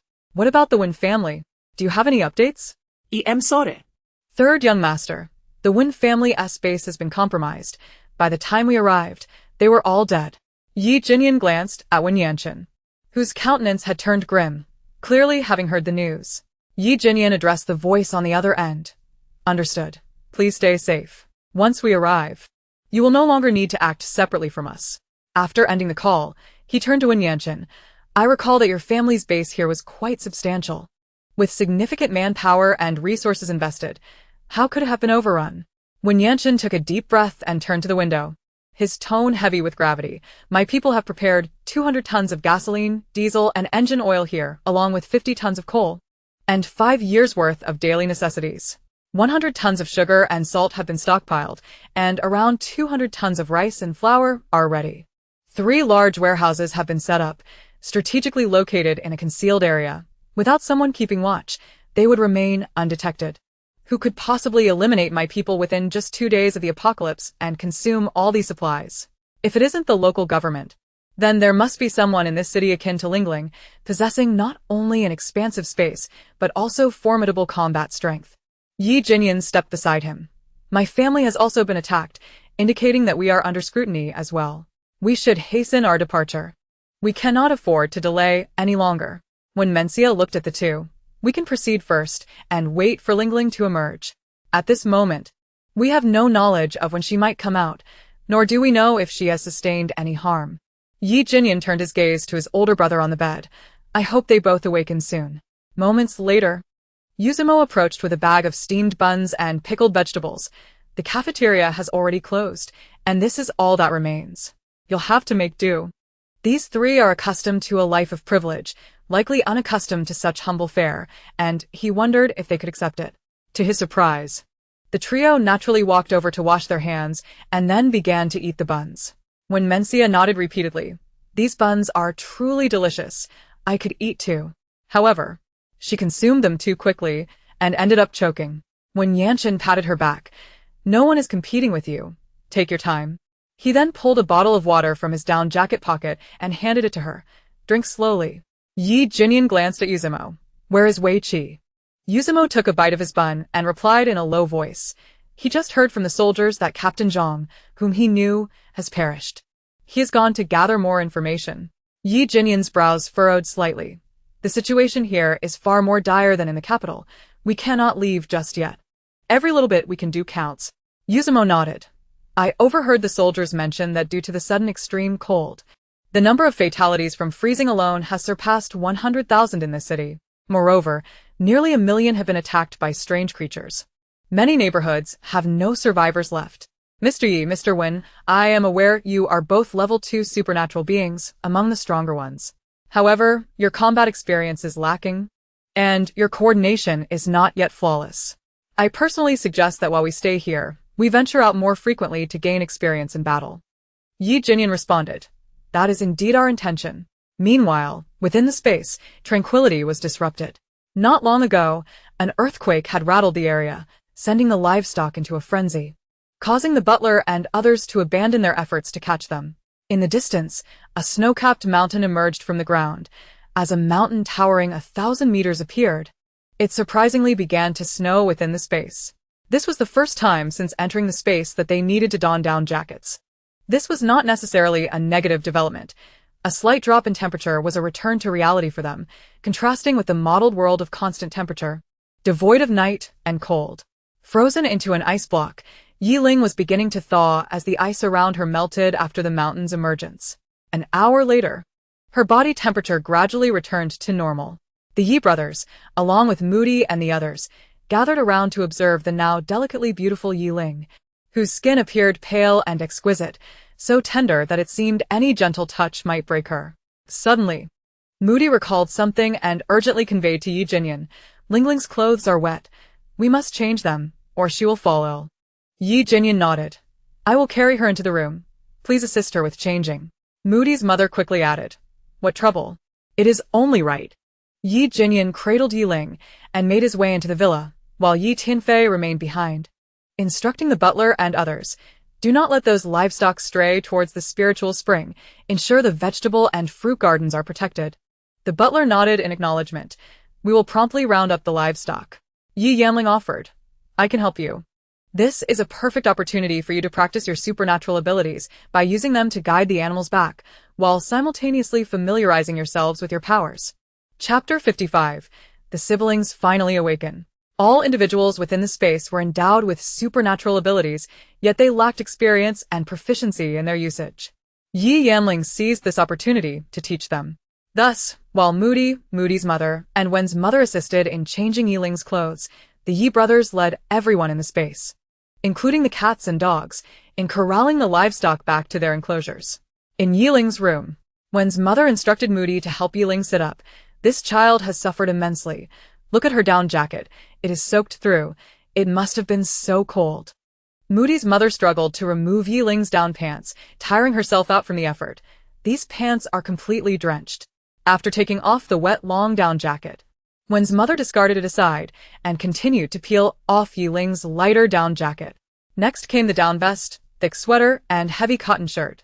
Once they had stripped Ye Ling of her wet garments, Moody quickly wrapped her in a thick blanket, his eyes growing red with concern. She is ice cold all over. Had it not been for her heartbeat, I would have doubted she was still alive. Moody's mother brought a heater closer to them. I'll warm her clothes first before dressing her. Wen's mother gently caressed Ye Ling's face. Her heart aching. She seems to have lost weight. I prefer her with a bit more flesh on her face. I must have the chef prepare some nourishing soup for her to drink. Moody's mother suggested. Why not notify them now? With the two of us here, we can take good care of her. Wen's mother pondered for a moment before shaking her head. No, I cannot leave her side. If I call out from the balcony, they will hear me. She simply could not leave. She wanted Ye Ling to see her as a competent mother, not just a frivolous lady of leisure. Ye Ling awoke to warmth, her eyes fluttering open to see 3 heads hovering above her, watching intently. Upon realizing she was awake, Wen's mother was ecstatic. Ling Ling has awakened. She has finally awakened. She then tenderly stroked Ye Ling's face, inquiring with utmost gentleness, My dear child, do you feel any discomfort? Are you hungry? I have already instructed the chefs to make nourishing soup for you. Would you like some now, or shall I send someone to fetch it? Gurgle. Ye Ling's stomach cooperatively rumbled with hunger, and she smiled, her lips devoid of color. Thank you, Mother Wen. I happen to be quite hungry. Seeing her so obedient, Wen's mother grew even fonder. You need not be so polite with me, dear. Just wait a moment. I will have it brought over immediately. Ye Ling then turned to Moody's mother. Thank you, Mother Moody, for helping me change my clothes. You all have worked hard. She was aware of their assistance during her clothing change and their conversations, but she had been unable to respond. Moody's mother was astonished. You knew we helped you change your clothes? Ye Ling nodded. Moody's mother continued. And you are aware of the changes occurring in the space? It snowed just now, and a mountain has appeared. Ye Ling nodded again. I know. I'm sorry to have worried you. She rose from Moody's embrace and turned to hug her. Sister, I want to share my true feelings with you. Please don't think I'm being overly sentimental. Moody held her tightly, gently stroking the back of her head. Go on. Ye Ling sniffled. Her voice slightly choked. This is the first time I've been cared for by so many people. My heart feels tight and is swelling. It's such a strange sensation. Sister, would you say this is what happiness feels like? Surrounded by your care and affection. I feel an overwhelming sense of happiness at this moment. Upon hearing this, Moody's eyes glistened with emotion. Indeed, you are worthy of our concern and love. To be candid, when she faced the wrath of the entire internet, it deeply saddened her, leading her to gradually develop depression, which eventually escalated to a point where she contemplated ending her life. However, with the love of her parents and family, she slowly emerged from that darkness. Nightling's circumstances were starkly different. From her heartfelt confessions, it became evident that she grew up in a family that favored sons over daughters. Until she entered university, she had never worn a new piece of clothing, always donning discarded garments from relatives. Whenever there were delicious meals or outings, she was invariably excluded. Her father often resorted to physical violence and verbal abuse, unleashing his frustrations on her without cause, particularly after drinking or losing at cards. Eventually, while working as a cleaner in a boxing gym, she clandestinely learned self-defense techniques. When her father struck her again, she retaliated, breaking his leg and dislocating one of his arms before knocking him unconscious, seizing 1,000 yuan from the household and fleeing. Thereafter, she remained at university, too fearful to return home. Here comes Ling Ling. Do eat something, Mother Wen said, bringing over a bowl of nutritious soup. Without even glancing at its contents, Nightling devoured it eagerly. She consumed 3 bowls before feeling revitalized. Lowering her gaze, she scratched her head in confusion, pondering, how strange. Why did the fusion of the heart of ice and the heart of wood bring about such a significant transformation? The protagonist, after forming the contract, could only exert control without causing such drastic changes in the space, and the original owner had never made a contract at all. Is there something special about me that I am unaware of? Am I not truly myself? Do I harbor secrets unknown to me? She looked down at her fingers, and with a slight mental nudge, ice flowers began to materialize at her fingertips. The icy blue blossoms sparkled brilliantly under the light, reminiscent of the gemstones from the heart of ice. Moody discreetly admired the ice flowers at her fingertips, utterly captivated by their beauty. Knight Yen, standing at the doorway, heard her thoughts and pondered for a moment before knocking. Ling, are you feeling better? Yes, I'm fine now. Ling dressed and descended from her bed, asking Moody, Sister, would you like to join me outside? However, it's currently around -40 degrees outside and your abilities may be restricted in such frigid weather. Moody replied, I wish to accompany you all. I do not wish to remain in this space indefinitely. Prolonged comfort can lead to one's deterioration. Alright, then go put on warm clothes. We shall head out shortly. Knight Xian stirred slightly and was immediately noticed by Knight Yen, who quickly grasped his hand and whispered, Second brother? Wen Chen and Wen Mengxia hurried over to gaze at Knight Xian, witnessing him slowly open his eyes. He parted his lips to speak, yet no words emerged. Knight Yen urged, No need to rush. Have some water to soothe your throat. He took the cup filled with spirit spring water from Wen Mengxia, inserted a straw, and brought it to Knight Xian's lips. Knight Xian took a gentle sip, and his eyes brightened slightly. This is Ling's spirit spring water. After finishing the cup, he inquired about Ling's whereabouts. Wondering why she was not present, he glanced toward the door, but alas, it was empty. She will emerge from the space. He could not reveal to his second brother the trials Ling had endured, as he needed to maintain his composure. He asked, Is there anywhere else you feel discomfort? Knight Xian, being exceptionally perceptive, noticed the downward gaze of the third brother when he responded, indicating that something was amiss with Ling. What happened to her? I demand the truth. While Knight Yen hesitated, a familiar and cheerful voice echoed from outside. Second brother, what do you wish to hear? Ling dashed in, pushing past Knight Yen and seated herself beside Knight Xian, her damp eyes fixed intently upon him. Second brother has lost weight. He looks much less handsome than before. Knight Xian regarded her, wanting to comment on her own weight loss, noting how thin she had become, her chin now sharp. Ling grasped his wrist, mimicking a medical examination, saying, Although I am not versed in medicine, I can imbue him with vitality, as long as his life force is robust. Any hidden ailments will vanish. Knight Xian felt a warm surge radiate from his wrist throughout his limbs. Realizing that Ling must have undergone considerable experiences during their time apart. Chapter 56. The Terrifying Mutated Miasma. Tao Nana stood a short distance away, rubbing her eyes in disbelief at what she beheld. She was astonished to see 5 individuals disembarking from the Knight family's helicopter, 3 men and 2 women. Hadn't that helicopter always been stationed there? Was there not someone on board? Contemplating this, she turned to seek Wei Qi, feeling that the Knight family's members were harboring secrets. As she turned to leave, Ling paused momentarily, glancing outside and asking Knight Xian, Is there a female doctor around here? Knight Xian, in the midst of a swift recovery, responded to her inquiry. Are you referring to Dr. Tao Nana? Yes, she could be a hindrance. I sensed malice from her. Since forming the contract with the Heart of Wood, her sensitivity to human morality had significantly heightened. Knight Yen directed his gaze toward Knight Ling, saying, Bring her here. Knight Ling vanished in a flash, being the ideal choice for capturing individuals due to his wind and lightning abilities. When Mengxia, upon hearing Tao Nana's name, exhibited a flash of disdain, remarking, I knew my aversion to her was not unfounded. She truly is insufferably self-righteous. She then recounted Tao Nana's previous actions to Ling, warning, Ling, do not be soft-hearted and divulge anything to her. She does not deserve it. Ling chuckled, I am not naive enough to confuse good and evil. My compassion is reserved for those truly in need. Moreover, I have already informed my uncle of the antidote. He will handle it appropriately. What are you doing? Let me go. Tao Nana protested as Knight Ling dragged her inside, struggling fiercely. She glared at them, declaring, What are you planning? I warn you, I am a military doctor. This is a military facility, not a place for your recklessness. Knight Xian sat up and regarded her, asking, Dr. Tao, what did you see just now? Only then did Tao Nana notice that Knight Bo Xian was sitting up, his complexion vibrant, in stark contrast to his previous near-death state. She could not help but glance at Wen Mengxia again, pondering what kind of antidote could yield such miraculous results. Yet, the thought that they were unwilling to share this extraordinary remedy filled her with contempt. A group of selfish and self-serving individuals. I saw nothing. She struggled again, but Knight Ye Ling held her shoulder firmly, rendering her immobile.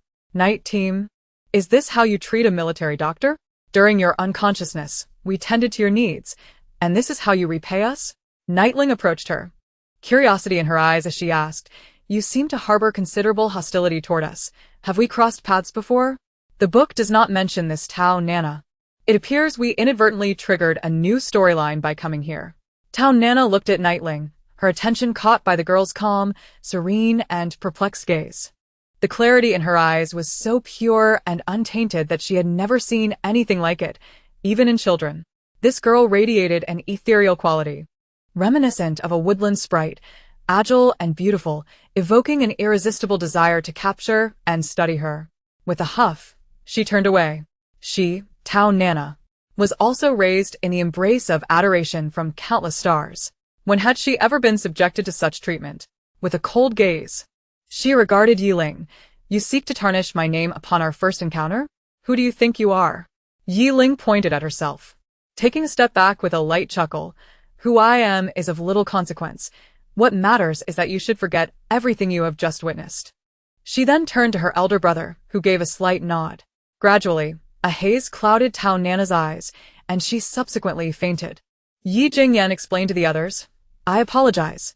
This is my first attempt at erasing memories with psychic energy, and I am not yet proficient at it. I will strive to avoid causing anyone to faint in the future. He instructed Ye Ling to escort Tao Nana back, then turned to Ye Bo Xian. We cannot linger here. Let us retreat to our base. Have you completed your mission? Ye Bo Xian nodded. Yes, it is accomplished. Though there were unforeseen complications on the return journey, I apologize for causing you concern. They had traveled from the capital, undoubtedly enduring much along the way.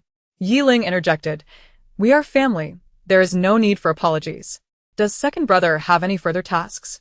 I wish to remain here a while longer. I have observed that this city is shrouded in miasma. Although it is night, I can still perceive the noxious vapors and dark energy permeating the air.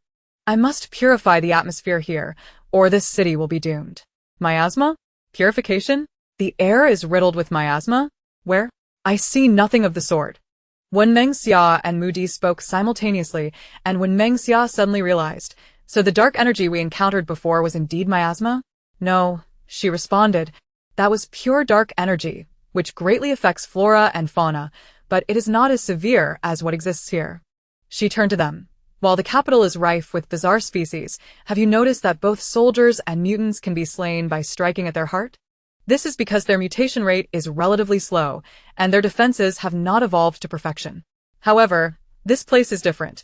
The flora and fauna here possess formidable aggression, owing to the presence of mutated miasma within the dark energy. This miasma severely harms humans, leading to gradual renal failure and the eventual stagnation of the nervous, metabolic, and digestive systems. Noticing the grave expressions on their faces, she added, If you see anyone with festering skin and a pallid complexion, it signifies they have absorbed too much miasma and are beyond saving. In contrast, for animals and plants, the combination of this dark energy and mutated miasma renders them extraordinarily powerful, maximizing both their offensive and defensive capabilities. Though I have just arrived, I have gleaned a considerable understanding of this situation through the dark energy and miasma in the air.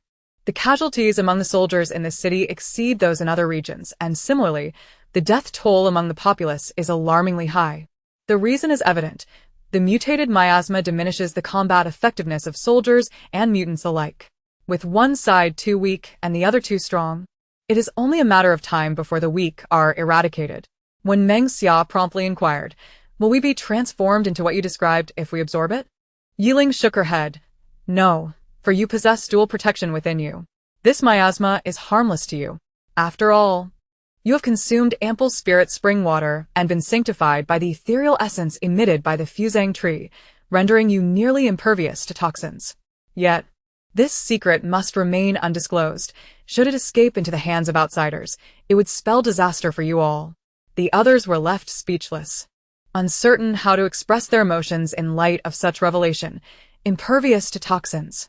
This constitution is truly extraordinary, implying they could disregard all toxic substances and miasma in this world. Ye Ling did not delve into this matter further but instead asked Ye Ling, "Do you know the source of the mutated miasma here? How can the residents defend against it? Can wearing masks provide any protection?" Ye Ling raised her gaze to the northeast. If it were merely ordinary miasma, masks might offer some degree of shielding, but it is not a long-term solution. The best course would be to vacate the city. However, she shook her head. City L, located downstream of the Yangtze River, harbors an abundance of toxic refuse at its depths. The recent earthquake has dislodged it all. The miasma they emit is inherently harmful to the body, compounded by the numerous ancient tombs in the city. The tremors have released the miasma from these tombs. And combined with the dark energy seeping from the ground, we have a triad of toxic gases. Who among ordinary people could possibly withstand such a combination? Chapter 57. My fiancé can only be Ye Ling. Ye Ling's awareness of the issues plaguing City L is linked to her contract with the Heart of Wood and the yin-yang pearl in her mind. Originally, the black fish thrived in dark energy and miasma, yet it would not convey such clarity to her, nor would she have understood it in such detail. It is the Heart of Wood and the white fish that provide her with this information. The white fish represents the sun, while the Heart of Wood signifies vitality, both being natural adversaries of dark attributes. They are acutely sensitive to dark materials, expressing profound disdain for them. One spins rapidly in her mind, while the other radiates warmth from her chest, both indicating their displeasure. In contrast, the black fish continuously emits joyful thoughts, enthusiastically absorbing the miasma and dark energy in the air, urging her to venture further into areas dense with miasma. Since she possesses these treasures and the ability to purify the miasma here, she cannot remain indifferent. She is not a cold-hearted being, although she is reluctant to venture forth. She cannot bear the thought of millions perishing beneath the miasma and bizarre species. Upon hearing her explanation, Ye Ling made a decisive resolution. Very well. We shall remain here a while longer. Ling, pursue whatever you wish. Your brothers will support you. Wan Yenshin added. And we as well. Ling, whatever you require of us, just command it. They may not consider themselves virtuous, but neither could they stand idly by while millions perished here. Ye Ling gazed at the night sky. Please wait for me. I need to purify the air beneath that great tree ahead. Afterward, we shall leave this place. Before departing, I must cleanse the miasma and dark energy here, as that will provide the injured a chance to survive. She turned to Yi Bo Xian. I will send you back to the space. Meditate beneath the fusang tree for a while. By the way, the time ratio in that space compared to the outside is 10:1. 10 hours inside equates to 1 hour outside. Thus, you have ample time. The capital. Wei Cheng's dispatched personnel finally uncovered news regarding Ye Ling, and he promptly reported it to Wei Cheng. Wei Cheng was somewhat taken aback. City L? The subordinate affirmed. Yes. Young master, they have arrived in City L. It is said that the second son of the Yi family has been poisoned, prompting their urgent visit. Poisoned? Are they there to retrieve a corpse? Wei Cheng pondered, stroking his chin, before commanding, immediately contact our contacts in City L to investigate Yi Bo Xian's condition. Yes. After ending the call, Wei Cheng turned to the subordinate beside him. You mentioned that Xin Xing is also probing into Miss Yi's whereabouts? Indeed, young master. Young Master Shen has managed to ascertain Miss Yi's location, though he has not yet taken any further action. Should we continue to monitor? Continue to observe. Young master, your father requests your presence. In the underground city, Wei family courtyard. Wei Cheng arrived to find his father, Wei Zheng, seated on a stone stool pouring tea. He hastily approached, taking the teapot to pour a cup for his father, and then for himself, before sitting down. Father, what brings you back? Has something occurred? Wei Zheng regarded Wei Cheng with a stern expression. If I had not returned, you would have caused quite a stir. Wei Cheng instantly understood that his father had returned to reprimand him, and he chuckled softly. I am not Sun Wukong. I lack the ability to stir up trouble. Merely providing some lessons to a few. Lessons should be given with discernment. Wei Zhengin sternly remarked, "Your audacity grows increasingly alarming. How dare you send Wei Yi to the command center for an assassination? Do you truly believe others are fools?" Wei Qing shrugged nonchalantly. "Since you have returned to reprimand me, it indicates that you have already resolved this mess on my behalf. Just a word or two will suffice. I am quite busy." Wei Zhengin suddenly sighed, taking a sip of tea. "Now, enlighten me. What prompted your sudden fixation on the Yi family?" "It's nothing, merely a matter of personal distaste," he replied, withholding the truth he had uncovered from his father. Wei Zhengin furrowed his brow. "Is that so? What folly drives you?" "I must remind you that Lu Hongbing's power is swiftly surpassing mine. Should he lose his sanity, not even I could save you." Wei Qing scoffed. "His sudden ascendancy in power is merely due to the abundance of fools in your faction. Have you never considered why the Yi brothers have been meeting him so frequently? I've also heard that you sent Yuzimo to the Yi siblings under the pretense of assisting the local military in El City. Do you need me to analyze the actual circumstances for you?" Wei Zhengin cast a detached glance his way. "You think you're the only clever one? We are aware. But now presents a prime opportunity to rescue lives and achieve merit. The younger generation of the Yi family may not pose a significant threat. Yet they should not be underestimated. My return is to instruct you to discreetly investigate their every move. If you can infiltrate their inner circle, that would be most advantageous. I have also heard that the Wen siblings from S City have been getting closer to them. There must be secrets we are unaware of. Keep a watchful eye on that as well." He paused, a glimmer of suspicion flickering in his eyes, however. "It seems that the other members of the Wen family have vanished without a trace, with no news of old one." Wei Cheng raised an eyebrow, but said nothing. After all, if what Lin Lan claimed was true, they had all retreated into the Yi family's hidden domain. Who could possibly witness them? By the way, the Gu family has recently allied with our Wei family. To strengthen our ties, you should interact more with Miss Gu. If things progress well, you should hasten your marriage." Wei Zhengin's demeanor turned grave. "We are no longer in peaceful times.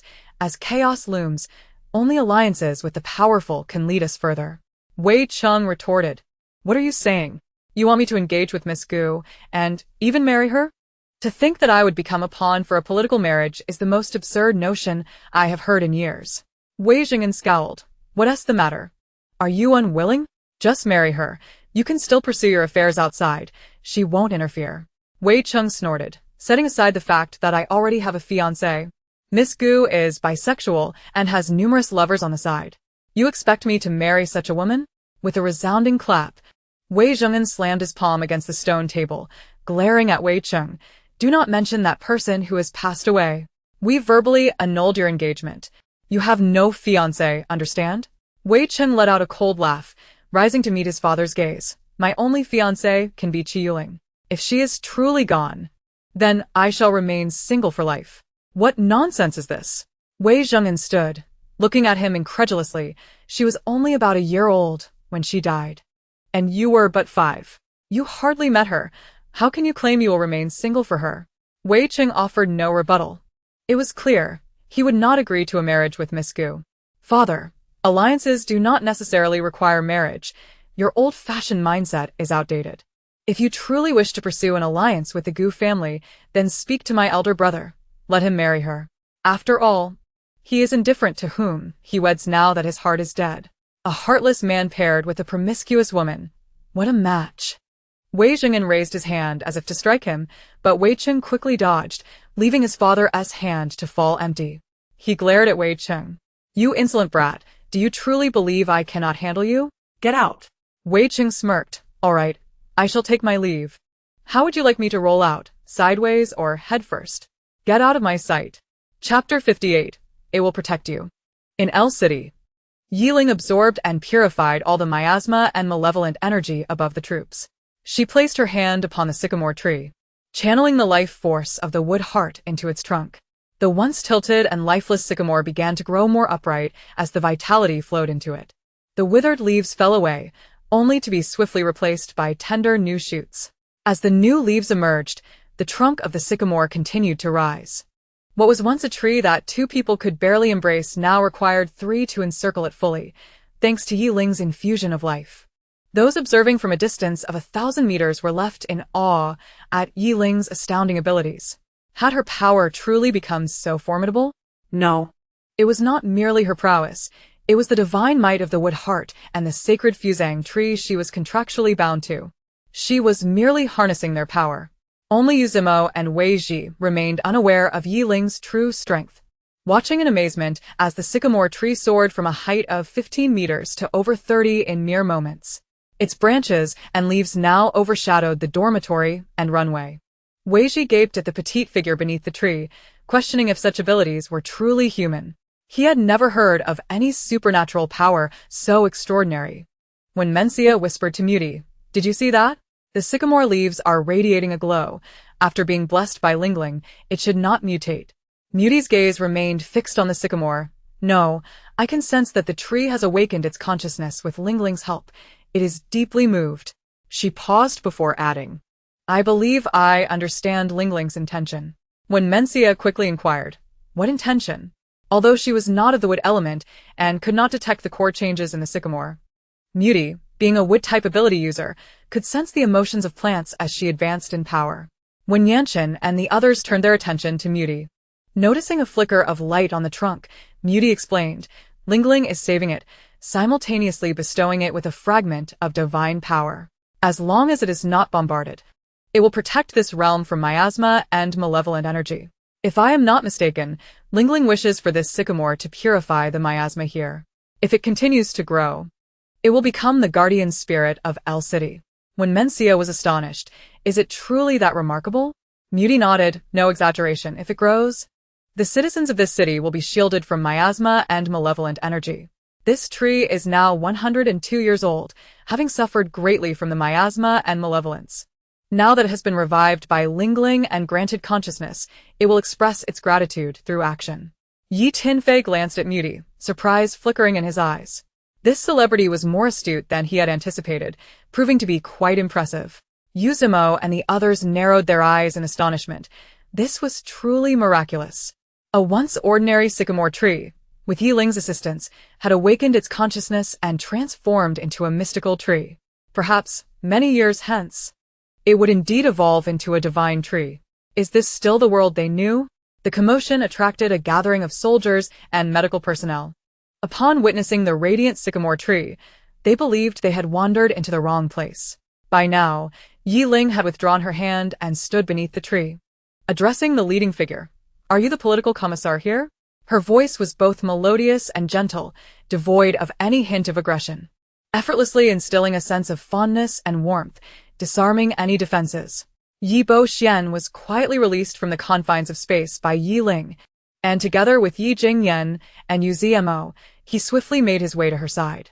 The commissioner was unfamiliar with Ye Ling. Without their presence to lend her weight, her words would carry little significance, and she would not be taken seriously. Indeed.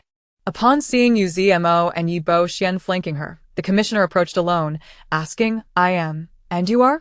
Ye Ling graciously replied with a smile, "Greetings, my name is Ye Ling, and Yi Bo Xian is my second elder brother." The commissioner nodded, his previously piercing gaze softening into a more amiable demeanor. Ye Ling lifted her gaze towards the sycamore tree, stating, "You must safeguard this tree. Do not harm it, for it has developed sentience and can discern between good and evil." Developed sentience? A monster? The commissioner quickly glanced up at the towering sycamore. Ye Ling reassured him, "Fear not. It is here to protect you. As long as you do not attack or harm it, it will guard this little realm. The miasma here poses a significant threat to human life, yet it possesses the ability to purify the miasma. You can place the injured beneath it, and within a day, the toxins within them will be cleansed. You may also linger here for a while to rid yourselves of the miasma within, for otherwise, you may not survive a month." The commissioner's expression shifted dramatically as he whispered, "Is this truly the case?" Yi Bo Xian interjected, "Commissioner, my sister never speaks falsehoods. Just look at me. I was on the brink of death, yet after cleansing the miasma and toxins, I am able to fight once more." Yu Zimo nodded in agreement. "I can attest to this. Commissioner, she is aiding you." Without waiting for further inquiries, Ye Ling hastened her words, lowering her voice. "The entirety of City L is shrouded in miasma. No one can escape while remaining here. Even if you attempt to flee now, it would be too late." The commissioner's face paled at this revelation. Suddenly, He seemed to grasp something, asking Ye Ling, so this tree can cleanse the miasma from anyone, regardless of how many? No. It can purify a maximum of 10,000 people in a day. Understood. I know what to do then. Does this extreme cold affect it? Not at all. Ye Ling ceased to elaborate, turning to Ye Yen, elder brother. We must take our leave. I can sense the dense miasma emanating from the banks of the Yangtze River. If we do not act swiftly, this city will meet its end within half a month. The faces of the Yi brothers and Yu Zmo shifted with urgency, eager to depart. Before leaving, Ye Ling stole a glance at the commissioner. Though this may cause them to question my true strength in a world of apocalypse, might is the ultimate truth. It is not a bad thing for them to realize that I am not a mere pushover. Moreover, what I must do now is to follow my heart. With no regard for right or wrong, I shall act as I please. My mindset resembles that of a Taoist, embodying the principle of following one's heart and confronting challenges head-on.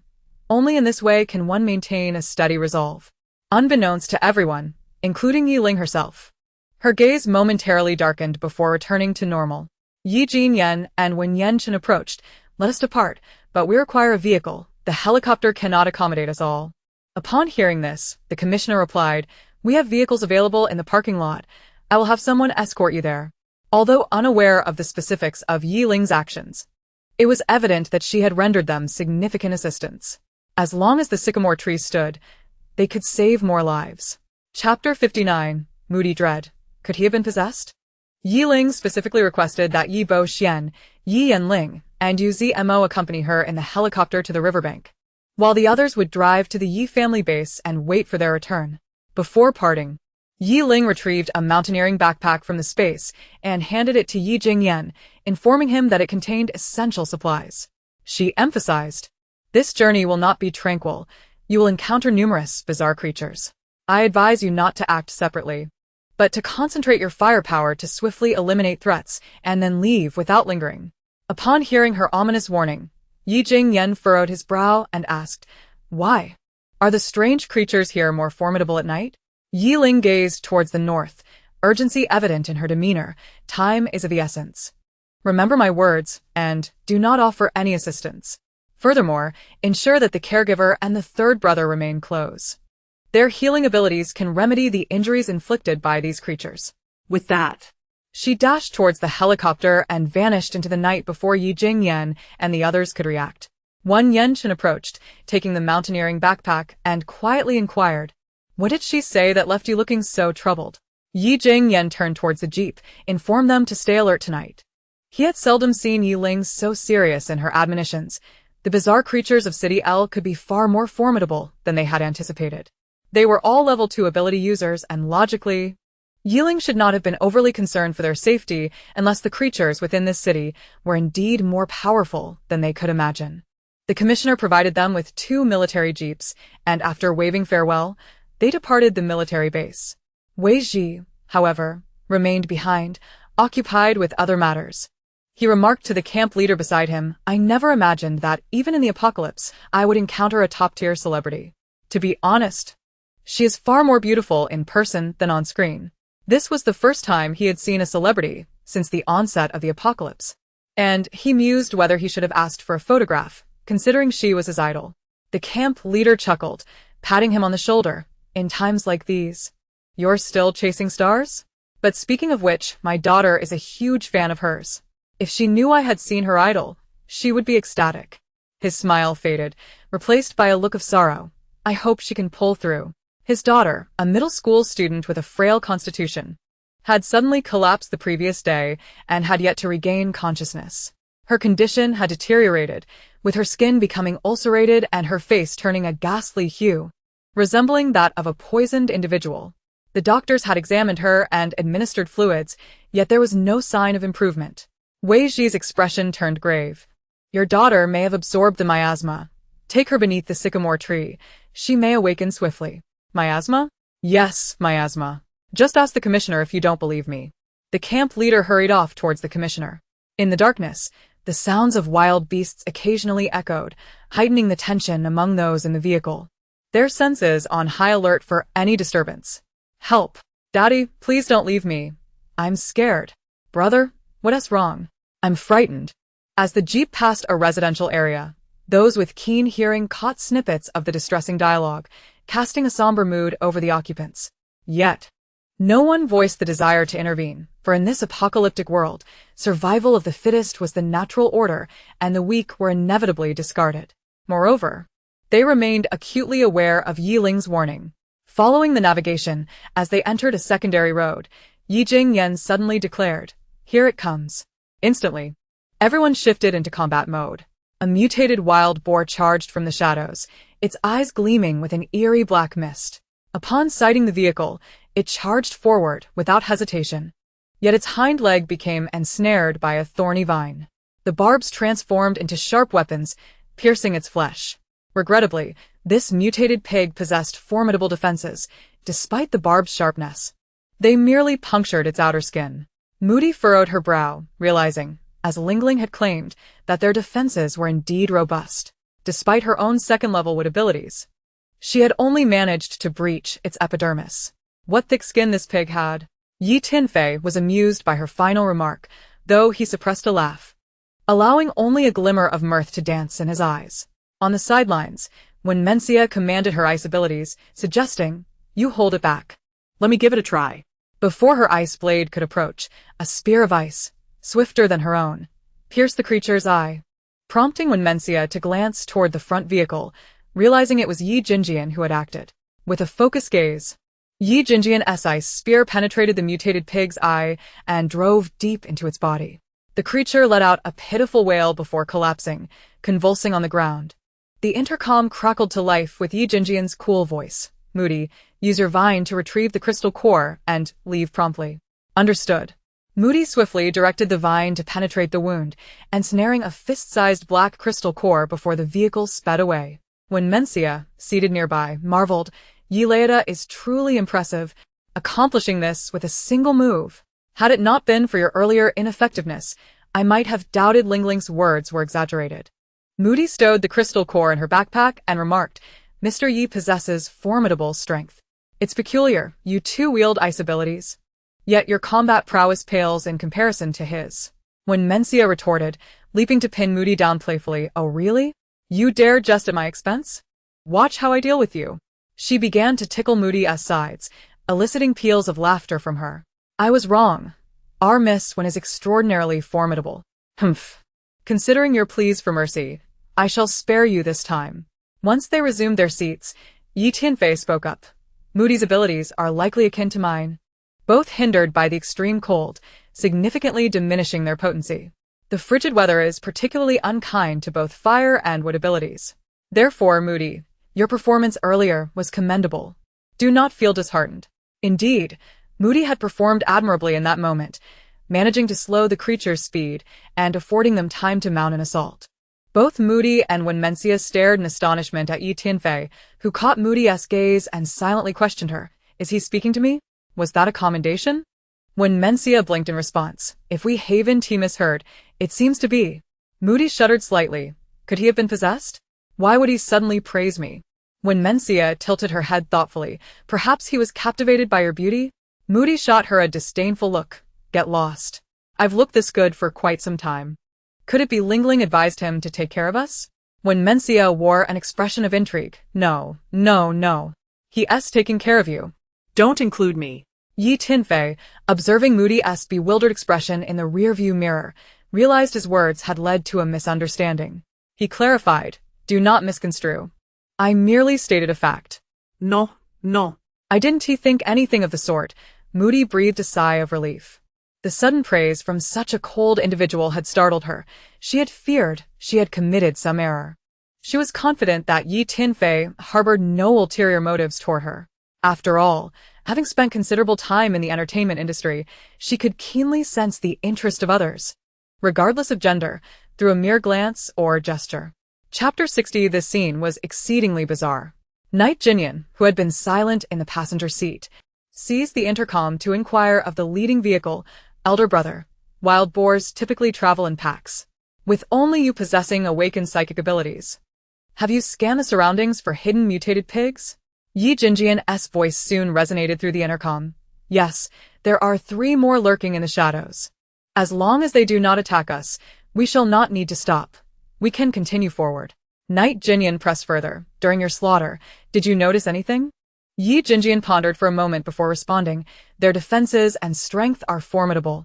At my second level, I utilized only 20% of my abilities to slay it. An ordinary person would surely meet their demise against such a foe. A first-level water, wood, or earth ability user would find it nearly impossible to escape. Knight Jinyan exchanged a solemn glance with Yi Tianfei, both recognizing the gravity of the situation. Moody and Wenmencia shared their concern. Their second-level status was bolstered by the divine tree and spiritual spring water within their space, allowing for rapid ascension. However, for others, awakening abilities at this stage was already a significant feat, let alone achieving second-level status in such a short span. Coupled with the miasma and malevolent energy blanketing the city, it was no wonder so many perished. Yi Jinjian's voice broke through again. Accelerate. We must leave this place swiftly. Numerous entities are approaching. Yi Tianfei, gazing ahead, suggested to Knight Jinyan, if we take the outer ring, we might make better time. I have a feeling traversing through the main city will invite numerous troubles. You're correct. However, many segments of the outer ring highway have collapsed, rendering it impassable. Knight Jinyan, examining the map on his tablet, relayed his findings to Yi Tianfei. Many tunnels in City L have collapsed. We have no choice but to proceed through the main city. However, as indicated here, the main city is rife with eerie creatures. The residents of the main city who could escape had fled, those who remained cowered in their homes at night, afraid to make a sound. Prepare yourself mentally. We are likely to witness many unsettling scenes. When Mencia could not restrain herself from interjecting from the back seat, when you say unsettling, what do you mean? Without lifting his gaze, Knight Jinyan replied, what kind of scenes do you think a normal person would find unsettling? When Mencia fell silent. Since the outbreak of the apocalypse, she had witnessed numerous distressing sights, but hearing a doctor describe something as unsettling filled her with dread. The night in City L was exceptionally frigid. Not only was snow falling, but the entire city was devoid of light, resembling a ghost town. As they approached the main city, ominous sounds reached their ears, screams and gunfire. Yi Jinjian remained vigilant, using his psychic abilities to survey the surroundings. After scanning the recently traversed intersection, he continued to survey the area. When Yancheng suddenly spoke, there are 3 soldiers over there. Should we not rescue them? Yi Jinjian responded with confusion. The intercom crackled with Knight Jinyan's voice. Elder brother, are we really just going to pass by? Those 3 soldiers are cradling a girl. They are injured. If we do not assist, they will not survive the night. Yi Jinjian was perplexed. He glanced again at that path, finding it utterly deserted. Why were the 2 of them claiming the presence of 3 soldiers and a girl? The intercom echoed with Knight Tianfei's exclamation, that girl is Ling Ling. With a sudden screech, the rear vehicle halted abruptly. When Yancheng also slammed on the brakes, his tone grave, I too have recognized Ling Ling. How is she injured? Were they not heading to the riverside? Where are Buxin and the others? Yi Jinjian sensed Knight Tianfei and the others preparing to exit the vehicle and swiftly spoke into the intercom. Everyone, stay still. Buckle up. The intercom crackled with Knight Jinyan's nearly frantic tone. Did you not see Ling Ling is hurt? She is covered in blood. At that moment, anxious voices from Wenmencia, Moody, and Yi Tianfei filled the vehicle as they clamored. The strange dogs behind us are closing in. If we do not act now, they will be finished. Yi Jinjian scanned that street once more, still finding it empty. He spoke with gravity. Everyone calm down. Did you all see the 3 soldiers and the girl? What did they look like? Where are they now? Knight Tianfei spoke rapidly into the intercom. Can you not see? 3 soldiers, 2 providing cover, and 1 carrying Ling Ling. Rushing towards us. One of the cover soldiers has been slashed in the abdomen by sharp claws and is bleeding profusely. Behind them are 5 enormous mutated dogs. Their faces resembling human visages, currently displaying expressions of amusement, lewdness, and bloodlust. The sight of those canine faces made Knight Tianfei's scalp tingle. In the darkness, they were chasing humans, instilling fear in anyone who dared to look. Knight Jinyan added, the gunfire is coming from them. It seems their ammunition is running low. Gunfire? 5 bizarre dogs? Knight Jinjian began to doubt his own senses, for he had neither seen nor heard what they described. He turned to Wen Yancheng, his expression grave. You saw it too and you heard it? When Yanchinj, noticing his reaction, became serious as well, you cannot hear the gunshots. Nor can you see the 3 soldiers and Ling Ling? Knight Jinjian shook his head. This fork in the road is utterly empty. There's nothing here. Knight Jinyan spoke into the intercom. Brother, if you hesitate any longer, Ling Ling will be in their jaws. As he said this, he began to open the door to descend. Knight Tianfei had already unbuckled his seatbelt, prepared to follow Knight Jinyan. One of the soldiers had already been knocked down by the strange dogs, and the soldier carrying Ling Ling could barely run anymore, the blood loss from Ling Ling increasing rapidly. They could not afford to wait any longer. Everyone, sit tight. Knight Jinjian's authoritative voice abruptly stunned the brothers, for their elder brother was commanding them in a tone usually reserved for meetings. Knight Jinjian finally understood the urgency of Ling Ling's last words. The scene was too bizarre. He was certain that among their group he was the only one with psychic abilities, enabling him to discern reality from illusion, while they could not. He asked Moody, as a wit-type ability user, can you sense Ling Ling's essence? Look for yourself. Does the Ling Ling you see possess the vitality you recognize? Reminded by his words, Moody quickly glanced at Knight Ling lying in the soldier's arms. She had lost too much blood and had already fainted, her vitality feeble, as if she could perish at any moment. Yet, there was no familiar essence emanating from her. When Knight Ling had been frozen, she had felt the vibrant life force within her, which was why, despite their worries and anxiety, they had not feared for her life. As Moody realized that what they saw might be a mere facade, a chill surged from her tailbone straight to the crown of her head. She clutched Wenmencia tightly, her body trembling uncontrollably. She is not Ling Ling. She is not. Wenmencia was so frightened by her reaction that goosebumps rose all over her skin. Knight Jinjian's voice again came through the intercom, asking Wenmencia, Mencia, you are an ice-type ability user. After Ling Ling contracted with the heart of ice, she radiates ice elements, which you should be able to sense. Do you see the person outside? Is it Ling Ling? Chapter 61. I know it is a deception, but I dare not wager that it is false. Knight Jinjian's warning and Moody's reaction gradually calmed the brothers. They looked once more at the soldier who had fallen while protecting Knight Ling. He rolled on the ground, shielding her head, and shouted urgently, take her away. Don't worry about us. Knight Tianfei closed his eyes, his tone grave. Ling Ling possesses spatial abilities. She would not allow herself to fall into such a predicament. Neither second brother nor fifth brother would abandon her, unless they were all dead. And Captain Yu insisted that he would protect Ling Ling. Their absence is illogical. At this moment, when Mencia spoke softly, she does not have the familiar essence of ice. She is not Ling Ling, not Ling Ling. She clung tightly to Moody, her voice trembling. Could we all be hallucinating? Is the world truly becoming this terrifying? Knight Yanchinj glanced at the soldier being torn apart, gripping the steering wheel tightly. So, what we perceive is all an illusion. Knight Jinjian commanded, leave, quickly. As he warned them, he remained vigilant of their surroundings, but saw nothing, which only indicated the enemy's superiority. The 2 vehicles started simultaneously. They were now acutely aware of the gravity of the situation and wished to depart as swiftly as possible. Brother, third brother, save me.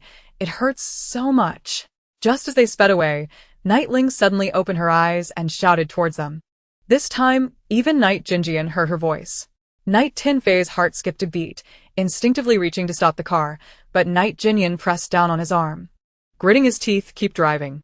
But Knight Jinjian gripped the steering wheel tightly, staring at Knight Ling through the rearview mirror, her life hanging by a thread. His forehead veins bulging as he struggled to maintain his composure. When Mencia hesitated as well, Knight Jinjian's reaction indicated he now saw Knight Ling too. Previously, Knight Jinjian could not see her because of his psychic abilities, allowing him to distinguish reality. But now he saw her. Could he still be certain that what they perceived was not the true Knight Ling? Brother, if she is indeed Ling Ling, and we do not rescue her this time, we shall forever lose her and our loved ones in the space. Are you certain you wish to take that gamble? We of you, do you not want me anymore? Am I going to die? Knight Ling's weak voice echoed in their minds, and in that moment, Knight Tianfei slammed on the brakes, unbuckled his seatbelt, and pushed open the door. He could not take the chance. What if what they saw was real? Moody hastily grabbed Knight Tianfei with a vine, while Wenmencia shouted, she is not Ling Ling. She truly is not. There is no familiar essence emanating from her. Moody pulled Knight Tianfei back towards the vehicle, anxiously saying, "What on earth is this? It is too realistic. Knight Tianfei, do not burn my vines. I am trying to save you." Knight Jinyan saw two bizarre dogs closing in on Ye Ling, one of them biting her ankle, causing her to scream, "Ah, get away, quickly. Leave you. I do not want to be eaten, third brother." Knight Jinyan abruptly flung open the car door, and when Mencia seized his arm from behind, "Brother. I call you my dear brother. Do not go down, please, I beg you, do not." The front car also came to a halt. And when Mencia felt a sense of despair as she saw her elder brother and Knight Jinjian both exit the vehicle. Knight Tianfei's flames scorched Moody's vine, as he spoke harshly, "Let go, or do not blame me for being impolite." Moody's heart trembled at his words. The pain from the burning vine caused her to wince. Yet she stubbornly shook her head. "I will not let go. Even if you hurt me, I will not release you." She was as desperate as when Mencia. Initially, they had thought that with Mr. Yi present, he would stabilize their emotions, but now that Mr. Yi had exited the vehicle, could the two of them truly restrain the others? Ah. Moody gasped in pain when Knight Tianfei escalated his fire abilities, burning through the vines that bound him. Fire counters wood. Facing such a fierce flame, Moody had no chance to retaliate. Yet, she endured the excruciating pain, wrapping her vines around Knight Tianfei's waist several times, anxiously saying, "What should we do, Xiaxia?" At that moment, when Mencia was also in distress, she used ice to freeze Knight Jinyan's movements. But his metal abilities relentlessly attacked her icy barrier, causing her to grit her teeth in pain. She shouted to Moody, "Make a call, call Ling Ling." They had been so frightened that they forgot they could make a call. "Yes, yes, call." Moody pulled out one hand, grasping her phone to dial Knight Ling's number, only to find there was no signal. How could there be no signal? It was over. "Xiaxia, we are in grave danger tonight. Is it really necessary to toy with them like this? Using Ling Ling as bait while jamming the signals here, aren't you essentially driving them to their doom?" As Yi Jinjian and Wen Yanqing maneuvered past their vehicle, Moody observed Yi Jinjian wielding an ice sphere, his gaze icy and fixed ahead. Suppressing her fear, she extended two vine-like tendrils to grasp the calves of Yi Jinjian and Wen Yanqing. With a sorrowful expression, she implored Yi Jinjian, "Mr. Yi, please don't go over there. She is truly not Ling Ling." She was on the verge of breaking down. Yi Tianfei had been relentlessly attacking her vines, and with Yi Jinjian and the others possessing combat-oriented abilities, she stood no chance against them. She was merely a target for their torment. She had braced herself for an assault from Yi Jinjian, only to hear him reply, "I know." Ha. Yi Jinjian turned to Moody in the vehicle, stating, "I know she is not Ling Ling. You did well, but you must release us. I need to ascertain what exactly is at play here." "Are you certain?"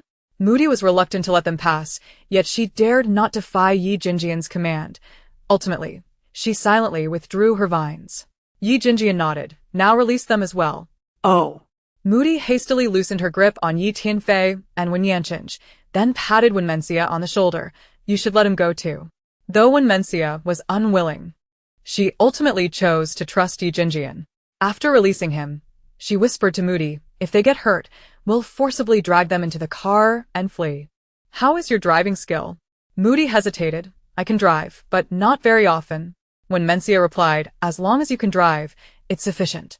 We'll get out and follow them closely. If anyone gets injured, use your vines to get them into the car at once." "Understood. I'll follow your lead." Once the two exited the vehicle, they were instantly chilled by the biting cold outside, while remaining vigilant of their surroundings. Yi Jinjian and Wen Yanqing had already engaged in combat with the bizarre dogs, while Ye Ling lay in the snow, barely clinging to life. The snow beneath her was stained crimson, and under the illumination of the car's headlights, her body twitched slightly. This scene caused Moody and Wen Mencia to doubt their judgment.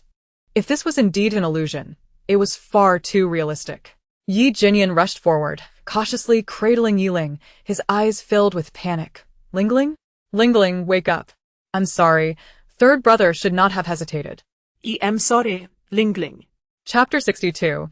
I and the Chosen Tool. When Yanqing landed a powerful punch on the bizarre dog's forehead, instantly obliterating its head. He was a strength type, and his punch exceeded 5,000 pounds. Just as he prepared to confront another one, he caught a glimpse of Ye Ling, lying in Yi Jinyan's arms, suddenly opening her eyes and saying, "Third brother." Before I die, I want to experience the taste of a kiss. Is that alright?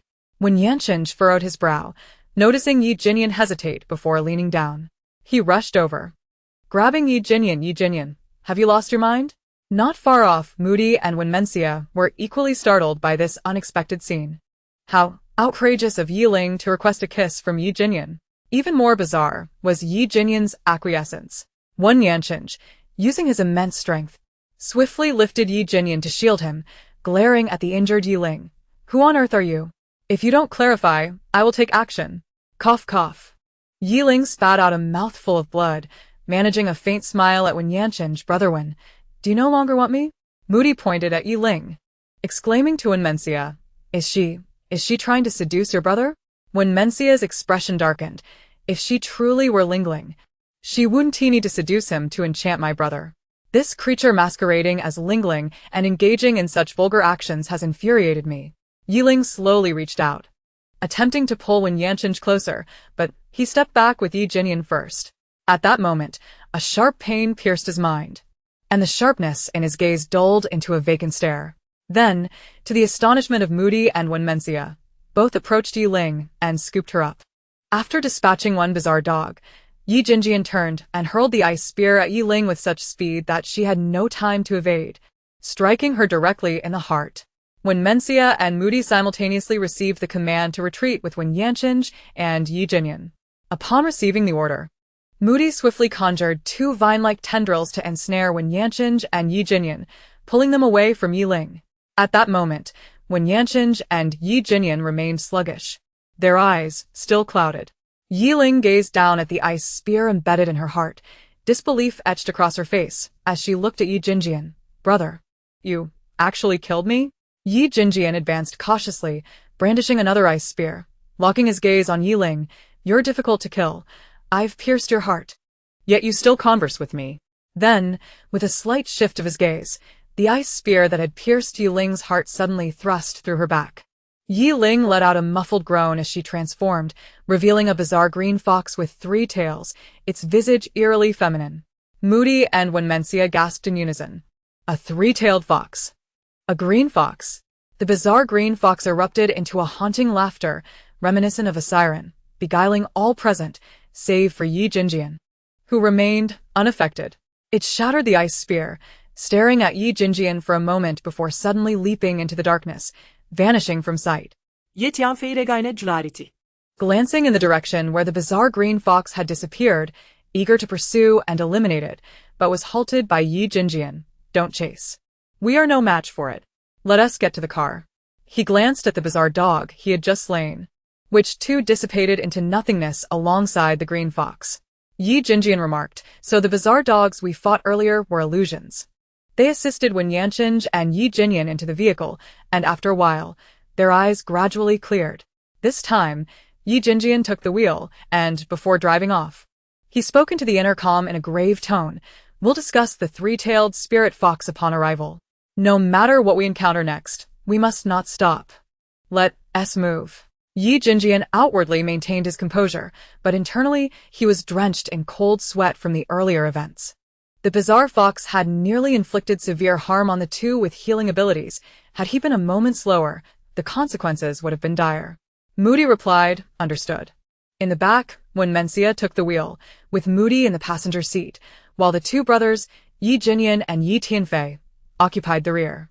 The earlier scene left them shaken, rendering them speechless, particularly Ye Jinyan, who, upon regaining his senses, became uncharacteristically quiet. As Ye Buxin piloted the helicopter closer to the riverbank, the strong winds forced them to land 2,000 meters away. The three formed a triangular formation, backs against one another, surveying their surroundings.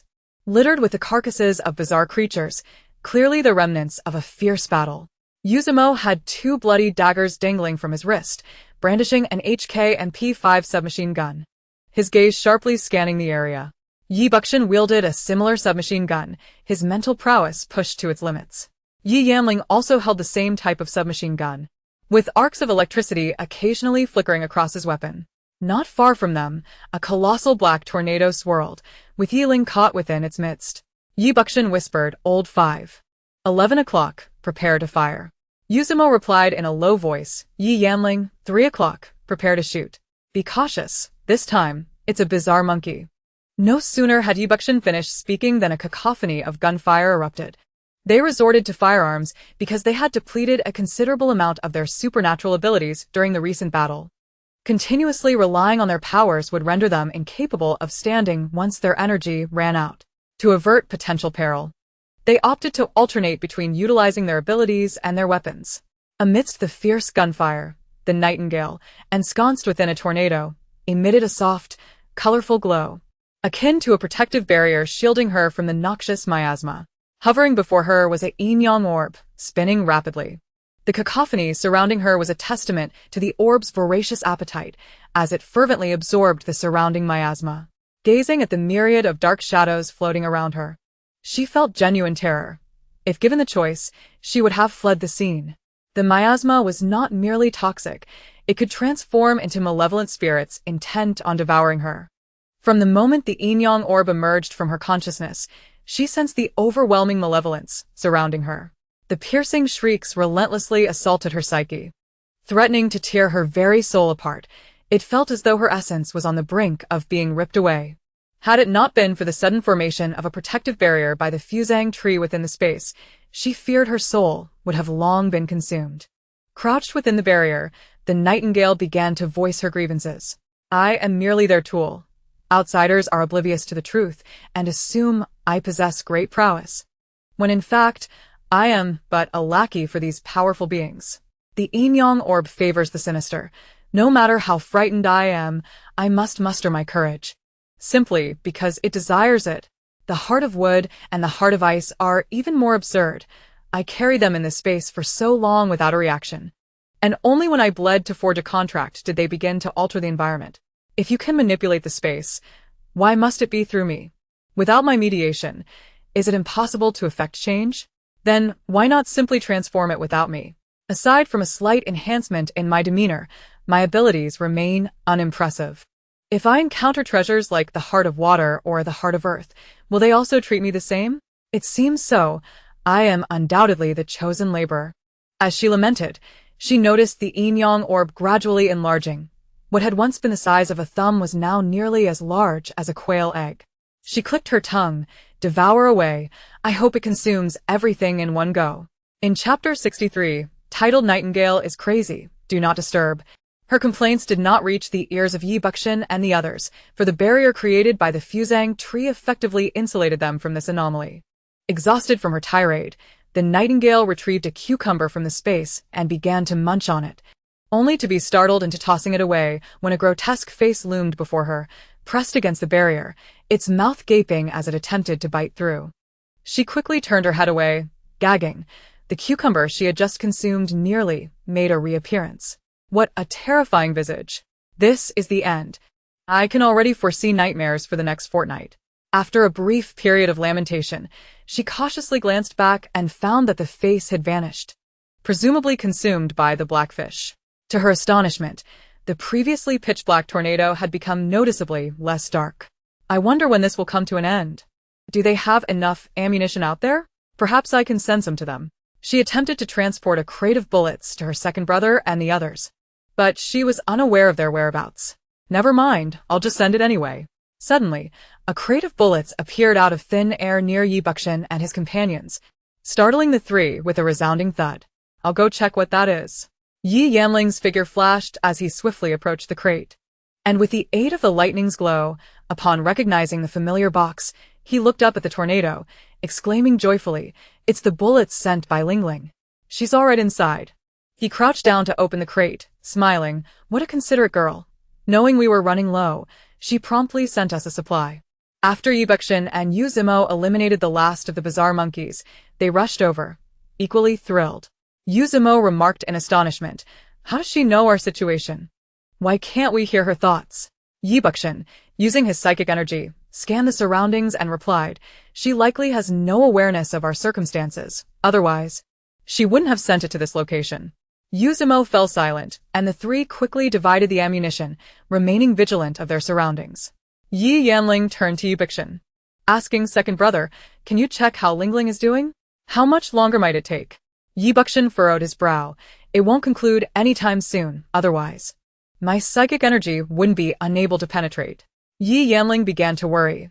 I feel this miasma is exceptionally sinister. Will Ling Ling be affected while absorbing it? Ye Boan retorted. When has she claimed that absorbing the miasma was her own doing? This miasma is so potent that even deities would struggle to endure it, let alone her. A mere mortal. Yuzamo quietly interjected. She doesn't carry any Yin energy. He had been discreetly absorbing the dark energy surrounding them, and he sensed that it wouldn't be long before he would break through to the second level. He wasn't in a hurry to leave. He felt quite at ease in this environment. Hearing this, Ye Ling felt somewhat reassured and began to grumble. What on earth is going on here? Why are there so many bizarre entities? It feels endless. We can hardly keep up with the onslaught. Yi Buxin observed their surroundings closely. If we're encountering so many creatures by the river, my elder brothers must be facing even greater challenges in the bustling city. After a moment of silence, he lowered his voice. Let us hope they are safe. The three fell into silence. Safe? That seemed improbable, having encountered so many attacking entities by the river. The city would undoubtedly present even more perilous threats. They could only pray for their survival. As for injuries, that was secondary. The snow fell heavily, soon transforming them into snowmen. Ye Ling frowned. Are we really going to stay here for the rest of the night? We'll turn into ice sculptures at this rate. Yuzamo pulled out an electronic device and checked, his tone grave. It's currently minus 44 degrees. We cannot remain here for long. Even those with supernatural abilities would find this frigid temperature unbearable. It could indeed lead to death by freezing. Yi Buxin remained silent, instead using his psychic energy to survey the area once more. After a while, he spoke. For now, it seems safe. Let us wait for the helicopter. Ye Ling glanced in the direction of the nightingale, asking, Is it all right to leave Ling Ling alone in there? Yi Buxin replied, It must be done. There's no turning back now. We can only hope she emerges unscathed. Given the circumstances, questioning what was feasible was futile. Such concern only served to create confusion. The nightingale was on the brink of madness. She dared not even open her eyes, uncertain whether the black fish was absorbing too aggressively. The vengeful spirits emerged one after another, intent on confronting her. Various ghostly faces pressed against the barrier. Old, young, male, female, and even the visage of an infant, representing every age imaginable. I absolutely detest ghosts, and now they are pressing in on me. She curled into a ball. What do you all want from me? It's not as if I came to absorb you. If anything, you should target the black fish. This is infuriating. Why can't I enter the space? If she could have entered the space, she would have avoided this torment of being surrounded by ghostly faces. Perhaps her resentment was too intense, for the yin-yang orb suddenly emitted a blinding light, causing the faces plastered against the barrier to vanish instantaneously. The surrounding miasma also diminished considerably. Second brother, look. There's light. I see Ling Ling. The three of them took turns resting on the helicopter, with Ye Ling currently on watch. As he pondered over the intricacies of the lightning element, a sudden brilliant light emanated from the vicinity of Ye Ling, and her figure fleetingly passed by. Has Ling Ling emerged? Yi Buxin was instantly alert, sitting up straight to gaze ahead. It was only then that Ye Ling realized the folly of his actions. His second brother had only just recovered and had been engaged in battle for an extended period. Even a stalwart warrior could not endure such strain. To awaken his brother, who had just fallen asleep, was truly regrettable. No, I merely saw a flash of light. Second brother, please continue to rest. I assure you I shall remain utterly silent. Yi Buxin rubbed his temples, fatigue evident in his voice. If you witness any anomalies, you must inform me promptly. Do not remain silent. With that, he closed his eyes and fell into slumber in an instant. Yi Jinjian and the others had yet to reach their destination, having already spent 6.5 hours en route. Who would dare believe that traversing from the southern to the northern part of City L would take such an interminable duration? Previously, they would have arrived in no more than an hour. Yi Jinyan glanced at the map on the tablet, whispering to Yi Tianfei, We are nearly there. Just about 10 more minutes. When Mencia and Moody, seated in the back, had already succumbed to sleep, albeit their appearance was rather disheveled. Their hair was tousled, and the outer coat of their down jackets bore rips, while their faces bore marks from the skirmishes encountered along the way. Ye Tianfei murmuret. We are running low on fuel. If we take any more detours, we will have to rely on our own legs. Originally, the fuel was sufficient, but their journey had been fraught with battles against those bizarre entities and constant detours due to damaged roads, which had significantly delayed their arrival at their stronghold. Ye Jinian replied, "It's fine. I have successfully sent the message just now. They will come to greet us as long as they see it. I just wonder if Ling Ling has arrived." Upon hearing Ye Ling's name, Ye Tianfei's expression relaxed slightly. Given the time elapsed, she should have arrived. When I see her, I must take in her scent, to memorize her essence. Thus, when I encounter an illusion again, I shall discern the truth from the falsehood. Chapter 64. Ye Ling, I have become remarkably bold.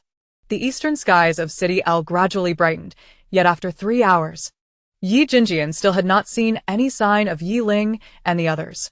When Yancheng approached and stood beside him, "You should rest for a while. I will wait for them." "No need." The absence of Ye Ling's figure rendered him incapable of sleep. He turned to the weary Wen Yancheng. "You need not accompany me. Go rest for a bit. There are many matters awaiting us during the day." Wen Yancheng settled onto a nearby stool. Propping his head with one hand, frowning, "I cannot sleep. My head aches. The scenes from when I was under control still linger in my mind. Were it not for you, I would have been in grave danger. I just checked the information. There is no record of the green fox we encountered at the City L Zoo. It must have either come from elsewhere or been a privately owned pet. Regardless of the case, it poses a calamity for humanity. Having failed to eliminate it this time, I dread to think of how many lives may be lost." Ye Jinjian turned to him. "I have reported the situation from last night to both the command center here and the capital, urging them to remain vigilant. However, for ordinary people, it is exceedingly difficult to discern the truth." When Yancheng regarded him, "Everything is in disarray, especially here. They can barely take care of themselves. Even if you report it, they will be too overwhelmed to respond." He rubbed his temples vigorously.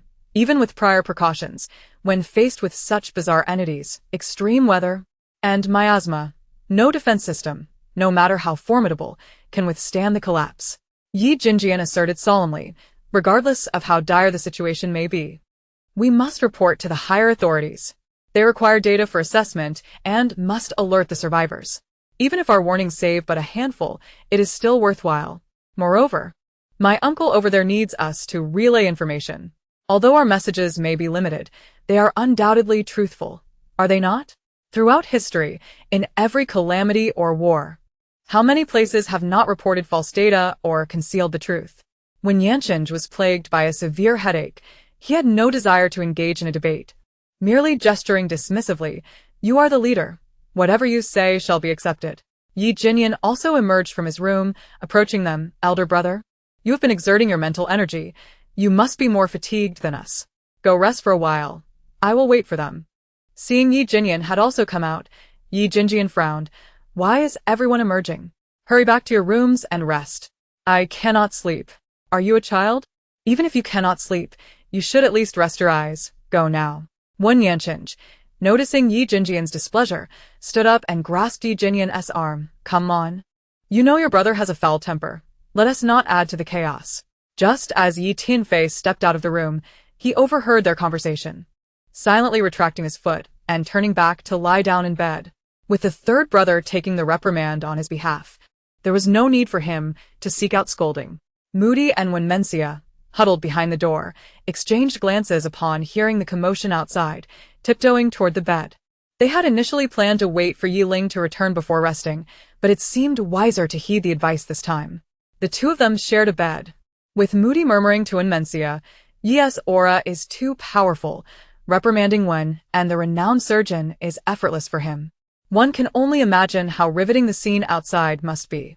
When Mencia suppressed a chuckle, "How unambitious. I dare to imagine." They shared a quiet laugh before drifting into a deep slumber. Ye Ling had quite the exhilarating night. She had been compelled to encounter every kind of ghoul, and by dawn, she had grown numb in the face of those ghostly visages. She could confidently assert that henceforth, no matter what otherworldly creatures appeared, she would not be easily startled. Her courage had been thoroughly cultivated.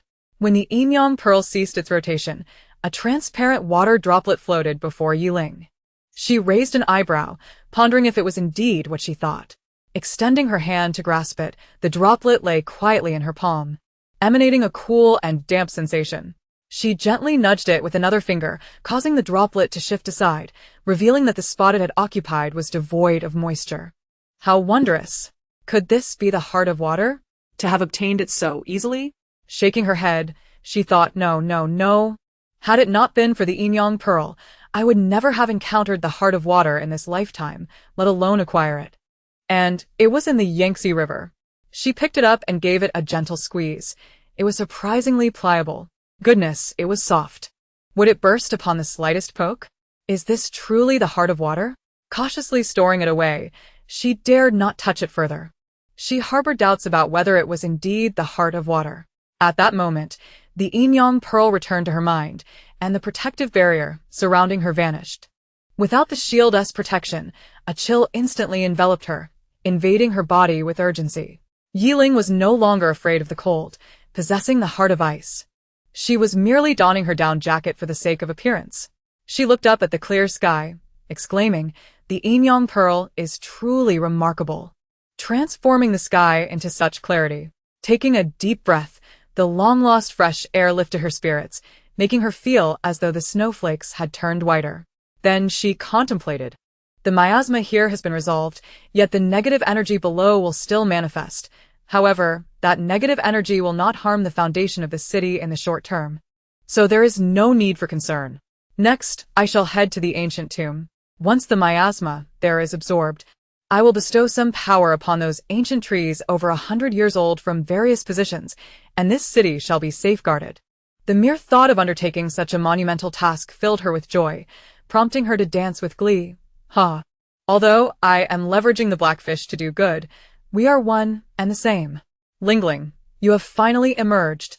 Before Ye Ling could respond, she was enveloped in a tight embrace, and the force of the impact caused both of them to tumble into the snow. Cough, cough, cough, fifth brother. Ye Ling gasped for air, her small face flushed due to the pressure on her chest. Ye Yanling, with his large hand cradling the back of her head, grinned foolishly at her. My apologies, my excitement got the better of me. Yi Buxin and Yu Zimo arrived a moment later, witnessing Ye Ling struggling to breathe beneath Yi Yanling's weight, and they hurriedly pulled him away.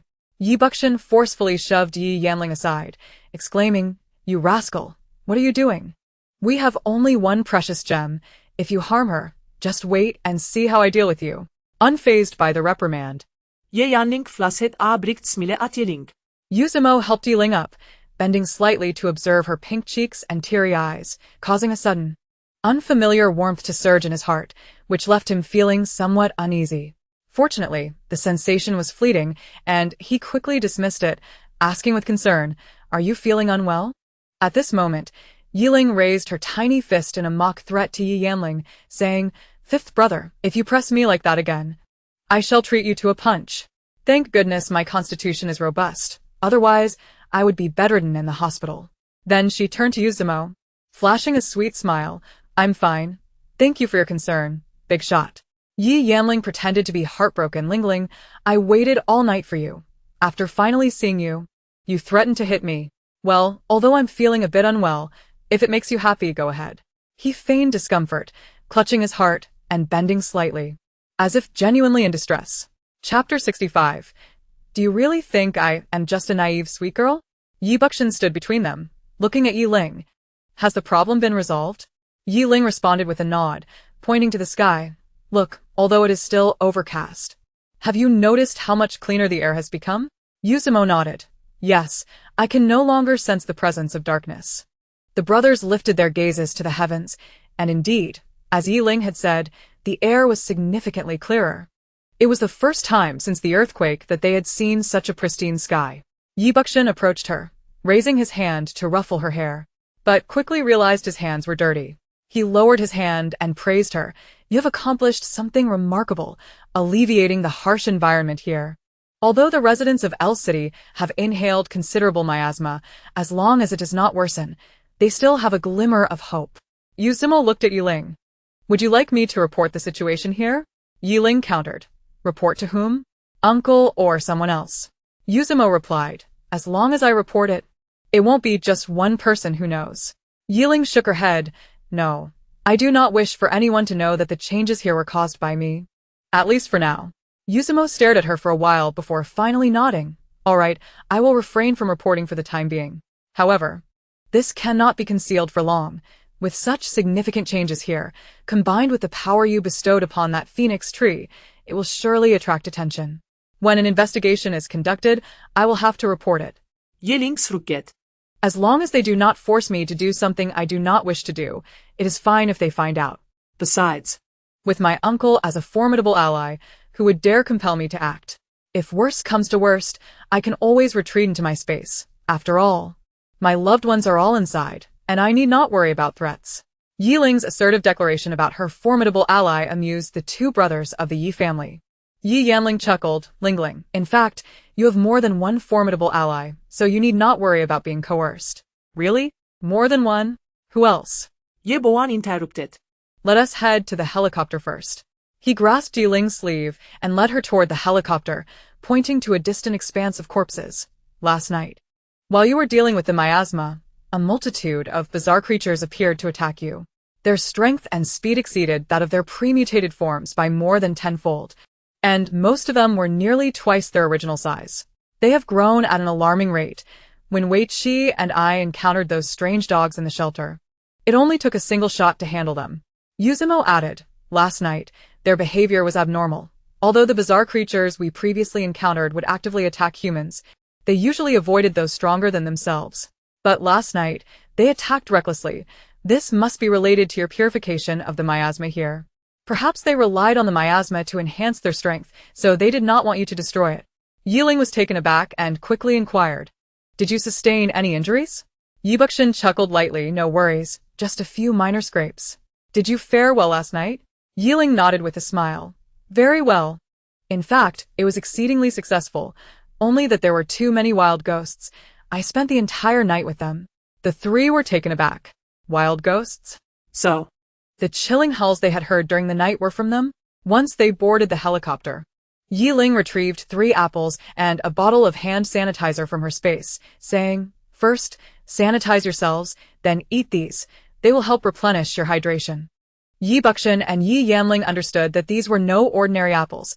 They were fruits nurtured by the Fusa tree and the spiritual spring.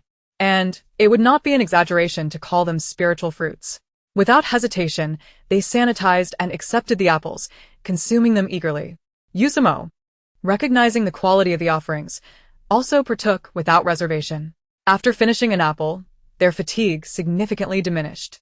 As Yuzumo felt the changes within his body, he raised an eyebrow and gestured for Yi Buxin to keep quiet, assuring them he would not speak recklessly. However, Ye Ling suddenly laughed. It's all right. You can speak. Yuzumo was taken aback. What? Ye Ling replied with a grin. Anyone who enters my space or knows about it would find it challenging to mention it to outsiders. If you don't believe me, you can test it with an outsider. Am I joking? My fusion with the space is not a trivial matter. On the 8th day after opening the space, it automatically placed a restriction on everyone within, except for me. As for you and my uncle, I have subtly taken precautions. Anyone who dares to mention the space to those unaware will either suffer memory loss and fainting, or even become foolish or die. I have discreetly warned my elder brothers. They can naturally be trusted. But I cannot be completely unguarded with others, right? I am not truly naive. The 3 were astonished. Such a phenomenon existed? They felt nothing amiss. Nevertheless, Yi Buxin and Yi Yanling quickly accepted the situation, as they were family and would not harm one another, so it was of no consequence. Yuzumo, however, was drenched in cold sweat, relieved that he had not mentioned the matter of the space to anyone. If what she said were true, he could suddenly drop dead one day, without knowing the reason. However, upon further reflection, it seemed reasonable. If she remained entirely unguarded with everyone, she would eventually encounter trouble. Second brother, did you bring the crystal core? yes. All right. Let's go find elder brother. At 8 in the morning, Yi Jinjian finally heard the sound of the helicopter. After it landed, he hurriedly approached. Elder brother. Ye Ling leaped from the helicopter, only to be embraced tightly by Yi Jinjian. Why did you take so long to return? Did you encounter trouble? Without waiting for their response, Yi Jinjian assessed their attire and gathered that they had indeed faced difficulties last night. Yi Buxin's expression turned grave. Let's discuss this inside. On the way, they had witnessed too many horrific scenes. It was akin to hell on earth. Nightling grasped the hand of Nightscape Yen, transferring a modicum of vitality to him, and the weariness that had enveloped him vanished instantaneously. Elder brother, first, let us gather the supplies. And then I shall escort you into the space for a much-needed respite to replenish your strength.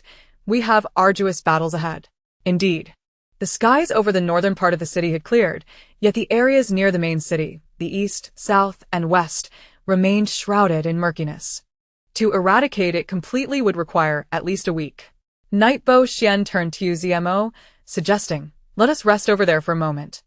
Uzmo understood his intent, nodded, and departed with them. Upon reaching the entrance of the warehouse, the Knight family bodyguards stationed there addressed them. Young miss, young master. Shall we enter now? Yes, please open the door, Nightling replied.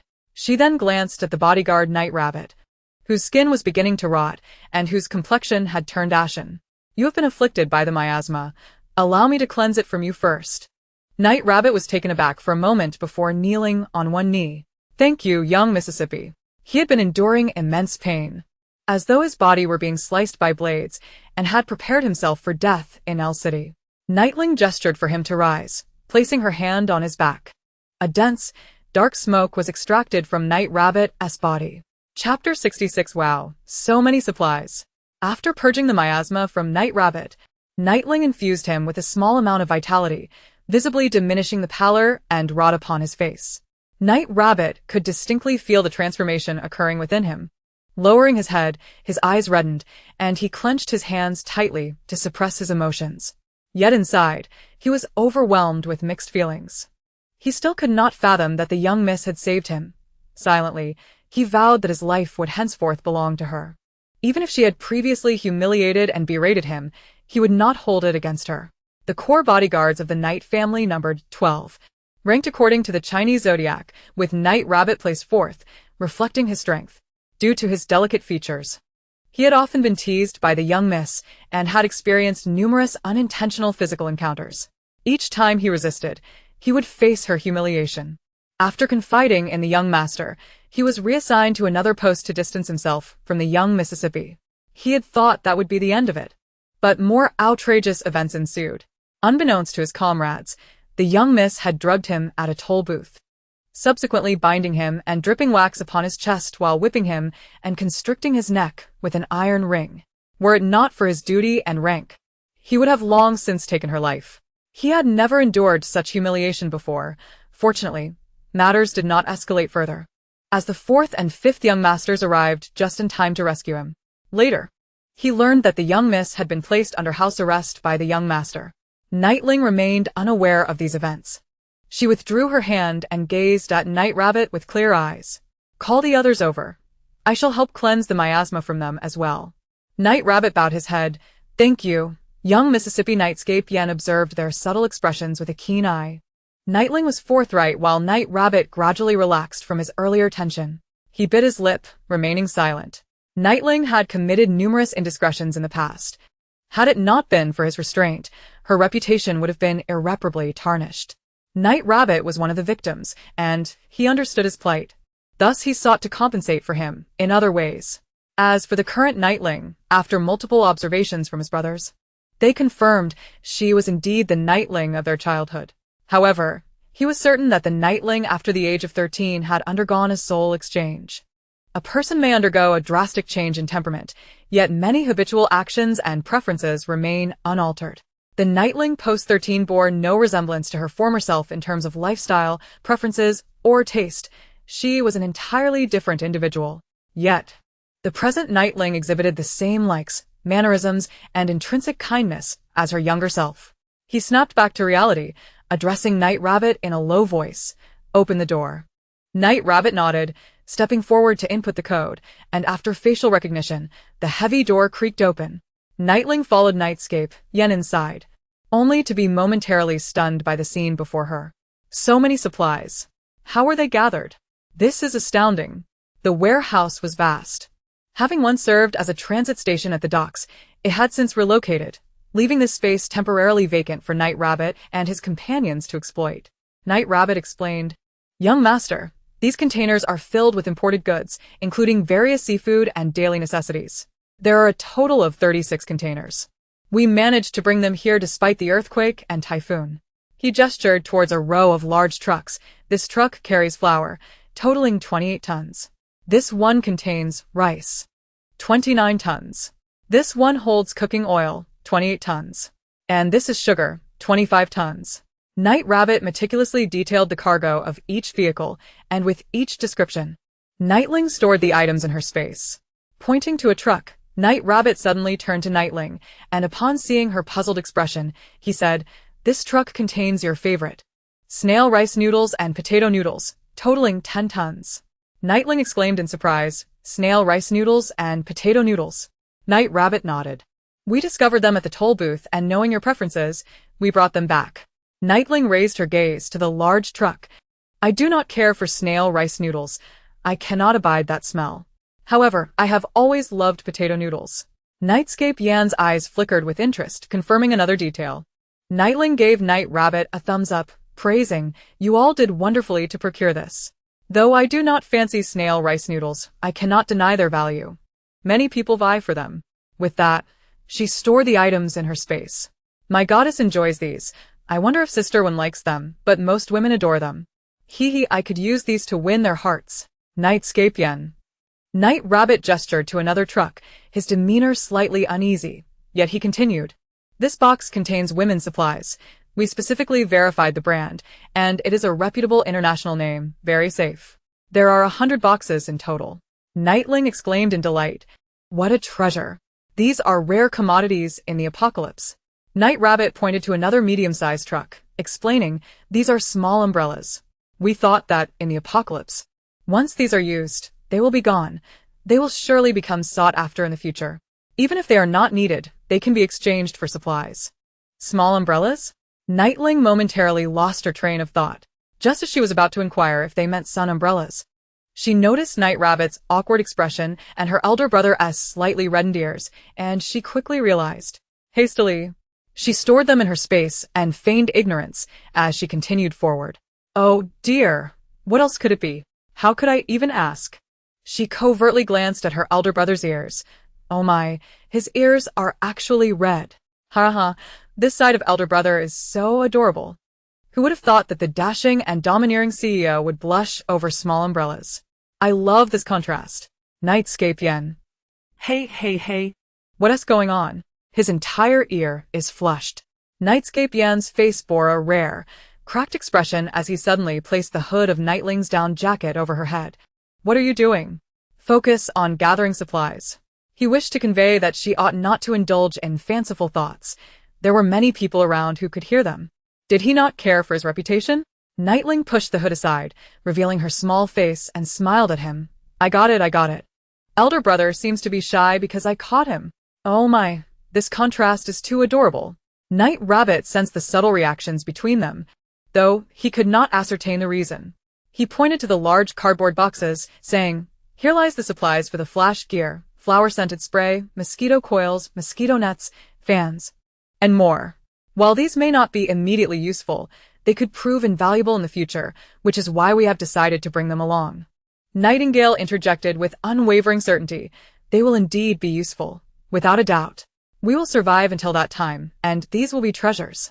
In the surrounding space, Butler Yi and others observed as a fleet of large trucks materialized in the open area, their astonishment palpable. "Just how much supplies is this, Mr.?" When remarked to Butler 1 and Butler Yi. "In a moment, mark off an area over there specifically for parking the vehicles, until the cement road is properly laid. We should refrain from driving in the space." The two butlers nodded in understanding. Chapter 67. A deliberate humiliation when 36 containers appeared in the space. Both Mother Moo and Father Moo were left dumbfounded. Mother Moo whispered in awe, "Just how much is this? The Yi family's power is truly terrifying. I had no idea there were so many supplies already here." Father Moo remained silent, but the shock on his face betrayed his inner turmoil. Mr. Wen interjected, "This is not excessive. If our Wen family's supplies hadn't been seized, we wouldn't have had much less than this." Upon hearing this, Father Mu felt a wave of numbness wash over him, realizing just how fortunate they were to be associated with such formidable figures. Mother Mu furrowed her brows, lamenting, "My perfume, my bags, my cosmetics have all vanished. My son offered to help me find them, but even if he does, I doubt they will be usable." She chuckled. "You are naturally beautiful and need no cosmetics. Besides, you currently look about the same age as Xiaxia." Mother Mu's spirits lifted as she touched her face. "I wonder if my old rivals will be envious when they see me now. Once we return to the capital. I must have Ling Ling and the others take me to the underground city. I will do nothing but stroll before them. I hope they all survive. Their absence would diminish my enjoyment." Mr. Wen scoffed. How could they perish so easily? This earthquake barely caused any damage to the underground city, and I doubt anything significant will occur in the future. They are likely living it up without a care. Mother Mu, contemplating, reined in her smile and huffed lightly. Indeed, perhaps I was overthinking it. In the underground city, Wei Cheng finished a delicate breakfast, elegantly dabbed his mouth with a napkin, and then sipped his coffee before lifting his gaze to Lin Lan, who was desperately swallowing. Her stomach grumbled audibly. She felt she might starve. Yet this Wei Cheng had not offered her a single bite. "System, please unbind me. I cannot fulfill the tasks you have given me." The person across from her, could she truly conquer him? He was cruel and twisted, and all she wished was to escape from this place. Yet, the location she found herself in was indeed the legendary underground city, a haven for the wealthy, warm and secure. Regrettably, she had been brought down wearing a hood, unable to see the city's true visage. "This system wishes to unbind as well," Lin Lan replied. "Then do it quickly. You are utterly useless. Ever since our bond, I have gained nothing beneficial and have instead found myself in peril. There are two methods for unbinding. First, you complete the system's tasks, and upon fulfilling a certain quantity, you can unbind. Second, should you perish, this system will seek another host." Lin Lan was taken aback. Huh? "Given your current abilities, the first method seems unlikely. So, my dear host, when do you plan to die?" Lin Lan protested. Do not blame the system for not warning you. You have 3 days left to conquer Wei Cheng. If you fail to do so within this time frame, you will face the first punishment." Lin Lan was incredulous. "You must be doing this on purpose. Just look at Wei Cheng, a psychopathic monster. How could I possibly conquer him? Find me another target among those in the underground city. Perhaps I could manage that." "Host, anyone residing in the underground city is either rich or noble, and their circles are small. They would quickly learn of your identity and turn their noses up at you. If you had not been captured by Wei Cheng, you might have toyed with the affections of others, but now is different. They want to offend Wei Cheng for you. So, give up on that notion." Lin Lan's lips twitched. "Damn it." Wei Cheng, sipping his coffee, observed Lin Lan's ever-changing expressions. His subordinate was correct. She still harbored secrets. With her current demeanor, she either suffered from multiple personality disorder or was conversing with an unseen entity. Based on his findings, he could ascertain she was not of multiple personalities. Noticing her sudden ire, he inquired, "Are you hungry?" Lin Lan snapped back to reality, nodding vigorously. Wei Cheng cast his gaze upon the remnants of his pasta sauce, stating, "Very well, you may have this as a reward. Lick it clean." A servant promptly placed the empty plate before Lin Lan. Lin Lan protested, "Are you insane? Even a beggar wouldn't be treated this way. And I am not a beggar." I suddenly feel less hungry," she stammered. Wei Cheng's handsome face darkened. "Are you refusing?" Lin Lan recoiled slightly, fearing his sudden wrath. However, to be made to lick a plate was an unabashed insult. Wei Cheng leisurely reminded her, "If you wish to survive, you must obey like a dog. Any disobedient dog will become food. Supplies are scarce, and your flesh is worth more than your person." Lin Lan's complexion turned pale. This madman would indeed follow through on his threats. She dared not gamble. "I will lick it. I will do it now." With hands trembling, she took the plate and began to lick it diligently, while a nearby camera captured the humiliating scene. "Oh, I'm sorry, I didn't mean to. I will clean it thoroughly." Lin Lan suppressed her nausea and continued, enduring the humiliation. Unbeknownst to her, Wei Cheng had connected with Shen Xing via video. Directing the camera towards Lin Lan, "I hope you won't be upset with how I treat your woman." Shen Xing, observing Lin Lan's plight, maintained a flat tone. My taste is not so lowly. Wei, we should meet soon. I have matters to discuss. Lin Lan's body stiffened, unable to raise her gaze, her licking slowed. Tears streamed uncontrollably down her face. Wei Cheng's cruelty was unbearable. Why must he humiliate her so? She could not recall offending him. Why was he fixated on her? Wei Cheng regarded Lin Lan, who bore the weight of shame, his eyes gleaming with intrigue. Yet I can't shake the feeling that she is indeed your woman. Surely, you don't find her current state unworthy of acknowledgement? Xin Xing was about to refute when Wei Qing continued, although you are reluctant to be engaged to Miss Wen. You never considered withdrawing from the engagement. When your former fiancé discovered your private meetings with her, you were unceremoniously cast aside. Are you truly without any connection? Xin Xing's displeasure simmered as he glared at the camera, remaining silent. The tale of his broken engagement had become a laughingstock among the elite, regardless of familiarity. It would be mentioned in passing that he had pursued a non-prominent illegitimate daughter, foolishly losing the eldest daughter of the Wen family. Suddenly, Wei Cheng realized, oh, my apologies. I forgot you would rather not hear such things. Alas, the truth is often so unpalatable. Xin Xing crushed a nearby glass in frustration, forcing a smile that didn't reach his eyes.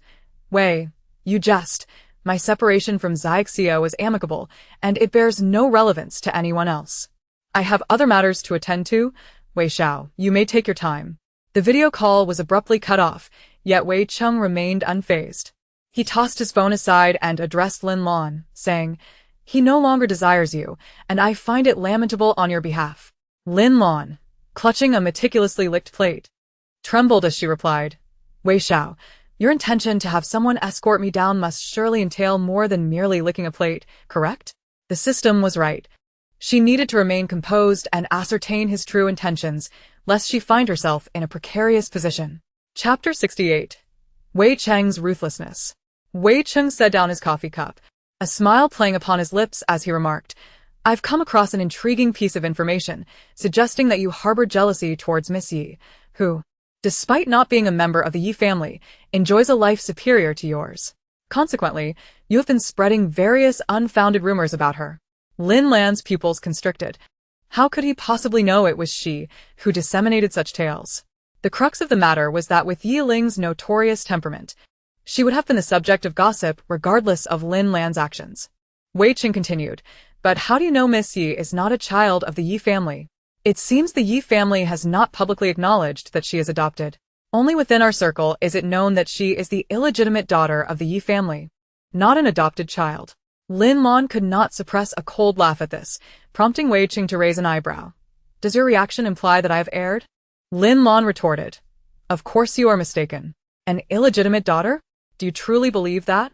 Wei Qing gestured for her to elaborate. Considering that he was eager to learn more about Ye Ling, she thought that perhaps sharing some information might garner his favor. However, a rumble from her stomach reminded her of her hunger, and instead of voicing her thoughts, she placed a hand on her abdomen and glanced at Wei Cheng.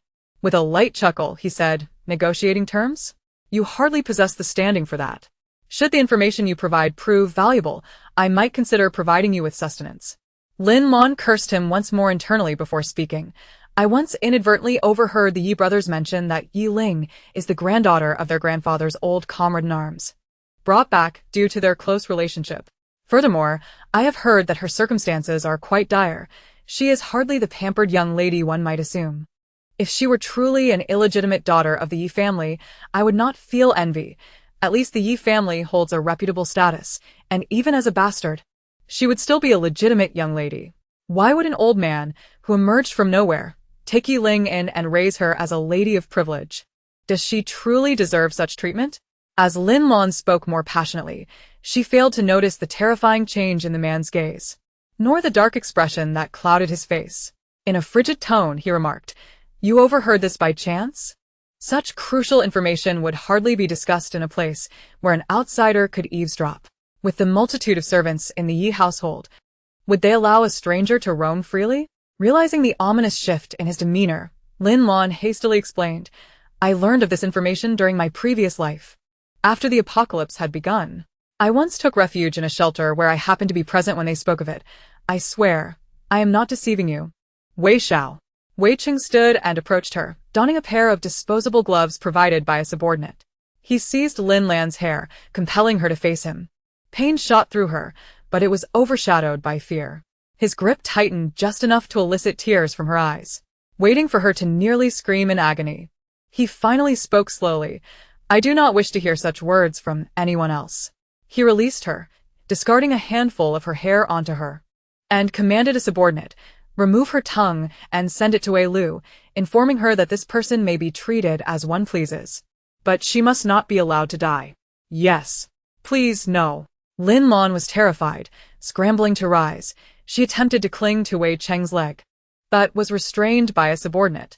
She begged frantically, "Wei Xiao, I was wrong. I will be obedient from now on, and I will never mention anything regarding Ye Ling again. I promise. I can swear to the heavens. If I fail to do so, let me be struck by lightning and meet a terrible end." A warm trickle escaped her lower body as she was so frightened that she lost control. A flicker of murderous intent flashed in Wei Cheng's eyes, yet he restrained himself. "In time, you shall understand why I must take special care of you. You ought to feel fortunate that your first encounter was with Miss Yi and not with me. Rest assured, even if I were to send you to hell, you would not embark on the journey alone." As a subordinate covered Lin Lan's mouth, the others hastily cleaned the area. Notifications were sent out, preparations were made, and they were to depart at 10 o'clock. Understood. After concluding the video call, Shun Xing struck the leather sofa with a fist, unable to conceal the murderous aura in his eyes. Wei Cheng was utterly intolerable. Had it not been for the fact that he was on someone else's territory, he would have ended him by now. His face clouded with malice. "The only misstep I made was trusting Lin Lan. Had I not schemed against the Yi family or called off my engagement with Wenmencia, I would not be reduced to enduring the disdain of that dog Wei Cheng. Unfortunately, it is too late to lament. One misstep leads to another." In the capital command center, upon receiving news from Yi Jinjian, Lu Hongbing immediately convened an emergency meeting, emphasizing the peculiar species capable of inducing hallucinations. The meeting commenced in silence as he requested that those present contact leaders across various regions to inquire about local conditions. The deputy general rubbed his face in disbelief, speaking gravely. "So, such entities have appeared in various locations, and each incident has resulted in at least 4 casualties?" Heads bowed in silence. The deputy general slammed his palm on the table. Why was such crucial information not reported immediately? Those present replied, "We have only just become aware. They do not disclose information, and we cannot compel them to share." Lu Hongbing addressed the assembly. "Notify all regions to compile a census of awakened abilities, be they military personnel or civilians. Anyone who has awakened their powers must be accounted for, and we must gather them to confront these bizarre entities. A single chopstick is easily broken, but a bundle of 10 is formidable. In the face of these uncanny beings, we must unite as one to defeat and eradicate them." Understood. Lu Hongbing continued. "Additionally, expedite the construction of bases. Those suitable for habitation should have their populations accounted for in advance. And military personnel must be deployed to enforce compliance, regardless of residents' consent. They must be relocated to the bases." He paused, adding, "Reports indicate a surge in injury incidents at shelters. Many residents prefer to risk returning home or squatting in others' houses rather than remaining in the shelters. Such dispersal of residents poses the greatest risk, leaving them vulnerable to being consumed by these bizarre entities without warning. Therefore, it is imperative that residents are housed within the bases for their own safety." Once the meeting concluded, Lao Gu and Wei Jing'an retreated to a corner, where Lao Gu queried, "Why did you remain silent during the meeting?" Wei Jing'an smiled. "What should I say?" He made valid points.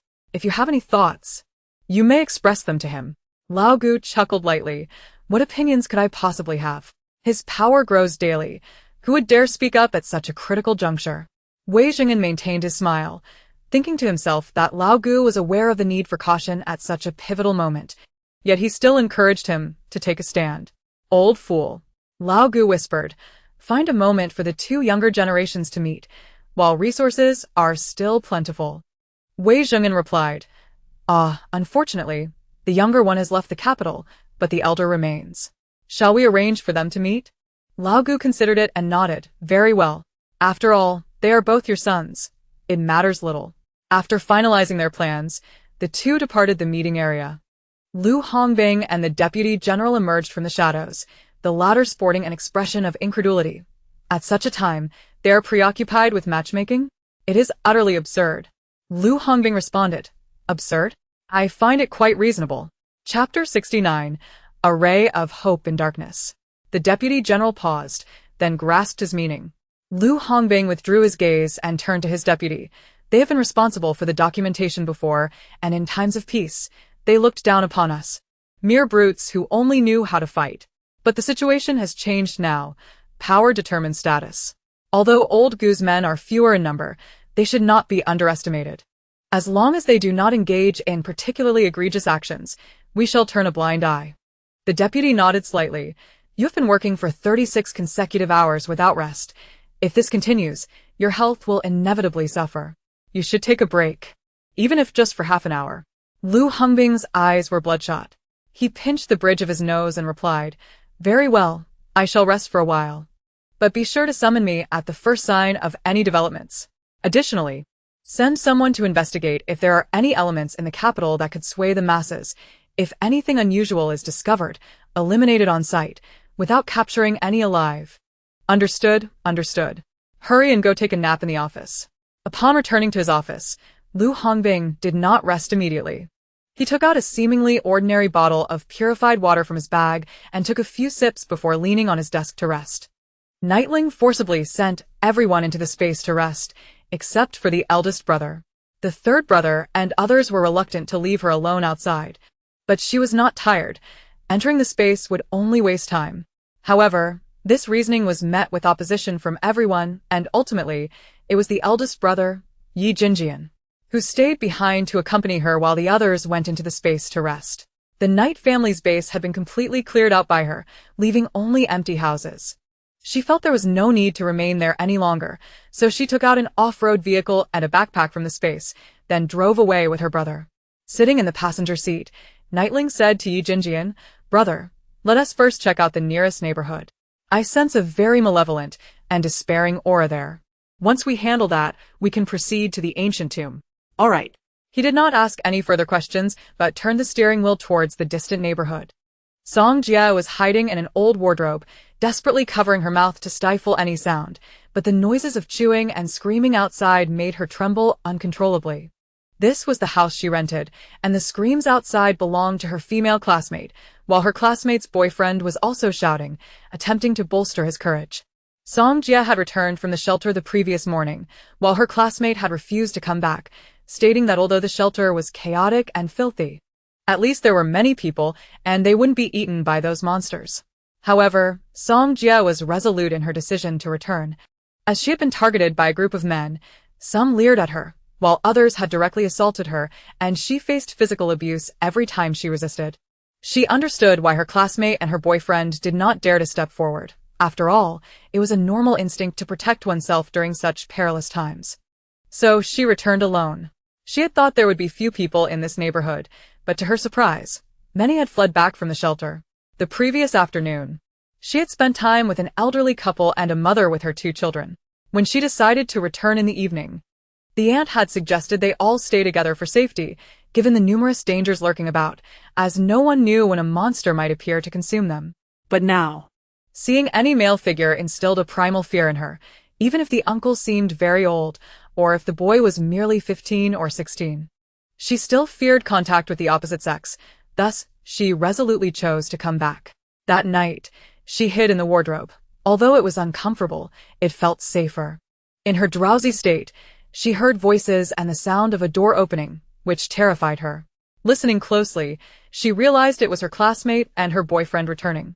These two shamelessly rummaged through the food she had gathered and began eating it.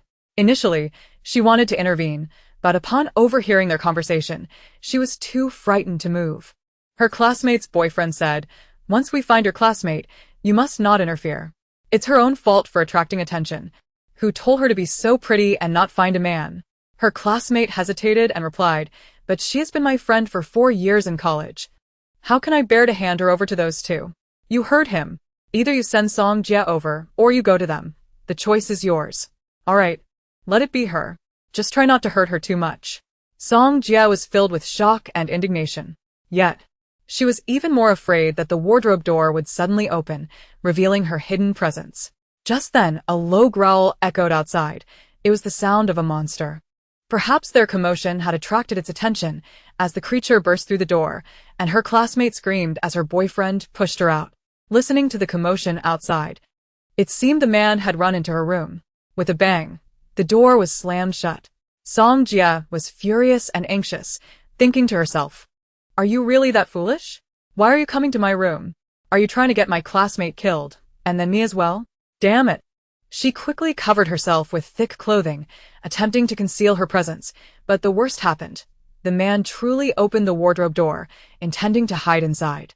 Just as he opened the door and raised his leg to step in, the room door was smashed open, and a tail suddenly pierced through the man's chest, dragging him away. Help! The sound of blood splattering against the wall sent Song Jia's heart racing. She covered her mouth with one hand and her chest with the other, trying to muffle her heartbeat, but it continued to pound relentlessly, beyond her control. Despair washed over her as she thought, "This is it. I can hear my own heartbeat, and the monster must hear it too. Mom and Dad, I'm sorry. I tried my best, but I never expected to meet you in this manner." The monster was in her room, devouring the man piece by piece. She listened to the sounds of chewing, feeling that nothing in this world was more terrifying than that sound. This mental torment left her in a daze. She began to see visions of her parents. Suddenly, a clear and melodious voice pierced through the chewing. The malevolent aura does not emanate from it, but it has consumed many people. Look at its facial expression. It bears the countenance of many. Song Jia thought she was hallucinating, after all. Who would dare to speak so calmly in front of a monster? But then a deep, rich voice responded, "Yes, I see it." The clear and melodious voice chimed in once more. "It's a second tier. No wonder it could kill 2 combat-type abilities in the neighborhood. Brother, what are the chances?" 50%. The deep voice carried a hint of fondness, and Song Jia realized she was not imagining things. There was truly a pair of siblings outside. Roar. "Brother, it's your turn. Be careful." Upon hearing the sounds of a struggle outside, Song Jia hesitated, contemplating whether to step out and take a look. It was rare to encounter such formidable individuals. If she missed this opportunity, she might not have another. Just then, the clothes covering her were pulled aside, and the beautiful voice, now tinged with laughter, said to her, "Hiding here may not be the best strategy, but it certainly helps you avoid some dangers." Chapter 70. I merely came to express my gratitude. What are you afraid of? Song Jia thought she had seen an angel.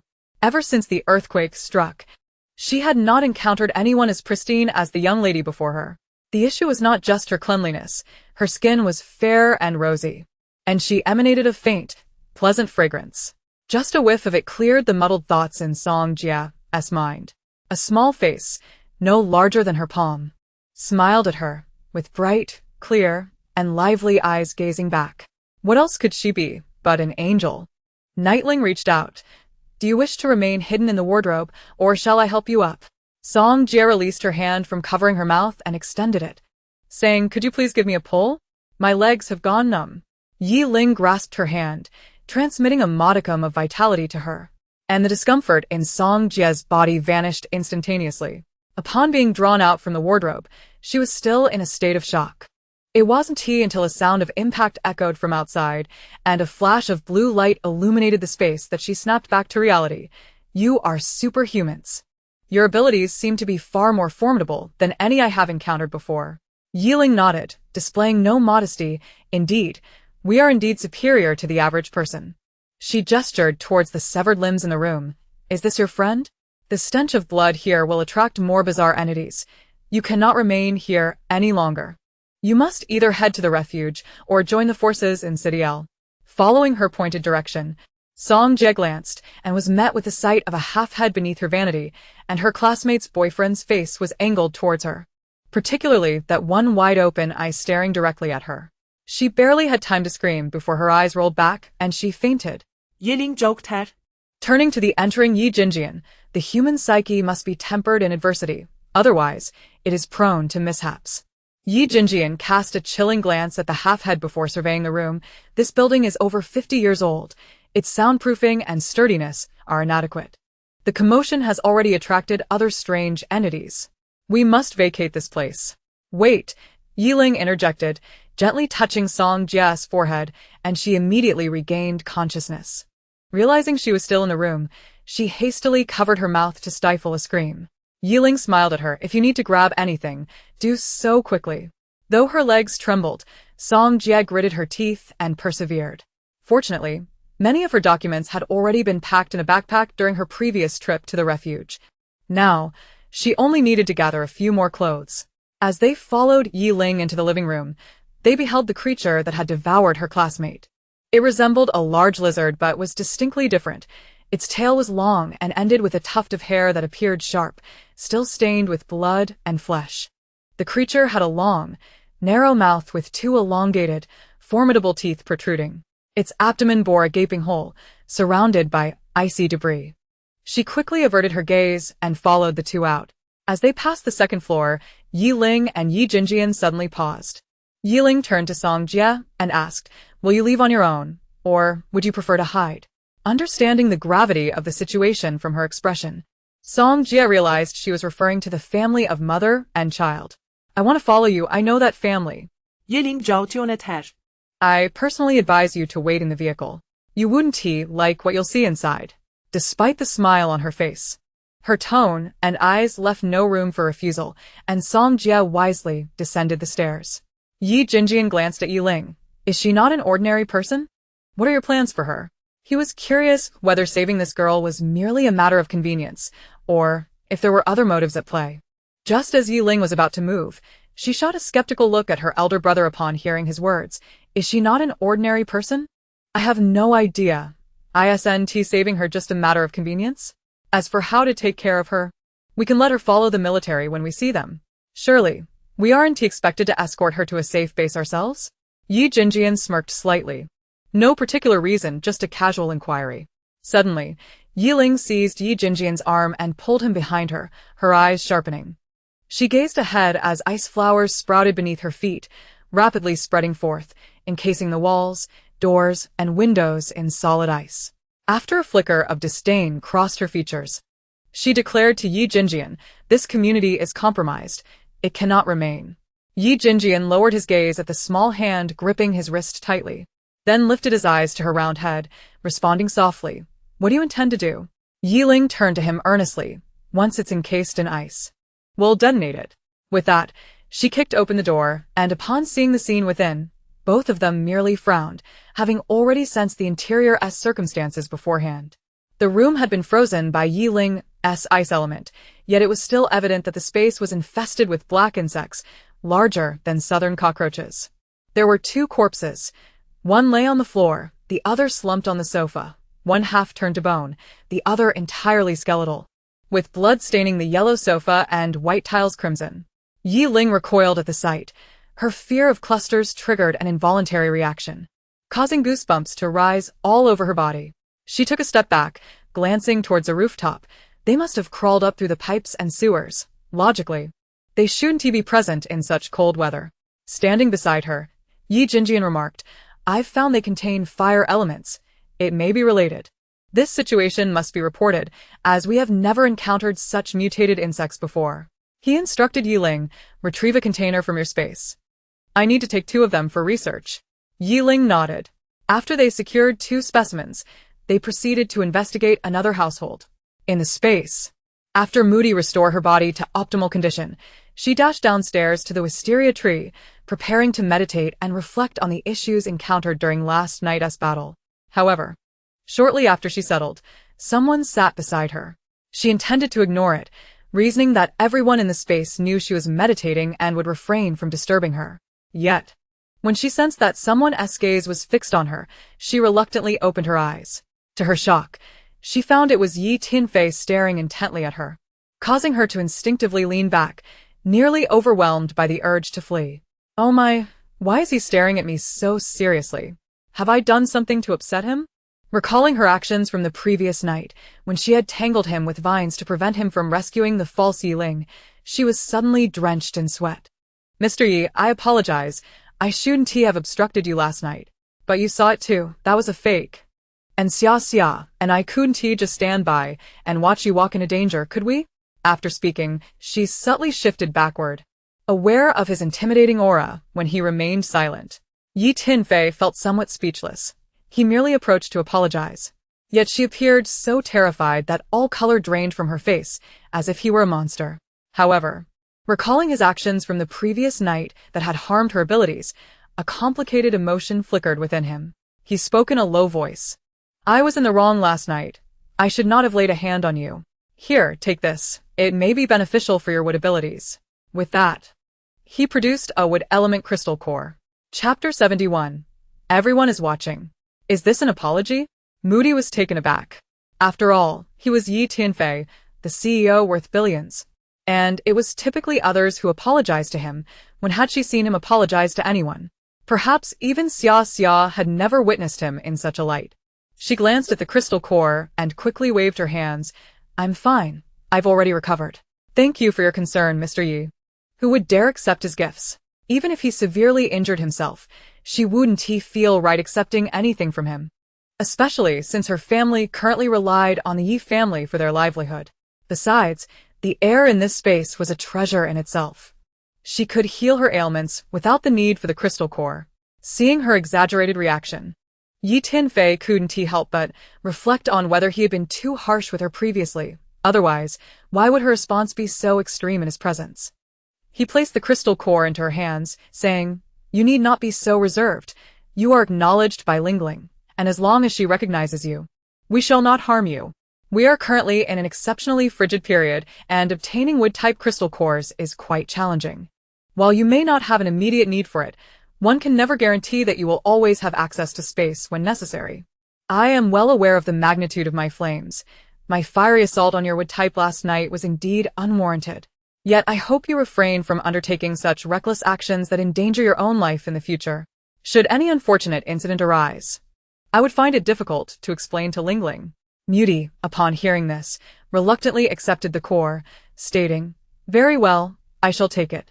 Nearby, when Mencia concealed herself behind a durian tree, her excitement manifesting in her restless bouncing. Nightbukshin, who was gathering fresh durians for Ye Ling, noticed when Mencia squirming and followed her gaze. Upon witnessing Night Tianfei actively apologizing to Moody while offering her a crystal core, his eyes flickered momentarily before he resumed picking durians, feigning indifference. Once Night Tianfei departed, when Mencia hurried over to Nightbukshin, exclaiming, Hey, did you see? Your brother, Night Tianfei, actually approached Moody first. Nightbukshin caught a durian before responding, What of it? Is there an issue? An issue? Of course there is. When Mencia exclaimed, her excitement palpable as she continued, the brothers of the Night family, aside from their concern for Ling Ling, when have they ever shown interest in other women? He must have feelings for Moody. Nightbukshin replied nonchalantly, Miss Moody is quite admirable. Her character and principles are commendable. We have investigated her background before. Although she is a top-tier celebrity, she maintains a principled stance and does not engage in chaotic behavior. If the fourth truly harbors affection for her, it is hardly surprising, considering her beauty has garnered attention internationally. What he did not mention was his eagerness for his brothers to pursue other women, rather than constantly orbiting Ling Ling. When Mencia nodded vigorously, Indeed. Though I do not follow celebrities or entertainment news, I often come across reports about her and have always held her in high regard. Nightbukshin remained silent and turned to leave, uninterested in discussing one woman with another.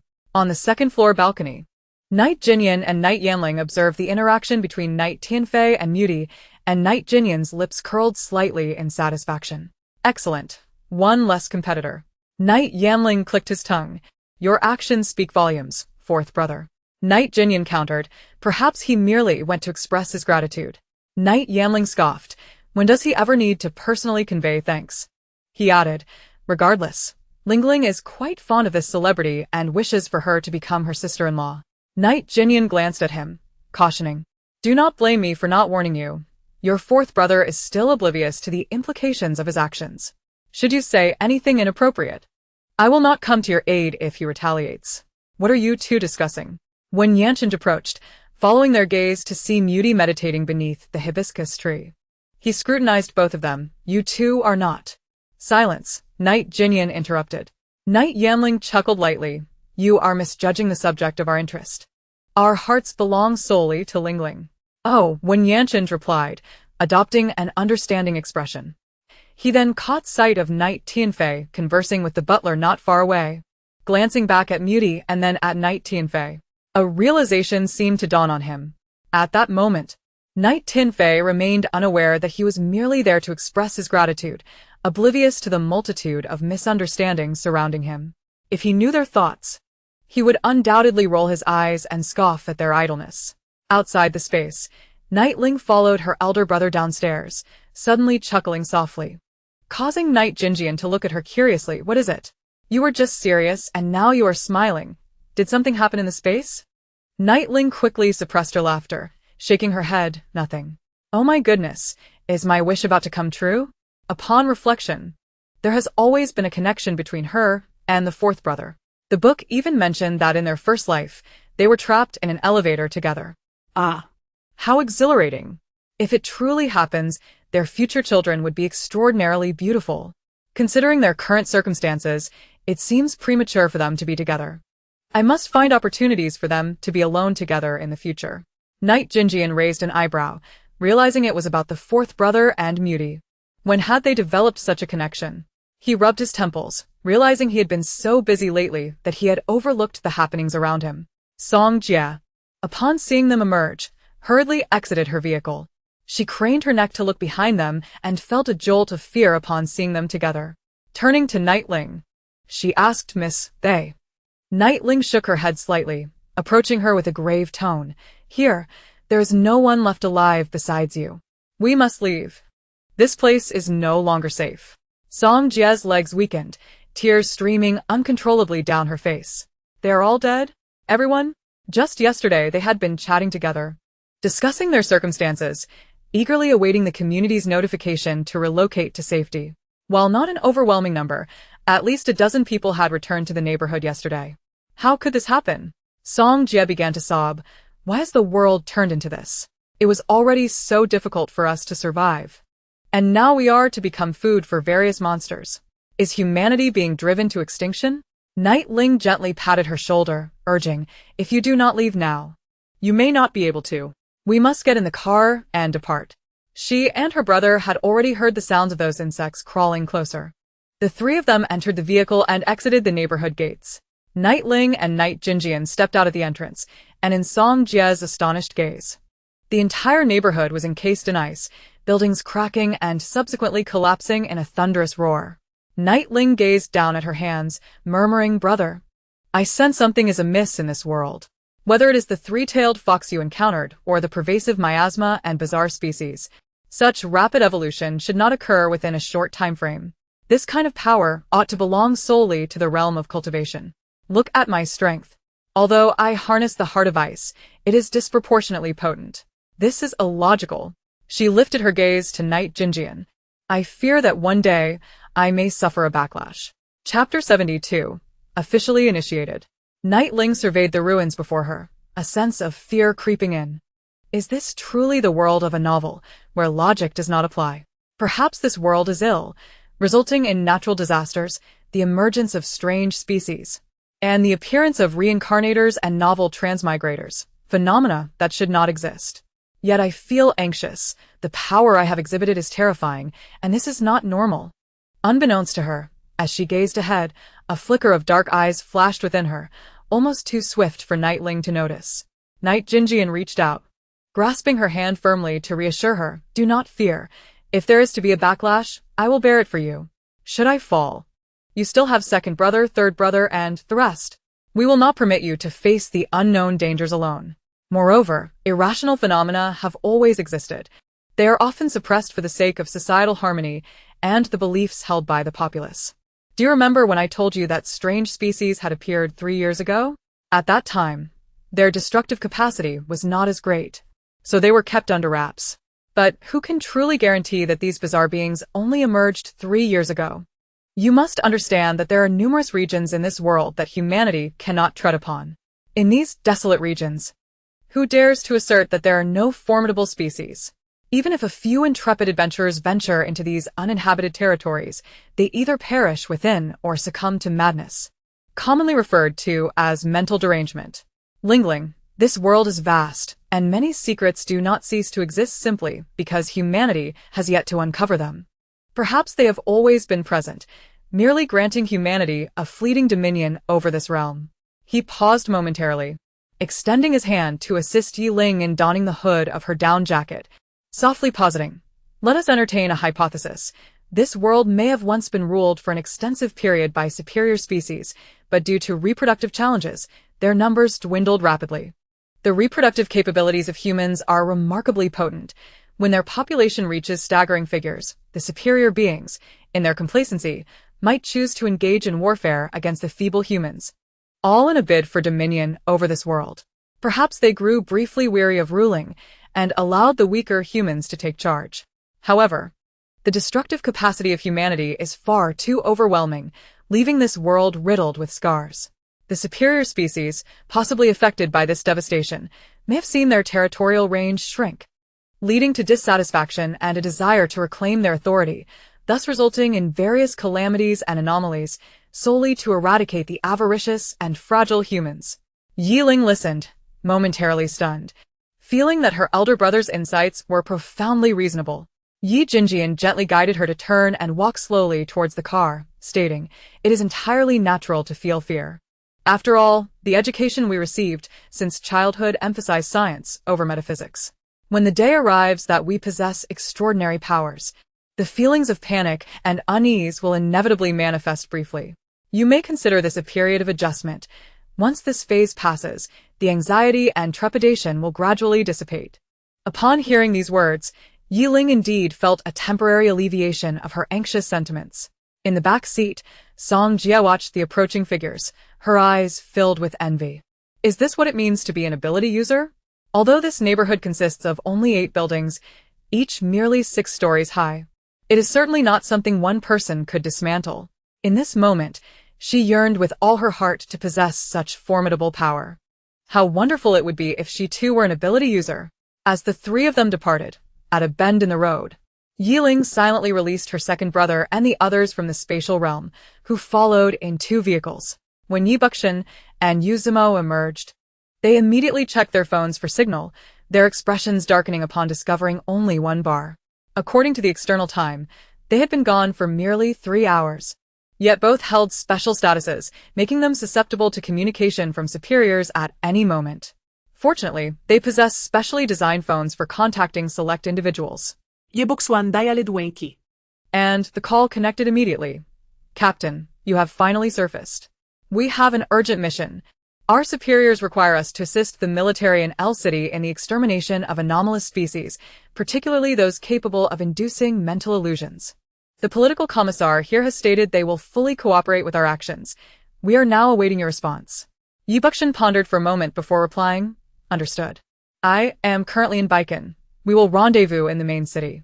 Bring a few skilled individuals, even if they are not ability users, it will suffice." Acknowledged. "I will make arrangements immediately." Just as Wei Qi was about to end the call, he suddenly remembered. "Oh right, Captain, that sycamore tree is truly miraculous. Many patients on the brink of death, following our sister's suggestion, were placed beneath the tree, and after just 1 night, each one began to recover rapidly. Numerous family members had been preparing for funerals, but now they can not only stand but also assist us. It's incredible. The political commissar asked me to convey his gratitude to our sister. She has saved countless lives, and he hopes she can return to the team when she has time." A hint of a smile graced Yi Buxin's eyes. "Very well, I shall relay the message." Yu Zimo made a call, and upon concluding the conversation, he turned to Yi Buxin and Wen Yanchinj. "I have just received vital information. Effective today, the state has officially commenced an indefinite operation to exterminate anomalous species, and all ability users may enlist. Actions have already begun in areas unaffected by the earthquake. Furthermore, for ability users participating in this extermination operation, our nation will provide accommodations and sustenance. The families of ability users may temporarily reside in the military compound once the base is established. A housing unit will be granted to them, ensuring their safety. Additionally, Any crystal cores acquired during the extermination will not need to be surrendered. But 50% of any materials obtained must be handed over. This announcement should be disseminated comprehensively by this morning. As for ordinary individuals who have yet to awaken their abilities, cities are expeditiously establishing bases. And notifications for citizens to accompany community members or military personnel to these bases should be forthcoming within the next few days. Moody and Mencia were both exhilarated upon hearing this news. Moody was so overwhelmed with emotion that her eyes turned red. This is wonderful. The nation is striving to save its children. I believe that as long as everyone collaborates earnestly, we will surely overcome this crisis. Mencia nodded vigorously. Indeed, we will. Why don't we form a team and come up with a team name? After all, we have been involved in exterminating anomalous species, so in the future, when we encounter other ability users, we can simply state our team name. Moody nodded repeatedly. I think that's a splendid idea. But what would be a good team name? While the rear vehicle engaged in a spirited discussion about potential team names, the front vehicle remained somewhat subdued. When outsiders were present, Ye Ling often displayed a cold demeanor, his formidable aura making Song Jie feel uneasy, prompting her to minimize her presence. She suspected that he must have been a significant figure before the apocalypse, his commanding presence far surpassing that of her company's boss. She imagined even her superior would bow and scrape before him. Meanwhile, the beautiful young lady, since stepping into the vehicle, had also become particularly quiet. Seated in the passenger seat, lost in contemplation, her demeanor serious from the rear view. Chapter 73. Ye Ling encounters trouble. The atmosphere inside the vehicle felt oppressive, rendering Song Jie hesitant to breathe. Fortunately, it wasn't too long before they spotted military personnel ahead. Ye Ling brought the car to a halt, prompting Ye Ling to react. She opened her backpack and retrieved a large, unopened bag of biscuits, 4 packets of instant noodles, 2 bags of ham sausages, 2 loaves of bread, and a bottle of water, which she extended to Song Jie. Song Jie hesitated to accept, feeling immense gratitude for their rescue. To ask for their provisions would seem inconsiderate. Yet Ye Ling insisted earnestly. Take it. It's for you. In chaotic times, a woman's survival is exceedingly challenging. I suggest you adopt a tomboyish persona and strive to persevere. Song Jie's eyes welled with tears. How long had it been since someone had shown her such concern? Perhaps it was back when her parents were alive, 4 years ago. She lowered her head to wipe her tears, opened her backpack, and gratefully accepted the food from the young lady. She sincerely inquired, "May I know your name, miss? If the opportunity arises, I wish to repay you. You are my savior, and I must find a way to express my gratitude." Ye Ling gently shook her head. "My name is Ye Ling. If you truly wish to repay me, then live well. When the day comes that you awaken your abilities, use your strengths to protect more women like yourself." Song Jie nodded fervently. "If that day comes, I will. My name is Song Jie, and I hope we can meet again in the future." Upon exiting the vehicle, she approached the front and suddenly knelt on both knees, solemnly bowing to Ye Ling and Ye Ling. Startled, Ye Ling hurriedly exited the car to assist her. "What are you doing? Please get up." Witnessing the scene from the rear, Mencia and Moody were all taken aback. So it turns out that Ye Ling had saved someone. Upon seeing the bowing gesture, they understood that this was a girl who knew how to express gratitude. Under the night sky, Ye Ling arrived beside Ling Ling, observing Song Jie being lifted. He spoke in a deep voice. "Remember what Ling Ling said, to live with determination is the greatest form of gratitude. I also hope you shall not betray Ling Ling in the future. Allow me to impart a piece of wisdom. Before you empower yourself, learn to endure. Even if it means existing without dignity, you must strive to survive. Only by living can you seize the chance to turn the tide." Song Jie bowed deeply to the two of them. "I shall forever cherish the words of you both, Mr. and Miss Ye. Please take care, farewell." She did not linger, casting one last glance at Ling Ling, her benefactor, imprinting the image in her memory. Once Song Jie was escorted onto the military transport, the Ye siblings turned to board their vehicle. Ye Ling picked up the intercom, addressing those in the rear vehicle.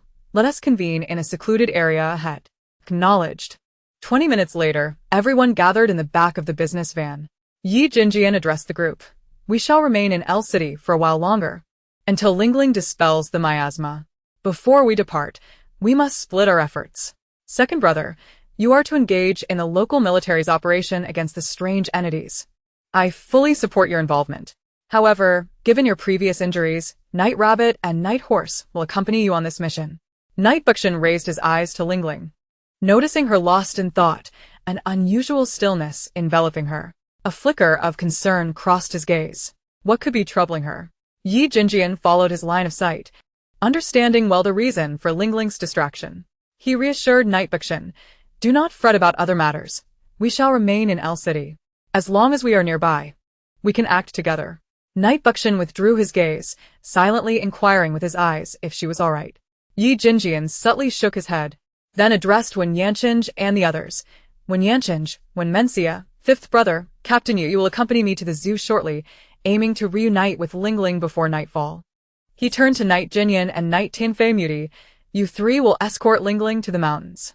Moody, being of the wood element, can sense the fluctuations in Ling Ling's aura. "Third brother, I entrust their safety to you. While I know you are composed and decisive, I must remind you to remain calm, regardless of what transpires with Ling Ling. If anything seems amiss, take her immediately to the phoenix tree." Everyone nodded in agreement, no objections voiced. Yi Jinjian then looked at Ling Ling, who sat beside Moody. "Ling Ling, did you hear everything I just said?" Ling Ling did not respond. Moody squeezed her hand and called softly, "Ling Ling, are you asleep?" Suddenly, her expression shifted. "This is not good. Her aura is off." Before Moody could finish her sentence, Ling Ling coughed up blood, her body swaying and collapsing into Moody's arms. In her moment of unconsciousness, she drew everyone and the vehicle into her space. Within the space, upon her return, Ling Ling's figure vanished, causing her brothers to panic since they did not see her immediately. They rushed to her room, only to find it empty. The Wen siblings, along with Yuzimo and Moody, frantically searched for Ling Ling, scouring every room without success. Outside the courtyard, startled voices exclaimed, "Why has the sky suddenly darkened? I have never witnessed the sky darkening while in this space." Darkened? Moody quickly looked outside, realizing the sky was indeed dimming. Night Yanling swiftly arrived beneath the phoenix tree, gazing upward. But the tree was too tall and the light too faint for him to discern if Ling Ling was there. He shouted to the distance, "Eldest brother, second brother, quickly use your mental powers to see if she is up there." Yi Jinjian and Night Buckshin hastened to the tree, their expressions grave. "Our mental powers are obstructed by a force. We cannot see what is happening above." Night Yanling, in distress, exclaimed, "Is she up there? Why did she vomit blood? Eldest brother, what did you do with her outside that could cause this?" Night Buckshin turned to Yi Jinjian, forcing himself to remain calm as he analyzed the situation. Could this be related to her absorbing too much miasma? Last night, when she absorbed the miasma by the river, it formed a vortex, creating quite a commotion. Although the miasma was absorbed by her yin-yang pearl, being in her mind, it must have been affected to some extent. Moreover, the yin-yang pearl also absorbed a significant amount of negative energy. Anyone else would have perished under such circumstances. "Enough, second brother. Do not speak such ill-fated words. How could anything happen to her?" Night Yanling shot a piercing glare at Night Buckshin, his demeanor suggesting that should Night Buckshin utter another ominous word, he would not hesitate to take action. Yi Jinjian grasped Night Yanling's arm, admonishing in a hushed tone, "Night Yanling, calm yourself. Are we not anxious as well?" Night Yanling forcibly shrugged off Yi Jinjian's grip.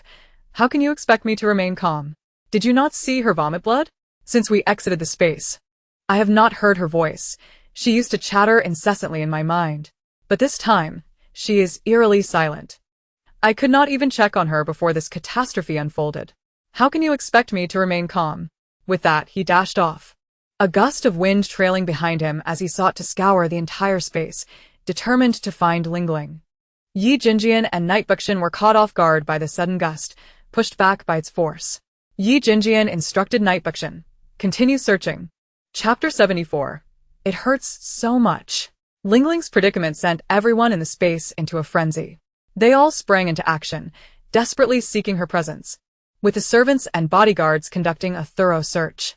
Night Jinyan had already checked the phoenix tree, the spiritual spring, the lakeside, and the orchard, and was now venturing to the farthest reaches in search of her. In his haste, he nearly stumbled several times. Observing his distress, Yusimo realized just how significant Ling Ling was to the Yi brothers. This was the first time he had witnessed Knight Jinyan in such disarray. Knight Tianfei pushed his speed to the limit. In the space, he and Knight Yanling were the fastest, their shadows flitting everywhere. Yet, despite their repeated searches, they could not find Ling Ling. Moody and Wenmensia were beside themselves with worry, having scoured every possible location multiple times. Finally, they turned their gaze toward the distant snow-capped mountain. The Snow Mountain! Wenmensia quickly exclaimed. We have searched everywhere except the Snow Mountain. Moody grasped her hand, and they sprinted towards the mountain. Upon reaching the base, they discovered that the Yi brothers were already ascending. Without hesitation, they too began to climb. However, the Snow Mountain proved treacherous. Its steep slopes combined with the encroaching darkness made the ascent perilous. They had barely begun their climb when they were pulled down by Wen's father and Moody's father. Wen's father, with a serious expression, admonished Wenmensia. Your brother specifically instructed me not to allow you two to go up. It is too dangerous. If you cannot be found, and something happens to you, it would only complicate matters. Moody's father echoed the same sentiment to Moody, dissuading them from recklessly climbing. Indeed, as they said, should Ling Ling not be at the summit, and they encountered trouble due to their lack of climbing experience, it would only add to everyone's distress.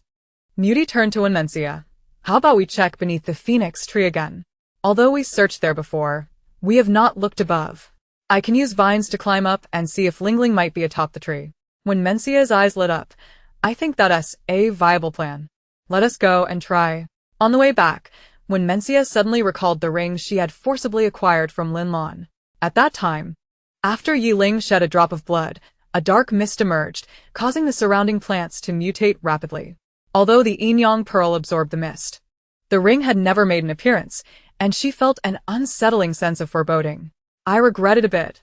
Moody glanced at her and asked, regret what? Wenmensia replied, I shouldn't have given her that ring. It's problematic. If something happens to Ling Ling, and it's connected to it, I'll be consumed with guilt. Moreover, I suspect Ling Ling's sudden nosebleed is linked to the absorption of miasma and negative energy. That ring. Oh. She must not come to harm. DD, do you think it's possible that she had problems with her health all along and we simply didn't notice?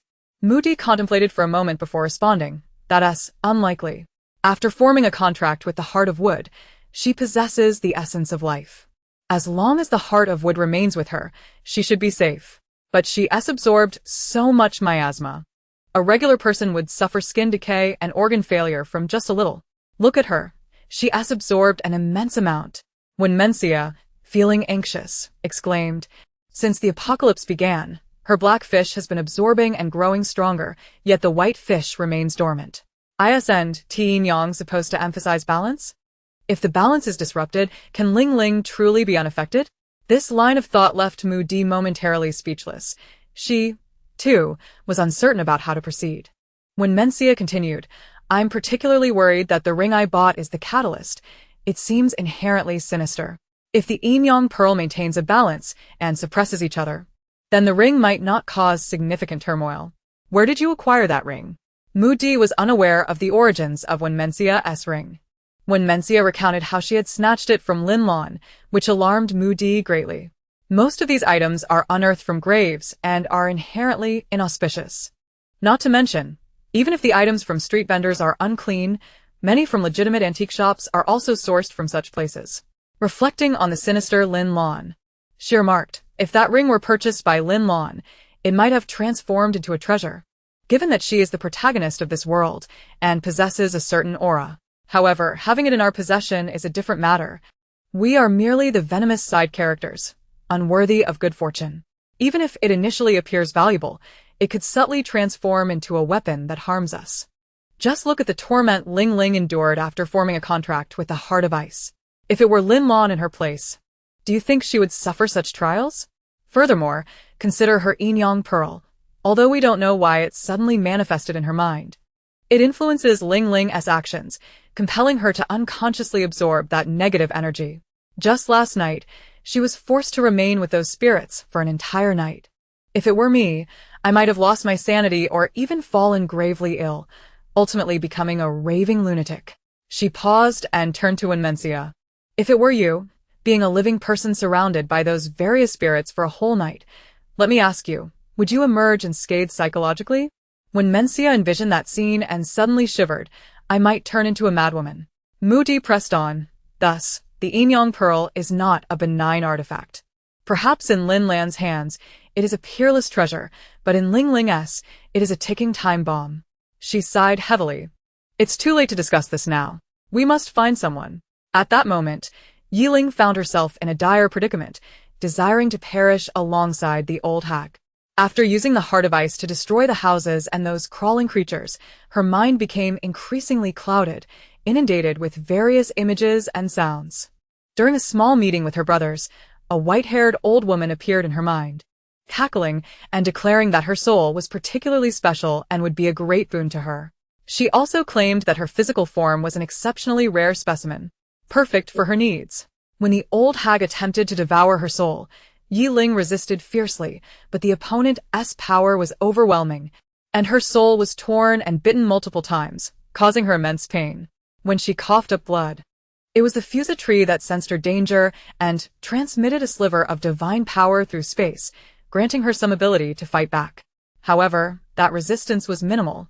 As her soul was torn once more, she hurriedly brought her brothers into the space. She thought that with the protection of the space, the spiritual spring, and the fusa tree, they would have access to various provisions and would not perish easily, safer than remaining in the outside world. Once inside the space, the fusa tree and the heart of wood promptly shielded her spirit, allowing her a modicum of resistance and a chance to catch her breath. The old hag appeared above her, incredulous. This is divine power. You possess divine power. Then, she manifested behind Ye Ling, pressing against her soul and cackling. What a fragrant soul! In all my years, I've never encountered such a delightful aroma. Truly remarkable. Chapter 75, The Old Hag. The white-haired old hag. Her face a mass of wrinkles as if she had been drained of all moisture, coiled around Ye Ling like a serpent, repulsively extending her tongue to lick Ye Ling's shoulder, much to Ye Ling's disgust. Who are you? Me? Hee. The woman opened her mouth wide, ready to bite Ye Ling's arm, only to be repelled by a surge of power.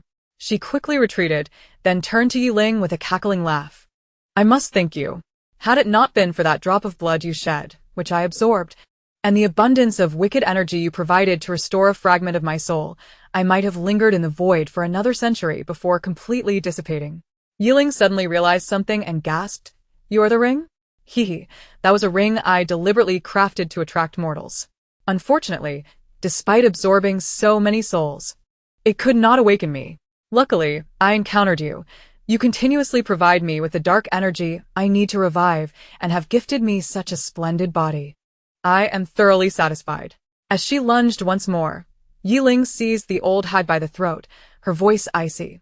Old hag, do you realize how truly ugly and repulsive you are? Engaging the old creature in conversation served two purposes, to glean information and to buy time. She needed to accumulate enough strength to deliver a fatal blow, otherwise, she risked being devoured. Drawing on the divine power of the fusa tree, she struck the old hag's head with her other hand. Old crone, you've caused the deaths of so many and still wish to consume me? Dream on. If earlier Ye Ling had been at the mercy of the old hag, now the roles had reversed. The old woman, grasped by Ye Ling's hold, seemed to find her strength imprisoned, unable to resist even a little. Unbeknownst to Ye Ling, as she struck the old hag, the atmosphere in the space underwent constant fluctuations. One moment it was day, the next it was night, leaving those within the space bewildered. Having reached the summit of the snow-capped mountains, Ye Tianfei and Ye Yanling looked up at the ever-changing sky. Ye Yanling inquired, Fourth brother, do you think this phenomenon is related to Ling Ling? What is she experiencing? Ye Tianfei gazed at the sky for a while before responding, It's hard to say. It feels like a battle. Let us not dwell on that for now. While there is light, we should search for her presence on the mountain. However, the snow-capped mountains were vast, and they would need considerable time to scour every inch. Just as they prepared to split up, they heard Yi Buxin's voice from below. You two, come down. She is not on the snow mountain. Not on the snow mountain? They hurried towards Yi Buxin. He awaited them halfway up the slope and pointed into the distance. Do you see the fusa tree? There are flashes of white light. Ling Ling must be there. The two brothers gazed into the distance, but due to the considerable separation and the fact that they were not psychics, they failed to perceive the white light mentioned by their second brother. Knight Ye Ling, in a state of urgent anxiety, uttered, "I shall proceed ahead. You follow closely behind." With that, he vanished already 5 meters away. Knight Tianfei lagged slightly behind, descending the mountain alongside Knight Buckshin. What of the eldest and the third brother? Have they already moved on? Indeed. The eldest detected the anomaly first and hastened onward. After a moment of contemplation, Knight Tianfei addressed Knight Buckshin, "Second brother, do not reproach me for my selfishness. Once Ling Ling is found, she must not continue to absorb the miasma. The city may be lost, but after the earthquake, half the nation's cities lay in ruins. This one is of little consequence. However, we cannot afford to lose Ling Ling. Her safety is paramount." Knight Buckshin replied, "Prior to our arrival, I conferred with the eldest. The absorption of miasma must indeed cease, should her yin-yang pearl lose its equilibrium. It poses a danger not only to her, but to this space and the people outside. We may propose it to her, but we cannot compel her. Remember, she is no longer the reckless child who only brings calamity. She is now the truly independent Ye Ling, who possesses her own convictions." Knight Tianfei fell silent, yet his pace quickened. With the aid of the wood heart and the fusang tree, Knight Ling fought with increasing ferocity, ultimately forcing the old hag to reveal her true form, a gigantic black python. In its presence, Knight Ling's spirit felt as fragile as that of a mere rabbit. Harnessing the power of the fusang tree, she swiftly positioned herself above its 7-inch mark, raining down blows upon it. The demon pleaded for mercy. "Please, no more. I shall no longer feast upon you, I swear." In response, Knight Ling intensified her assault, striking harder at its vulnerable point. Cease. "You must stop. Even if you kill me, another demon like me will inevitably emerge." At that moment, the creature was no longer as arrogant as it once was. Its remaining essence was on the brink of complete annihilation, and it was desperate to avoid such a fate. Knight Ling grasped its 7-inch mark fiercely, demanding, "What do you mean? Are there other demon souls within your ring? Could you please loosen your grip?" It responded, only to receive another brutal strike. Knight Ling, typically gentle in nature, found her violent side unleashed by this demon soul. She was now focused solely on delivering punishment. The demon had no choice but to hastily clarify, "There is only my residual soul within the ring, no others. However, the malevolent energies you have absorbed contain many formidable souls. Unless purified, they will awaken like I did and consume your spirit." Knight Ling was taken aback, realizing that the miasma she had absorbed had not been thoroughly purified by the blackfish. "If you wish to avoid total annihilation, provide me with a solution, or I shall end your existence right now." The demon's eyes flickered with malice. It had once been a great demon, now reduced to being bullied by a mere human, an utter disgrace. Yet, protected by divine power, it found itself unable to resist. It begrudgingly stated, "I have not seen your yin-yang pearl, but look for yourself. It has lost its balance. Balance is essential to all powers. Once disrupted, calamity follows. You have absorbed too much malevolence. If you do not soon ingest yang energy to counteract it, your yin-yang pearl will transform into a vessel of evil. At that moment, your essence will be consumed, and you will become a puppet to wreak havoc upon the world." The solution is straightforward. Seek out something imbued with yang energy to absorb. For instance, a man with a pure body, his yang energy can repel the evil. The more such beings you find, the better. Absurd. Knight Ling could hardly believe her ears. If she were to pursue such a course, what difference would there be between her and the Sea Queen? She pressed down harder on its 7-inch mark, insisting, "I refuse to accept that this is the only solution. Besides this method you mentioned, is there no alternative?" Speak. The demon shrieked in agony as its remaining essence grew increasingly translucent. It flicked its tail and said, "This is the quickest method. If you had only absorbed a small amount of malevolence, you could resort to treasures like the Bagua mirror or Feng Shui sword for exorcism. However, given the vast amount of malevolence you have taken in, ordinary exorcism will be ineffective and cannot replenish your white fish with yang energy. Unless you find powerful artifacts like the 3 pure bells or the wooden fish, which have long been lost to time. Alternatively, if you can acquire the heart of fire, All your troubles will be resolved. But the heart of fire lies within a volcano. How will you locate it? There are so many volcanoes in this world. Can you possibly traverse them all? By the time you do, you will have become a being entirely suffused with malevolence. Chapter 76. It should not have been allowed to perish so swiftly. Setting aside the credibility of the demon's words, Ye Ling's violent emotions spiraled increasingly out of control. Especially upon hearing that she would transform into an evil entity, the urge to crush it surged within her. Unbeknownst to her, had it not been for the faint presence of the fusang tree shielding her mind, she might have lost her ability to think rationally. Once the demon finished speaking and saw Ye Ling's lack of response, it turned to her, realizing her eyes were now pitch black, surrounded by a malevolent aura. It then glanced at her consciousness sea, which had transformed from a serene expanse into a tempest of thunder and lightning, dark clouds roiling ominously, instilling great fear in the demon. It thought to itself that this time, it might truly be on the verge of complete obliteration. Ye Ling violently shook her head, her gaze clearing somewhat. She addressed the demon. Though you have revealed a method, had you not suddenly appeared to devour me, I would not be enduring this torment. You deserve to die. With that, a surge of green light erupted from her hand, an overwhelming force that sent the demon into a frenzy of pleas for mercy. Yet, Ye Ling's green light struck down upon its 7-inch mark with tremendous force. Boom. The demon exploded within her consciousness. No. The demon, filled with resentment, vanished from her consciousness, but before its complete dissolution, it made a feeble attempt to resist, a red light dissipating into Ye Ling's consciousness. As Night Jinjian and Night Jinyan ascended the branches of the fusing tree, they beheld Ye Ling enveloped in a swirl of black mist, floating above. The ominous aura surrounding her made even Night Jinjian feel uneasy. Ling Ling? Both brothers called out softly, but received no response. Night Jinjian frowned at Night Jinyan, stating, "This dark aura is obstructing my mental energy. I must approach to investigate. Stay close and be ready to assist." Night Jinyan nodded in agreement. The brothers continued their ascent.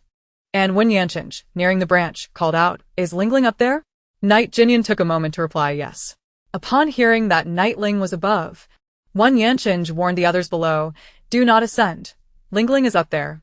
Just as Night Yamling prepared to climb the tree, he heard Wen Yanchin's admonition. However, unable to see Ye Ling, his concern compelled him to disregard the warning and hasten upward. Yuzimo intended to call out to him, but, recalling the reckless determination of the Night family brothers in their quest to find Ye Ling, he chose to remain silent, waiting at the base of the tree with Moody and the others. Night Buxin and Night Tianfei arrived shortly after, but were halted by the crowd below. When Mencia said, "Ling is above, for individuals have already ascended, and your presence is no longer required. Please be patient. They should return shortly." The two brothers furrowed their brows, instinctively feeling the urge to ascend. They did not wish for Ling to awaken only to find their figures absent. Yet, upon witnessing Ye Yamling halfway up the tree, they ultimately restrained their impulses and chose to wait below. Ye Jingyan approached Ye Ling side. And just as he reached out to touch her, she seized his hand with a firm grip. A flicker of crimson light flashed in her eyes, which Ye Jinjian perceptively caught, causing his heart to sink. His greatest fears had materialized. She had recently absorbed an excessive amount of malevolent energy. Although she insisted that it was the Yin-Yang pearl that was absorbing this energy, how could he not be concerned? The Yin-Yang pearl resided within her, and it would inevitably be affected.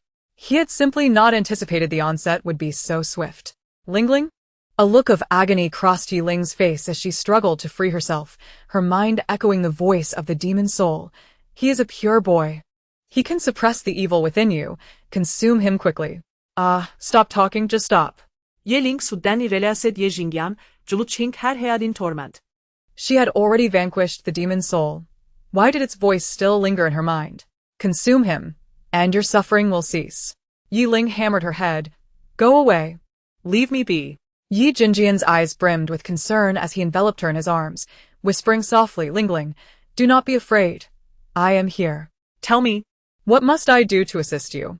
Ye Jinyan, standing behind them, voiced his worry. Brother, with whom is she conversing? The voice of the demon soul persisted in Ye Ling's mind. Consume them, or you shall become a malevolent being capable of wreaking havoc upon the world. In that event, your loved ones will perish. Can you bear that? Consuming them will solve everything. A surge of evil fire raged within Ye Ling, scorching her entire being until she felt flushed. She realized she had fallen prey to the trap. Little did she expect that the old witch would resort to such tactics before her demise. She should have tormented it more, not allowed it to die so easily. She fought fiercely to suppress the malevolent flames, attempting to freeze herself with her ice heart, but each time frost formed, her body's intense heat melted it away. Repeating this futile cycle 5 or 6 times without success. The chilling aura emanating from Ye Ling made her yearn to draw near, to consume him. But she could not. He was her elder brother, her revered elder brother. Even if they were not blood relatives, she could never commit such a heinous act. Gasping for breath, she opened her eyes and gazed at Ye Ling, struggling to utter, "Brother, please use your ice powers to freeze me." Quickly. If her ice heart proved ineffective, perhaps she could try her elder brother's ice abilities. Ye Ling felt her body burning with heat, prompting him to frown. It was as if she had been drugged. He pressed his palm against her back, employing his ice powers in an effort to cool her down. The effect was indeed beneficial, providing Ye Ling with a measure of relief from her feverish state. Inwardly, she chuckled bitterly. At least my elder brother's ice powers are effective. I can suppress myself without resorting to them. Old witch, I truly regret killing you so decisively. Upon hearing her thoughts, both Ye Ling and Ye Ling were taken aback. Who was the old witch? What did she mean by resorting to them? Was she truly drugged? 예징양 수에제 주로살. Observing Ye Ling, whose head was emitting smoke, and turned to Ye Ling, "Brother, your ice powers are evidently ineffective for her. If this continues, she will perish." "I know." Ye Ling, already aware, acknowledged without needing his brother's reminder. The moment he froze her, the ice melted away, and her elevated body temperature was telling enough. Ye Ling fixed his gaze on Ye Ling. "If you are unwilling, then let me take over." If a physical connection was required to save her, why would he refuse? Even if it cost him his life, he would gladly oblige. Ye Ling frowned at him, who said, "I am unwilling." His ice elements flowed continuously into her body as he declared, "It is she who is unwilling at present, not I. If she held us in her heart, she would not be so resolutely suppressing herself." He focused on Ye Ling, whose lips trembled from agony, and spoke gravely. "She is unaware of her heritage, ignorant of our true feelings for her, hence she would rather freeze herself than entertain such thoughts about us." Ye Ling observed Ye Ling, whose body was beginning to convulse, and grew anxious, but the ice powers are ineffective against her. Are we to watch her perish? Chapter 77. The Need for Antidote. Ye Ling's mind was a haze, alternating between clarity and confusion. She was astonished at her own capacity for suffering. Each breath brought with it pain that made her want to weep. She could endure the pain, but the desire was a struggle she found arduous to bear. The malevolent force relentlessly controlled her neural pathways, coupled with the incessant murmurs of the demon soul in her ear, making her want to pounce on the person before her multiple times. Yet, she dared not, and could not. The violent energy coursed chaotically within her, and she sensed that it would not be long before her body was rendered useless. Once more, she opened her eyes and offered Ye Ling a wry smile. "Brother, your ice powers seem ineffective for me as well. Can you help me reach the snow-capped mountains? I feel terribly unwell. Though I could resolve this by seeking a man, I cannot touch anyone here, not a single soul." Ye Ling caressed her face, leaning down to nuzzle her forehead, gently stating, "Ling, your condition is extremely precarious. Even sending you to the mountains may be too late. Ling, I know you need us now. I can help you, and if you are unwilling to be with me, your third brother is here. You may choose him." What a predatory proposition. Ye Ling thought herself delirious from the fever, gasping for breath as she forced a smile. "Do not jest. I can endure until we reach the mountains. Perhaps the cold will alleviate my condition. I cannot even fantasize about a guardian, let alone entertain thoughts of you all." This left Wanyanchinj, who had been listening intently, momentarily stunned. Was it fear or reluctance? Ye Ling, however, leaned down to place a gentle kiss on the corner of her mouth, and amidst her shock, he continued, "You are the prized jewel of the Qi family, our cherished object of affection. If we truly treated you as a sister, why would we not refer to you as our little sister? Why has no other woman graced our sides? It is all because of you, Ling Ling. Ye Ling's mind short-circuit, leaving her utterly incapable of coherent thought. The notion of being the Qi family's prized jewel, of being an object of affection, none of it registered, for she was too astounded. Ye Jinjian leaned in to plant another soft kiss upon her lips, speaking tenderly. All you need to do is nod. There is nothing else to worry about. Ye Jinyan leaned closer, cupping Ye Ling's face, urging her to meet his gaze. Third brother has always harbored feelings for you. Can you not sense it? Ling Ling, your situation is dire and must be resolved immediately. Otherwise, your life hangs in the balance. Can you bear to leave us behind? Ye Ling was dazed, pondering in a fog. Are they confessing their feelings? But I am not the original host. Suddenly, she coughed up blood again, this time more than before, indicating her body had reached its limit. What further devastated her was that blood beads had begun to surface upon her skin. Ye Jinjian and Ye Jinyan were horrified at the sight, their faces draining of color. Ye Jinjian scooped Ye Ling into his arms, saying, Ling Ling, I am sorry. I will take responsibility afterward. At that moment, Ye Ling gasped, I am sorry, brother. I have caused you distress. With that, she vanished with Ye Jinjian, leaving Ye Jinyan with a face full of disappointment. Wan Yanqing looked toward the direction the two had disappeared, speaking to Ye Jinyan. Do you truly believe your brother can manage this alone given her current state? Ye Jinyan suddenly looked up, quickly glancing at Wan Yanqing below. Wan Yanqing smirked slightly, clearly, she is under the influence of something far from ordinary, otherwise, she would not be bleeding. Other words need not be uttered. Ye Jinyan already comprehended the course of action. Wan Yanqing began descending from the tree and addressed the arriving Ye Yanling, saying, You are late. They have just departed. Ye Yanling responded with confusion. Meanwhile, Ye Ling, accompanied by Ye Jinjian, instantaneously returned to her chamber. Blood continued to seep from her mouth, and her entire body was drenched in crimson. She was akin to a being made of blood, feeling as though she might shatter at any moment. She wiped away the blood at the corner of her mouth and, with a sense of helplessness, said to Ye Jinjian, I apologize, I know I shouldn't tea, but I'm sorry for myself. Below the tree, the gathered individuals watched as Ye Yanling descended alongside Wan Yanqing. Ye Buxin hastily inquired, How is Ling Ling? Where is she now? Ye Yanling, bewildered, turned to Wan Yanqing. Can we speak now? Where has Ling Ling gone? Wan Yanqing waved his hand dismissively to the butler and servants. You may all return to your duties. Ling Ling is fine. He then regarded the three brothers of the Yi family, pausing for a moment before stating, Ling Ling's situation is somewhat intricate. Yet it is unlikely she is in any mortal danger. Yi Tianfei furrowed his brow. What does intricate mean? How can it be unlikely she is in danger? Just then, Ye Jinyan descended, striding past them toward the direction of the villa, not even casting them a glance. The others stood in stunned silence. Ye Buxin contemplated Ye Jinyan's retreating figure for a moment before decisively following suit. He was acutely aware of his younger brother's thoughts. If he chose to ignore them and rush to the villa, it must pertain to Ling Ling. The other two brothers, seeing their second brother pursue without hesitation, followed suit. Moody and Wenmencia were left in a state of confusion. Had they all departed because Ling Ling had already come down? Yuzimo observed their retreating figures with a thoughtful expression. When Yanqing addressed Wenmencia and Moody, Ling Ling requires the assistance of her brothers. None of you should disturb her. Wenmencia pressed, Have you seen Ling Ling? What has happened to her? Why is she bleeding? Wan Yanqing, recalling the harrowing scene he had witnessed, spoke gravely. Our conjectures were correct. Her condition is related to her absorption of miasma. She has been affected. Moody expressed his concern. What shall we do? If her Yinyang pearl absorbs too much miasma and negative energy, the consequences could be dire. When Mencia suddenly grasped Wan Yanqing's arm, Elder brother, you are a healer. You must go and see her. Perhaps your healing abilities could be of some use.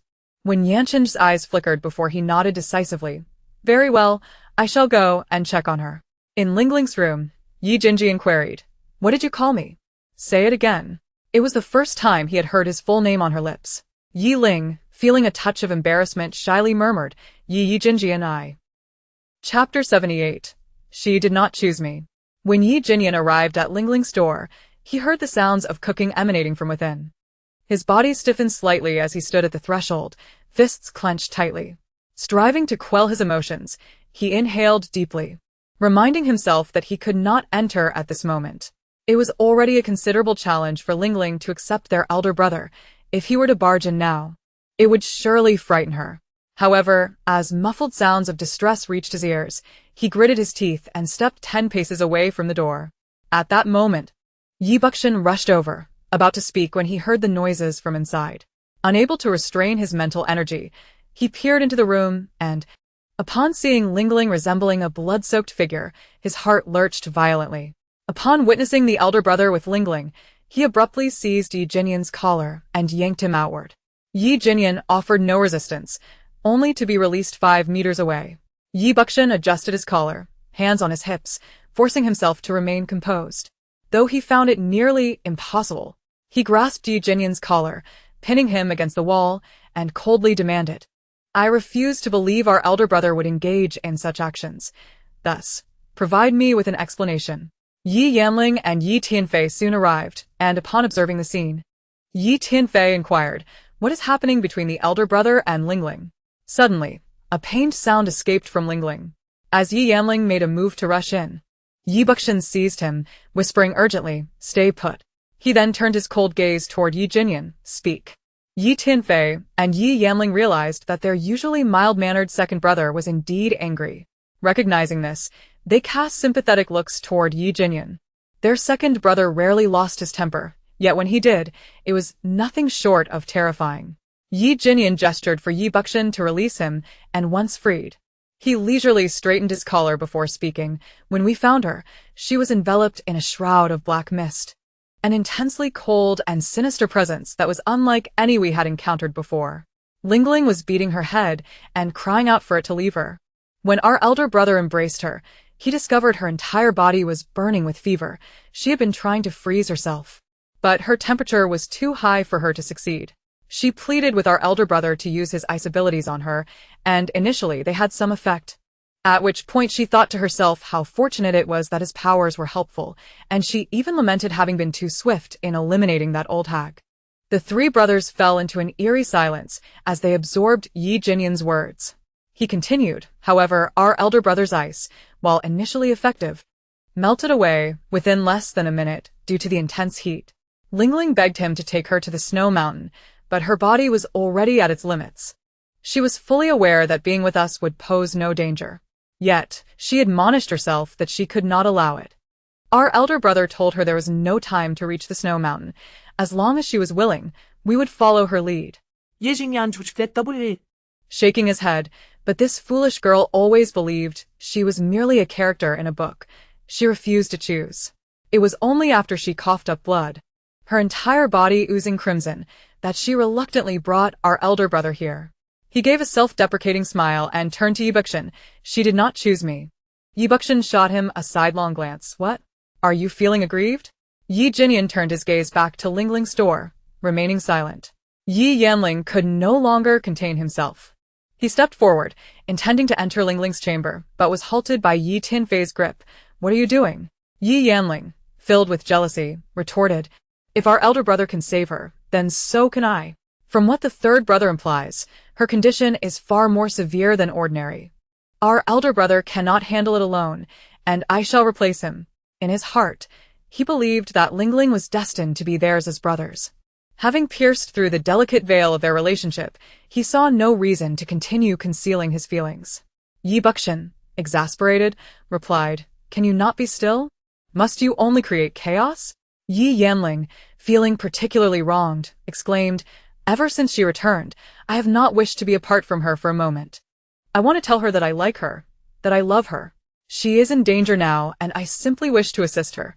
How is that causing chaos?" Do you mind if I join?" Wen Yanchinj, who had been listening quietly from behind, could no longer restrain himself. Ye Buxin turned to the approaching Wen Yanchinj, frowning. "I mind greatly.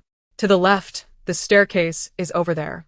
Wen Yanchinj, however, did not comply with his wishes. Instead, he approached Ye Jinyan's side and stood quietly, listening intently to the sounds within the room. His ears flushed slightly. Then, he calmly analyzed, her current situation is unlikely to be resolved quickly. as she has absorbed far too much miasma and negative energy. We must simplify the negative energy into malevolent energy. If I am not mistaken, she urgently requires something of pure yang essence to suppress the malevolent energy within her. Otherwise, situations like today will frequently recur and will only worsen with time. The old witch, as described by Ling Ling, is likely someone whose remnant soul has been absorbed by her yin-yang pearl. It is presumed that Ling Ling gleaned the solution from this lingering spirit. You ought to be aware that a pure boy, untouched in his essence, possesses a certain degree of yang energy which can effectively suppress malevolent forces. He gestured towards the brothers of the Ye family. I cannot speak for you all, but I can assure you that your elder brother is indeed one. He added, and I, too, share this bond. A mischievous smirk crossed his face. As for Ling Ling, I both admire and have a fondness for her. Of course, I am yet to fall in love, but should she require assistance, I would gladly offer it. Get lost. This is not your place.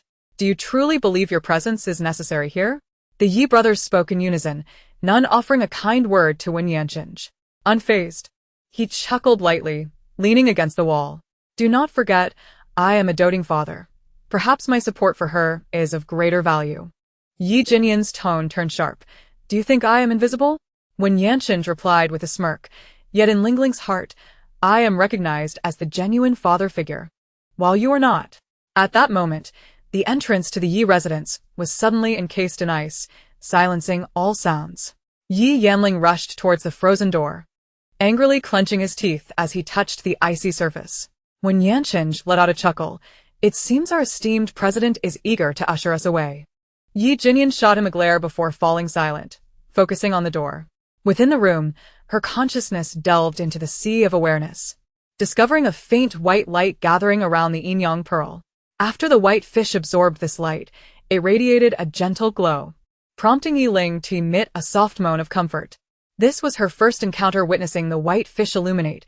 Previously, it had been the black fish that thrived, voraciously devouring the surrounding miasma to grow stronger. Only the white fish remained dim and unassuming. The spirit did not deceive me. This truly can save me. Yet, this method is not a long-term solution, and I cannot continually rely on my elder brother. I am still uncertain how to face him, or the others. Once this ordeal concludes, it would be best to swiftly locate the Heart of Fire, for only it can subdue these malevolent forces. Chapter 79. No one is permitted to approach. Upon arriving in El City, Wei Chun learned from the locals that Ye Ling and her companions had retreated to the Ye family stronghold. Thus, he boarded a helicopter to the site, only to find an utterly deserted warehouse. There was not a soul in sight, not even a chair. Displeased, Wei Chun inquired, "Where is everyone?" He had prepared himself to deliver his opening line to Ye Ling, yet he found himself utterly alone. "Young master, they must have left here more than 10 hours ago. As for their current whereabouts, please hold on." Wei Chun boarded the helicopter again, asserting, "By tonight at the latest, I demand to know where they are." "Yes." El City's armored forces. Town Nana observed the soldiers and their families resurrected from the brink of death and felt an overwhelming sense of surrealism, as if the events were detached from reality. She approached the sycamore tree, discreetly reaching out to touch its trunk when a young, handsome soldier approached her with a stern expression. "What are you doing?" he inquired. Startled, Town Nana hastily withdrew her hand. "Oh, nothing. I was merely curious about the sycamore tree." The soldier replied sternly. "Are you a doctor? Then you should know this divine tree is of utmost importance to us. No one is permitted to approach it. The commander has issued an order, from the highest-ranking officers to the youngest family members. Everyone is to keep their distance and refrain from touching it." He moved closer as a doctor. "Why are you here meddling with the divine tree instead of tending to the sick?" Cornered, Town Nana had no choice but to retreat, though she retorted sharply. "I merely touched it. Why are you making such a fuss? What I choose to do, and where I do it, is none of your concern." The soldier narrowed his eyes at her, signaling to a nearby soldier. "Chu team, what are your orders?" "Chu team?" A sense of foreboding washed over Town Nana. Could this be the same Chu team from the capital? The officer gestured for the soldier to apprehend her, coldly stating, "Her actions are suspicious. Detain her for questioning. Investigate her ancestry for 3 generations. The more detailed, the better." Panic set in for Tao Nana as she exclaimed, "How dare you question my identity? My grandfather is the renowned Dr. Tao. A simple inquiry would reveal his identity." Chu Team scoffed, "And what does that prove?" "Our nation has been infiltrated by spies across various fields, many holding significant positions, all claiming innocence until caught." He pointed at the sycamore tree. "Every soldier's family in L City understands its existence and importance, treating it with utmost care. Yet you not only approached it but dared to touch it. How can you prove you harbored no ulterior motives? Just because you are a doctor, does that grant you free rein? Take her away." The soldiers were hesitant to act against her, but could only politely urge, "Dr. Tao, please cooperate." Tao Nana's expression grew grim, casting a glare at Chu Team before reluctantly departing. Chu Team offered her no glance as she was escorted away. Once she was gone, he turned to another soldier. "Where are Yi and Wei? I need to see them." He had recently been assigned and had yet to find the time to meet Yi Buxin and Wei Qi. "Chu Team, Yi left last night, but Vice Team Wei has already joined him. They're expected to return to the team by tomorrow." After a moment of silence, Chu Team replied, "Understood. Keep watch here. No one is to approach, let alone touch it. Those who disobey will be detained." Ye Ling and Yi Jinjian had been in the room for over 10 hours. Initially, Wen Menxia and Moody were unaware of the situation. But the Yi brothers and Wen Yanqing had remained vigil outside the room for the same duration, preventing anyone from getting close, which led the two women to speculate. Due to the restrictions, Wen Menxia took Moody downstairs, asking her to extend a vine to quietly scale the wall and check on Ye Ling. Moody, curious, sent a slender vine towards the window. Upon hearing voices from within, the small leaves quivered before quickly retreating. Moody was taken aback, and it took several nudges from Wen Menxia for her to regain her senses. "What did you see? Why are you so shocked?" Wen Menxia inquired, her curiosity piqued. Moody, dazed, stammered, I think our actions may not be appropriate." Wen Menxia, pulling her to the hibiscus tree, replied, "I acknowledge our actions are questionable, but we are worried about her.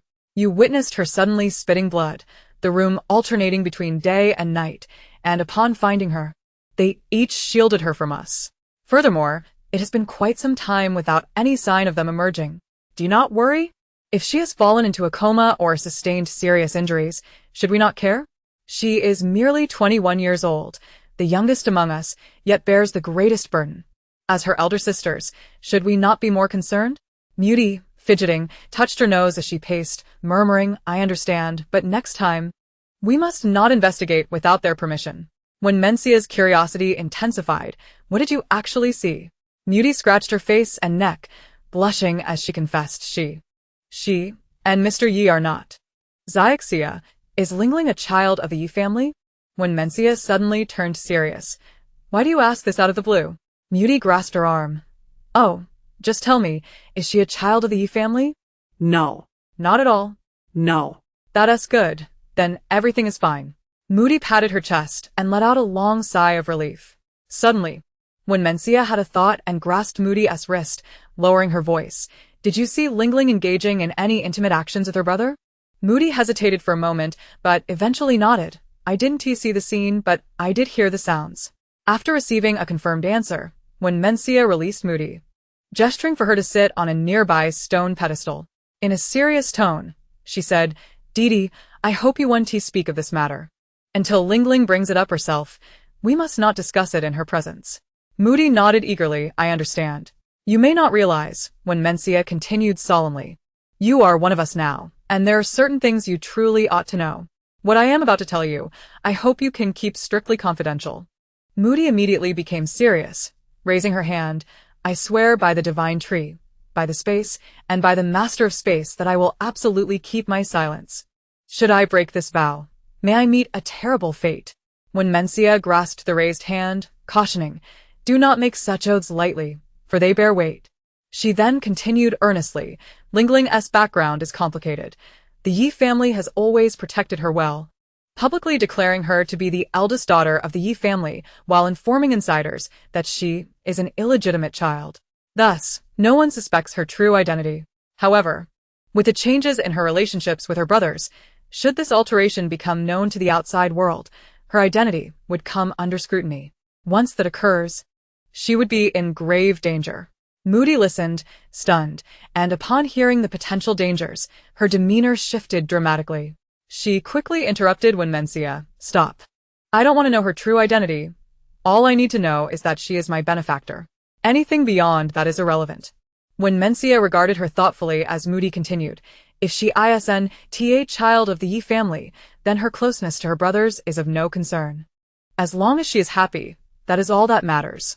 She then propped her chin on her hands. "During my interactions with them, while I sense the affection her brothers hold for her, I have not observed any frivolous or inappropriate behavior directed towards Ling Ling. Her approach towards them has been limited to linking arms. Instances of them holding her or taking her hand occurred only during moments of peril, acts of protection. I can assert that before this, Ling Ling harbored no such intentions toward them. But now, it must be that she has fallen under some enchantment, compelled against her will." She looked at when Mencia. "Their vigilance in keeping others away can be interpreted as a means to protect Ling Ling's dignity and reputation. Or perhaps they are aware of secrets we do not know." When Mencia nodded, "Your analysis is astute. Ling Ling must have been ensnared by some dark magic. It is likely that only they can free her. 10 hours, my heavens, how severe must it be to require 10 hours? Moody's delicate face flushed crimson. "You're asking me? I've never experienced it.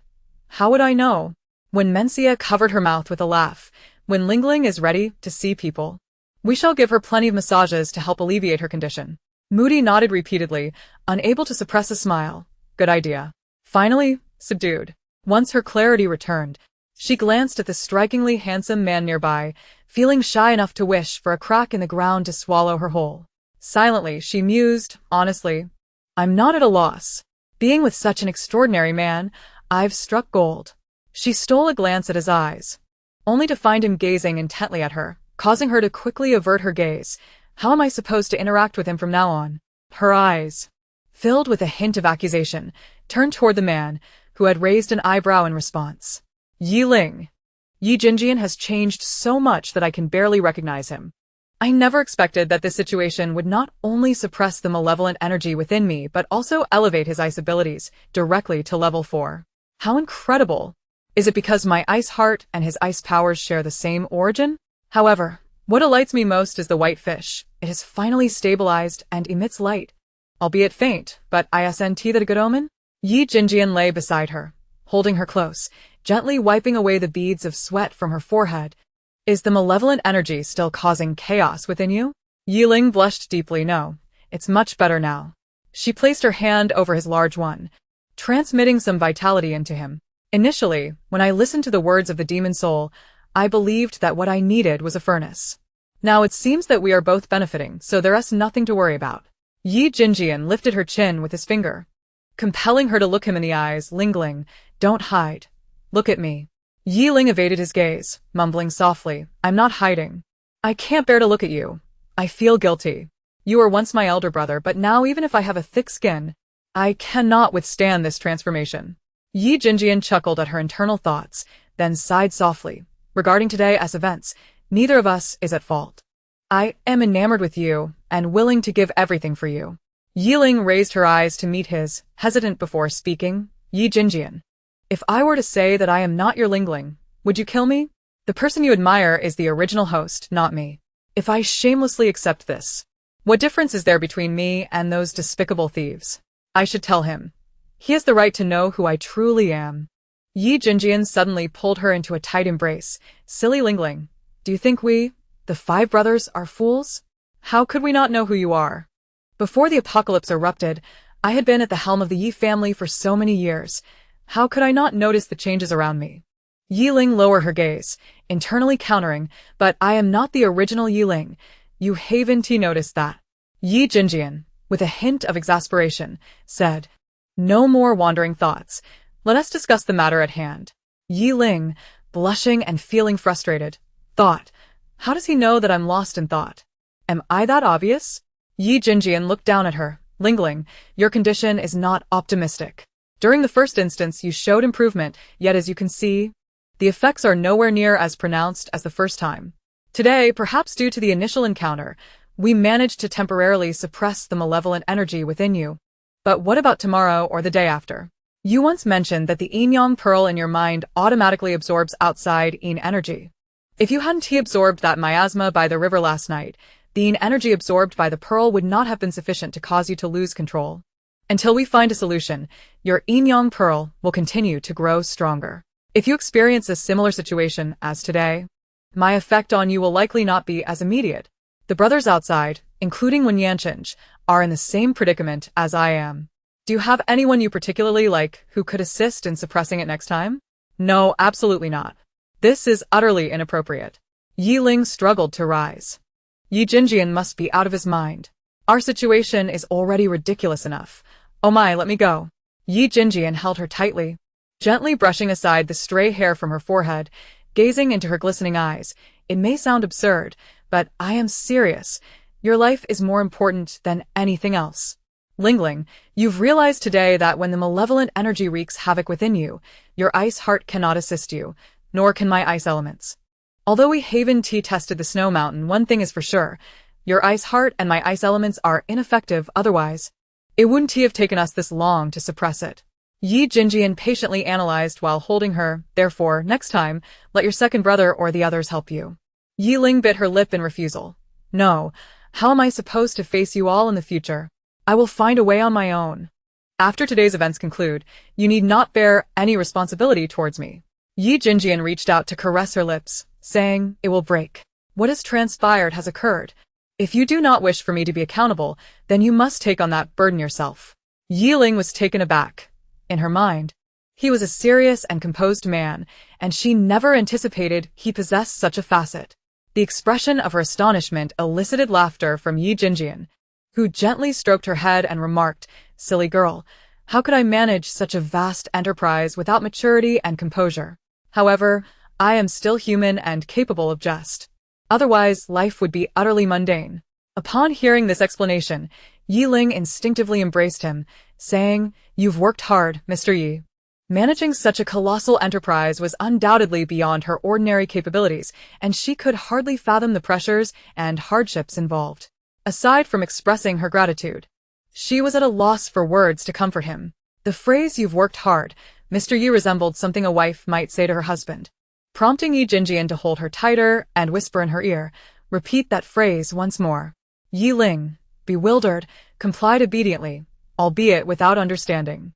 Upon finishing, she was kissed again by Ye Jinjian, this time with a forceful intensity that starkly contrasted with the previous gentleness, leaving her utterly dazed.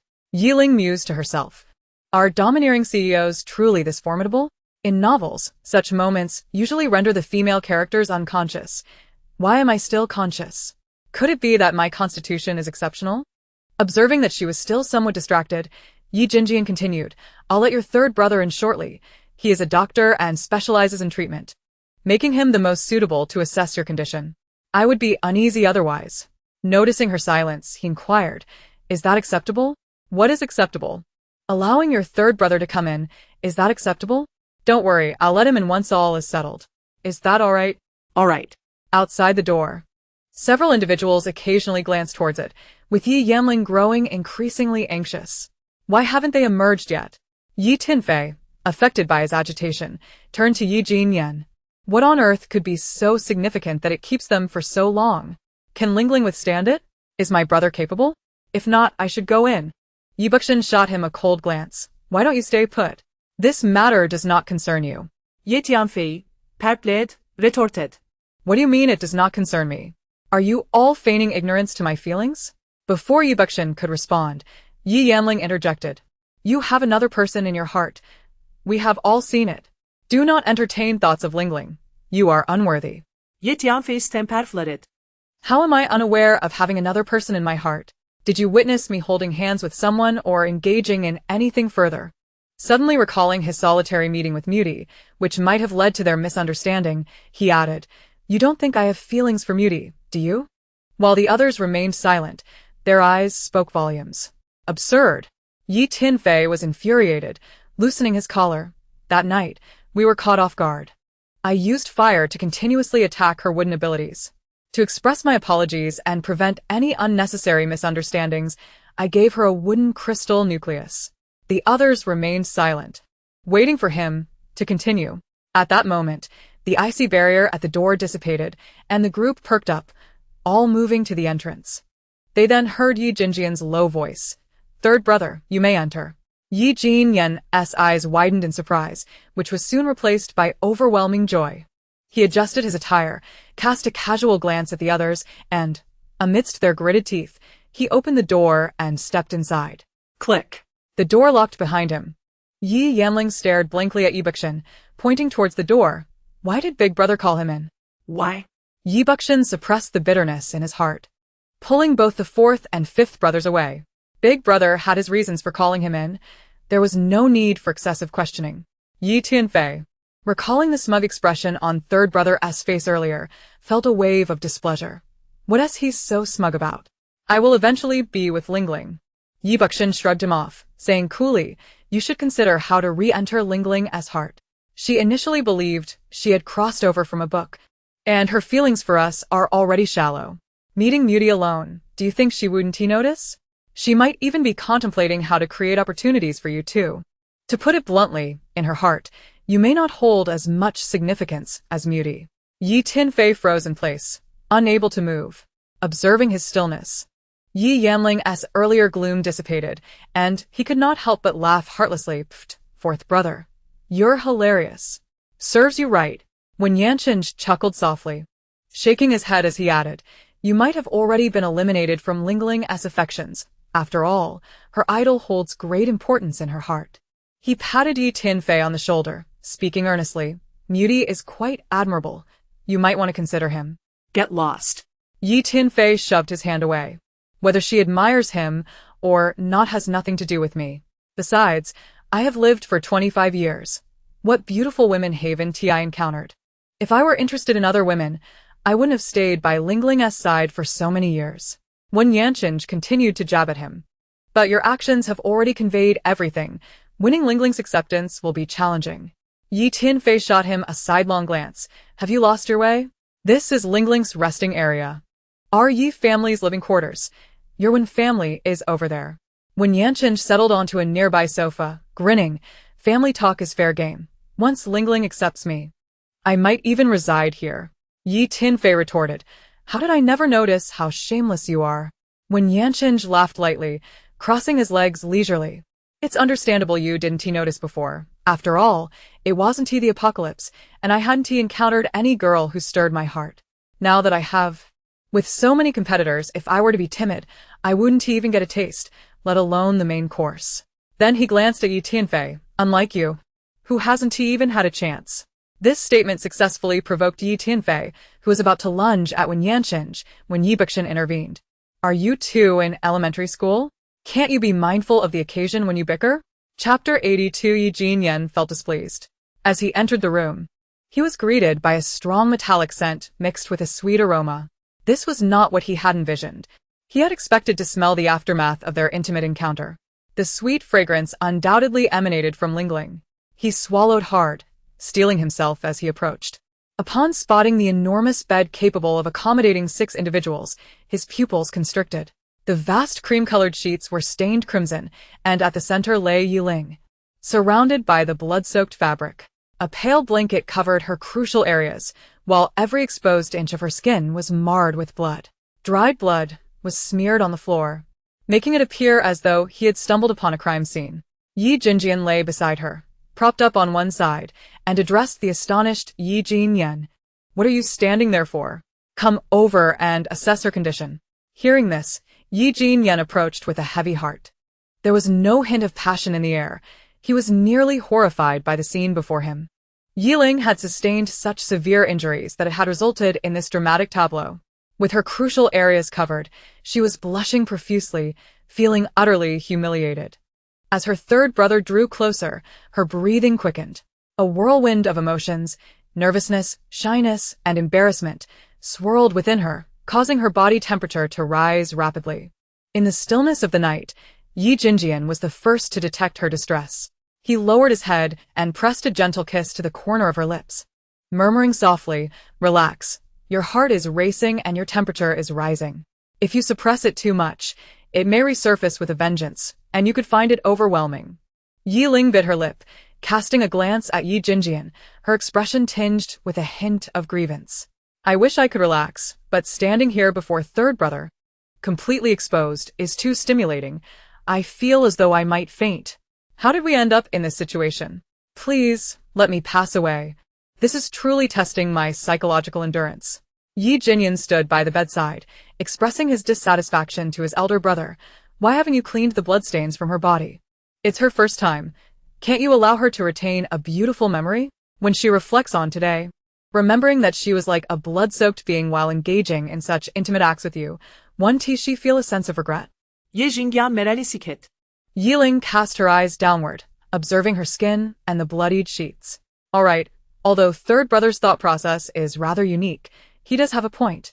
She realized that in the future, when reminiscing about this day, she would indeed harbor regrets, particularly regarding the lack of decorum during her first experience.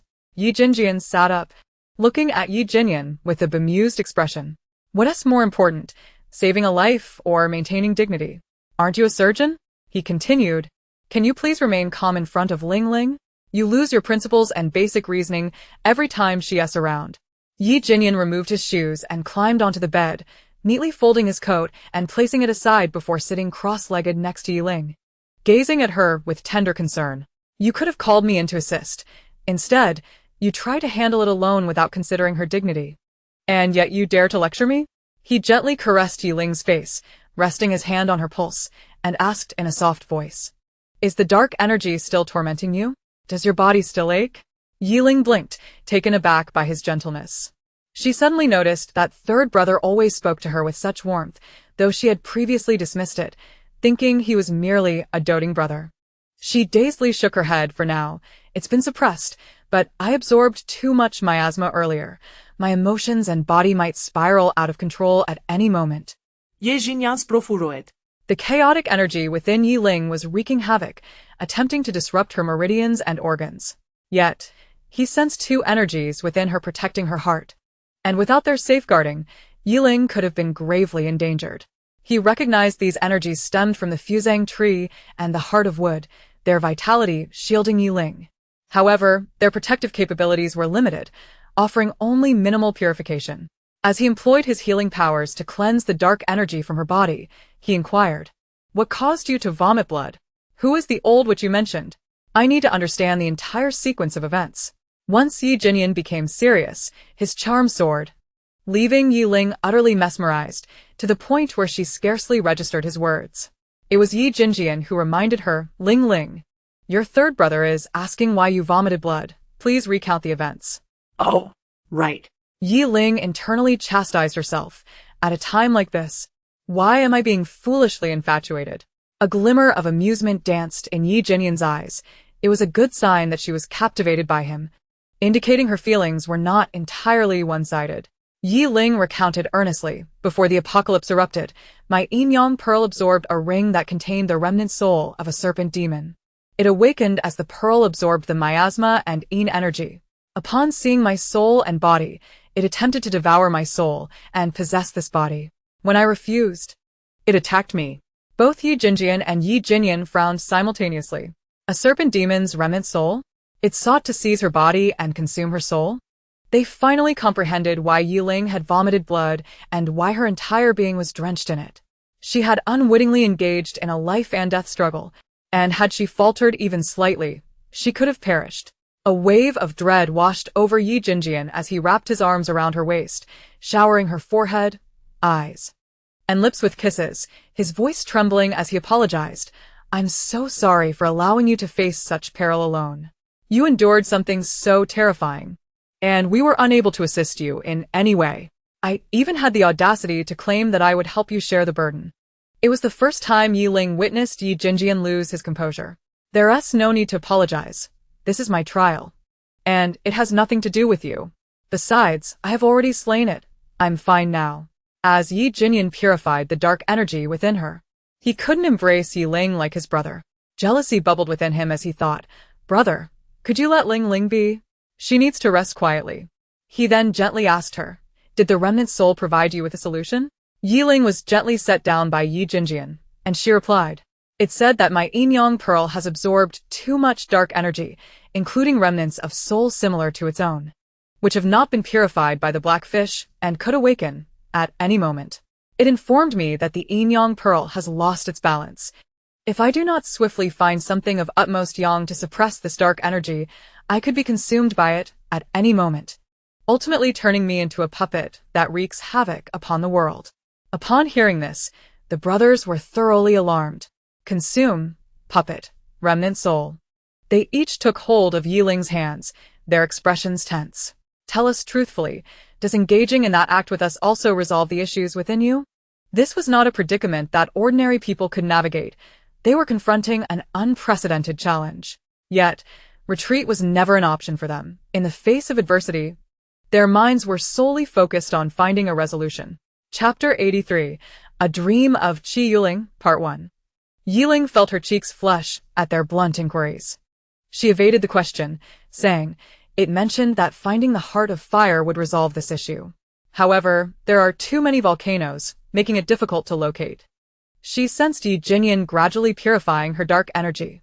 Although the purification was negligible, it still brought her a sense of comfort. Ye Jinyan, now fully rational, seized upon Ye Ling's oversight, analyzing precisely. You mentioned that the ultimate yang object is evidently a multi-choice option. There are numerous objects in this world that embody the utmost yang. It is not solely the heart of fire.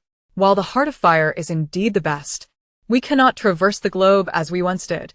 The apocalypse has altered everything. He continued, therefore, what can currently suppress the dark energy within you is not the heart of fire, but rather us. Ye Ling was taken aback, quickly turning her head to avoid his gaze. Must you be so astute? Can't you be a little more foolish? Ye Jinyan suppressed a chuckle, saying, even if you deny it, the reality remains. When your life hung in the balance today, you were fine with my brother afterwards, which speaks volumes. He reached out with another hand, gently grasping Ye Ling's chin, urging her to look his way. Do not be shy. We are not blood relatives, so there's no issue with being together. Moreover, we are both unmarried, and in this apocalyptic world, surviving is a blessing. Who cares about the concept of one woman with multiple husbands? In this era, women face far greater struggles than children and the elderly. Within half a year, the gender imbalance will become severe. For the continuation of humanity, the government may even reform policies to permit polyandry. We know each other well, and we have admired you for so many years. No one understands you better than us, nor loves you more sincerely, or is more suited to you. Thus, Ling, you need not accept us immediately, but please do not push us away. We will not rush you. We will grant you ample time to come to terms with us. Ye Ling gazed at him in a daze, unable to utter a word of refusal in the face of the sincerity and profound love reflected in his eyes. After a moment of hesitation, she gently nodded. Ye Jinyan instantly broke into a smile that left Ye Ling momentarily spellbound. He tenderly stroked her head and said, such a good girl. However, there is one thing I must particularly remind you of. Until you fully accept us, if you find yourself in a situation like today again, we can only engage in a physical relationship first. As for nurturing our emotions, rest assured, as long as you do not reject our closeness, we have a lifetime to cultivate it slowly. Ye Ling blushed and stared at him, finding her third brother exceptionally handsome and charming today. Then, tilting her head, she fell into a deep slumber. The abruptness of her fainting startled Ye Jinyan. He softly remarked, she's fine. She's just exhausted. While purifying the dark energy within her, he spoke to Ye Jinyan, elder brother, my strength alone is insufficient. Please summon Wen Yen Shen. Together we can purify her. Ye Jinyan nodded in agreement and, after dressing, said, I will fetch water to bathe her and also call Wen Yen Shen in. Ye Ling dreamt of a child named Ye Ling. In her dream, she beheld an infant resembling a delicate doll, rosy and charming, particularly those enchanting eyes that sparkled like obsidian, mysterious and alluring. A stunningly beautiful woman held the baby with a face radiating happiness, saying, darling, today you have a name, Ye Ling. Do you like it? The little one giggled in response, clearly delighted with the name. The mother, noticing her child's innate spirit and vitality, thought about how remarkable she would become as she grew. She lovingly kissed the baby's face, saying, my Ye Ling, how wonderfully adorable you are. Mommy loves you dearly.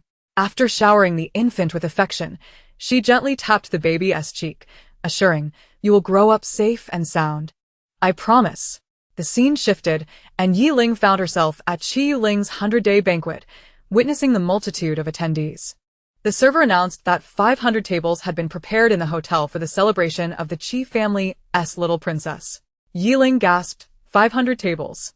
She was unable to speak or move, forced to follow the little one and observe the proceedings. At the banquet, Qi Ling's grandfather took to the stage to announce that she and Wei Cheng, the youngest son of the Wei family, were officially betrothed. Ye Ling observed the tears welling in Qi Ling's mother's eyes as she struggled to contain her emotions, a mix of anger, resentment, and other sentiments Ye Ling could not comprehend.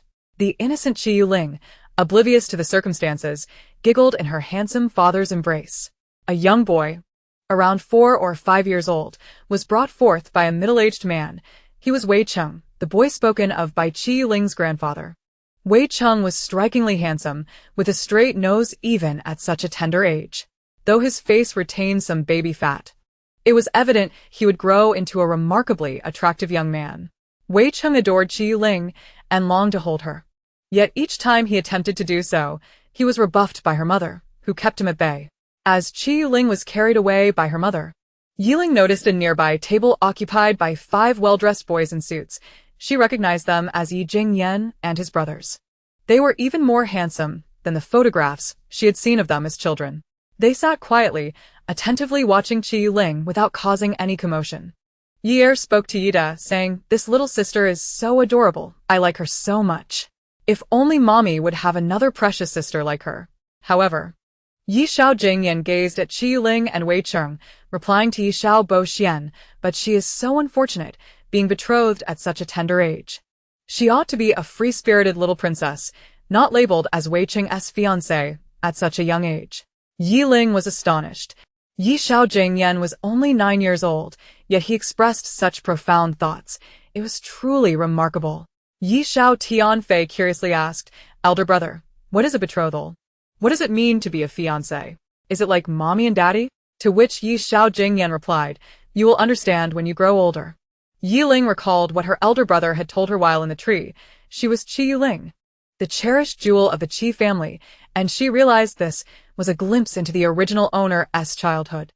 Wait, the original owner had a fiancé?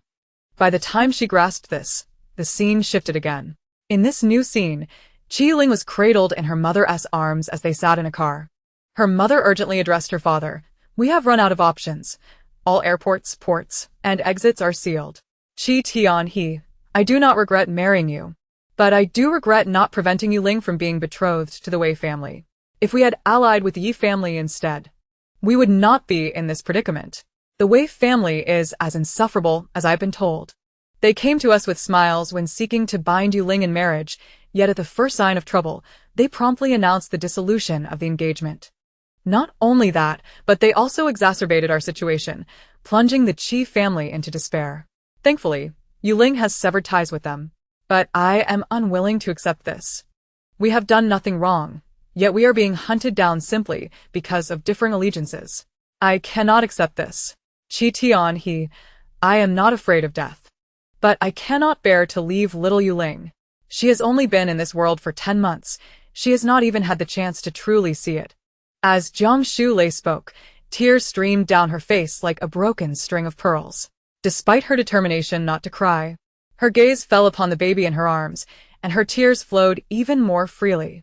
The handsome Qi Tianhe, too, exhibited traces of unwillingness in his eyes. However, the situation was beyond redemption for the Qi family, leaving only death as an option. He embraced his wife and daughter, solemnly stating, "I am sorry, my love.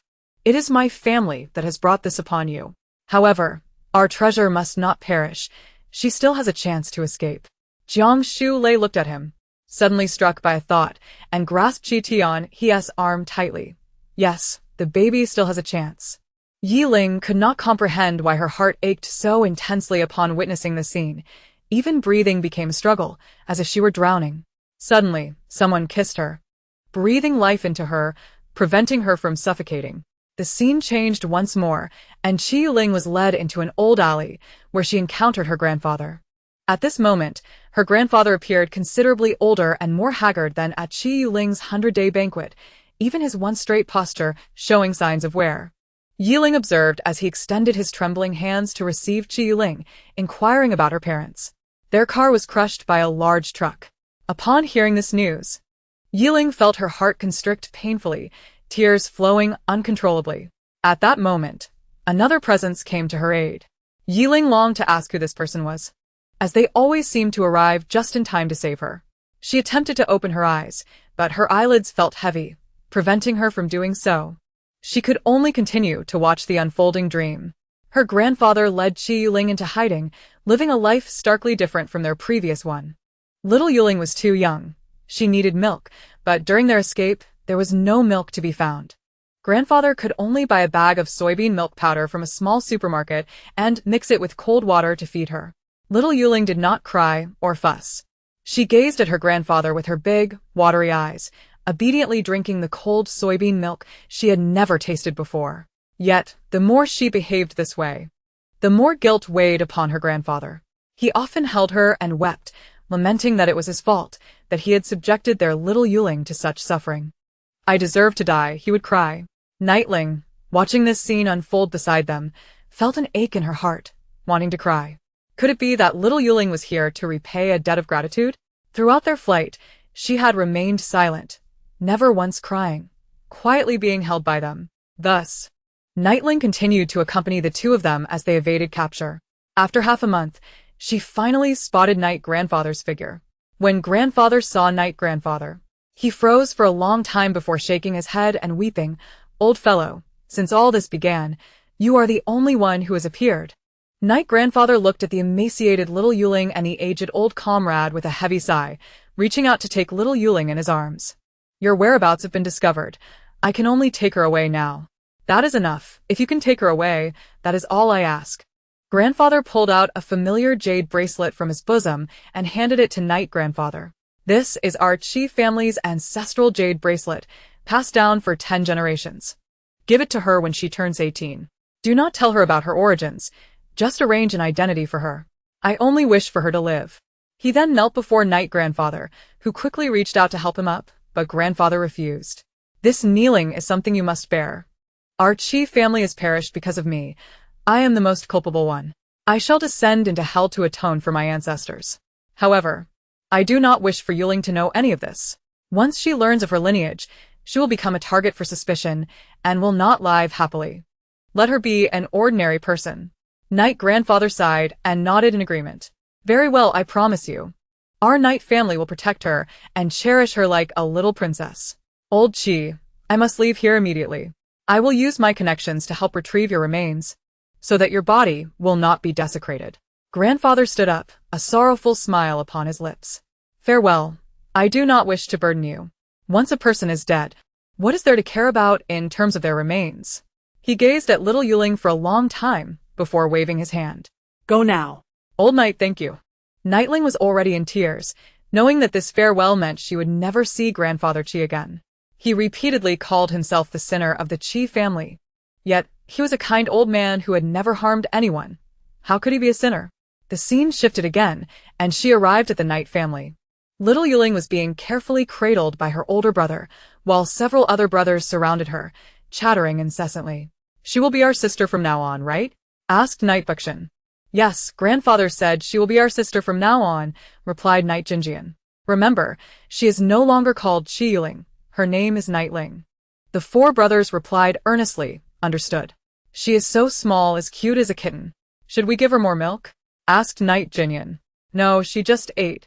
If she eats too much, she will upset her stomach," Tianfei said, gently touching little Ye Ling's tiny hand. "She seems different from other children. I have never seen her cry," he added. Jinjian motioned for him to withdraw his hand. "Be gentle. You might hurt her." Little Yanling, in a babyish voice, declared, "I am also a big brother now. I want to eat more milk and more food, then protect my sister." Ling observed this heartwarming scene, feeling a surge of happiness for little Ye Ling. Grandfather kept his promise. The family truly cherished little Ye Ling like a little princess. Under their tender care, little Ye Ling quickly learned to speak and walk, filling the household with laughter and joy. She was remarkably intelligent, mastering skills like arithmetic, poetry recitation, reading, and expressive abilities far beyond her peers. By the time she was 3, while her contemporaries were just starting kindergarten, she was already in the 2nd grade. The children of the Knight family did not follow the conventional educational path. They had their own system, consistently advancing in their studies. While Knight Jinjian and his brothers were in university, their peers were still in junior high. Ye Ling witnessed scenes flash before her eyes, missing the details of Knight grandfather's passing. And she did not see Knight Jinjian's parents. She only saw little Ye Ling becoming the beloved of the Knight family until she suddenly fell ill with a fever at 13. Ye Ling understood that this fever would transform Ye Ling into a different person. Indeed, after the high fever subsided, Ye Ling's gaze and mannerisms had changed dramatically. That very night, Ye Ling's consciousness was pulled into the Knight family's study. She soon realized that Knight Jinjian and his brothers were discussing Ye Ling. "She is not our Lingling. Her demeanor and eyes repulse me," said Knight Bukshan. Knight Jinjian nodded in agreement, exclaiming in anger, "Her tone and movements are like those of a little hoodlum. Lingling would never behave this way. Where has she taken Lingling?"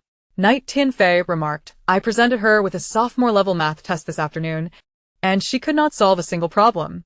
Yet, Lingling would finish it in under 30 minutes. So, there is no doubt, she is not Lingling," Knight Yanling stated. "In the evening, I suggested we perform Castle in the Sky together, with her on the piano and me on the violin, but she babbled about forgetting how to play.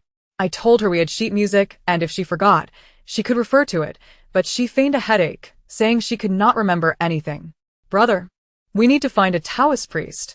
Chapter 85, A Dream Concerning Qi Yuling, Part 3. Knight Jinjian and the others, without Yuling's knowledge, summoned the most renowned Taoist priest in the country. The priest observed Yuling for a period and, after examining her destiny, called Knight Jinjian and the others to a secluded place for a discussion. Ye Ling had never encountered this scene in the book before, making her particularly attentive. The priest wore a serious expression, his gaze complicated. The brothers of the Knight family, seeing the priest's demeanor, grew solemn as well. After a long silence, the priest finally articulated his findings in a manner understandable to ordinary people.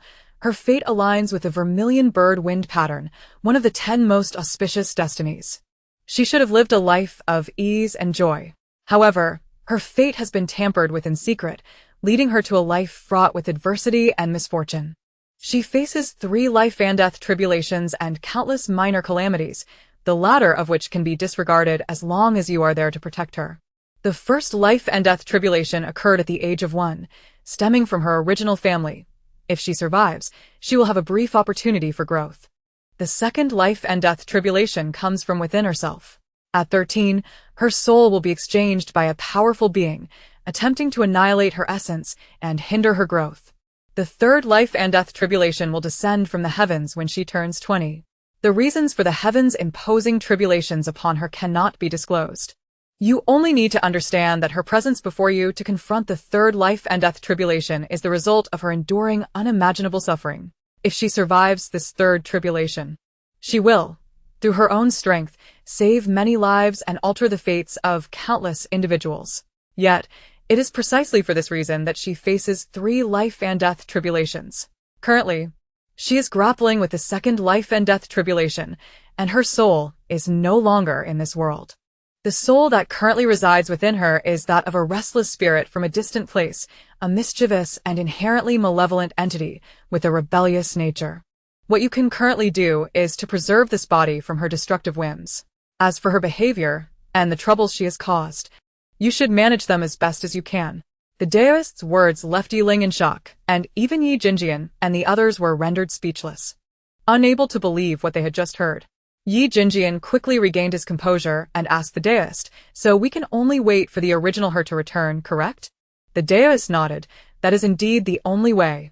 However, it is not entirely certain, for she faces tribulations in another realm that, while not as dire as a life and death crisis, are nonetheless sufficient to ruin her life. It depends on her fate. If she cannot endure there, your destinies will also change because of her. I have already revealed too much celestial insight today, and thus my own time is limited. The words I have spoken to you will gradually fade from your memory." Ye Ling was unaware of when the Daoist departed, for the scene before her shifted once more. and she found herself back in her own world, at the tender age of 2. It was at this moment that Ye Ling discovered the truth. She was not a child of the Ye family, but rather one who had been picked up from the roadside and brought home. Their decision to care for her was not born of kindness, but rather because they believed that raising an unwanted child like her would enable them to conceive their own. Indeed, a year after her arrival, her mother became pregnant, and it was a boy. With the birth of the boy, there were numerous occasions when they contemplated abandoning her, but the elders in town advised against it, suggesting that discarding her could jeopardize the child's survival. Thus, they kept her, but the suffering had only just begun. After her brother was born, all household chores were thrust upon Ye Ling. At merely 4 years old, she was responsible for sweeping, washing vegetables, doing laundry, cooking, washing dishes, and taking care of her brother. The Ye family never regarded her as a human being. They treated her like an animal, feeding her only when they were pleased and venting their frustrations on her when they were not. It became a norm for her to be berated. Yet, little Ye Ling remained unnervingly calm and composed. No matter how much she was beaten or scolded, she would not shed a tear. The townsfolk labeled her a little monster, as it was indeed rare for someone to endure such cruelty without complaint. As she observed her younger self, she longed to embrace her. These memories were long forgotten. Yet she now comprehended why her parents and brother harbored such disdain for her. It was because she was not their kin. In this moment, Ye Ling could not help but ponder, could she indeed be Ye Ling? Otherwise, why did she feel such sorrow upon witnessing the misfortunes of Ye Ling's parents? When parting with her grandfather, her reaction was also profound. If she were merely a bystander, her response would not have been so intense. At most, she would have shed a few tears and lamented their fate. Considering the soul of Ye Ling being replaced at 13, along with the Daoist's words, Ye Ling suddenly felt a surge of unease. Therefore, I am Ye Ling. In that instant, she finally understood why she could play the piano so adeptly despite never having learned an instrument. It was because she inherently possessed that ability. She also realized why, when observing the principal struggling in a game of Go, she could effortlessly guide him to victory.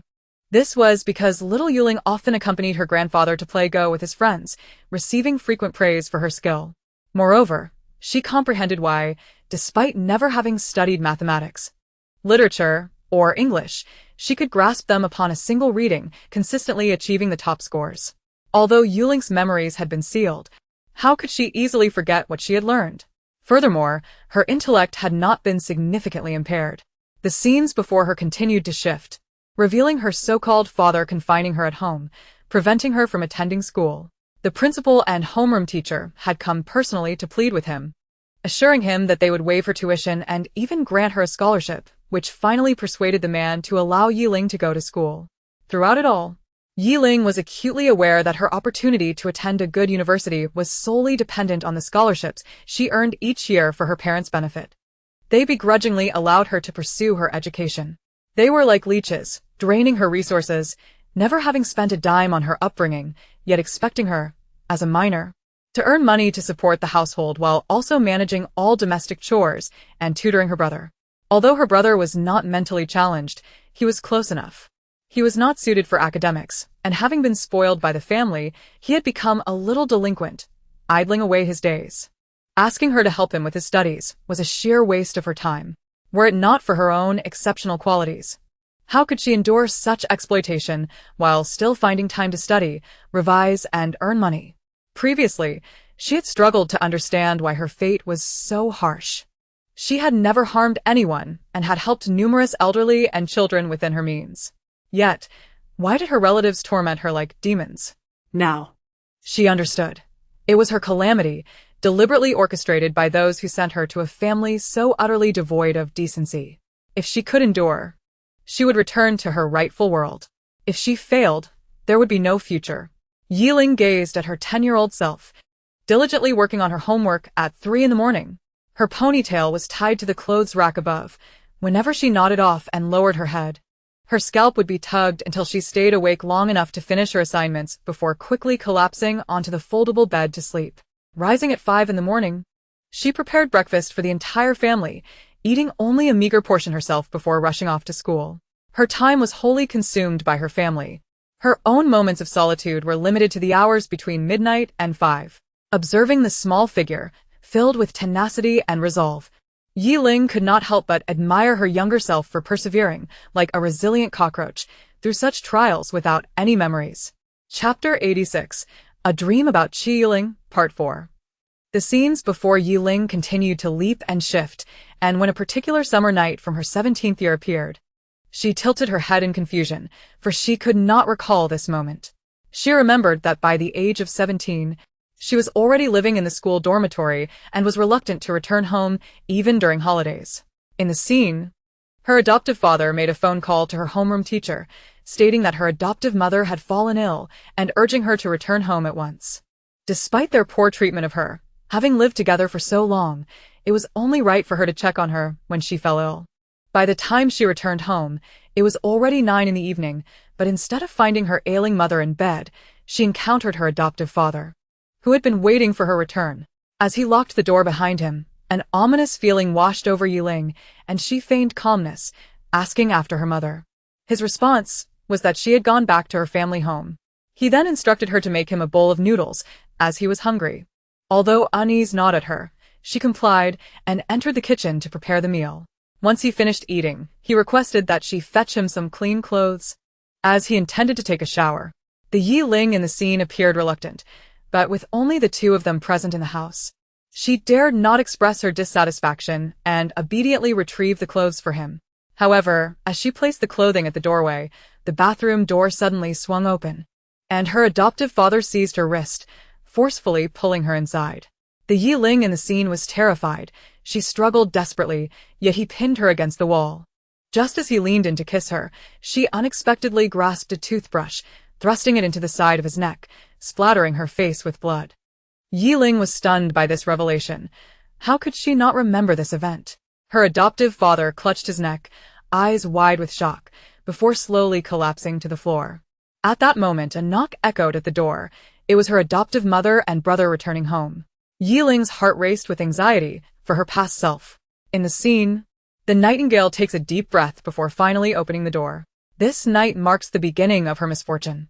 She is brutally assaulted by her adoptive mother and brother, who falsely accuse her of shamelessly seducing others, branding her as a disgraceful harlot, and labeling her a vixen and a murderer.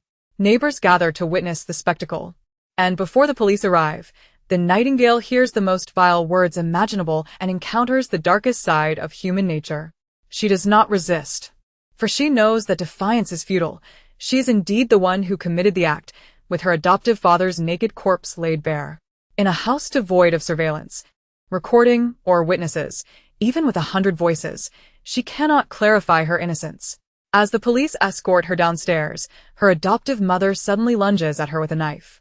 The nightingale wishes to rush forward to protect her past self, but her spirit is immobilized, and she can only watch helplessly as her mother's blade strikes her neck. The nightingale has perished. She is truly dead. Dazed, she finds herself in shock. Before she can comprehend the gravity of the situation, the scene shifts back to when she was 2 years old, found by them. The previous scene repeats, and the nightingale stares blankly at the suffering her younger self endured. She murmurs, "How can this be? Have I died once without my knowledge? Is this why I have failed?" No one can provide her with answers, and the version of herself in the scene continues to toil through arduous labor, striving to survive.